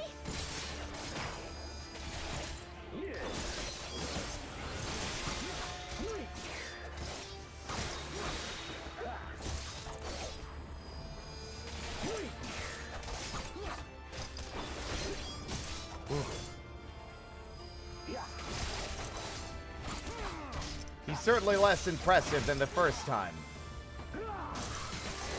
Let's test the limits of this Garlean vessel.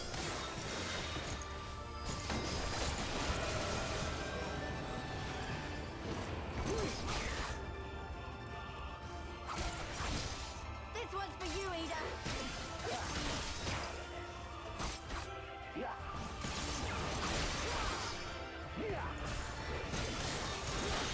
They do simplify quite a bit.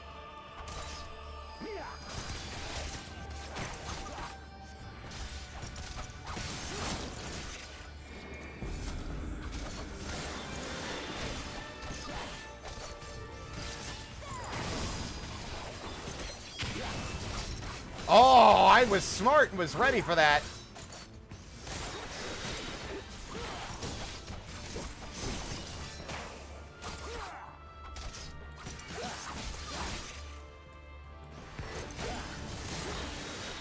The Warrior of Light is still nowhere in sight is a crazy pop-up.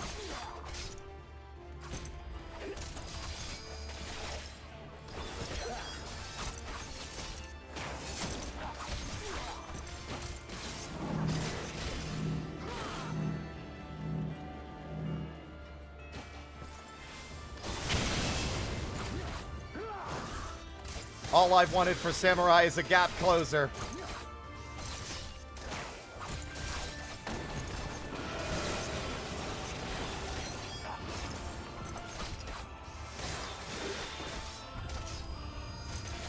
Oh.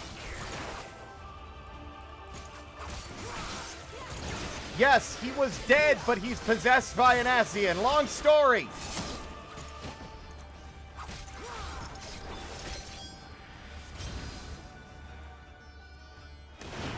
Oh no. Time to vent? Look upon Amino Habakahiri. What? Oh, whatever. Oh no, you don't. Here it comes. Lise, no!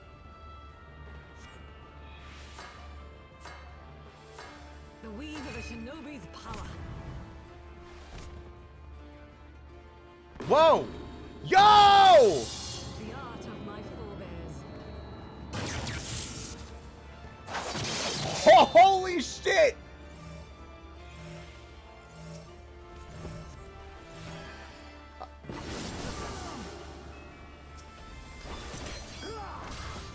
I wasted my fucking second wind. Yeah, she pushed me out of the Doomsday attack.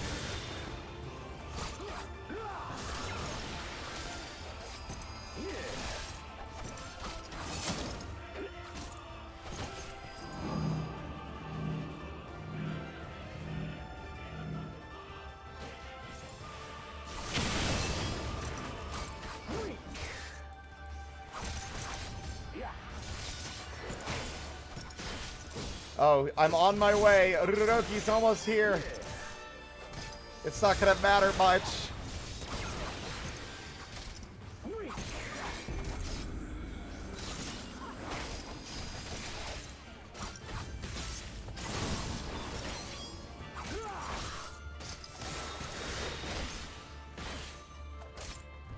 He comes, does he? Then I need not waste my time on you. No!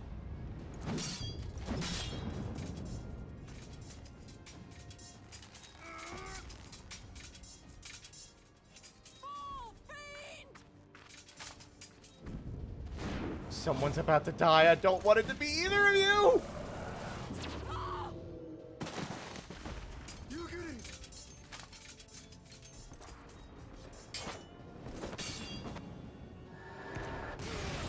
Shit. Damn you! Whoa!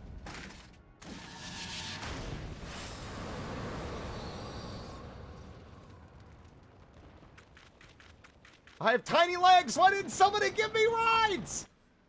Ugh.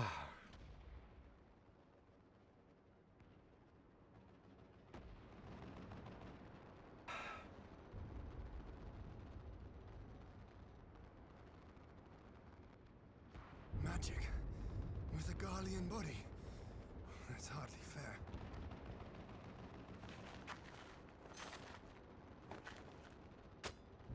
Still, he must be stopped, no matter the cost. It won't work. Whatever you're thinking of doing, it won't work. Lord Hien! This is not going to go well.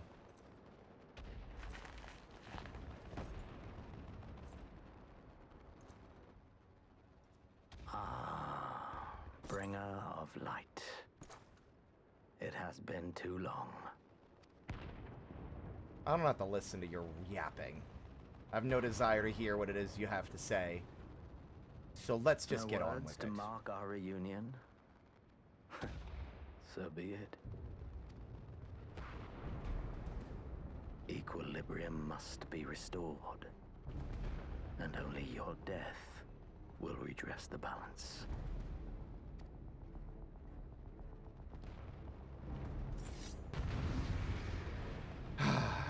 Is this a fight I can win or what? We're about to find out.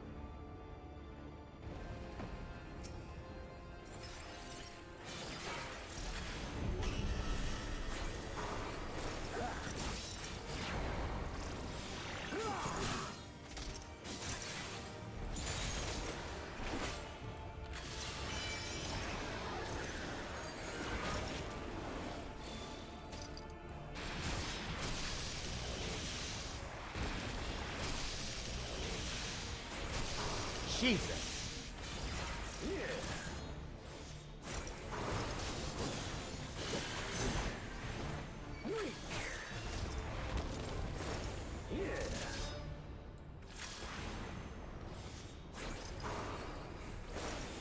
I don't care about the power of the dark. Shut the fuck up.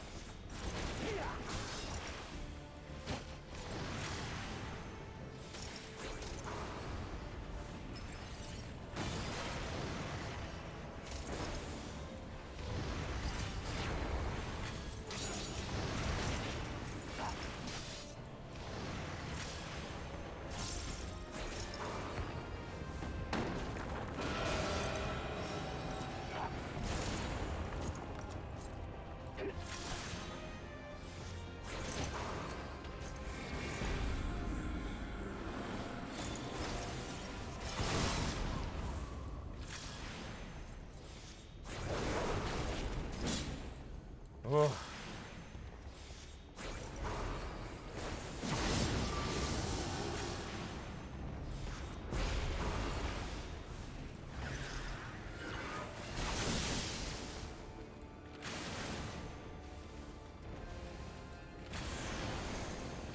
Oh.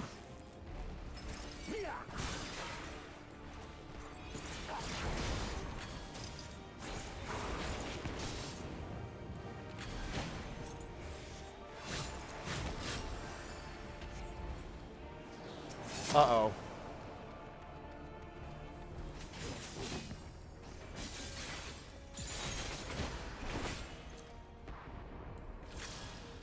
Oh, God.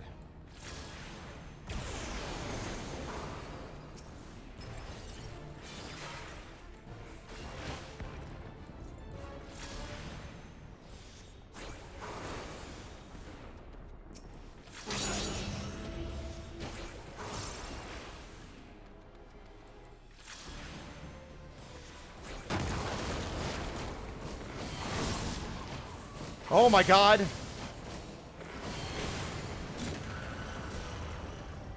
Are you done? How is it you have grown so powerful in the gift? Maybe because I'm not a fucking colossal dickhead.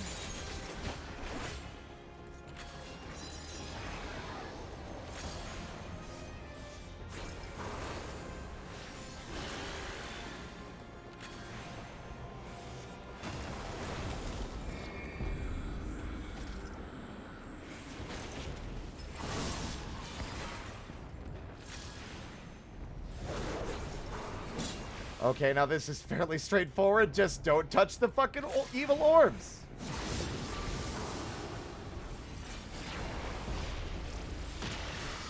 Ow.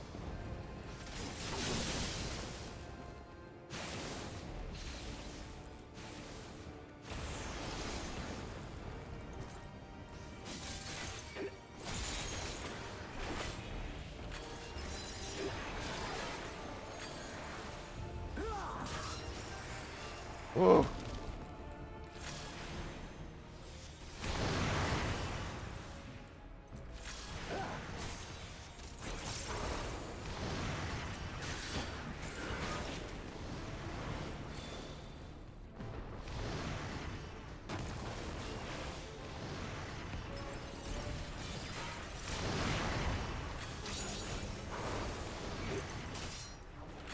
I'm actually shocked we're winning. Which means it's not going to last.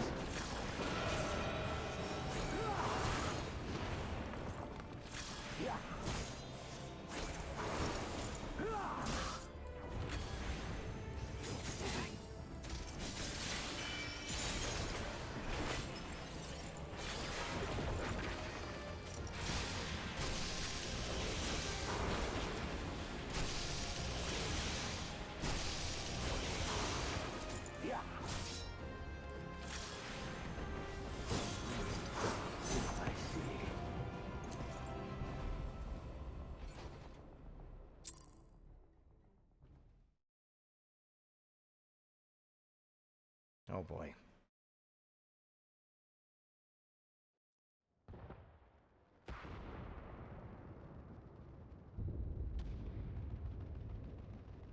Oh no, I just realized what might happen. I'm gonna get called and La Habrea will take my body, but I don't know if it's gonna matter.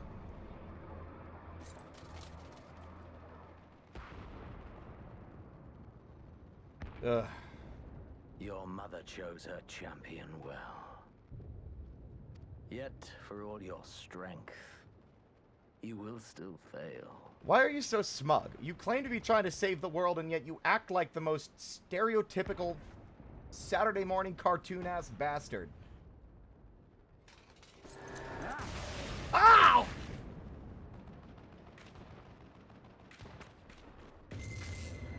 Oh no. I beseech you.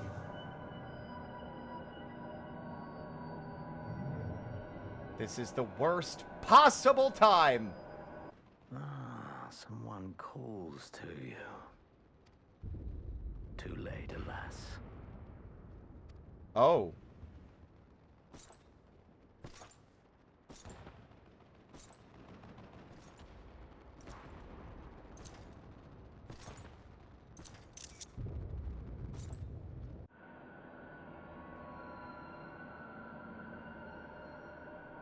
Fuck. Not the way I would have had it end.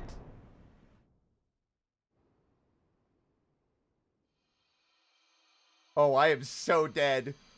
Brunodoki's head just rolled across the sand.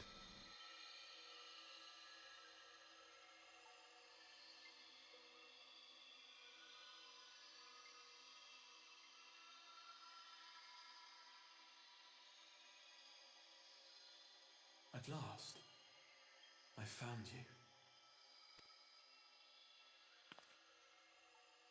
Who the fuck are you? You'll pardon my language. Please, there's no cause for alarm.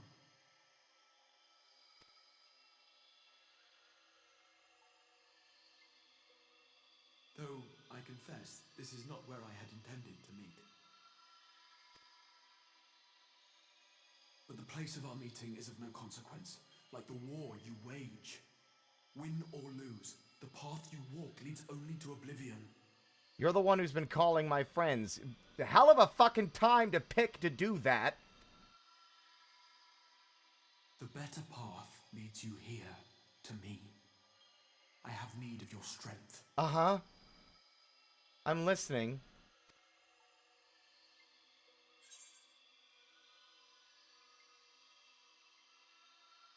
My friends are nearly dead. You picked a hell of a time to do this. The battle is over, the danger past, but your work is not yet done. To hell with my work. Go to the Crystal Tower. I have left something for you near its base. It will serve as a beacon of sorts, one which I pray will help you on your journey. What? All you need do is find it. I will take care of the rest.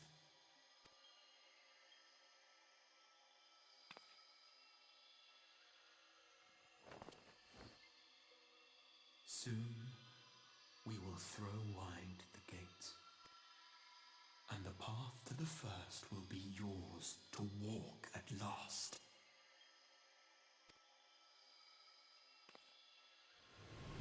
What? Man, I don't know what the fuck's going on. Can I stop being given the fate of the world, please? At this point, I'd rather just have a fucking fast food job. Where am I? Am I dead?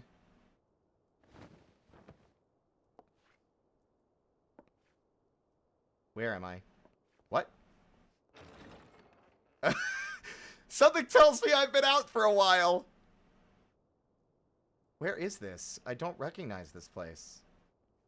Oh!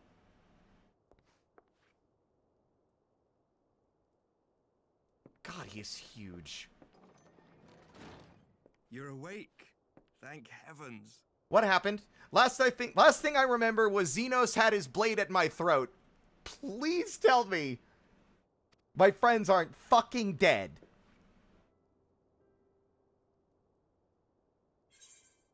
Where is Xenos?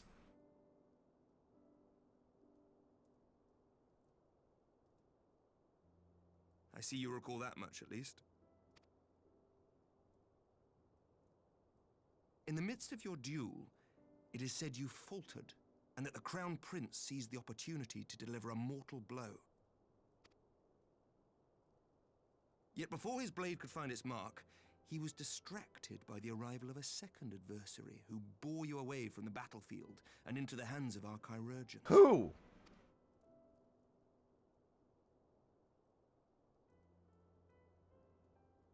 Lest you wonder, he left before you awoke. As is his wont. Oh my god, wait, was it Astidian?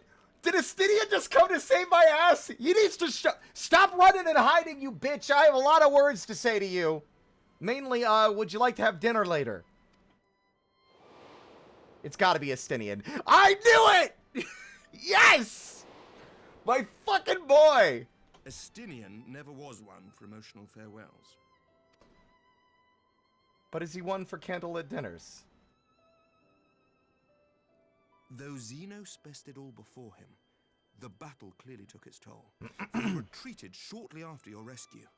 Seeing this, the remaining Imperial forces decided discretion was the better part of valor and pulled back, allowing us to re-establish our position.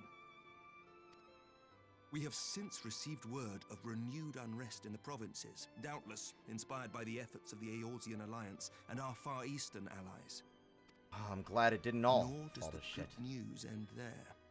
We have also come into possession of intelligence suggesting unrest within the Imperial Court. Well, good. This would certainly explain why both the Emperor and Lord Xenos appear to have abandoned the fight. A long-awaited ray of hope in these dark times.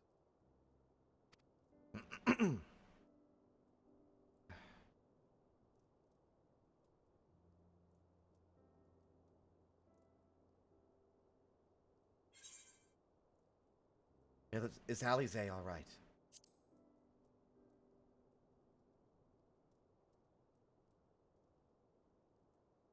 Yet to awake, I'm afraid. But please, concentrate on your own recovery for now. Nope! I'm getting up right now. I got a message from some otherworldly entity that dragged all my friends out of their corporeal bodies, telling me to go to the Crystal Tower. You think I'm sleeping right now? You're crazy. You have carried the hopes of some half-dozen nations, and we are all eternally grateful for your efforts. But no one is without their limits, not even you.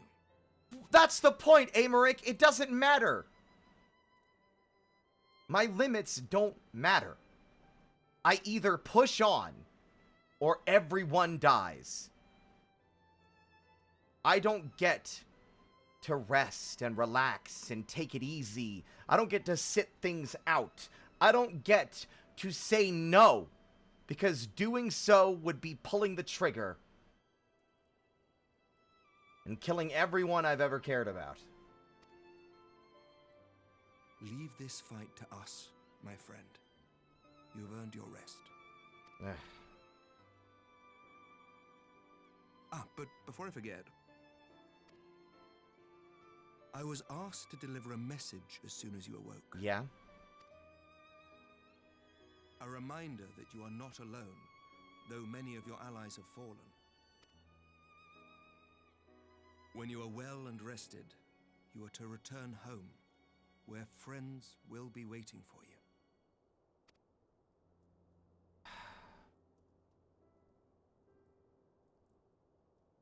Now, if you will excuse me, I must return to the front.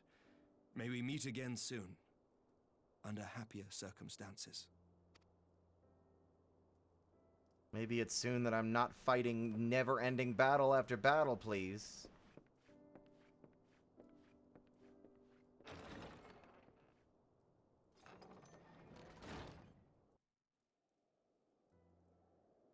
That was a hell of a sequence, y'all. Crazy. Well, this is a most unexpected surprise. I thought you confined to bed. Ah, you! How are you doing? When I heard that you had collapsed on the field of battle, I confess I feared the worst. But with you standing here before me, I see now that the reports of your defeat were greatly exaggerated. Thank the Fury. I guess I am in Ishgard. As long as we have you, Master Kikiroki, history suggests we have a fighting chance. Speaking of fighting, you may be surprised to hear that the war's effects can already be felt even here in Ishgard. In anticipation for a need of reinforcements, our Toriel will soon be departing for the front lines with a contingent of our finest knights. I would advise you to stay until your strength had returned, but I know it would be an exercise in futility.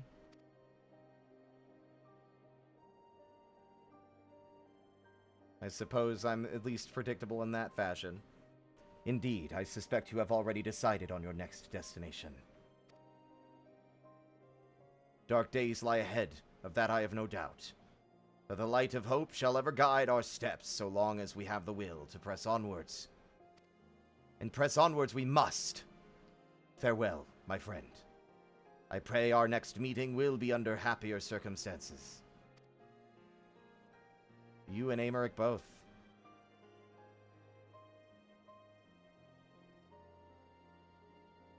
I apologize to everyone who wanted to see my reactions, and I'm streaming at the god-awful crack of dawn. Well, not crack of dawn, like the ass crack of midnight.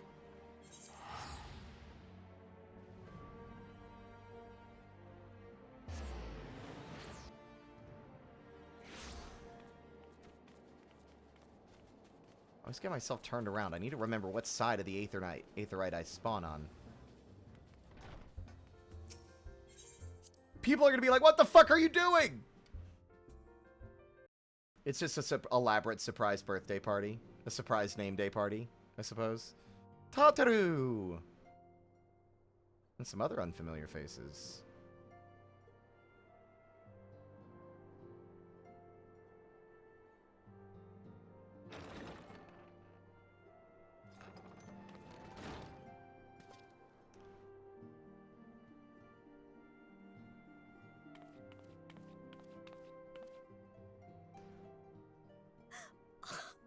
12! I don't believe it! Okay, the extra attention is unwanted. For the love of God. Okay. Oh, come. No! Please don't. Oh. I rushed back as soon as I could. I swear, my heart nearly stopped when I heard you'd collapse like the others. What in heaven's name is going on? I wish I could tell you, Tataru.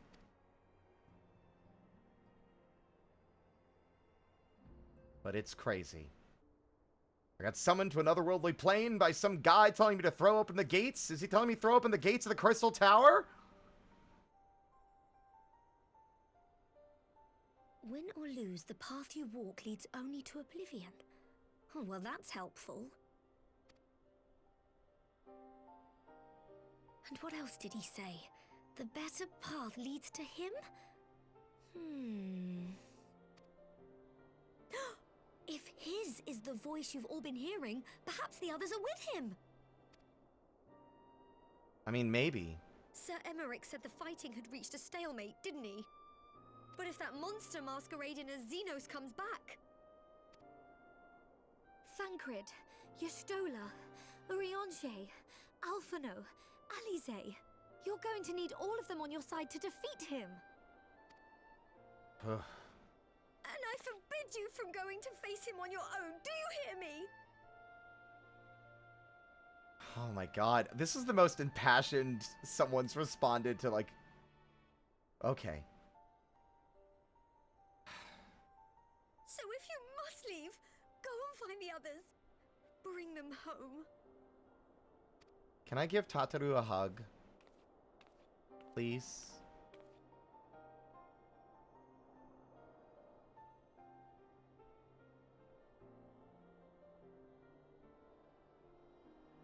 You got it.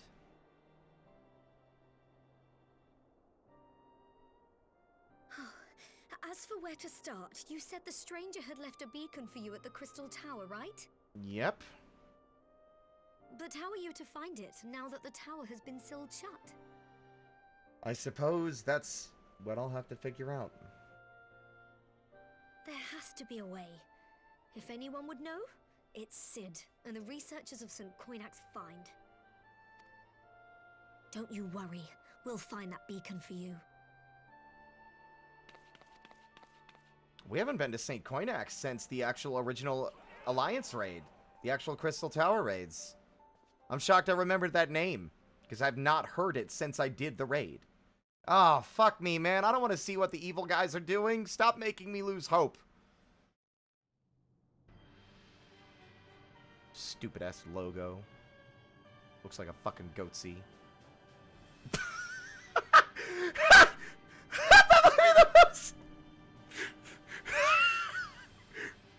I'm really sorry. Ugh. I pray you have good reason for abandoning the front. Because you're a bitch and I hate you. How could I remain there while the rumor that my son is possessed by a demon spreads like a sickness here at home? It's working! I will not be made to fight for the throne a second time. But what of you? Did you not tell me you would destroy Eorzea's champion with the ease that one might swat a fly? And yet I kicked his ass. Ha! A minor setback. He will not escape me again. It does feel good to see this guy be like, damn it, it didn't work. Fuck. It's nice to see these Asian shits on the back foot. With him. How should I know? Do you hide from each other's sight as well? I imagine he's doing what all Asians do. Kicking puppies and drowning babies, or whatever it is. He must have found a way to take advantage of this turmoil.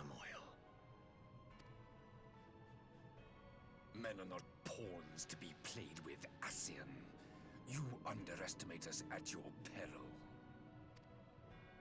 This war will not be decided by you and yours. Man must choose his own fate, and I, for my part, will do all within my power to see Garlemald emerge victorious.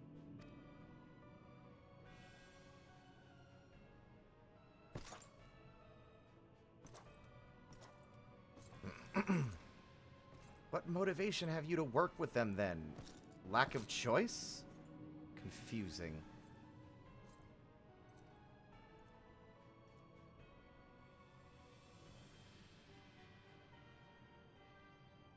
So, another clone has been deposited into the cloning Pray vats. forgive the intrusion, Your Radiance, but the requested preparations are now complete. We stand ready to begin production of Black Rose upon your order. Fuck!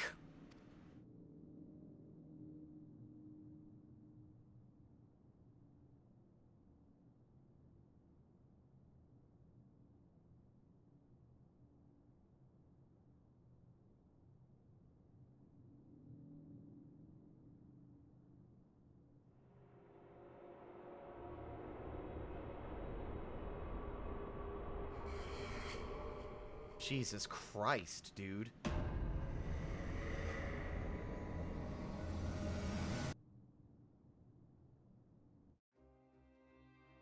I hated that. That sucked. Hello? Hello? Oh, are we in Shadowbringers?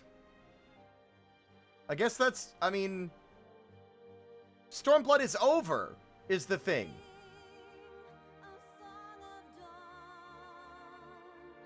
Should I skip the credits?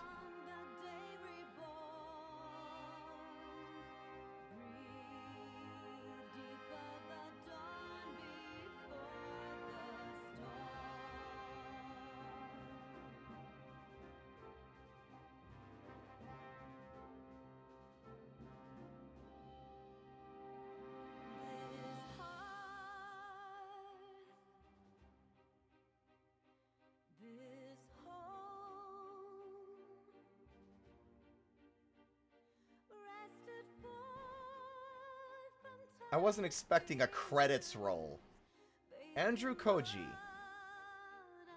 I believe, is the English voice actor for Hien.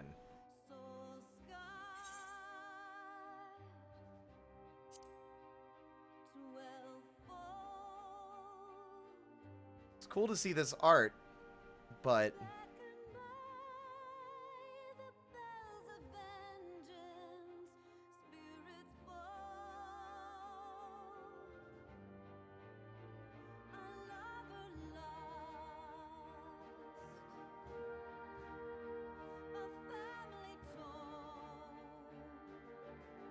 Great music.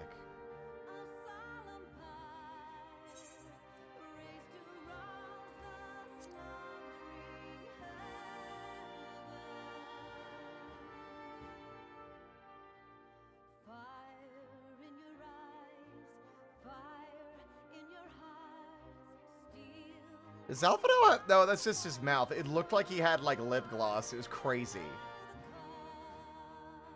They look a lot younger in the art than they do in the game.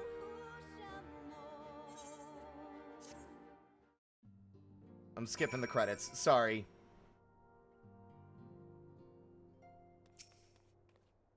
I knew you'd be alright. And to celebrate your return, I made you this. A brand new traveling outfit. Oh, I do hope it fits. Oh. Ahem. But now is not the time to fuss over your measurements. I must go and speak with the researchers of St. Coinac's find. You go and rest while we track down that beacon.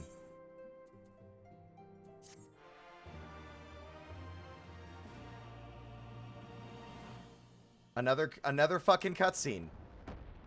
Jesus Christ. There he is! That's Xenos! I told you this motherfucker is Xenos! It's Xenos' soul loosed from his body.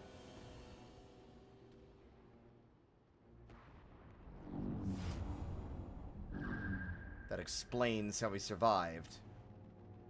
The resonance. My enemy. My friend. Had I been but a step faster. The battle pervert yet lives, much to all of our dismay.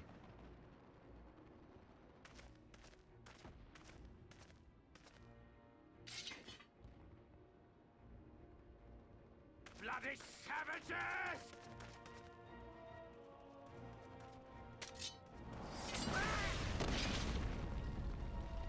You could tell, he don't give a shit. Garlean, Eorzean, it doesn't matter to Xenos. A pity your hunt leads you elsewhere. Not that I am surprised. May you find joy in it. Grow stronger, more savage. Deranged. And savor every triumph.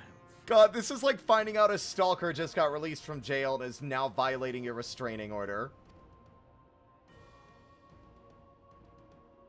In the meantime, I will reclaim that which is rightfully mine. Although I have to say, I kind of want to root for him in kicking Xenos's, like, it's kicking, Elidibus's ass.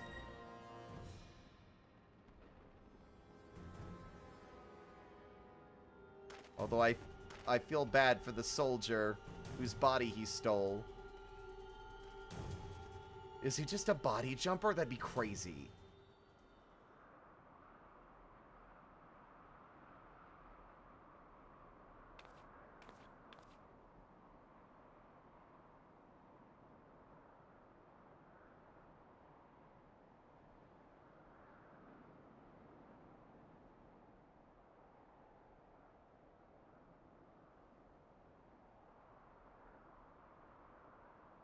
And yet again, Final Fantasy III becomes relevant. Feels almost like fate, in a way, considering it was the game that got me into Final Fantasy. In the midst of a requiem for heroes, a voice rings out across time and space. In fields of tranquil light, sow you seeds of darkness.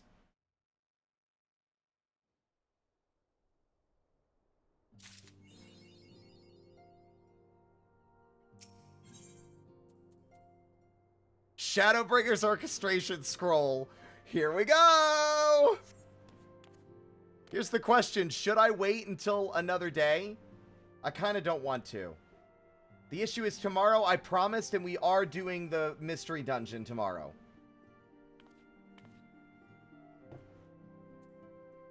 At this point, though, there's liable to be no one left in the chat to watch. And we're going on 9 goddamn hours.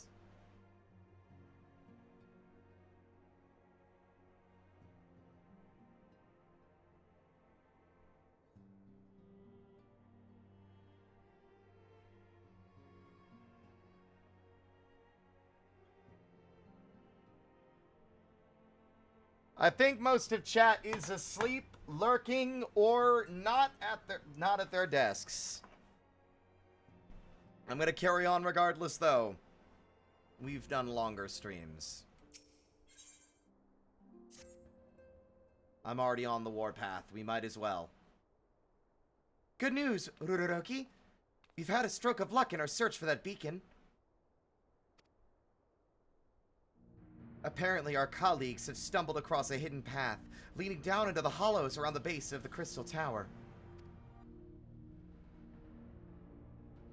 A path I doubt we'd have ever found had the Ironworks and the Suns not added their numbers to the party. Thanks to them, we have eager eyes aplenty down there, checking under rocks and peering into every nook and cranny. Still, it sounds like there's a lot of ground to cover.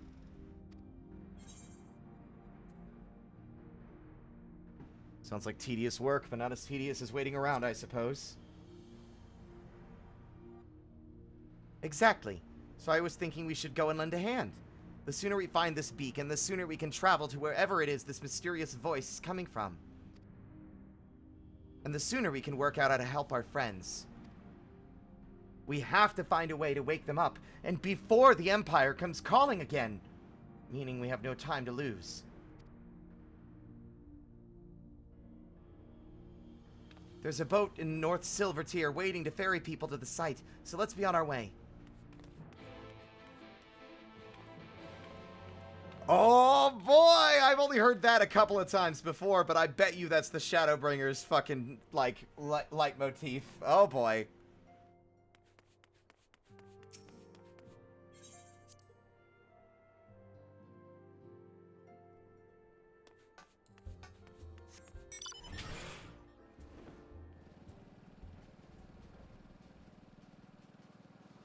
Off we go on another insane adventure. Although this time the stakes have never felt higher. Cliff Bar, thank you so much for the follow. Welcome to the parlor. I'm normally not up this late. Thank you regardless. I keep worrying I'm going to start picking up folks that are in different time zones.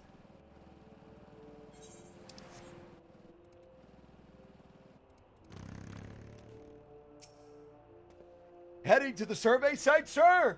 It's on the eastern shore of the lake, and the swiftest way to get there is by boat.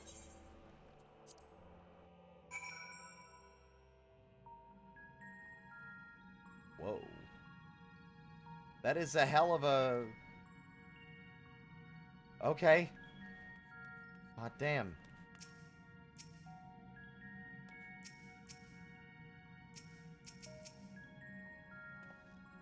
The Ironworks is out in force. Master Garland's orders. The Archons need our help. Next to that, even matters of the heart don't seem to matter.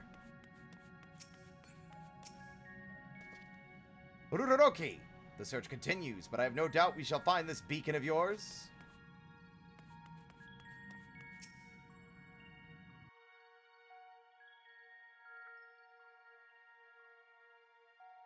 I'll be sure to publish the VOD and export it immediately at the end of the night.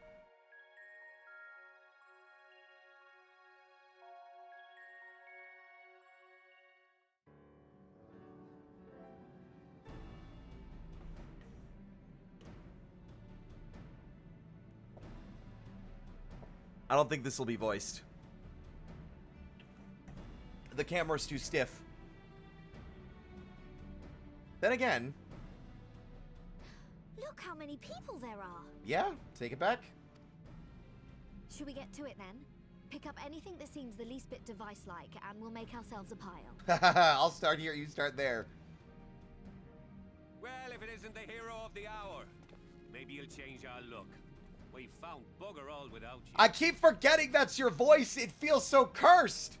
Can't wait to hear Wedge speak again, because I think he's New Zealand. He's got a New Zealander accent. Biggs, Wedge. Good to see you two losers.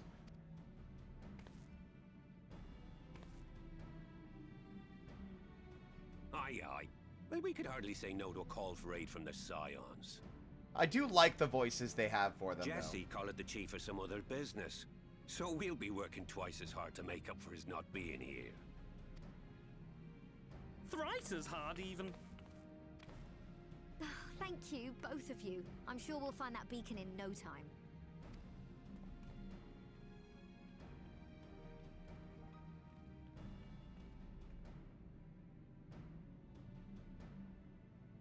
Agony.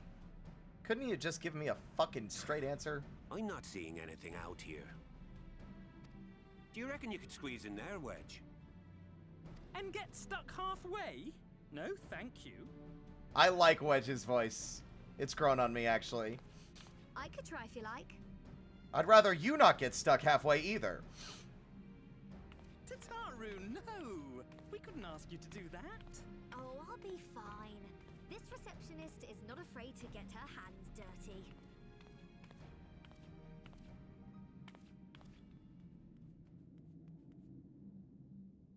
That's an aetherite. Or is it? No, am I blind? I'm stupid. What did I find? Sorry, I meant to say, the scholars haven't finished their preliminary assessment of the site yet, so we're not supposed to venture too far in. Then what's this? What's that you got there? Now that looks promising. There's a symbol on it. Is that... Isn't that the Yeah. Ironworks symbol? Exactly. Counterfeiters? Oh, for the love... Now I have you. You are right. What's happening? Nothing like saying something ominous, asshole! Stay with me. Focus on my voice. Let expanse contract. Eon become instant. Wait, this must be it. The device. Oh, this is supposed to happen. Throw wide the gates that we may pass. Safe journey, warrior of light. Find our friends and bring them home. God, why does it have to hurt? I get what he means by eon become instant. It's an instant transfer across the stars. Omega had to travel for God knows how long until he could no longer return home. We are being transported instantly across an insane distance.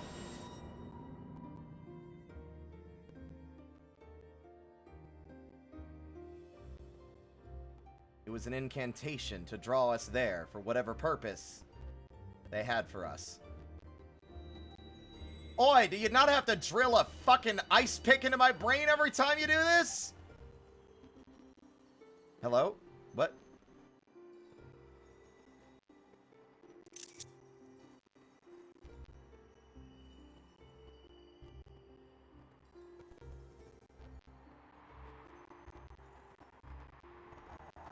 Oh my god!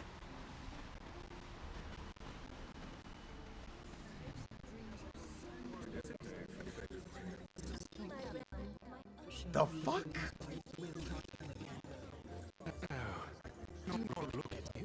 No!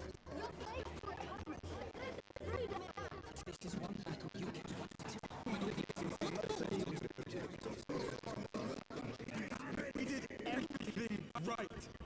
Everything that was asked of us, and still it came to this.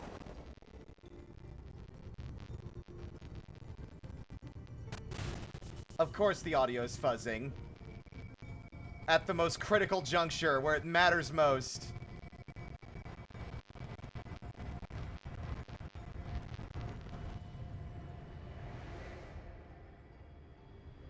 Better?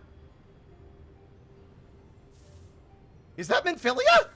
Your time has not yet come.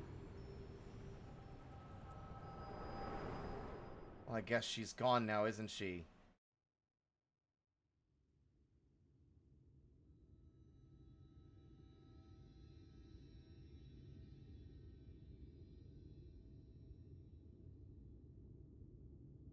Oh my god! This is their world! This is the world that was overcome by light!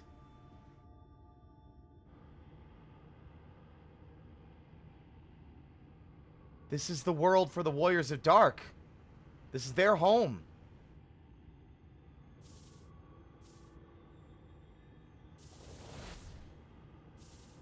And there he is.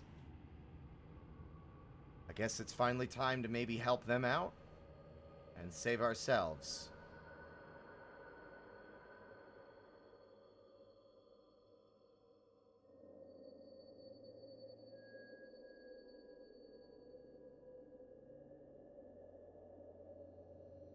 Ah, my fucking eyes.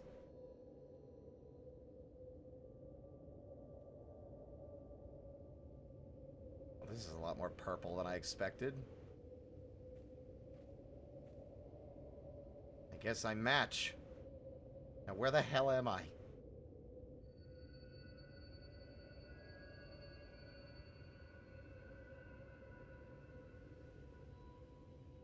From endless dreams I awake.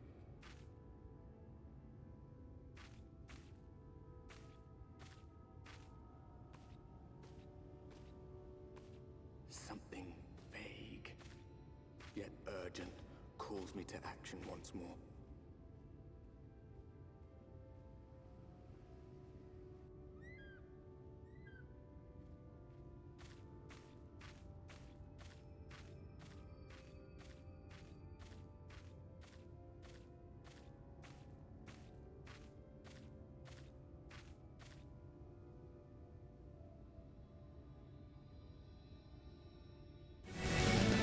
Oh my god, can y'all stop raiding during cutscenes? I love you, Cassie, but the worst time. Oh, I love you so much, but god damn it.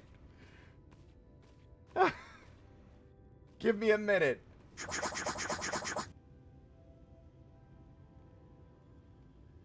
Rare to meet someone out here who's not a peddler themselves. What brings you into the wilds this time of night? How was your stream, Cassie?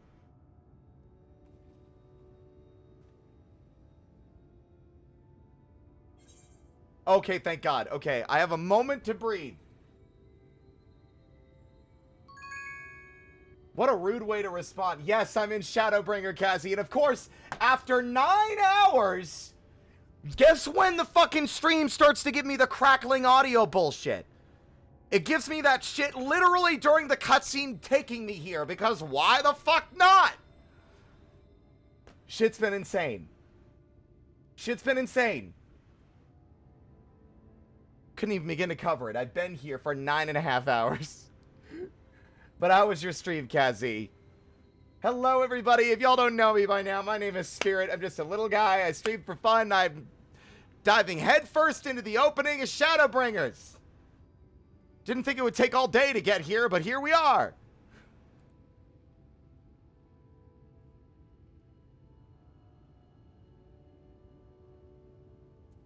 What do you mean this time of night? It's the middle of the day. Well, if it ain't the oldest joke in the book. Me granddad, God rest his soul, used to tell that one to the barman at kicking out time. I'm confused. And when, pray tell, did we last have a dark night? You rotten old drunk, yet he'd reply.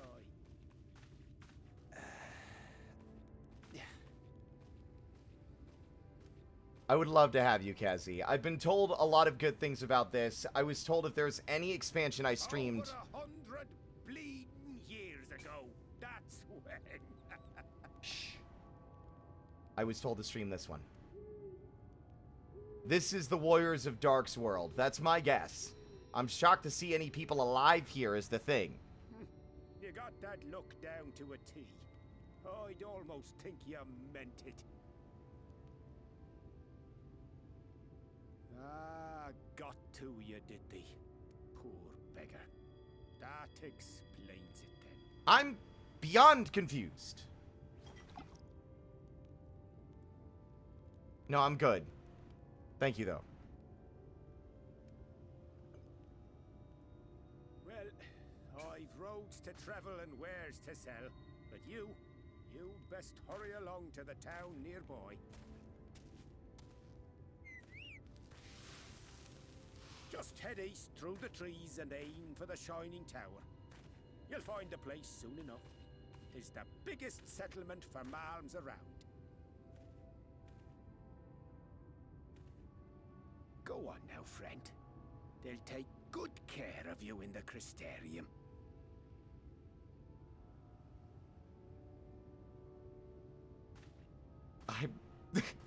God, Uraraki is confused as fuck, dude. As am I. I mean, I've got a good guess as to where we are.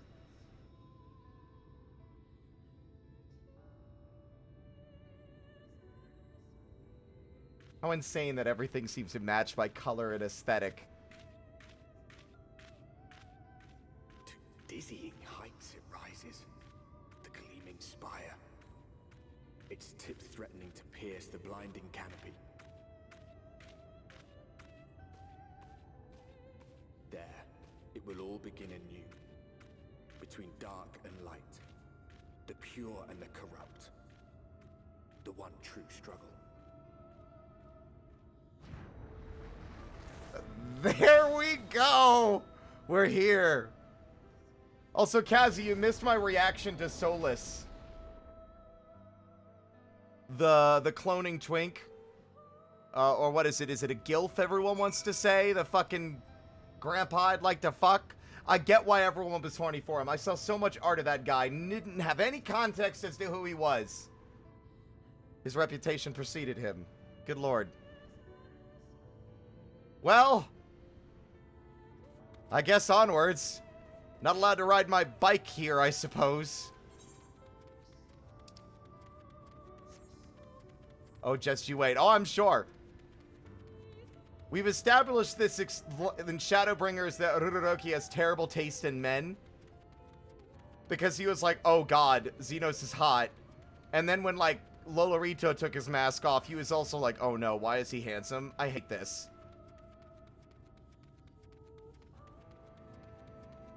I'm gonna have no friends here. This sucks.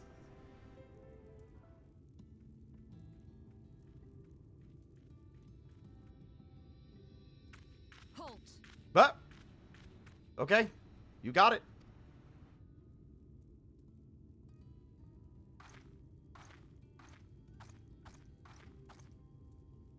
Every face in this city I know. Yours, I do not.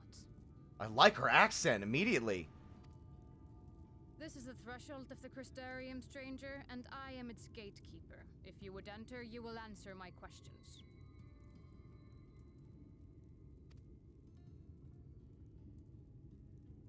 Okay. From where do you hail? God, if this answer's not gonna make me sound crazy. Limsa. Sure. Where? Do you take me for a fool? No such place exists. Yep, there we go. That's about what I expected. Had you given me an honest answer, I would not have barred your way. We care little here for a person's place of origin. But instead, you chose concealment. And I will not suffer you to pass. Oh!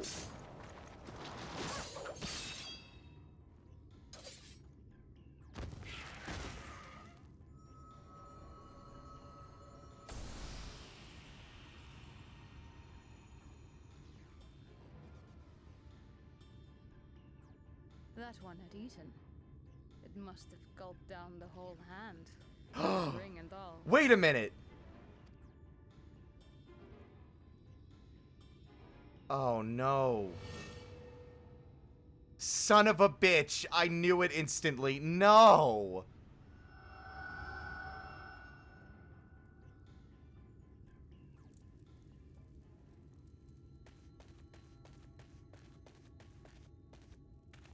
Everything all right, Captain?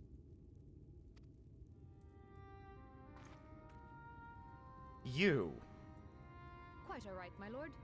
Just a stray sin eater, and a weak one at that. Sin Eater. This is insane!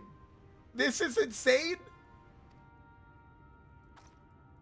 I see.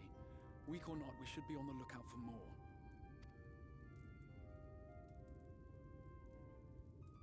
But I see you've met my guest. I will escort him to the Crystarium myself, if you've no objections. What? Another of your mysterious friends, is it? I should have known. Very well. I'll inform the others your guest is to be given the run of the city.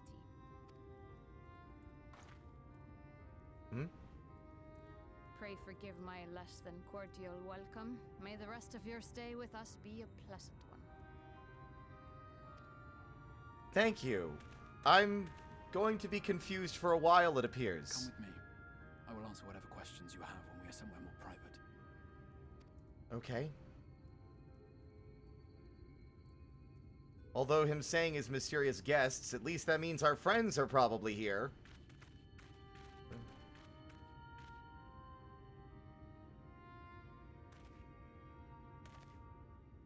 Right then.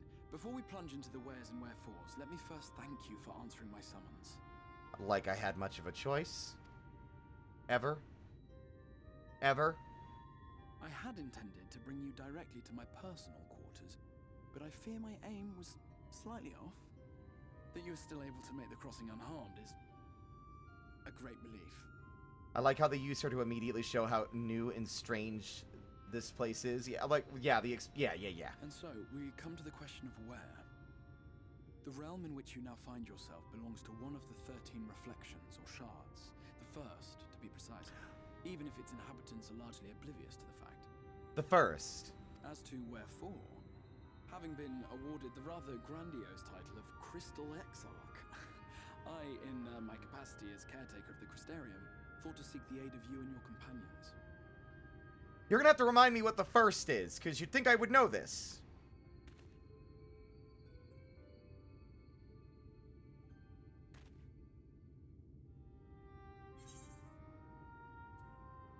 Do you have any idea how much trouble you've caused? God damn.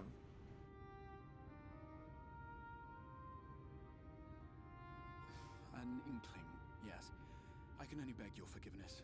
Matters here forced my hand, but all shall be explained in due course, I promise you. Let us begin with the glaring skies up above. Yeah, it's giving me a fucking headache.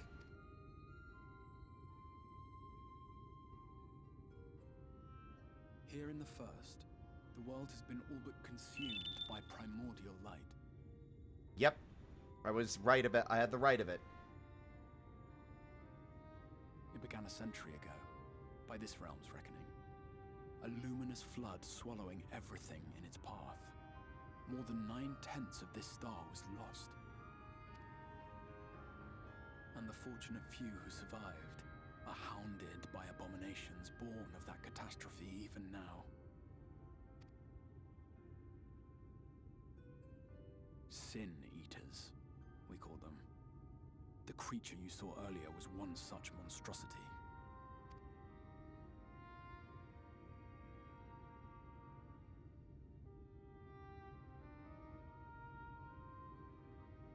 It was to save the first from this menace that I learned to bridge the rift between worlds. That I might call upon the aid of the greatest of heroes. Ah, it's exhausting being given Though it titles. meant depriving a world of its champion, I had to try. For in saving the first, you would bring salvation to the source as well.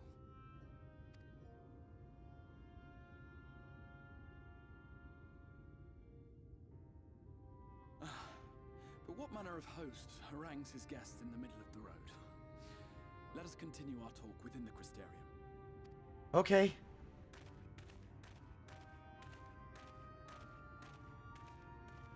I feel like Ruroroki does right now, and that is fucking exhausted. God, he's gotta be tired. You know how much running he's had to be doing? He's got tiny legs!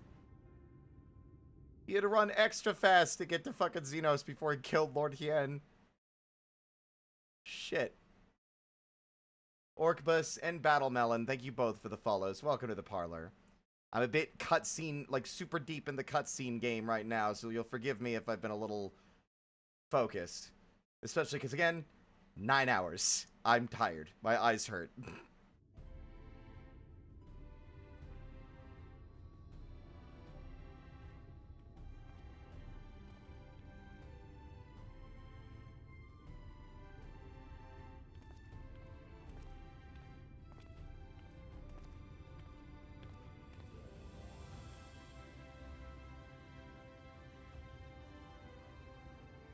Whoa. Such a proud and vibrant city. The sole sanctuary for the living in a world all but resigned to oblivion. Each stone was laid with hope. The town itself a symbol, a monument to defiance in the face of death. No would-be hero could fail to answer its call.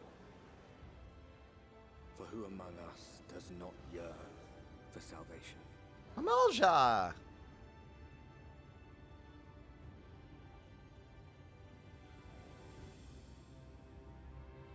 Norvrant? I suppose? I don't know. I guess we'll hear them say it out loud eventually, and then we'll get the right of it. I mean, hell, it took me a while to get the feel for Ul'dah. Wow.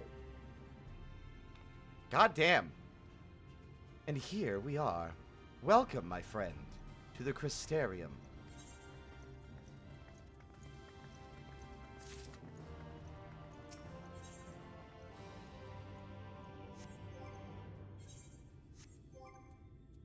I want to do samurai for this. I'm gonna have to do so much leveling before I can do Shadowbringers. Ugh. Fuck. Oh! I guess at some point I got a card for that.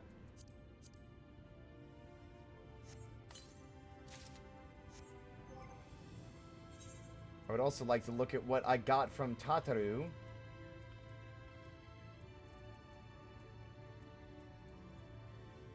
But I'm struggling to find where it is in the list.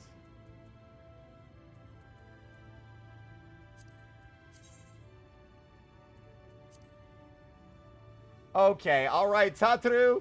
I'm gonna be real, that's way more my vibe. That's way more my vibe than the other shit. I'll say that much.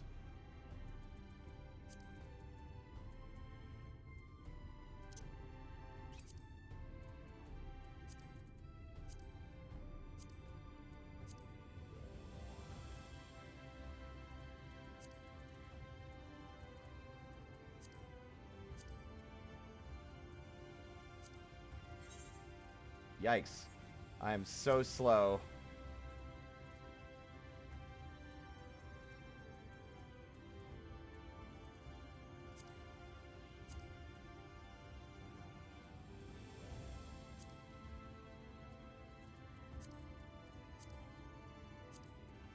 Wow, okay.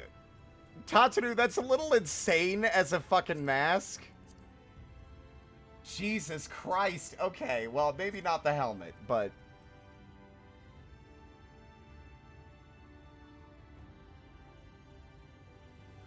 This DLC is like the Majora's Mask of Final Fantasy XIV. I hope you have fun with it.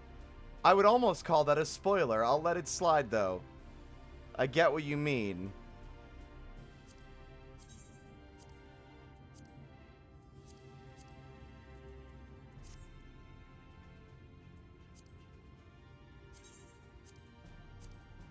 Excellent. I can indeed change the color of the inside of the cape.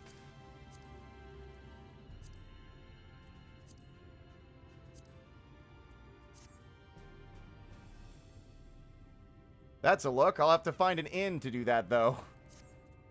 Guess we found our fucking Shadowbringers drip. I feel bad not wearing the first gift Tataru made me, but at least I like this one. It was the thought that counts more than anything.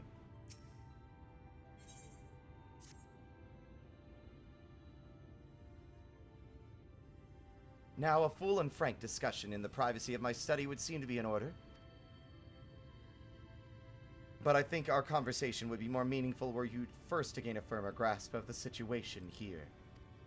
To that end, I would like you to visit a few of the Crystarium's civic leaders and glean something of this world and its predicament. It's a crazy Aetheryte. As you can see, the path will take you directly to the Aetheryte. Convenience with which I am sure you are only too familiar. Being the rightful object of my summoning spell, you should in theory be able to reach all the way back along your aetheric trail and find a connection in the source, believe it or not. I strongly suggest you complete this attunement before venturing any further.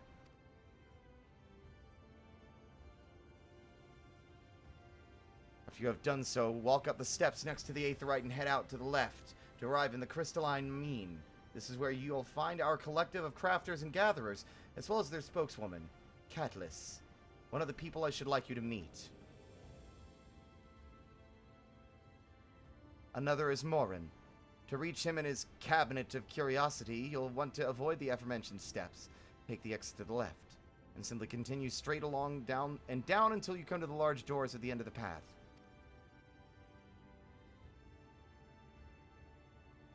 The third and final person I should like you to meet is Bragi, our man in charge of trade and distribution.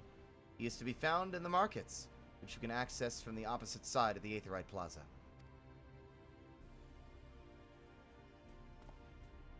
In seeking out each of my colleagues, you will visit the major districts of the city and hopefully gain a feel for the place. I trust my directions were simple enough. To the right and down the where now?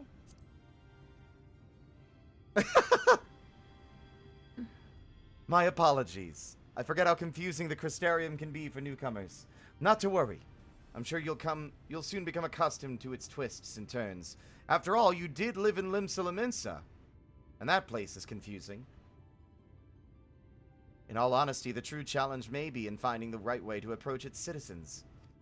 As you discovered during your encounter with the captain, the people of this world are unaware of the existence of other stars, and will struggle to accept the truth of your origin. That being the case, when they ask whence you hail, as they inevitably will, I suggest you claim to share a homeland with the Crystal Exarch. There is an unspoken rule here about peering too deeply into that particular mystery. Alright. When you have finished making the rounds, pray meet me in the large courtyard at the center of town. Until then... Alright, gang. Here's what we're gonna do. I'm going to explore this location, find the usual bits and bobs, and maybe find the inn. And as much as I hate to do this, we will be ending at that point. We are going on nearly 10 hours. I'm straining my voice. I'm exhausted. My eyes hurt.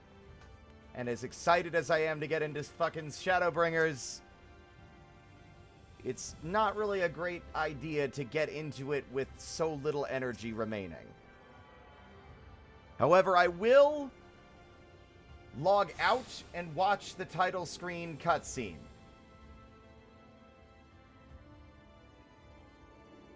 By focusing your senses, you detect the flow of vastly distant currents of aether. Your connection to these energies is faint but stable, and should allow teleportation to aetherites in the source. Look around a bit and then get some good rest. See, that's how you know I'm up way too fucking late, if Kazi can raid me. That never happens, because I'm always done before he is.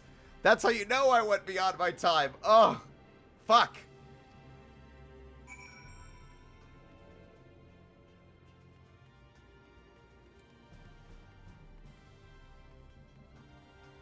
You look like someone from the Freak Circus. What? I mean, I am a little freak, but that's a bit of a rude greeting, don't you think?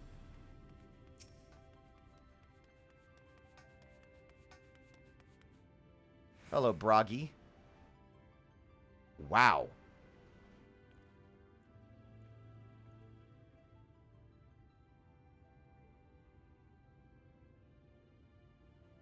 I might stop doing reading of the dialogue aloud, or just read it in a normal voice instead of giving them character voices, because I think I finally reached the limit. Hey, it gives me an opportunity to raid you and repay in kind for all the times you did for me. Aww.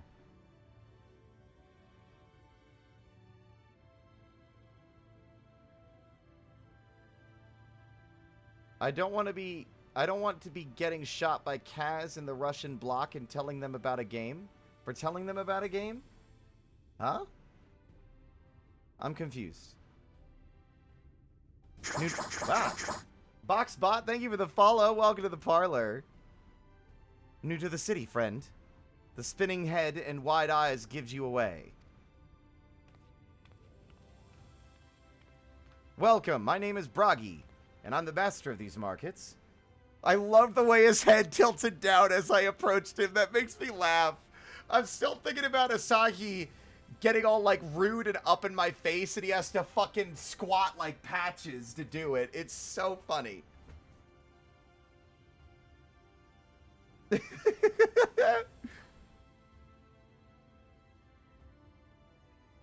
Welcome. My name is Broggy, and I'm the master of these markets. They gave the district another official title, but I'm not in the habit of using it too florid by half. In any case, our merchants stock a wide variety and wide range of equipment, so we should have something in your size. Forgive my asking, but you are a dwarf, yes? Hello? What a rude question. First off, hello? You are a dwarf, yes? We don't get many of your lot coming down from the mountain these days. A what? I'm sorry, did you say dwarf?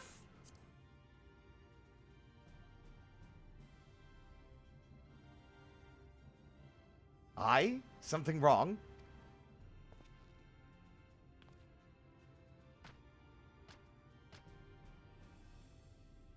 There are no Lalafell.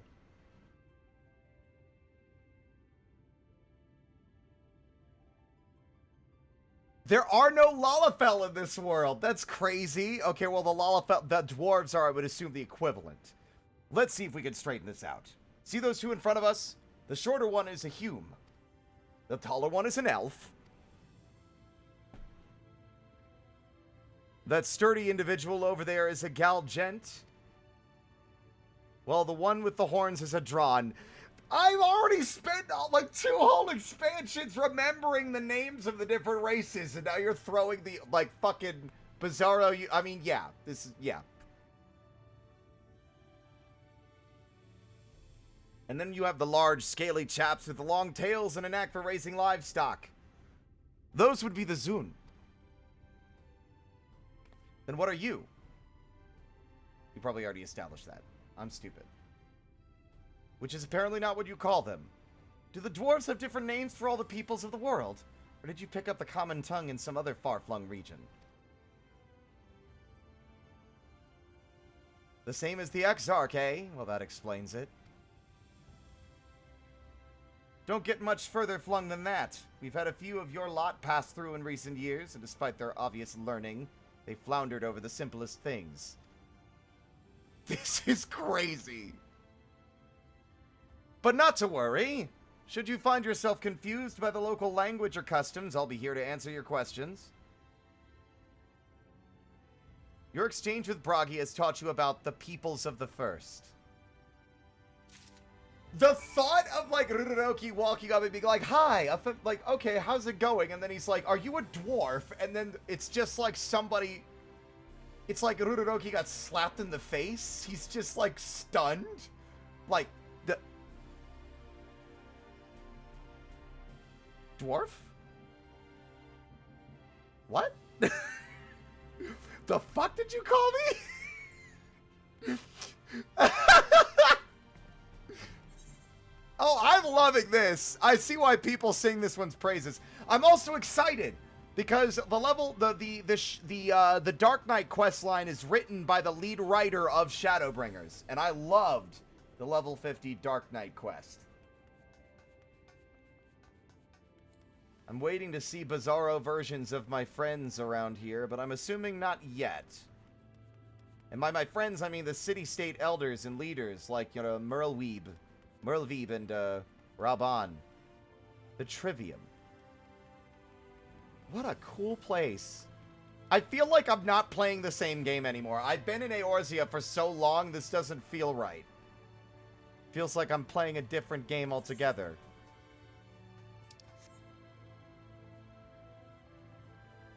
I've already forgotten the people of the First. I probably should have gotten the Aetherite Shard. At least some things are the same. Good lord. Years, he said, is concerning. This is a hell of a library. Suppose they're at the top. Wow, that's a lot of books. Hi.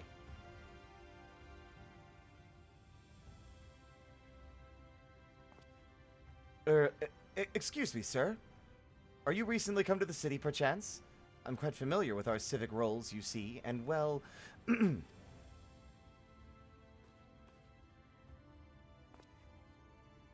Your face looks unfortunately familiar to one that I've recently... I hate... Guys, am I crazy? He looks a lot like Asahi. The eyes have that energy. Oh, God. What I mean to ask is, have you brought any books with you? A rumpled scroll, even? A scrap of scribbled on parchment? I've got this Wondrous Tales book thing, but I haven't written in it yet, so... My apologies. Literature is something of an obsession of mine, as well as a profession. Librarian Morin, at your service. And this humble collection is known as the Cabinet of Curiosity. As your powers of perception have likely informed you, my colleagues and I are responsible for curating all manner of tomes, documents, and other vehicles for the written word. As horrific as the loss of life and land wrought by the flood unquestionably was, the damage to recorded knowledge was no less catastrophic. We few do all we can to preserve what wisdom survived. But tell me, what brings you to the cabinet today? Looking for any title in particular? Mayhap a spot of academic research? Do you have a copy of The King in Yellow? Just kidding. What about House of Leaves? No? Animorphs? Shit. Oh, so you've an interest in modern history. Splendid! A thorough review of recent events can often yield novel perspectives, I quite agree.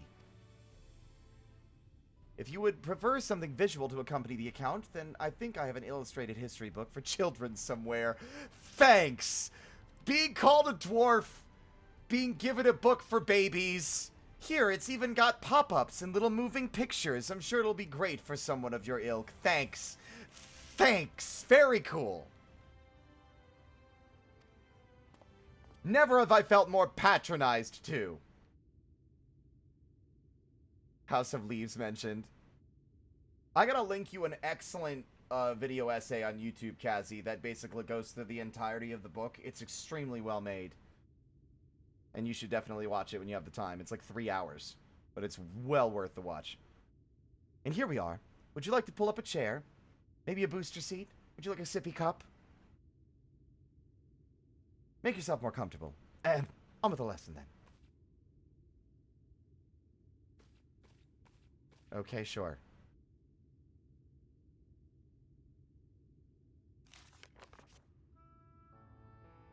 Well, alright then. 100 years ago, or near enough not to matter, villains known as the Warriors of Light, slew the Shadow Keeper, the Steward of Darkness. In the wake of this tainted deed, light began to pour into the world as if from unseen cracks. It pooled and swelled without cease, until the day an enormous, blinding wave rose up and swept across our star. We call this calamity the Flood of Light. Everything it touched was leached of life and vigor, leaving naught behind but a luminous wasteland.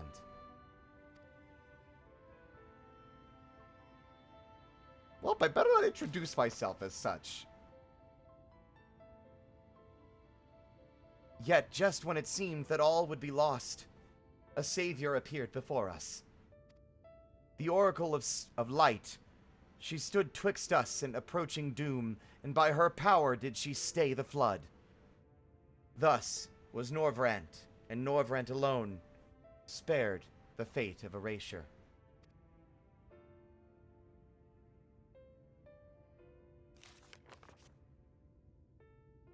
Whoa. Tragedy would, however, arrive in another form. From the blasted emptiness descended horrors of strange and terrible aspect to bedevil the few folk who survived. Young lady, you scream and you do not communicate what you want! I love you! It is 10 hours in! Let me be free! I'm sorry. My cat. She's been extra screamy lately. It's been driving me nuts. Let me finish. Let me try that again. Tragedy would, however, arrive in another form. From the blasted emptiness descended horrors of strange and terrible aspect to bedevil the few folk who survived. These are the Sin Eaters, right? I find this fascinating because these feel to me like they're effectively the counterpart to the Void Scent. They're the light equivalent of the Void Scent. These Sin Eaters were light incarnate, and their fulgent presence stole the night from Norvrant's sky. Even now, they circle the remaining bastions of civilization, ever on the hunt for us, ever hungering for our flesh. Very scary, honestly. They're almost more scary than the Void Scent to me. And thus did the world become what it is. Should you ever wish to hear the tale again, I would be glad to retell it for you. Or if you would rather I speak of other matters, that too would be my pleasure. I should be glad of the company. He's cute, by the way. Cassie, I'm terrified of the Sin Eaters too. Like, it's fascinating to me because it's a very, like, angelic, divine imagery, but twisted into, like, a monster. Like, I'm not used to seeing that in fiction very often. We're used to, like, devils and demons and beings of darkness being sources of danger and threats, not so much light. Of course they're scarier. It seems like the Void Scent at least seemed to be reasonable. Like, you can reason with them. Like, they're like sentient in a way that allows communication. From what I can tell, based on that, sounds like the Sin Eaters only have one goal. There is no talk. There is just eat. What a nightmare.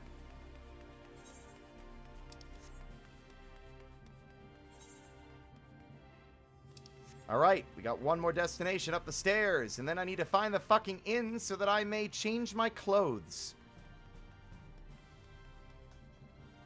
I would rather not do all of Shadowbringers as Red Mage. I love Red Mage, but I want to play something different for a change, and I had just picked up Samurai. But it's level 52, and we're going to be here forever trying to level. What did he say to the left? How exciting for me, though, that my favorite video game's central visual element, the Crystal Tower, comes back in such a major way. Final Fantasy III is my first and favorite Final Fantasy game, although this one has definitely, I think, dethroned it. But I think 3 will always be my favorite just because of the sentimental value I have and attach to it. Have a good night, Vera.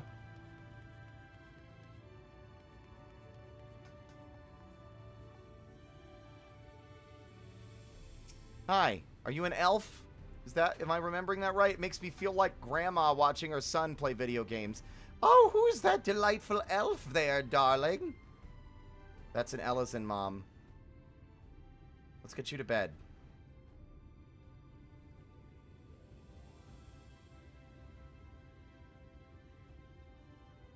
Rare to see a place so well stocked with goods, isn't it? But not here. I'm going to guess you're new to our fair city. Well, for what it's worth, you've chosen a fine sanctuary. The Exarch can throw up a barrier if the Sin Eaters come knocking, so it's a damn sight safer in here than it is out there. Safer and more civilized, too. Thanks to us in the mean. We work together to procure materials and resources, and craft the goods which make city life possible. This is the place to visit if you need a coat mended or a kettle forged. That's an Allegan orb thing. Just don't go thinking it'll all be handed to you on a plate like those Yulmoran layabouts. Here in the Crystarium, we work for a living. Though I see you're no stranger to honest labor, you don't have that whiff of indolence about you like some folk I've met. Still, can't quite pin down your profession. Where is it you're from? The Exarch. In Exarch's world. Oh, one of the Exarch's countrymen, you say. I see. Well then, I'll work twice as hard to make you feel welcome. Our city wouldn't even exist if it weren't for him, and any friend of his is a friend of ours.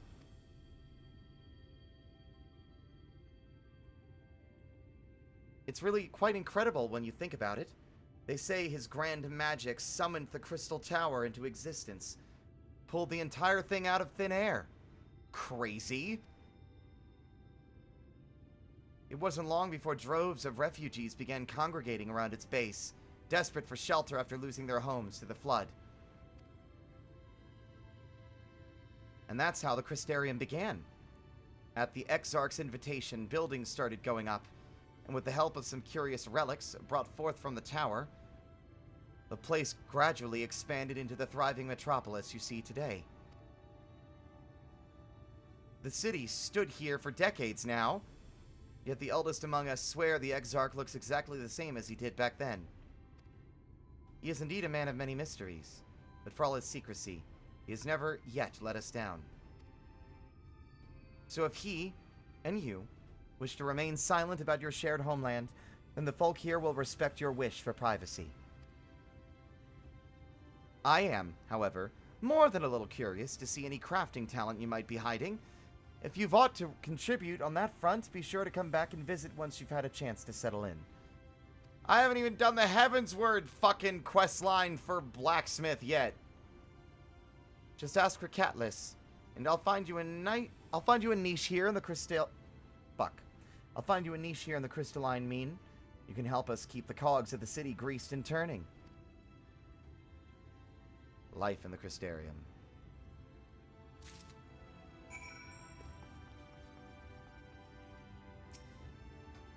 God, it's so much to take in. It's also so bright. I need some fucking shades. I'm putting my bunny hat back on. It's been a while.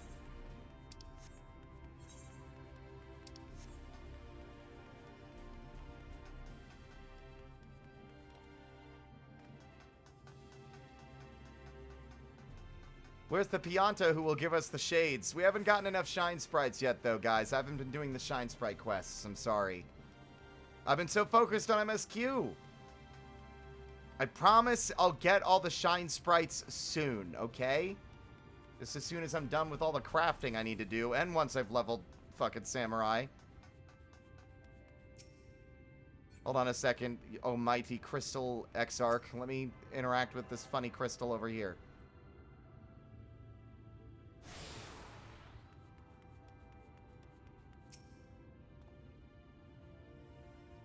Well, how did you fare? Did my colleagues help you form a clearer picture of the world and its people? I suppose. Yes, it seems you were treated to a most thorough introduction. I understand it was something of a chore, but 'twas necessary that you grasp these things before we proceed. Also, how the fuck did I manage to... did you transport me here physically? Like, did you... As for the Crystal Tower's origin, you may have noted that details were sparse. The structure is, in fact, the selfsame one you know from the source. Transported to the first in its entirety. Hello? It was my first attempt at breaching the boundaries between worlds. Something of a trial run for your eventual crossing. And although I do not know which era I tore it from, I do know that its arrival served to set the wheels of fate in motion. Oh, so you yanked it from the future. We still have it where I'm at, so it's definitely not been taken yet. Can I just say, I'm throwing another wild prediction out there. I can't wait until we're like in Endwalker or something, and then just abruptly we're like, why is Mordona shaking? What's going on? And everyone looks out and fucking the Crystal Tower's gone. I can't wait for that. You know they're gonna do that. I feel like they're gonna do that. That'd be fucking hilarious. Just like, there it goes. I was wondering when that would happen.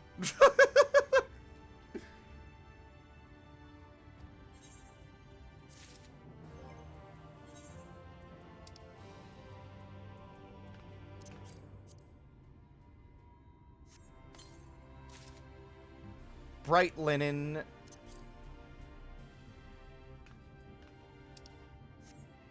Will it have one for samurai, me wonders? Knowing my luck, never.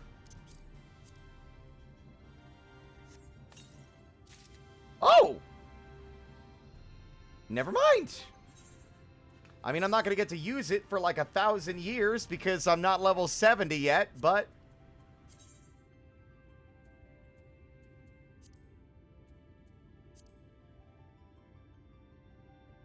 hell yeah. That won't happen for reasons. I mean, don't shoot down my predictions, Poji. Let me find out for myself, if you please.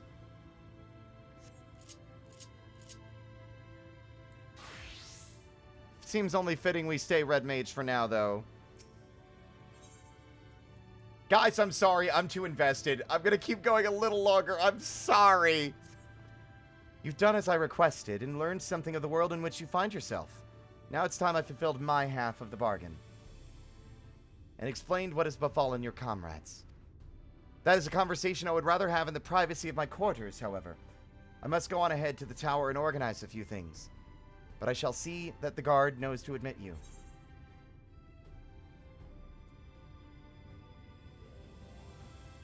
Right, I forgot about Gratia.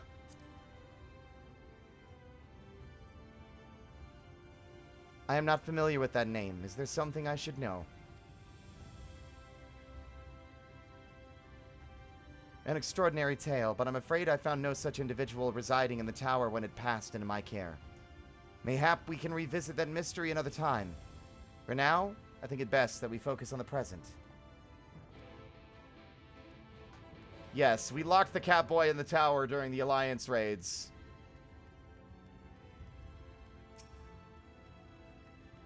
Hello, you're Hume? Greetings, sir. The Exarch awaits you.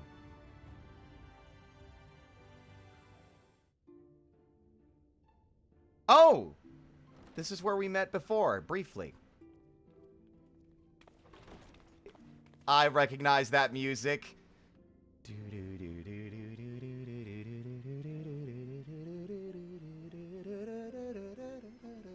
I love the Doga music. God, it's good. It feels good to hear that music again. Welcome to the Ocular, my private study. We can speak here without fear of being overheard. I have much to explain, but the truths which I must touch upon in doing so would cause only distress and confusion to the people of this world. Pray keep that in mind. I also think it's really interesting. So Doga's design in Final Fantasy III's remake on the DS was a red robe, like an orangish red robe. And just like this guy, Doga's upper half, like the upper half of his face, was shrouded in shadow. You never saw his face. You saw the lower half only. And his glorious mustache, I might add. But I just think it's interesting. Parallels in design. Can we get on with it? I am sure you are desperate to know the fate of your fellow scions. I am. To put it simply, they are here in the first. I sense a but. Their arrival, however, was not as recent as you may imagine. Oh my god. At a different pace. How long have they been here? Like years? Oh god. In the space of a single hour in your home world, an entire They've year been might gone pass. for so long! And the reverse could also be true. The pace fluctuates without rhyme or reason, and it cannot be predicted. That makes me more concerned about the fate of Eorzea. You yanked us out and there's like a fucking time dilation thing? The Empire might have like fucking steamrolled everything by the time we get home. That said, we seem to be entering a period of near equivalence. Okay. And thus, for the moment, you need not overly concern yourself with the passage of time. Sure. As for your companions, however, Y'shtola and Urianger have dwelt here for 3 winters, all told, while Thancred's count stands at 5. Even our more recent arrivals, Alphino and Alize, have lived in the first for almost a year.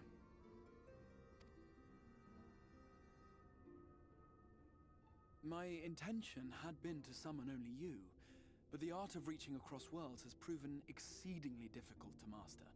Thus it was that my fumbling hand closed upon those to whom your fate is most closely bound as well. So let me get this straight. You fucking fumbled the bag. 1, 2, 3, 4, 5. Alphino, Alize, Urianger, Y'shtola, Thancred. You fumbled the bag 5 times. 5 times in a row. I get that I'm a small target to hit, but come on. I feel like at this point, you're taking the piss. As they were not the object of my summons. Oh no! Incomplete. Though they may appear to possess corporeal bodies, they are in truth merely spirits one can see and touch. I'm sorry for laughing, but the way the Exarch's got his hand up, he's like, I welcome warrior. Oh god! Oh no, god! Oh shit! I missed. Oh, I'm so sorry. Oh, I'm so sorry. Oh my god. Oh god, I'll get you some clothes. I'm sorry. Thancred just can't get out of this situation, can he? Consequently, while you yourself will be able to pass between worlds with relative freedom, they will not. Much as it grieves me, they are stranded here, unable to return. For now? Or forever?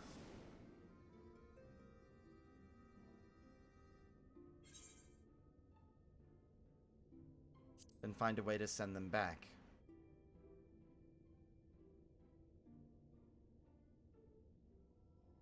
We spent every waking hour searching for a way to reverse the summoning. In the beginning, at least. As you may have surmised, however, our efforts met with little success. And then we all but abandoned the endeavor once Urianger shared with us the vision he had witnessed during his journey through the rift. In that chaotic no-man's land between realms, time and space warp and blend in unexpected ways. What Urianger saw was the future. That which would one day come to pass. Consider this too, that when he finally got you, he pulled you to the wrong place. I'm aware. Be aware that when I'm doing the dialogue, when I'm talking to the characters like that, it's oftentimes me playing Ruroki. I don't really have a voice for him, so he's just me. I understand that. It's more like from his perspective than mine that these reactions stem sometimes. In his vision of tomorrow, the first was rejoined with the source. This collision of worlds brought about the 8th umbral calamity and the deaths of countless multitudes. Ah. Amongst those who perished, Urianger clearly saw the fall of the Scion's mightiest champion. He watched you die. Oh. Shit. And thus did the Scions embrace their exile, and began searching this world for a means to forestall the coming catastrophe in yours. Their souls are stranded in the first, yes, but they have fought on, desperate to save their home and you from destruction. Yeah, you're like, you missed 5 times, and then when you finally grabbed me, you couldn't even get me to the right location. Nor have their efforts been in vain. For it was they who finally established that the elimination of the Sin Eaters will indeed serve to prevent the calamity. Considering these circumstances of our meeting, you would be forgiven for doubting my version of events. Maybe. And so, before all else, I would suggest you track down your comrades and hear the tale from their lips. I shall of course be happy to assist in these reunions, and you need not make any decisions regarding your involvement until you are certain of where you stand.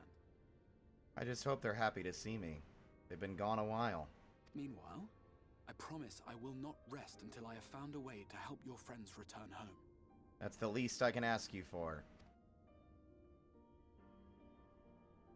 What say you? Have I earned your trust for the moment, at least? I suppose. But just as a heads up, you do realize you yanked all of us away, robbing my friends back in Eorzea of critical allies they needed to repel an overwhelming assault from the fucking Empire. Hell, you yanked me away in the middle of a fucking fight, or at least tried to. I almost died. What good have all this been for? All of this would have been for nothing. Send me a letter or some shit. I don't know.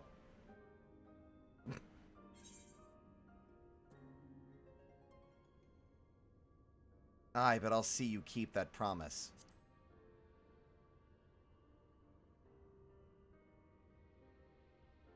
Excellent. You will not regret this. I mean, once again, no choice. Just gotta go with it. Keep rolling with the punches until one day all the anxiety and dread and pressure of the weight of the world crushes me under its fucking girth. And then I'll be dead. And then what will you fucking do? With that settled, we'll have to see about getting you ready for the road. Traveling across the rift has no doubt left you weary. I will arrange for a room where you might rest in comfort. While it's being prepared, perhaps I can show you around.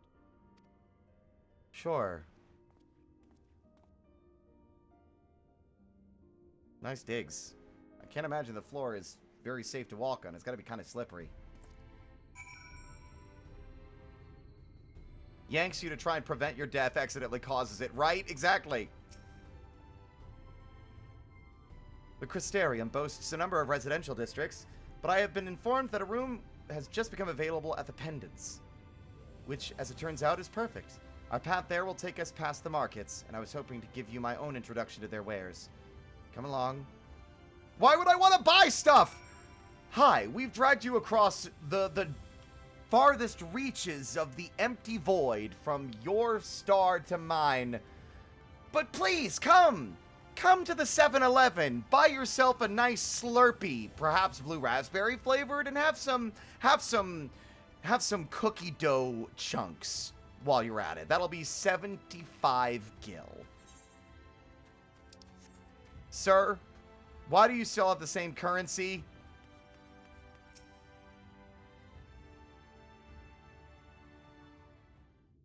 Seven Elements. Stepping up their marketing.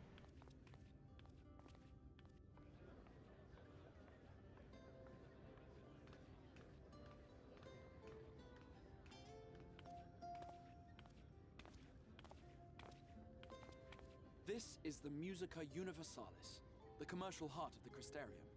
What you might need to prepare for your journeys can be purchased here. Noted. I know how a shop works. Have you deigned to tell my friends that I'm here? Ah, yes. You must be curious about the currency. Fear not. The gil you carry will serve you well enough. Okay, can you explain why? Each nation once minted its own coins, but 'twas all a jumbled mess following the flood. After much debate, the local merchants eventually elected to revert to the old ways, wherein a coin's value was decided by the worth of its metal. As for a unit of measurement, we agreed upon the term gil, a word borrowed from coins uncovered within the Crystal Tower here. That's an insane... It's insanely lucky that that's how it worked out. Oh, we found loose change inside the Crystal Tower, and it's got currency from your world, so that's our currency now. And as our traders peddled their wares across the land, so too Insane. did our usage of gil become common practice. From what your stola tells me, a standard coin from the source equates to exactly 1 gil here, or near enough not to matter. Our way of life has benefited greatly from the artifacts we recovered from the tower, some of which may be familiar to you. Yeah? Oh. Those.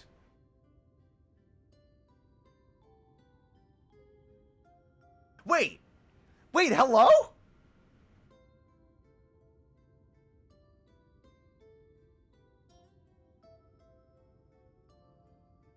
But I fear it would not be Those are practical for us phones. to provide everything to which you are accustomed. They look like Shall we phones. need the means to access the commodities of your home world? I love his reaction, though, especially because I had to divert myself from the last dungeon before Shadowbringers to go and purchase shit off the market board so my item level would be goddamn high enough to do the dungeon because I didn't have any tombstones left. Avan Kerm Sin? What? Yes, I'm here.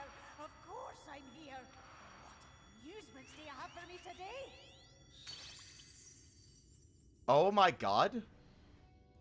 My dear Feo Ul. Hello? Pixie kind. For you, I have the most vital task. This fine gentleman is a friend from a distant realm. Hi. We have need of a means to ferry things back and forth from his home. Might you be able to assist us in this matter?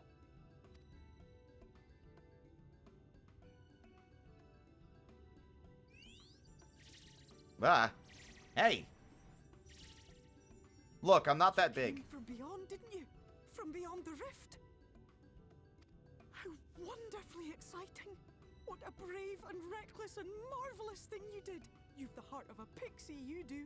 That, I will say, is true. Also, love your voice. After careful consideration, I have decided to grant you my assistance. Make a pact with me and the fun can begin. Hold on, pact? Let's slow everyone slow their roll right now. What? But answer me this, traveler. Did your garments come with you when you crossed over? Your teeth? Your nails? Thanks for asking such a terrifying question. I haven't thought to check to see if any of my teeth or fingernails are missing, but now I feel I need to.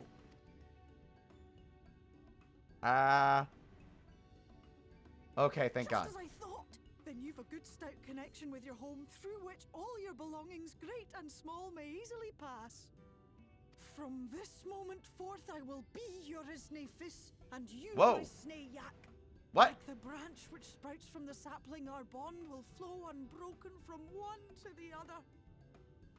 This might be the best voice acting I've heard in the game so far. And I heard Solus.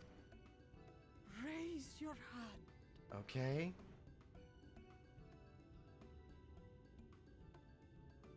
I still feel like I must have died on that battlefield with Xenos, and this is some weird fever dream my brain is conjuring as I slowly bleed out.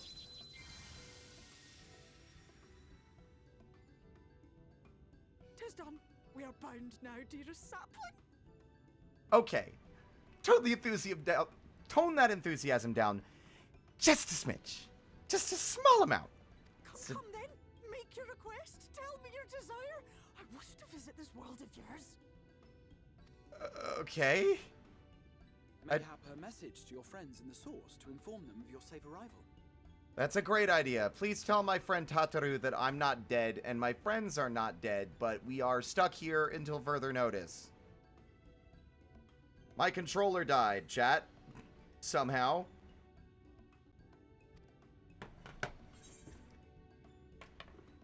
Ah, who do I say? Tataru. It's gotta be Tataru.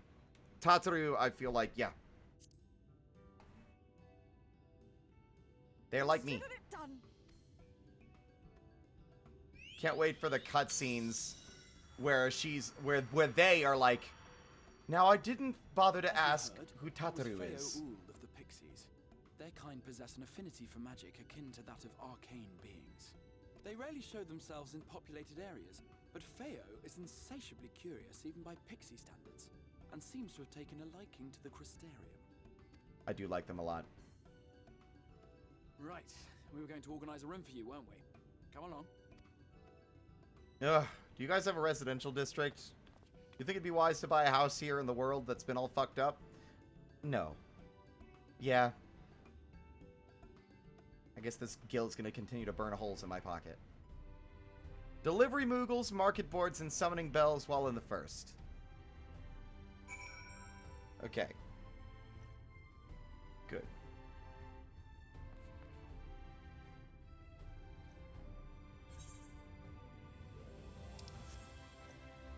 I forgot what I just said that you are responding to. That's how you know I am tired. I completely fucking forgot what I said the second it was out of my mouth. The house. Thank you. We're going on 11 hours at this rate. Like, Christ. I'm getting lost in... I suppose this being like Limsa, I'm not allowed to have my funny little bike here.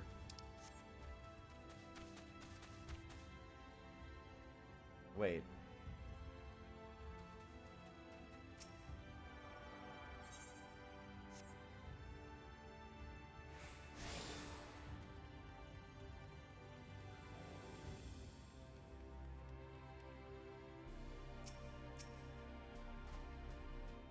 There you are.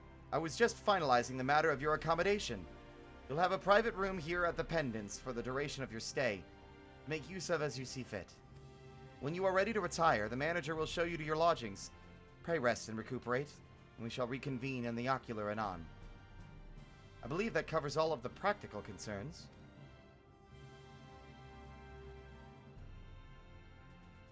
Thank you for answering my call, Ruroroki. We are denied the comforting blanket of night, but may peaceful dreams attend you nonetheless.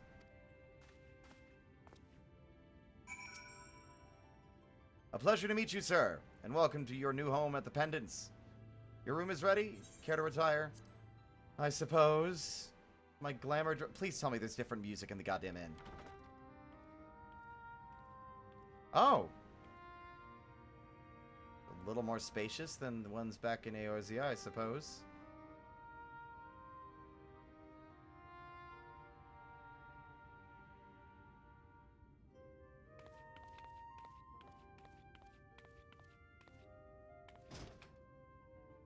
Wow.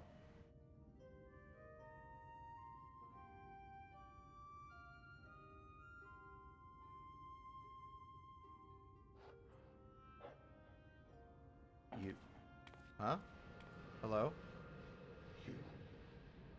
Oh, hi! I have to say, it's actually really good to see you.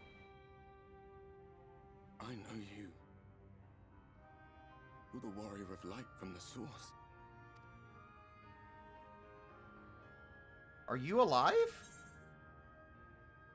The warrior of darkness. I remember you. What? Did you just... You can hear me? Let me guess, you're like in some kind of limbo, aren't you? Gods, how long has it been?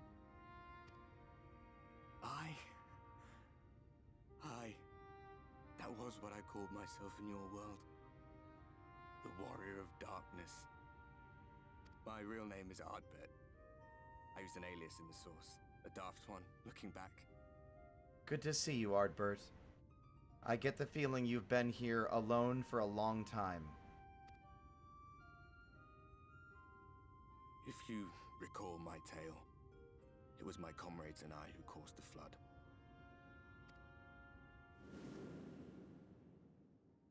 We thought our home doomed. And so we listened to the Ascians. Let them guide us to the source, and tried to hasten their goddamned ardor. I remember when we fell, defeated by you and yours. I remember our audience with Minfilia, how she listened to our pleas and returned our souls to the first.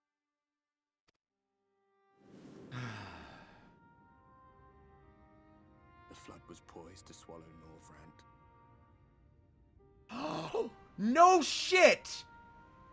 I just realized now, it was Minfilia that saved Norvrant. That's what that shot was when we were traveling through the void. It is not yet your time. Minfilia and my friends, they surrendered what little they had left to hold it back. Just faded away, leaving me to bear witness.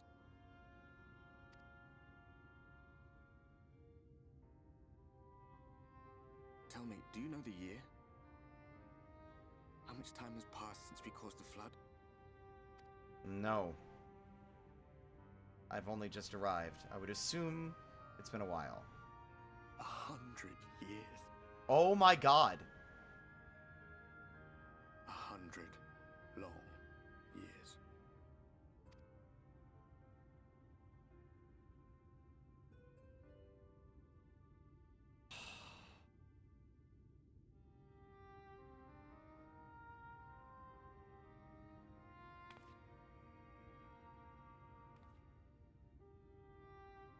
My hands find no purchase. My gestures catch no eye, and my pleas, be they whispered or screamed, reach not a single ear.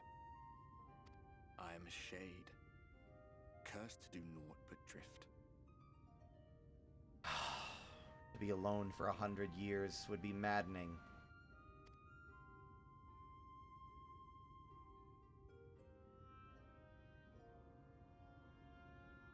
I feel as if I've been walking forever. I hardly noticed when my mind and body began to fray at the edges. Then bang! My senses were sharp again. I felt like a fish being reeled in, and before I knew it, I found myself in this room. Why is it that you can see me? What are you even doing here, come to that? Great question, Ardbert. Great fucking question.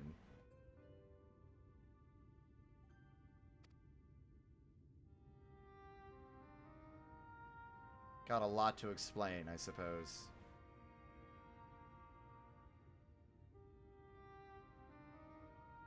You were summoned to save the first. That's gotta piss him off a little bit. A waste of time. This world is beyond saving, like those who try to save it. Muddled as my mind may be, I've not forgotten that. But if fate has brought me to you, the one person in this God's-forsaken world who can see and hear me, then perhaps there is a reason I endured. If I can find out why I was left behind, then maybe I can bring this journey of mine to an end.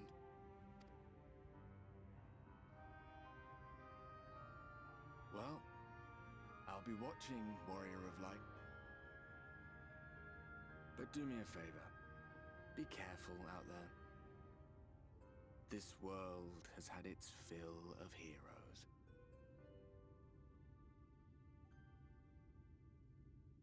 God damn, dude.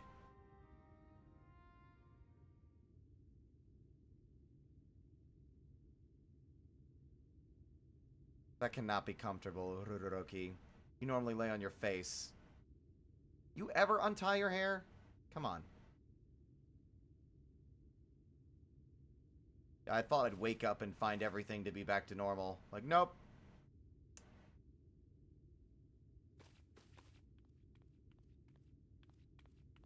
Why must these rooms be so big? I'm so small. I prefer smaller accommodations. Wait, where am I now? Shit. Did I at least get the docile gate? I think I got that one. That one on its own is bad, but to watch your world die to an apocalypse you caused. I mean, yeah.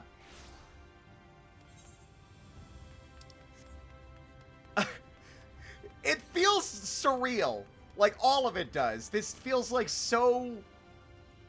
Like, even Stormblood felt like more of the same. You know what I mean? Like, it felt grounded.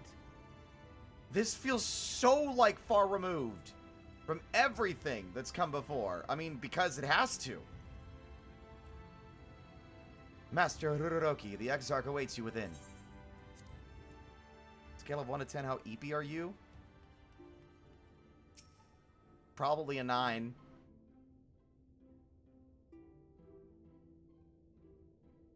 Ah, how did you find your new quarters? I trust you were able to rest? Yes, I did, but I also saw the soul of the Warrior of Dark, or the Warrior of Light, or whatever the fuck they were. Their friends are gone. There's a specter. I had a ghostly visitor. Might as well, Ben. I was not aware the room was haunted, and you were rather tired. Well, should you receive another visitation, be sure to let me know. What an insane response. Like, you know what? I'm sure he's telling the truth. Yeah, it might have been a sleep-based hallucination. To the subject of the Scion's whereabouts. Are you telling me... Oh my god, what the This fuck? map shows the lands of Norvrand, the only area to be spared the flood of light.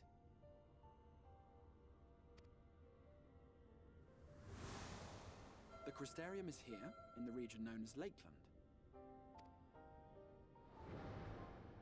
To the north is the fairy kingdom of Il-Meg. That is where you'll find Urianger. Yep, I'm not seeing my friends tonight.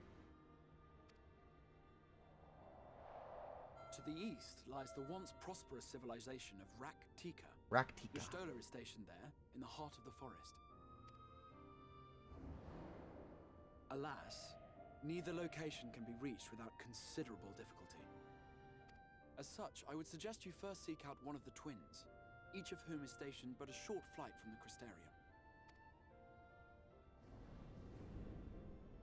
Alphino is on Calusia, an island off the western shore. It is home to a city called Yulmore. Where the rich and privileged while away their days in idleness. For his part in furthering our cause, Alphino journeyed there to meet with the citizenry and forge alliances. From what I hear, he has since kept himself busy gathering information around the main settlement. Alize, meanwhile, traveled south to the arid wastes of Armareng. Armareng. They lie upon the very edge of the inhabitable world, where the flood of light was halted. Those who dwell there live in constant fear of attack by the Sin Eaters.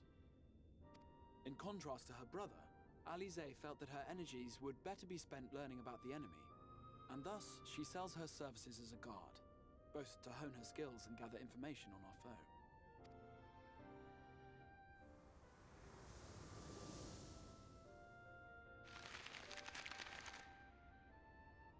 So, will it be Calicia or Armareng? It matters not which you choose to visit first. Simply inform me once you have made your decision, and I will see to it that you are provided with a suitable mount.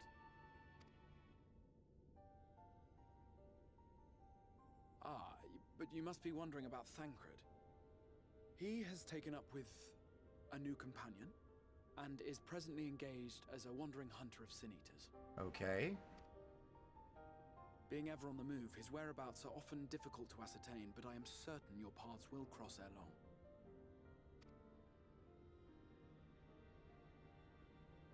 It is 3:30 in the morning. How did my fucking time get away from me like this?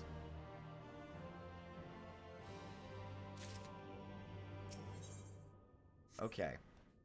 I'll make that decision later. However, I am... It's the only required Alliance raid because it comes back into the main story. I mean, that makes perfect sense.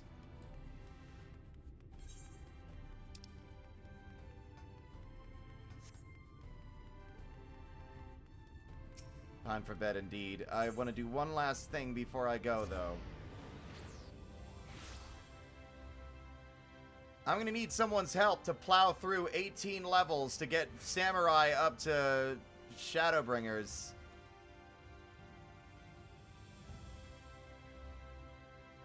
And again, I could plow forward a bit more into the story and get Red Mage to 80 and unlock Pictomancer. I'm awake and getting ready for work. That's crazy. Thanks. Thanks for making me truly realize how much of my time has gotten away from me. Please let the music be different than the classic. I hate this music! I'm sick of this music! Is there no way to change the default music in the inn? I'm sick of this fucking music box shit. I thought maybe at least in a new world the music would be different. Where the fuck's the music box? I don't want to have to change it every time I go to the inn for like 5 minutes.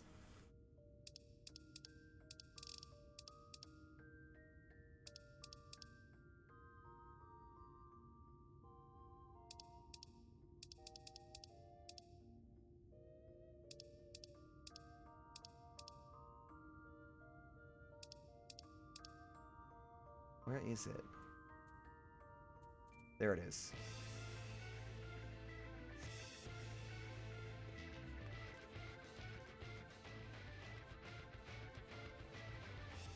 I feel like I'm dissociating right now.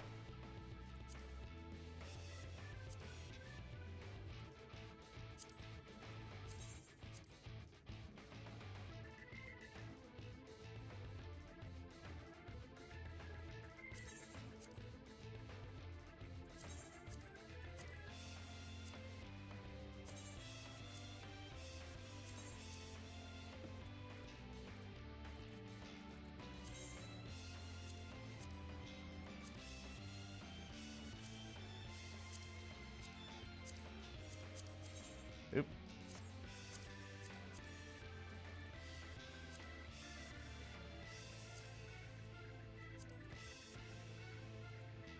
Where are they? Me trying to fucking... me trying to get my fit sorted when I'm barely conscious. Like, I'm looking at this menu like, where are they? I'm staring at it like grandma over her fucking glasses.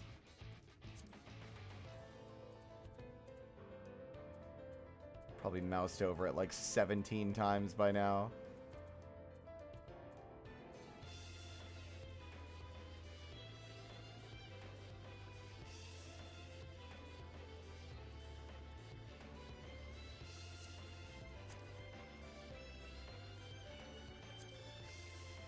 Okay, maybe the boots are a bit much. They look a little dramatic. Gotta go with my classics over here.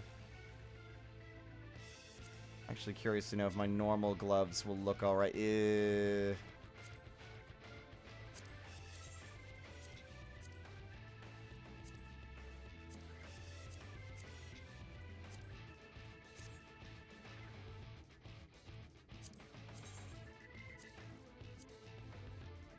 Oh wait, no. We gotta keep our fucking fit. For every goddamn expansion.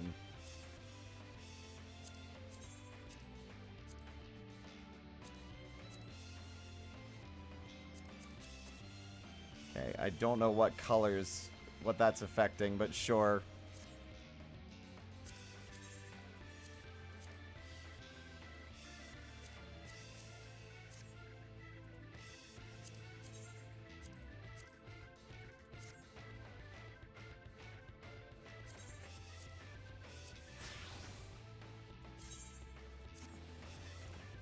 That'll do for now, although it's a little still... I think it's still a bit dramatic as an outfit.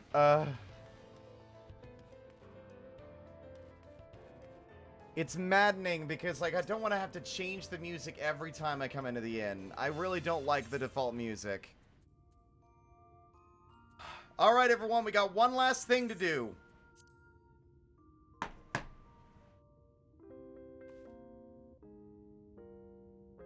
To the title screen.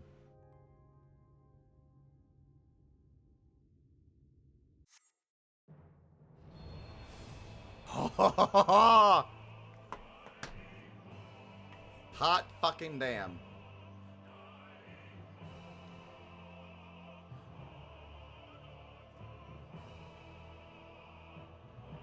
You're catching up to me in MSQ. When you got good writing, it's hard to pull me away. But God, I'm gonna regret this tomorrow. I'm gonna wake up and my voice is gonna be shot. We're still doing Mystery Dungeon tomorrow. I am taking a one-day sabbatical. I think because we haven't decided on a thing on Friday, we might come back to 14 on Friday and figure out what our 4 Gears thing will be next week. Wait for it. Wait for it.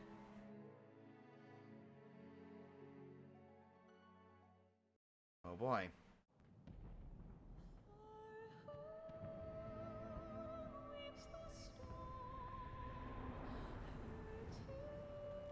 Jesus.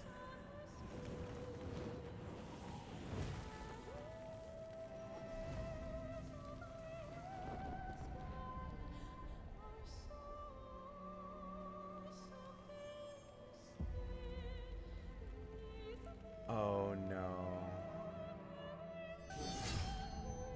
How many years have come and gone since that day? Right.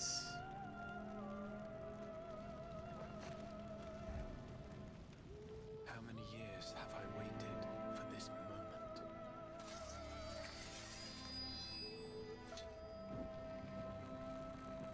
For the one that stood alone against the storm.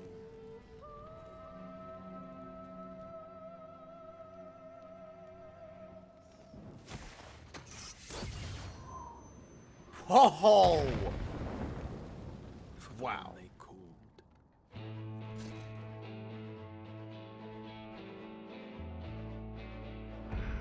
The warrior of light.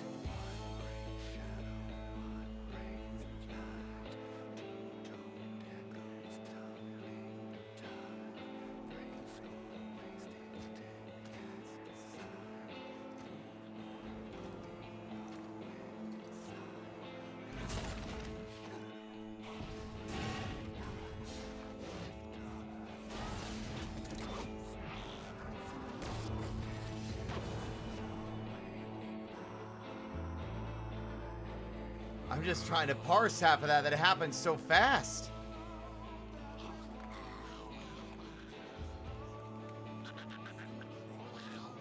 The fuck?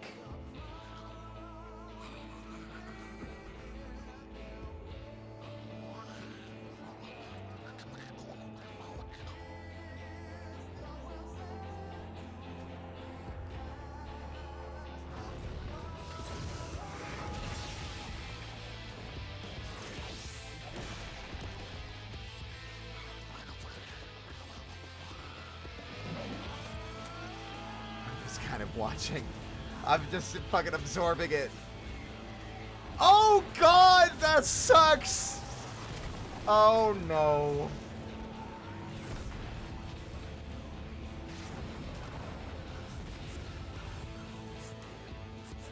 What sayest thou, Master Montoya? We may accept this fate or defy it, but we cannot deny it.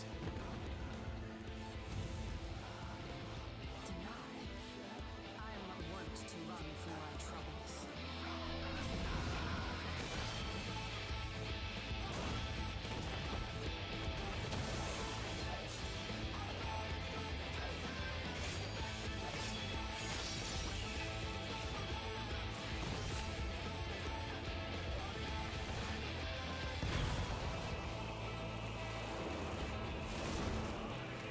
So that's the north where Rianje is.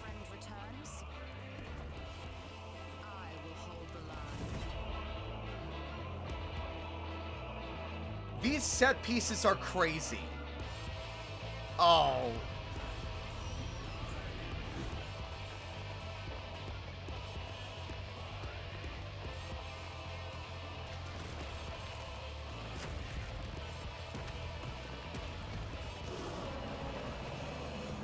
This town certainly has changed. I'm not at all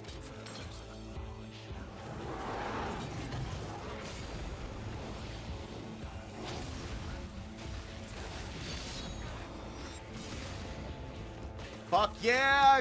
Gunbreaker!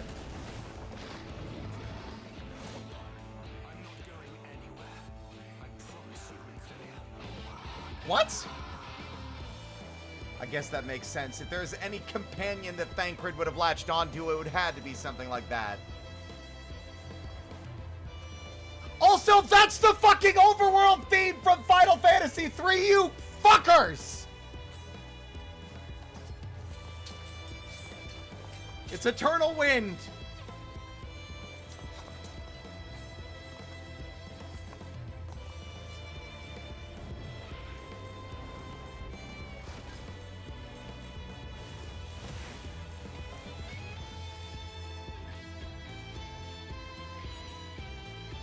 This tragedy, greater even than the seventh umbral calamity, must be undone.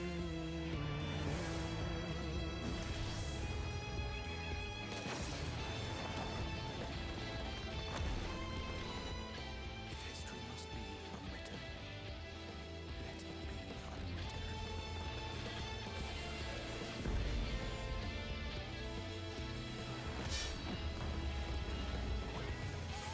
Become what you must.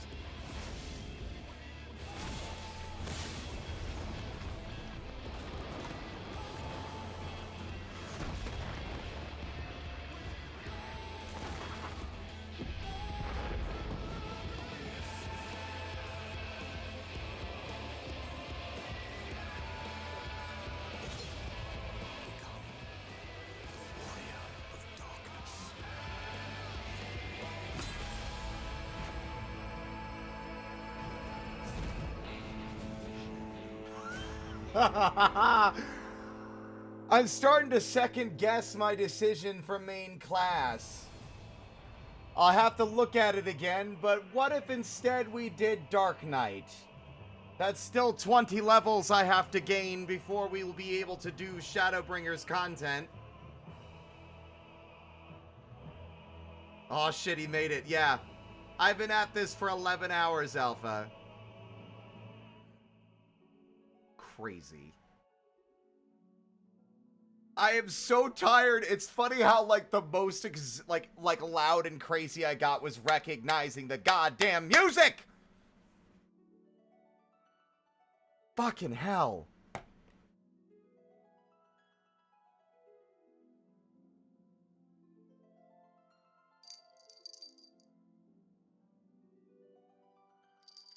I'm so tired. Where am I? What year is it? I feel like I've been adrift in a dream. Is there even anyone to raid? At fucking 4 in the morning? I'm dying. Oh! Sure. I'm sending you... Oh. Are dropping. Yes, I'll do that. I'm gonna do that after stream's over. I'm not delaying.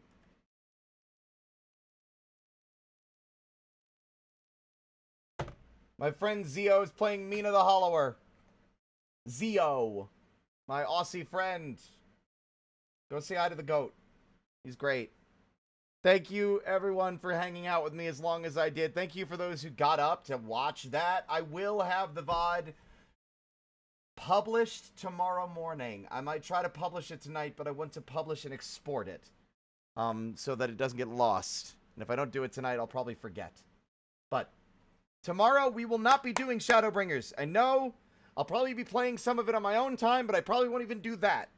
We are going to be doing Pokemon Mystery Dungeon Morgrim Edition tomorrow. I put it off long enough. I want to do it. We're going to be starting at around 3 p.m.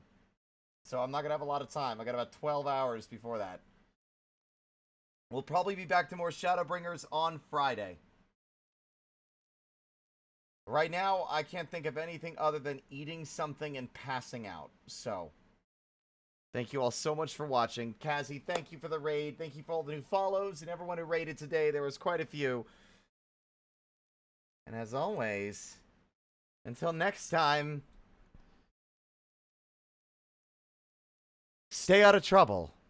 And may you ever walk in the light of the crystal. Or whatever. I don't know. Where am I?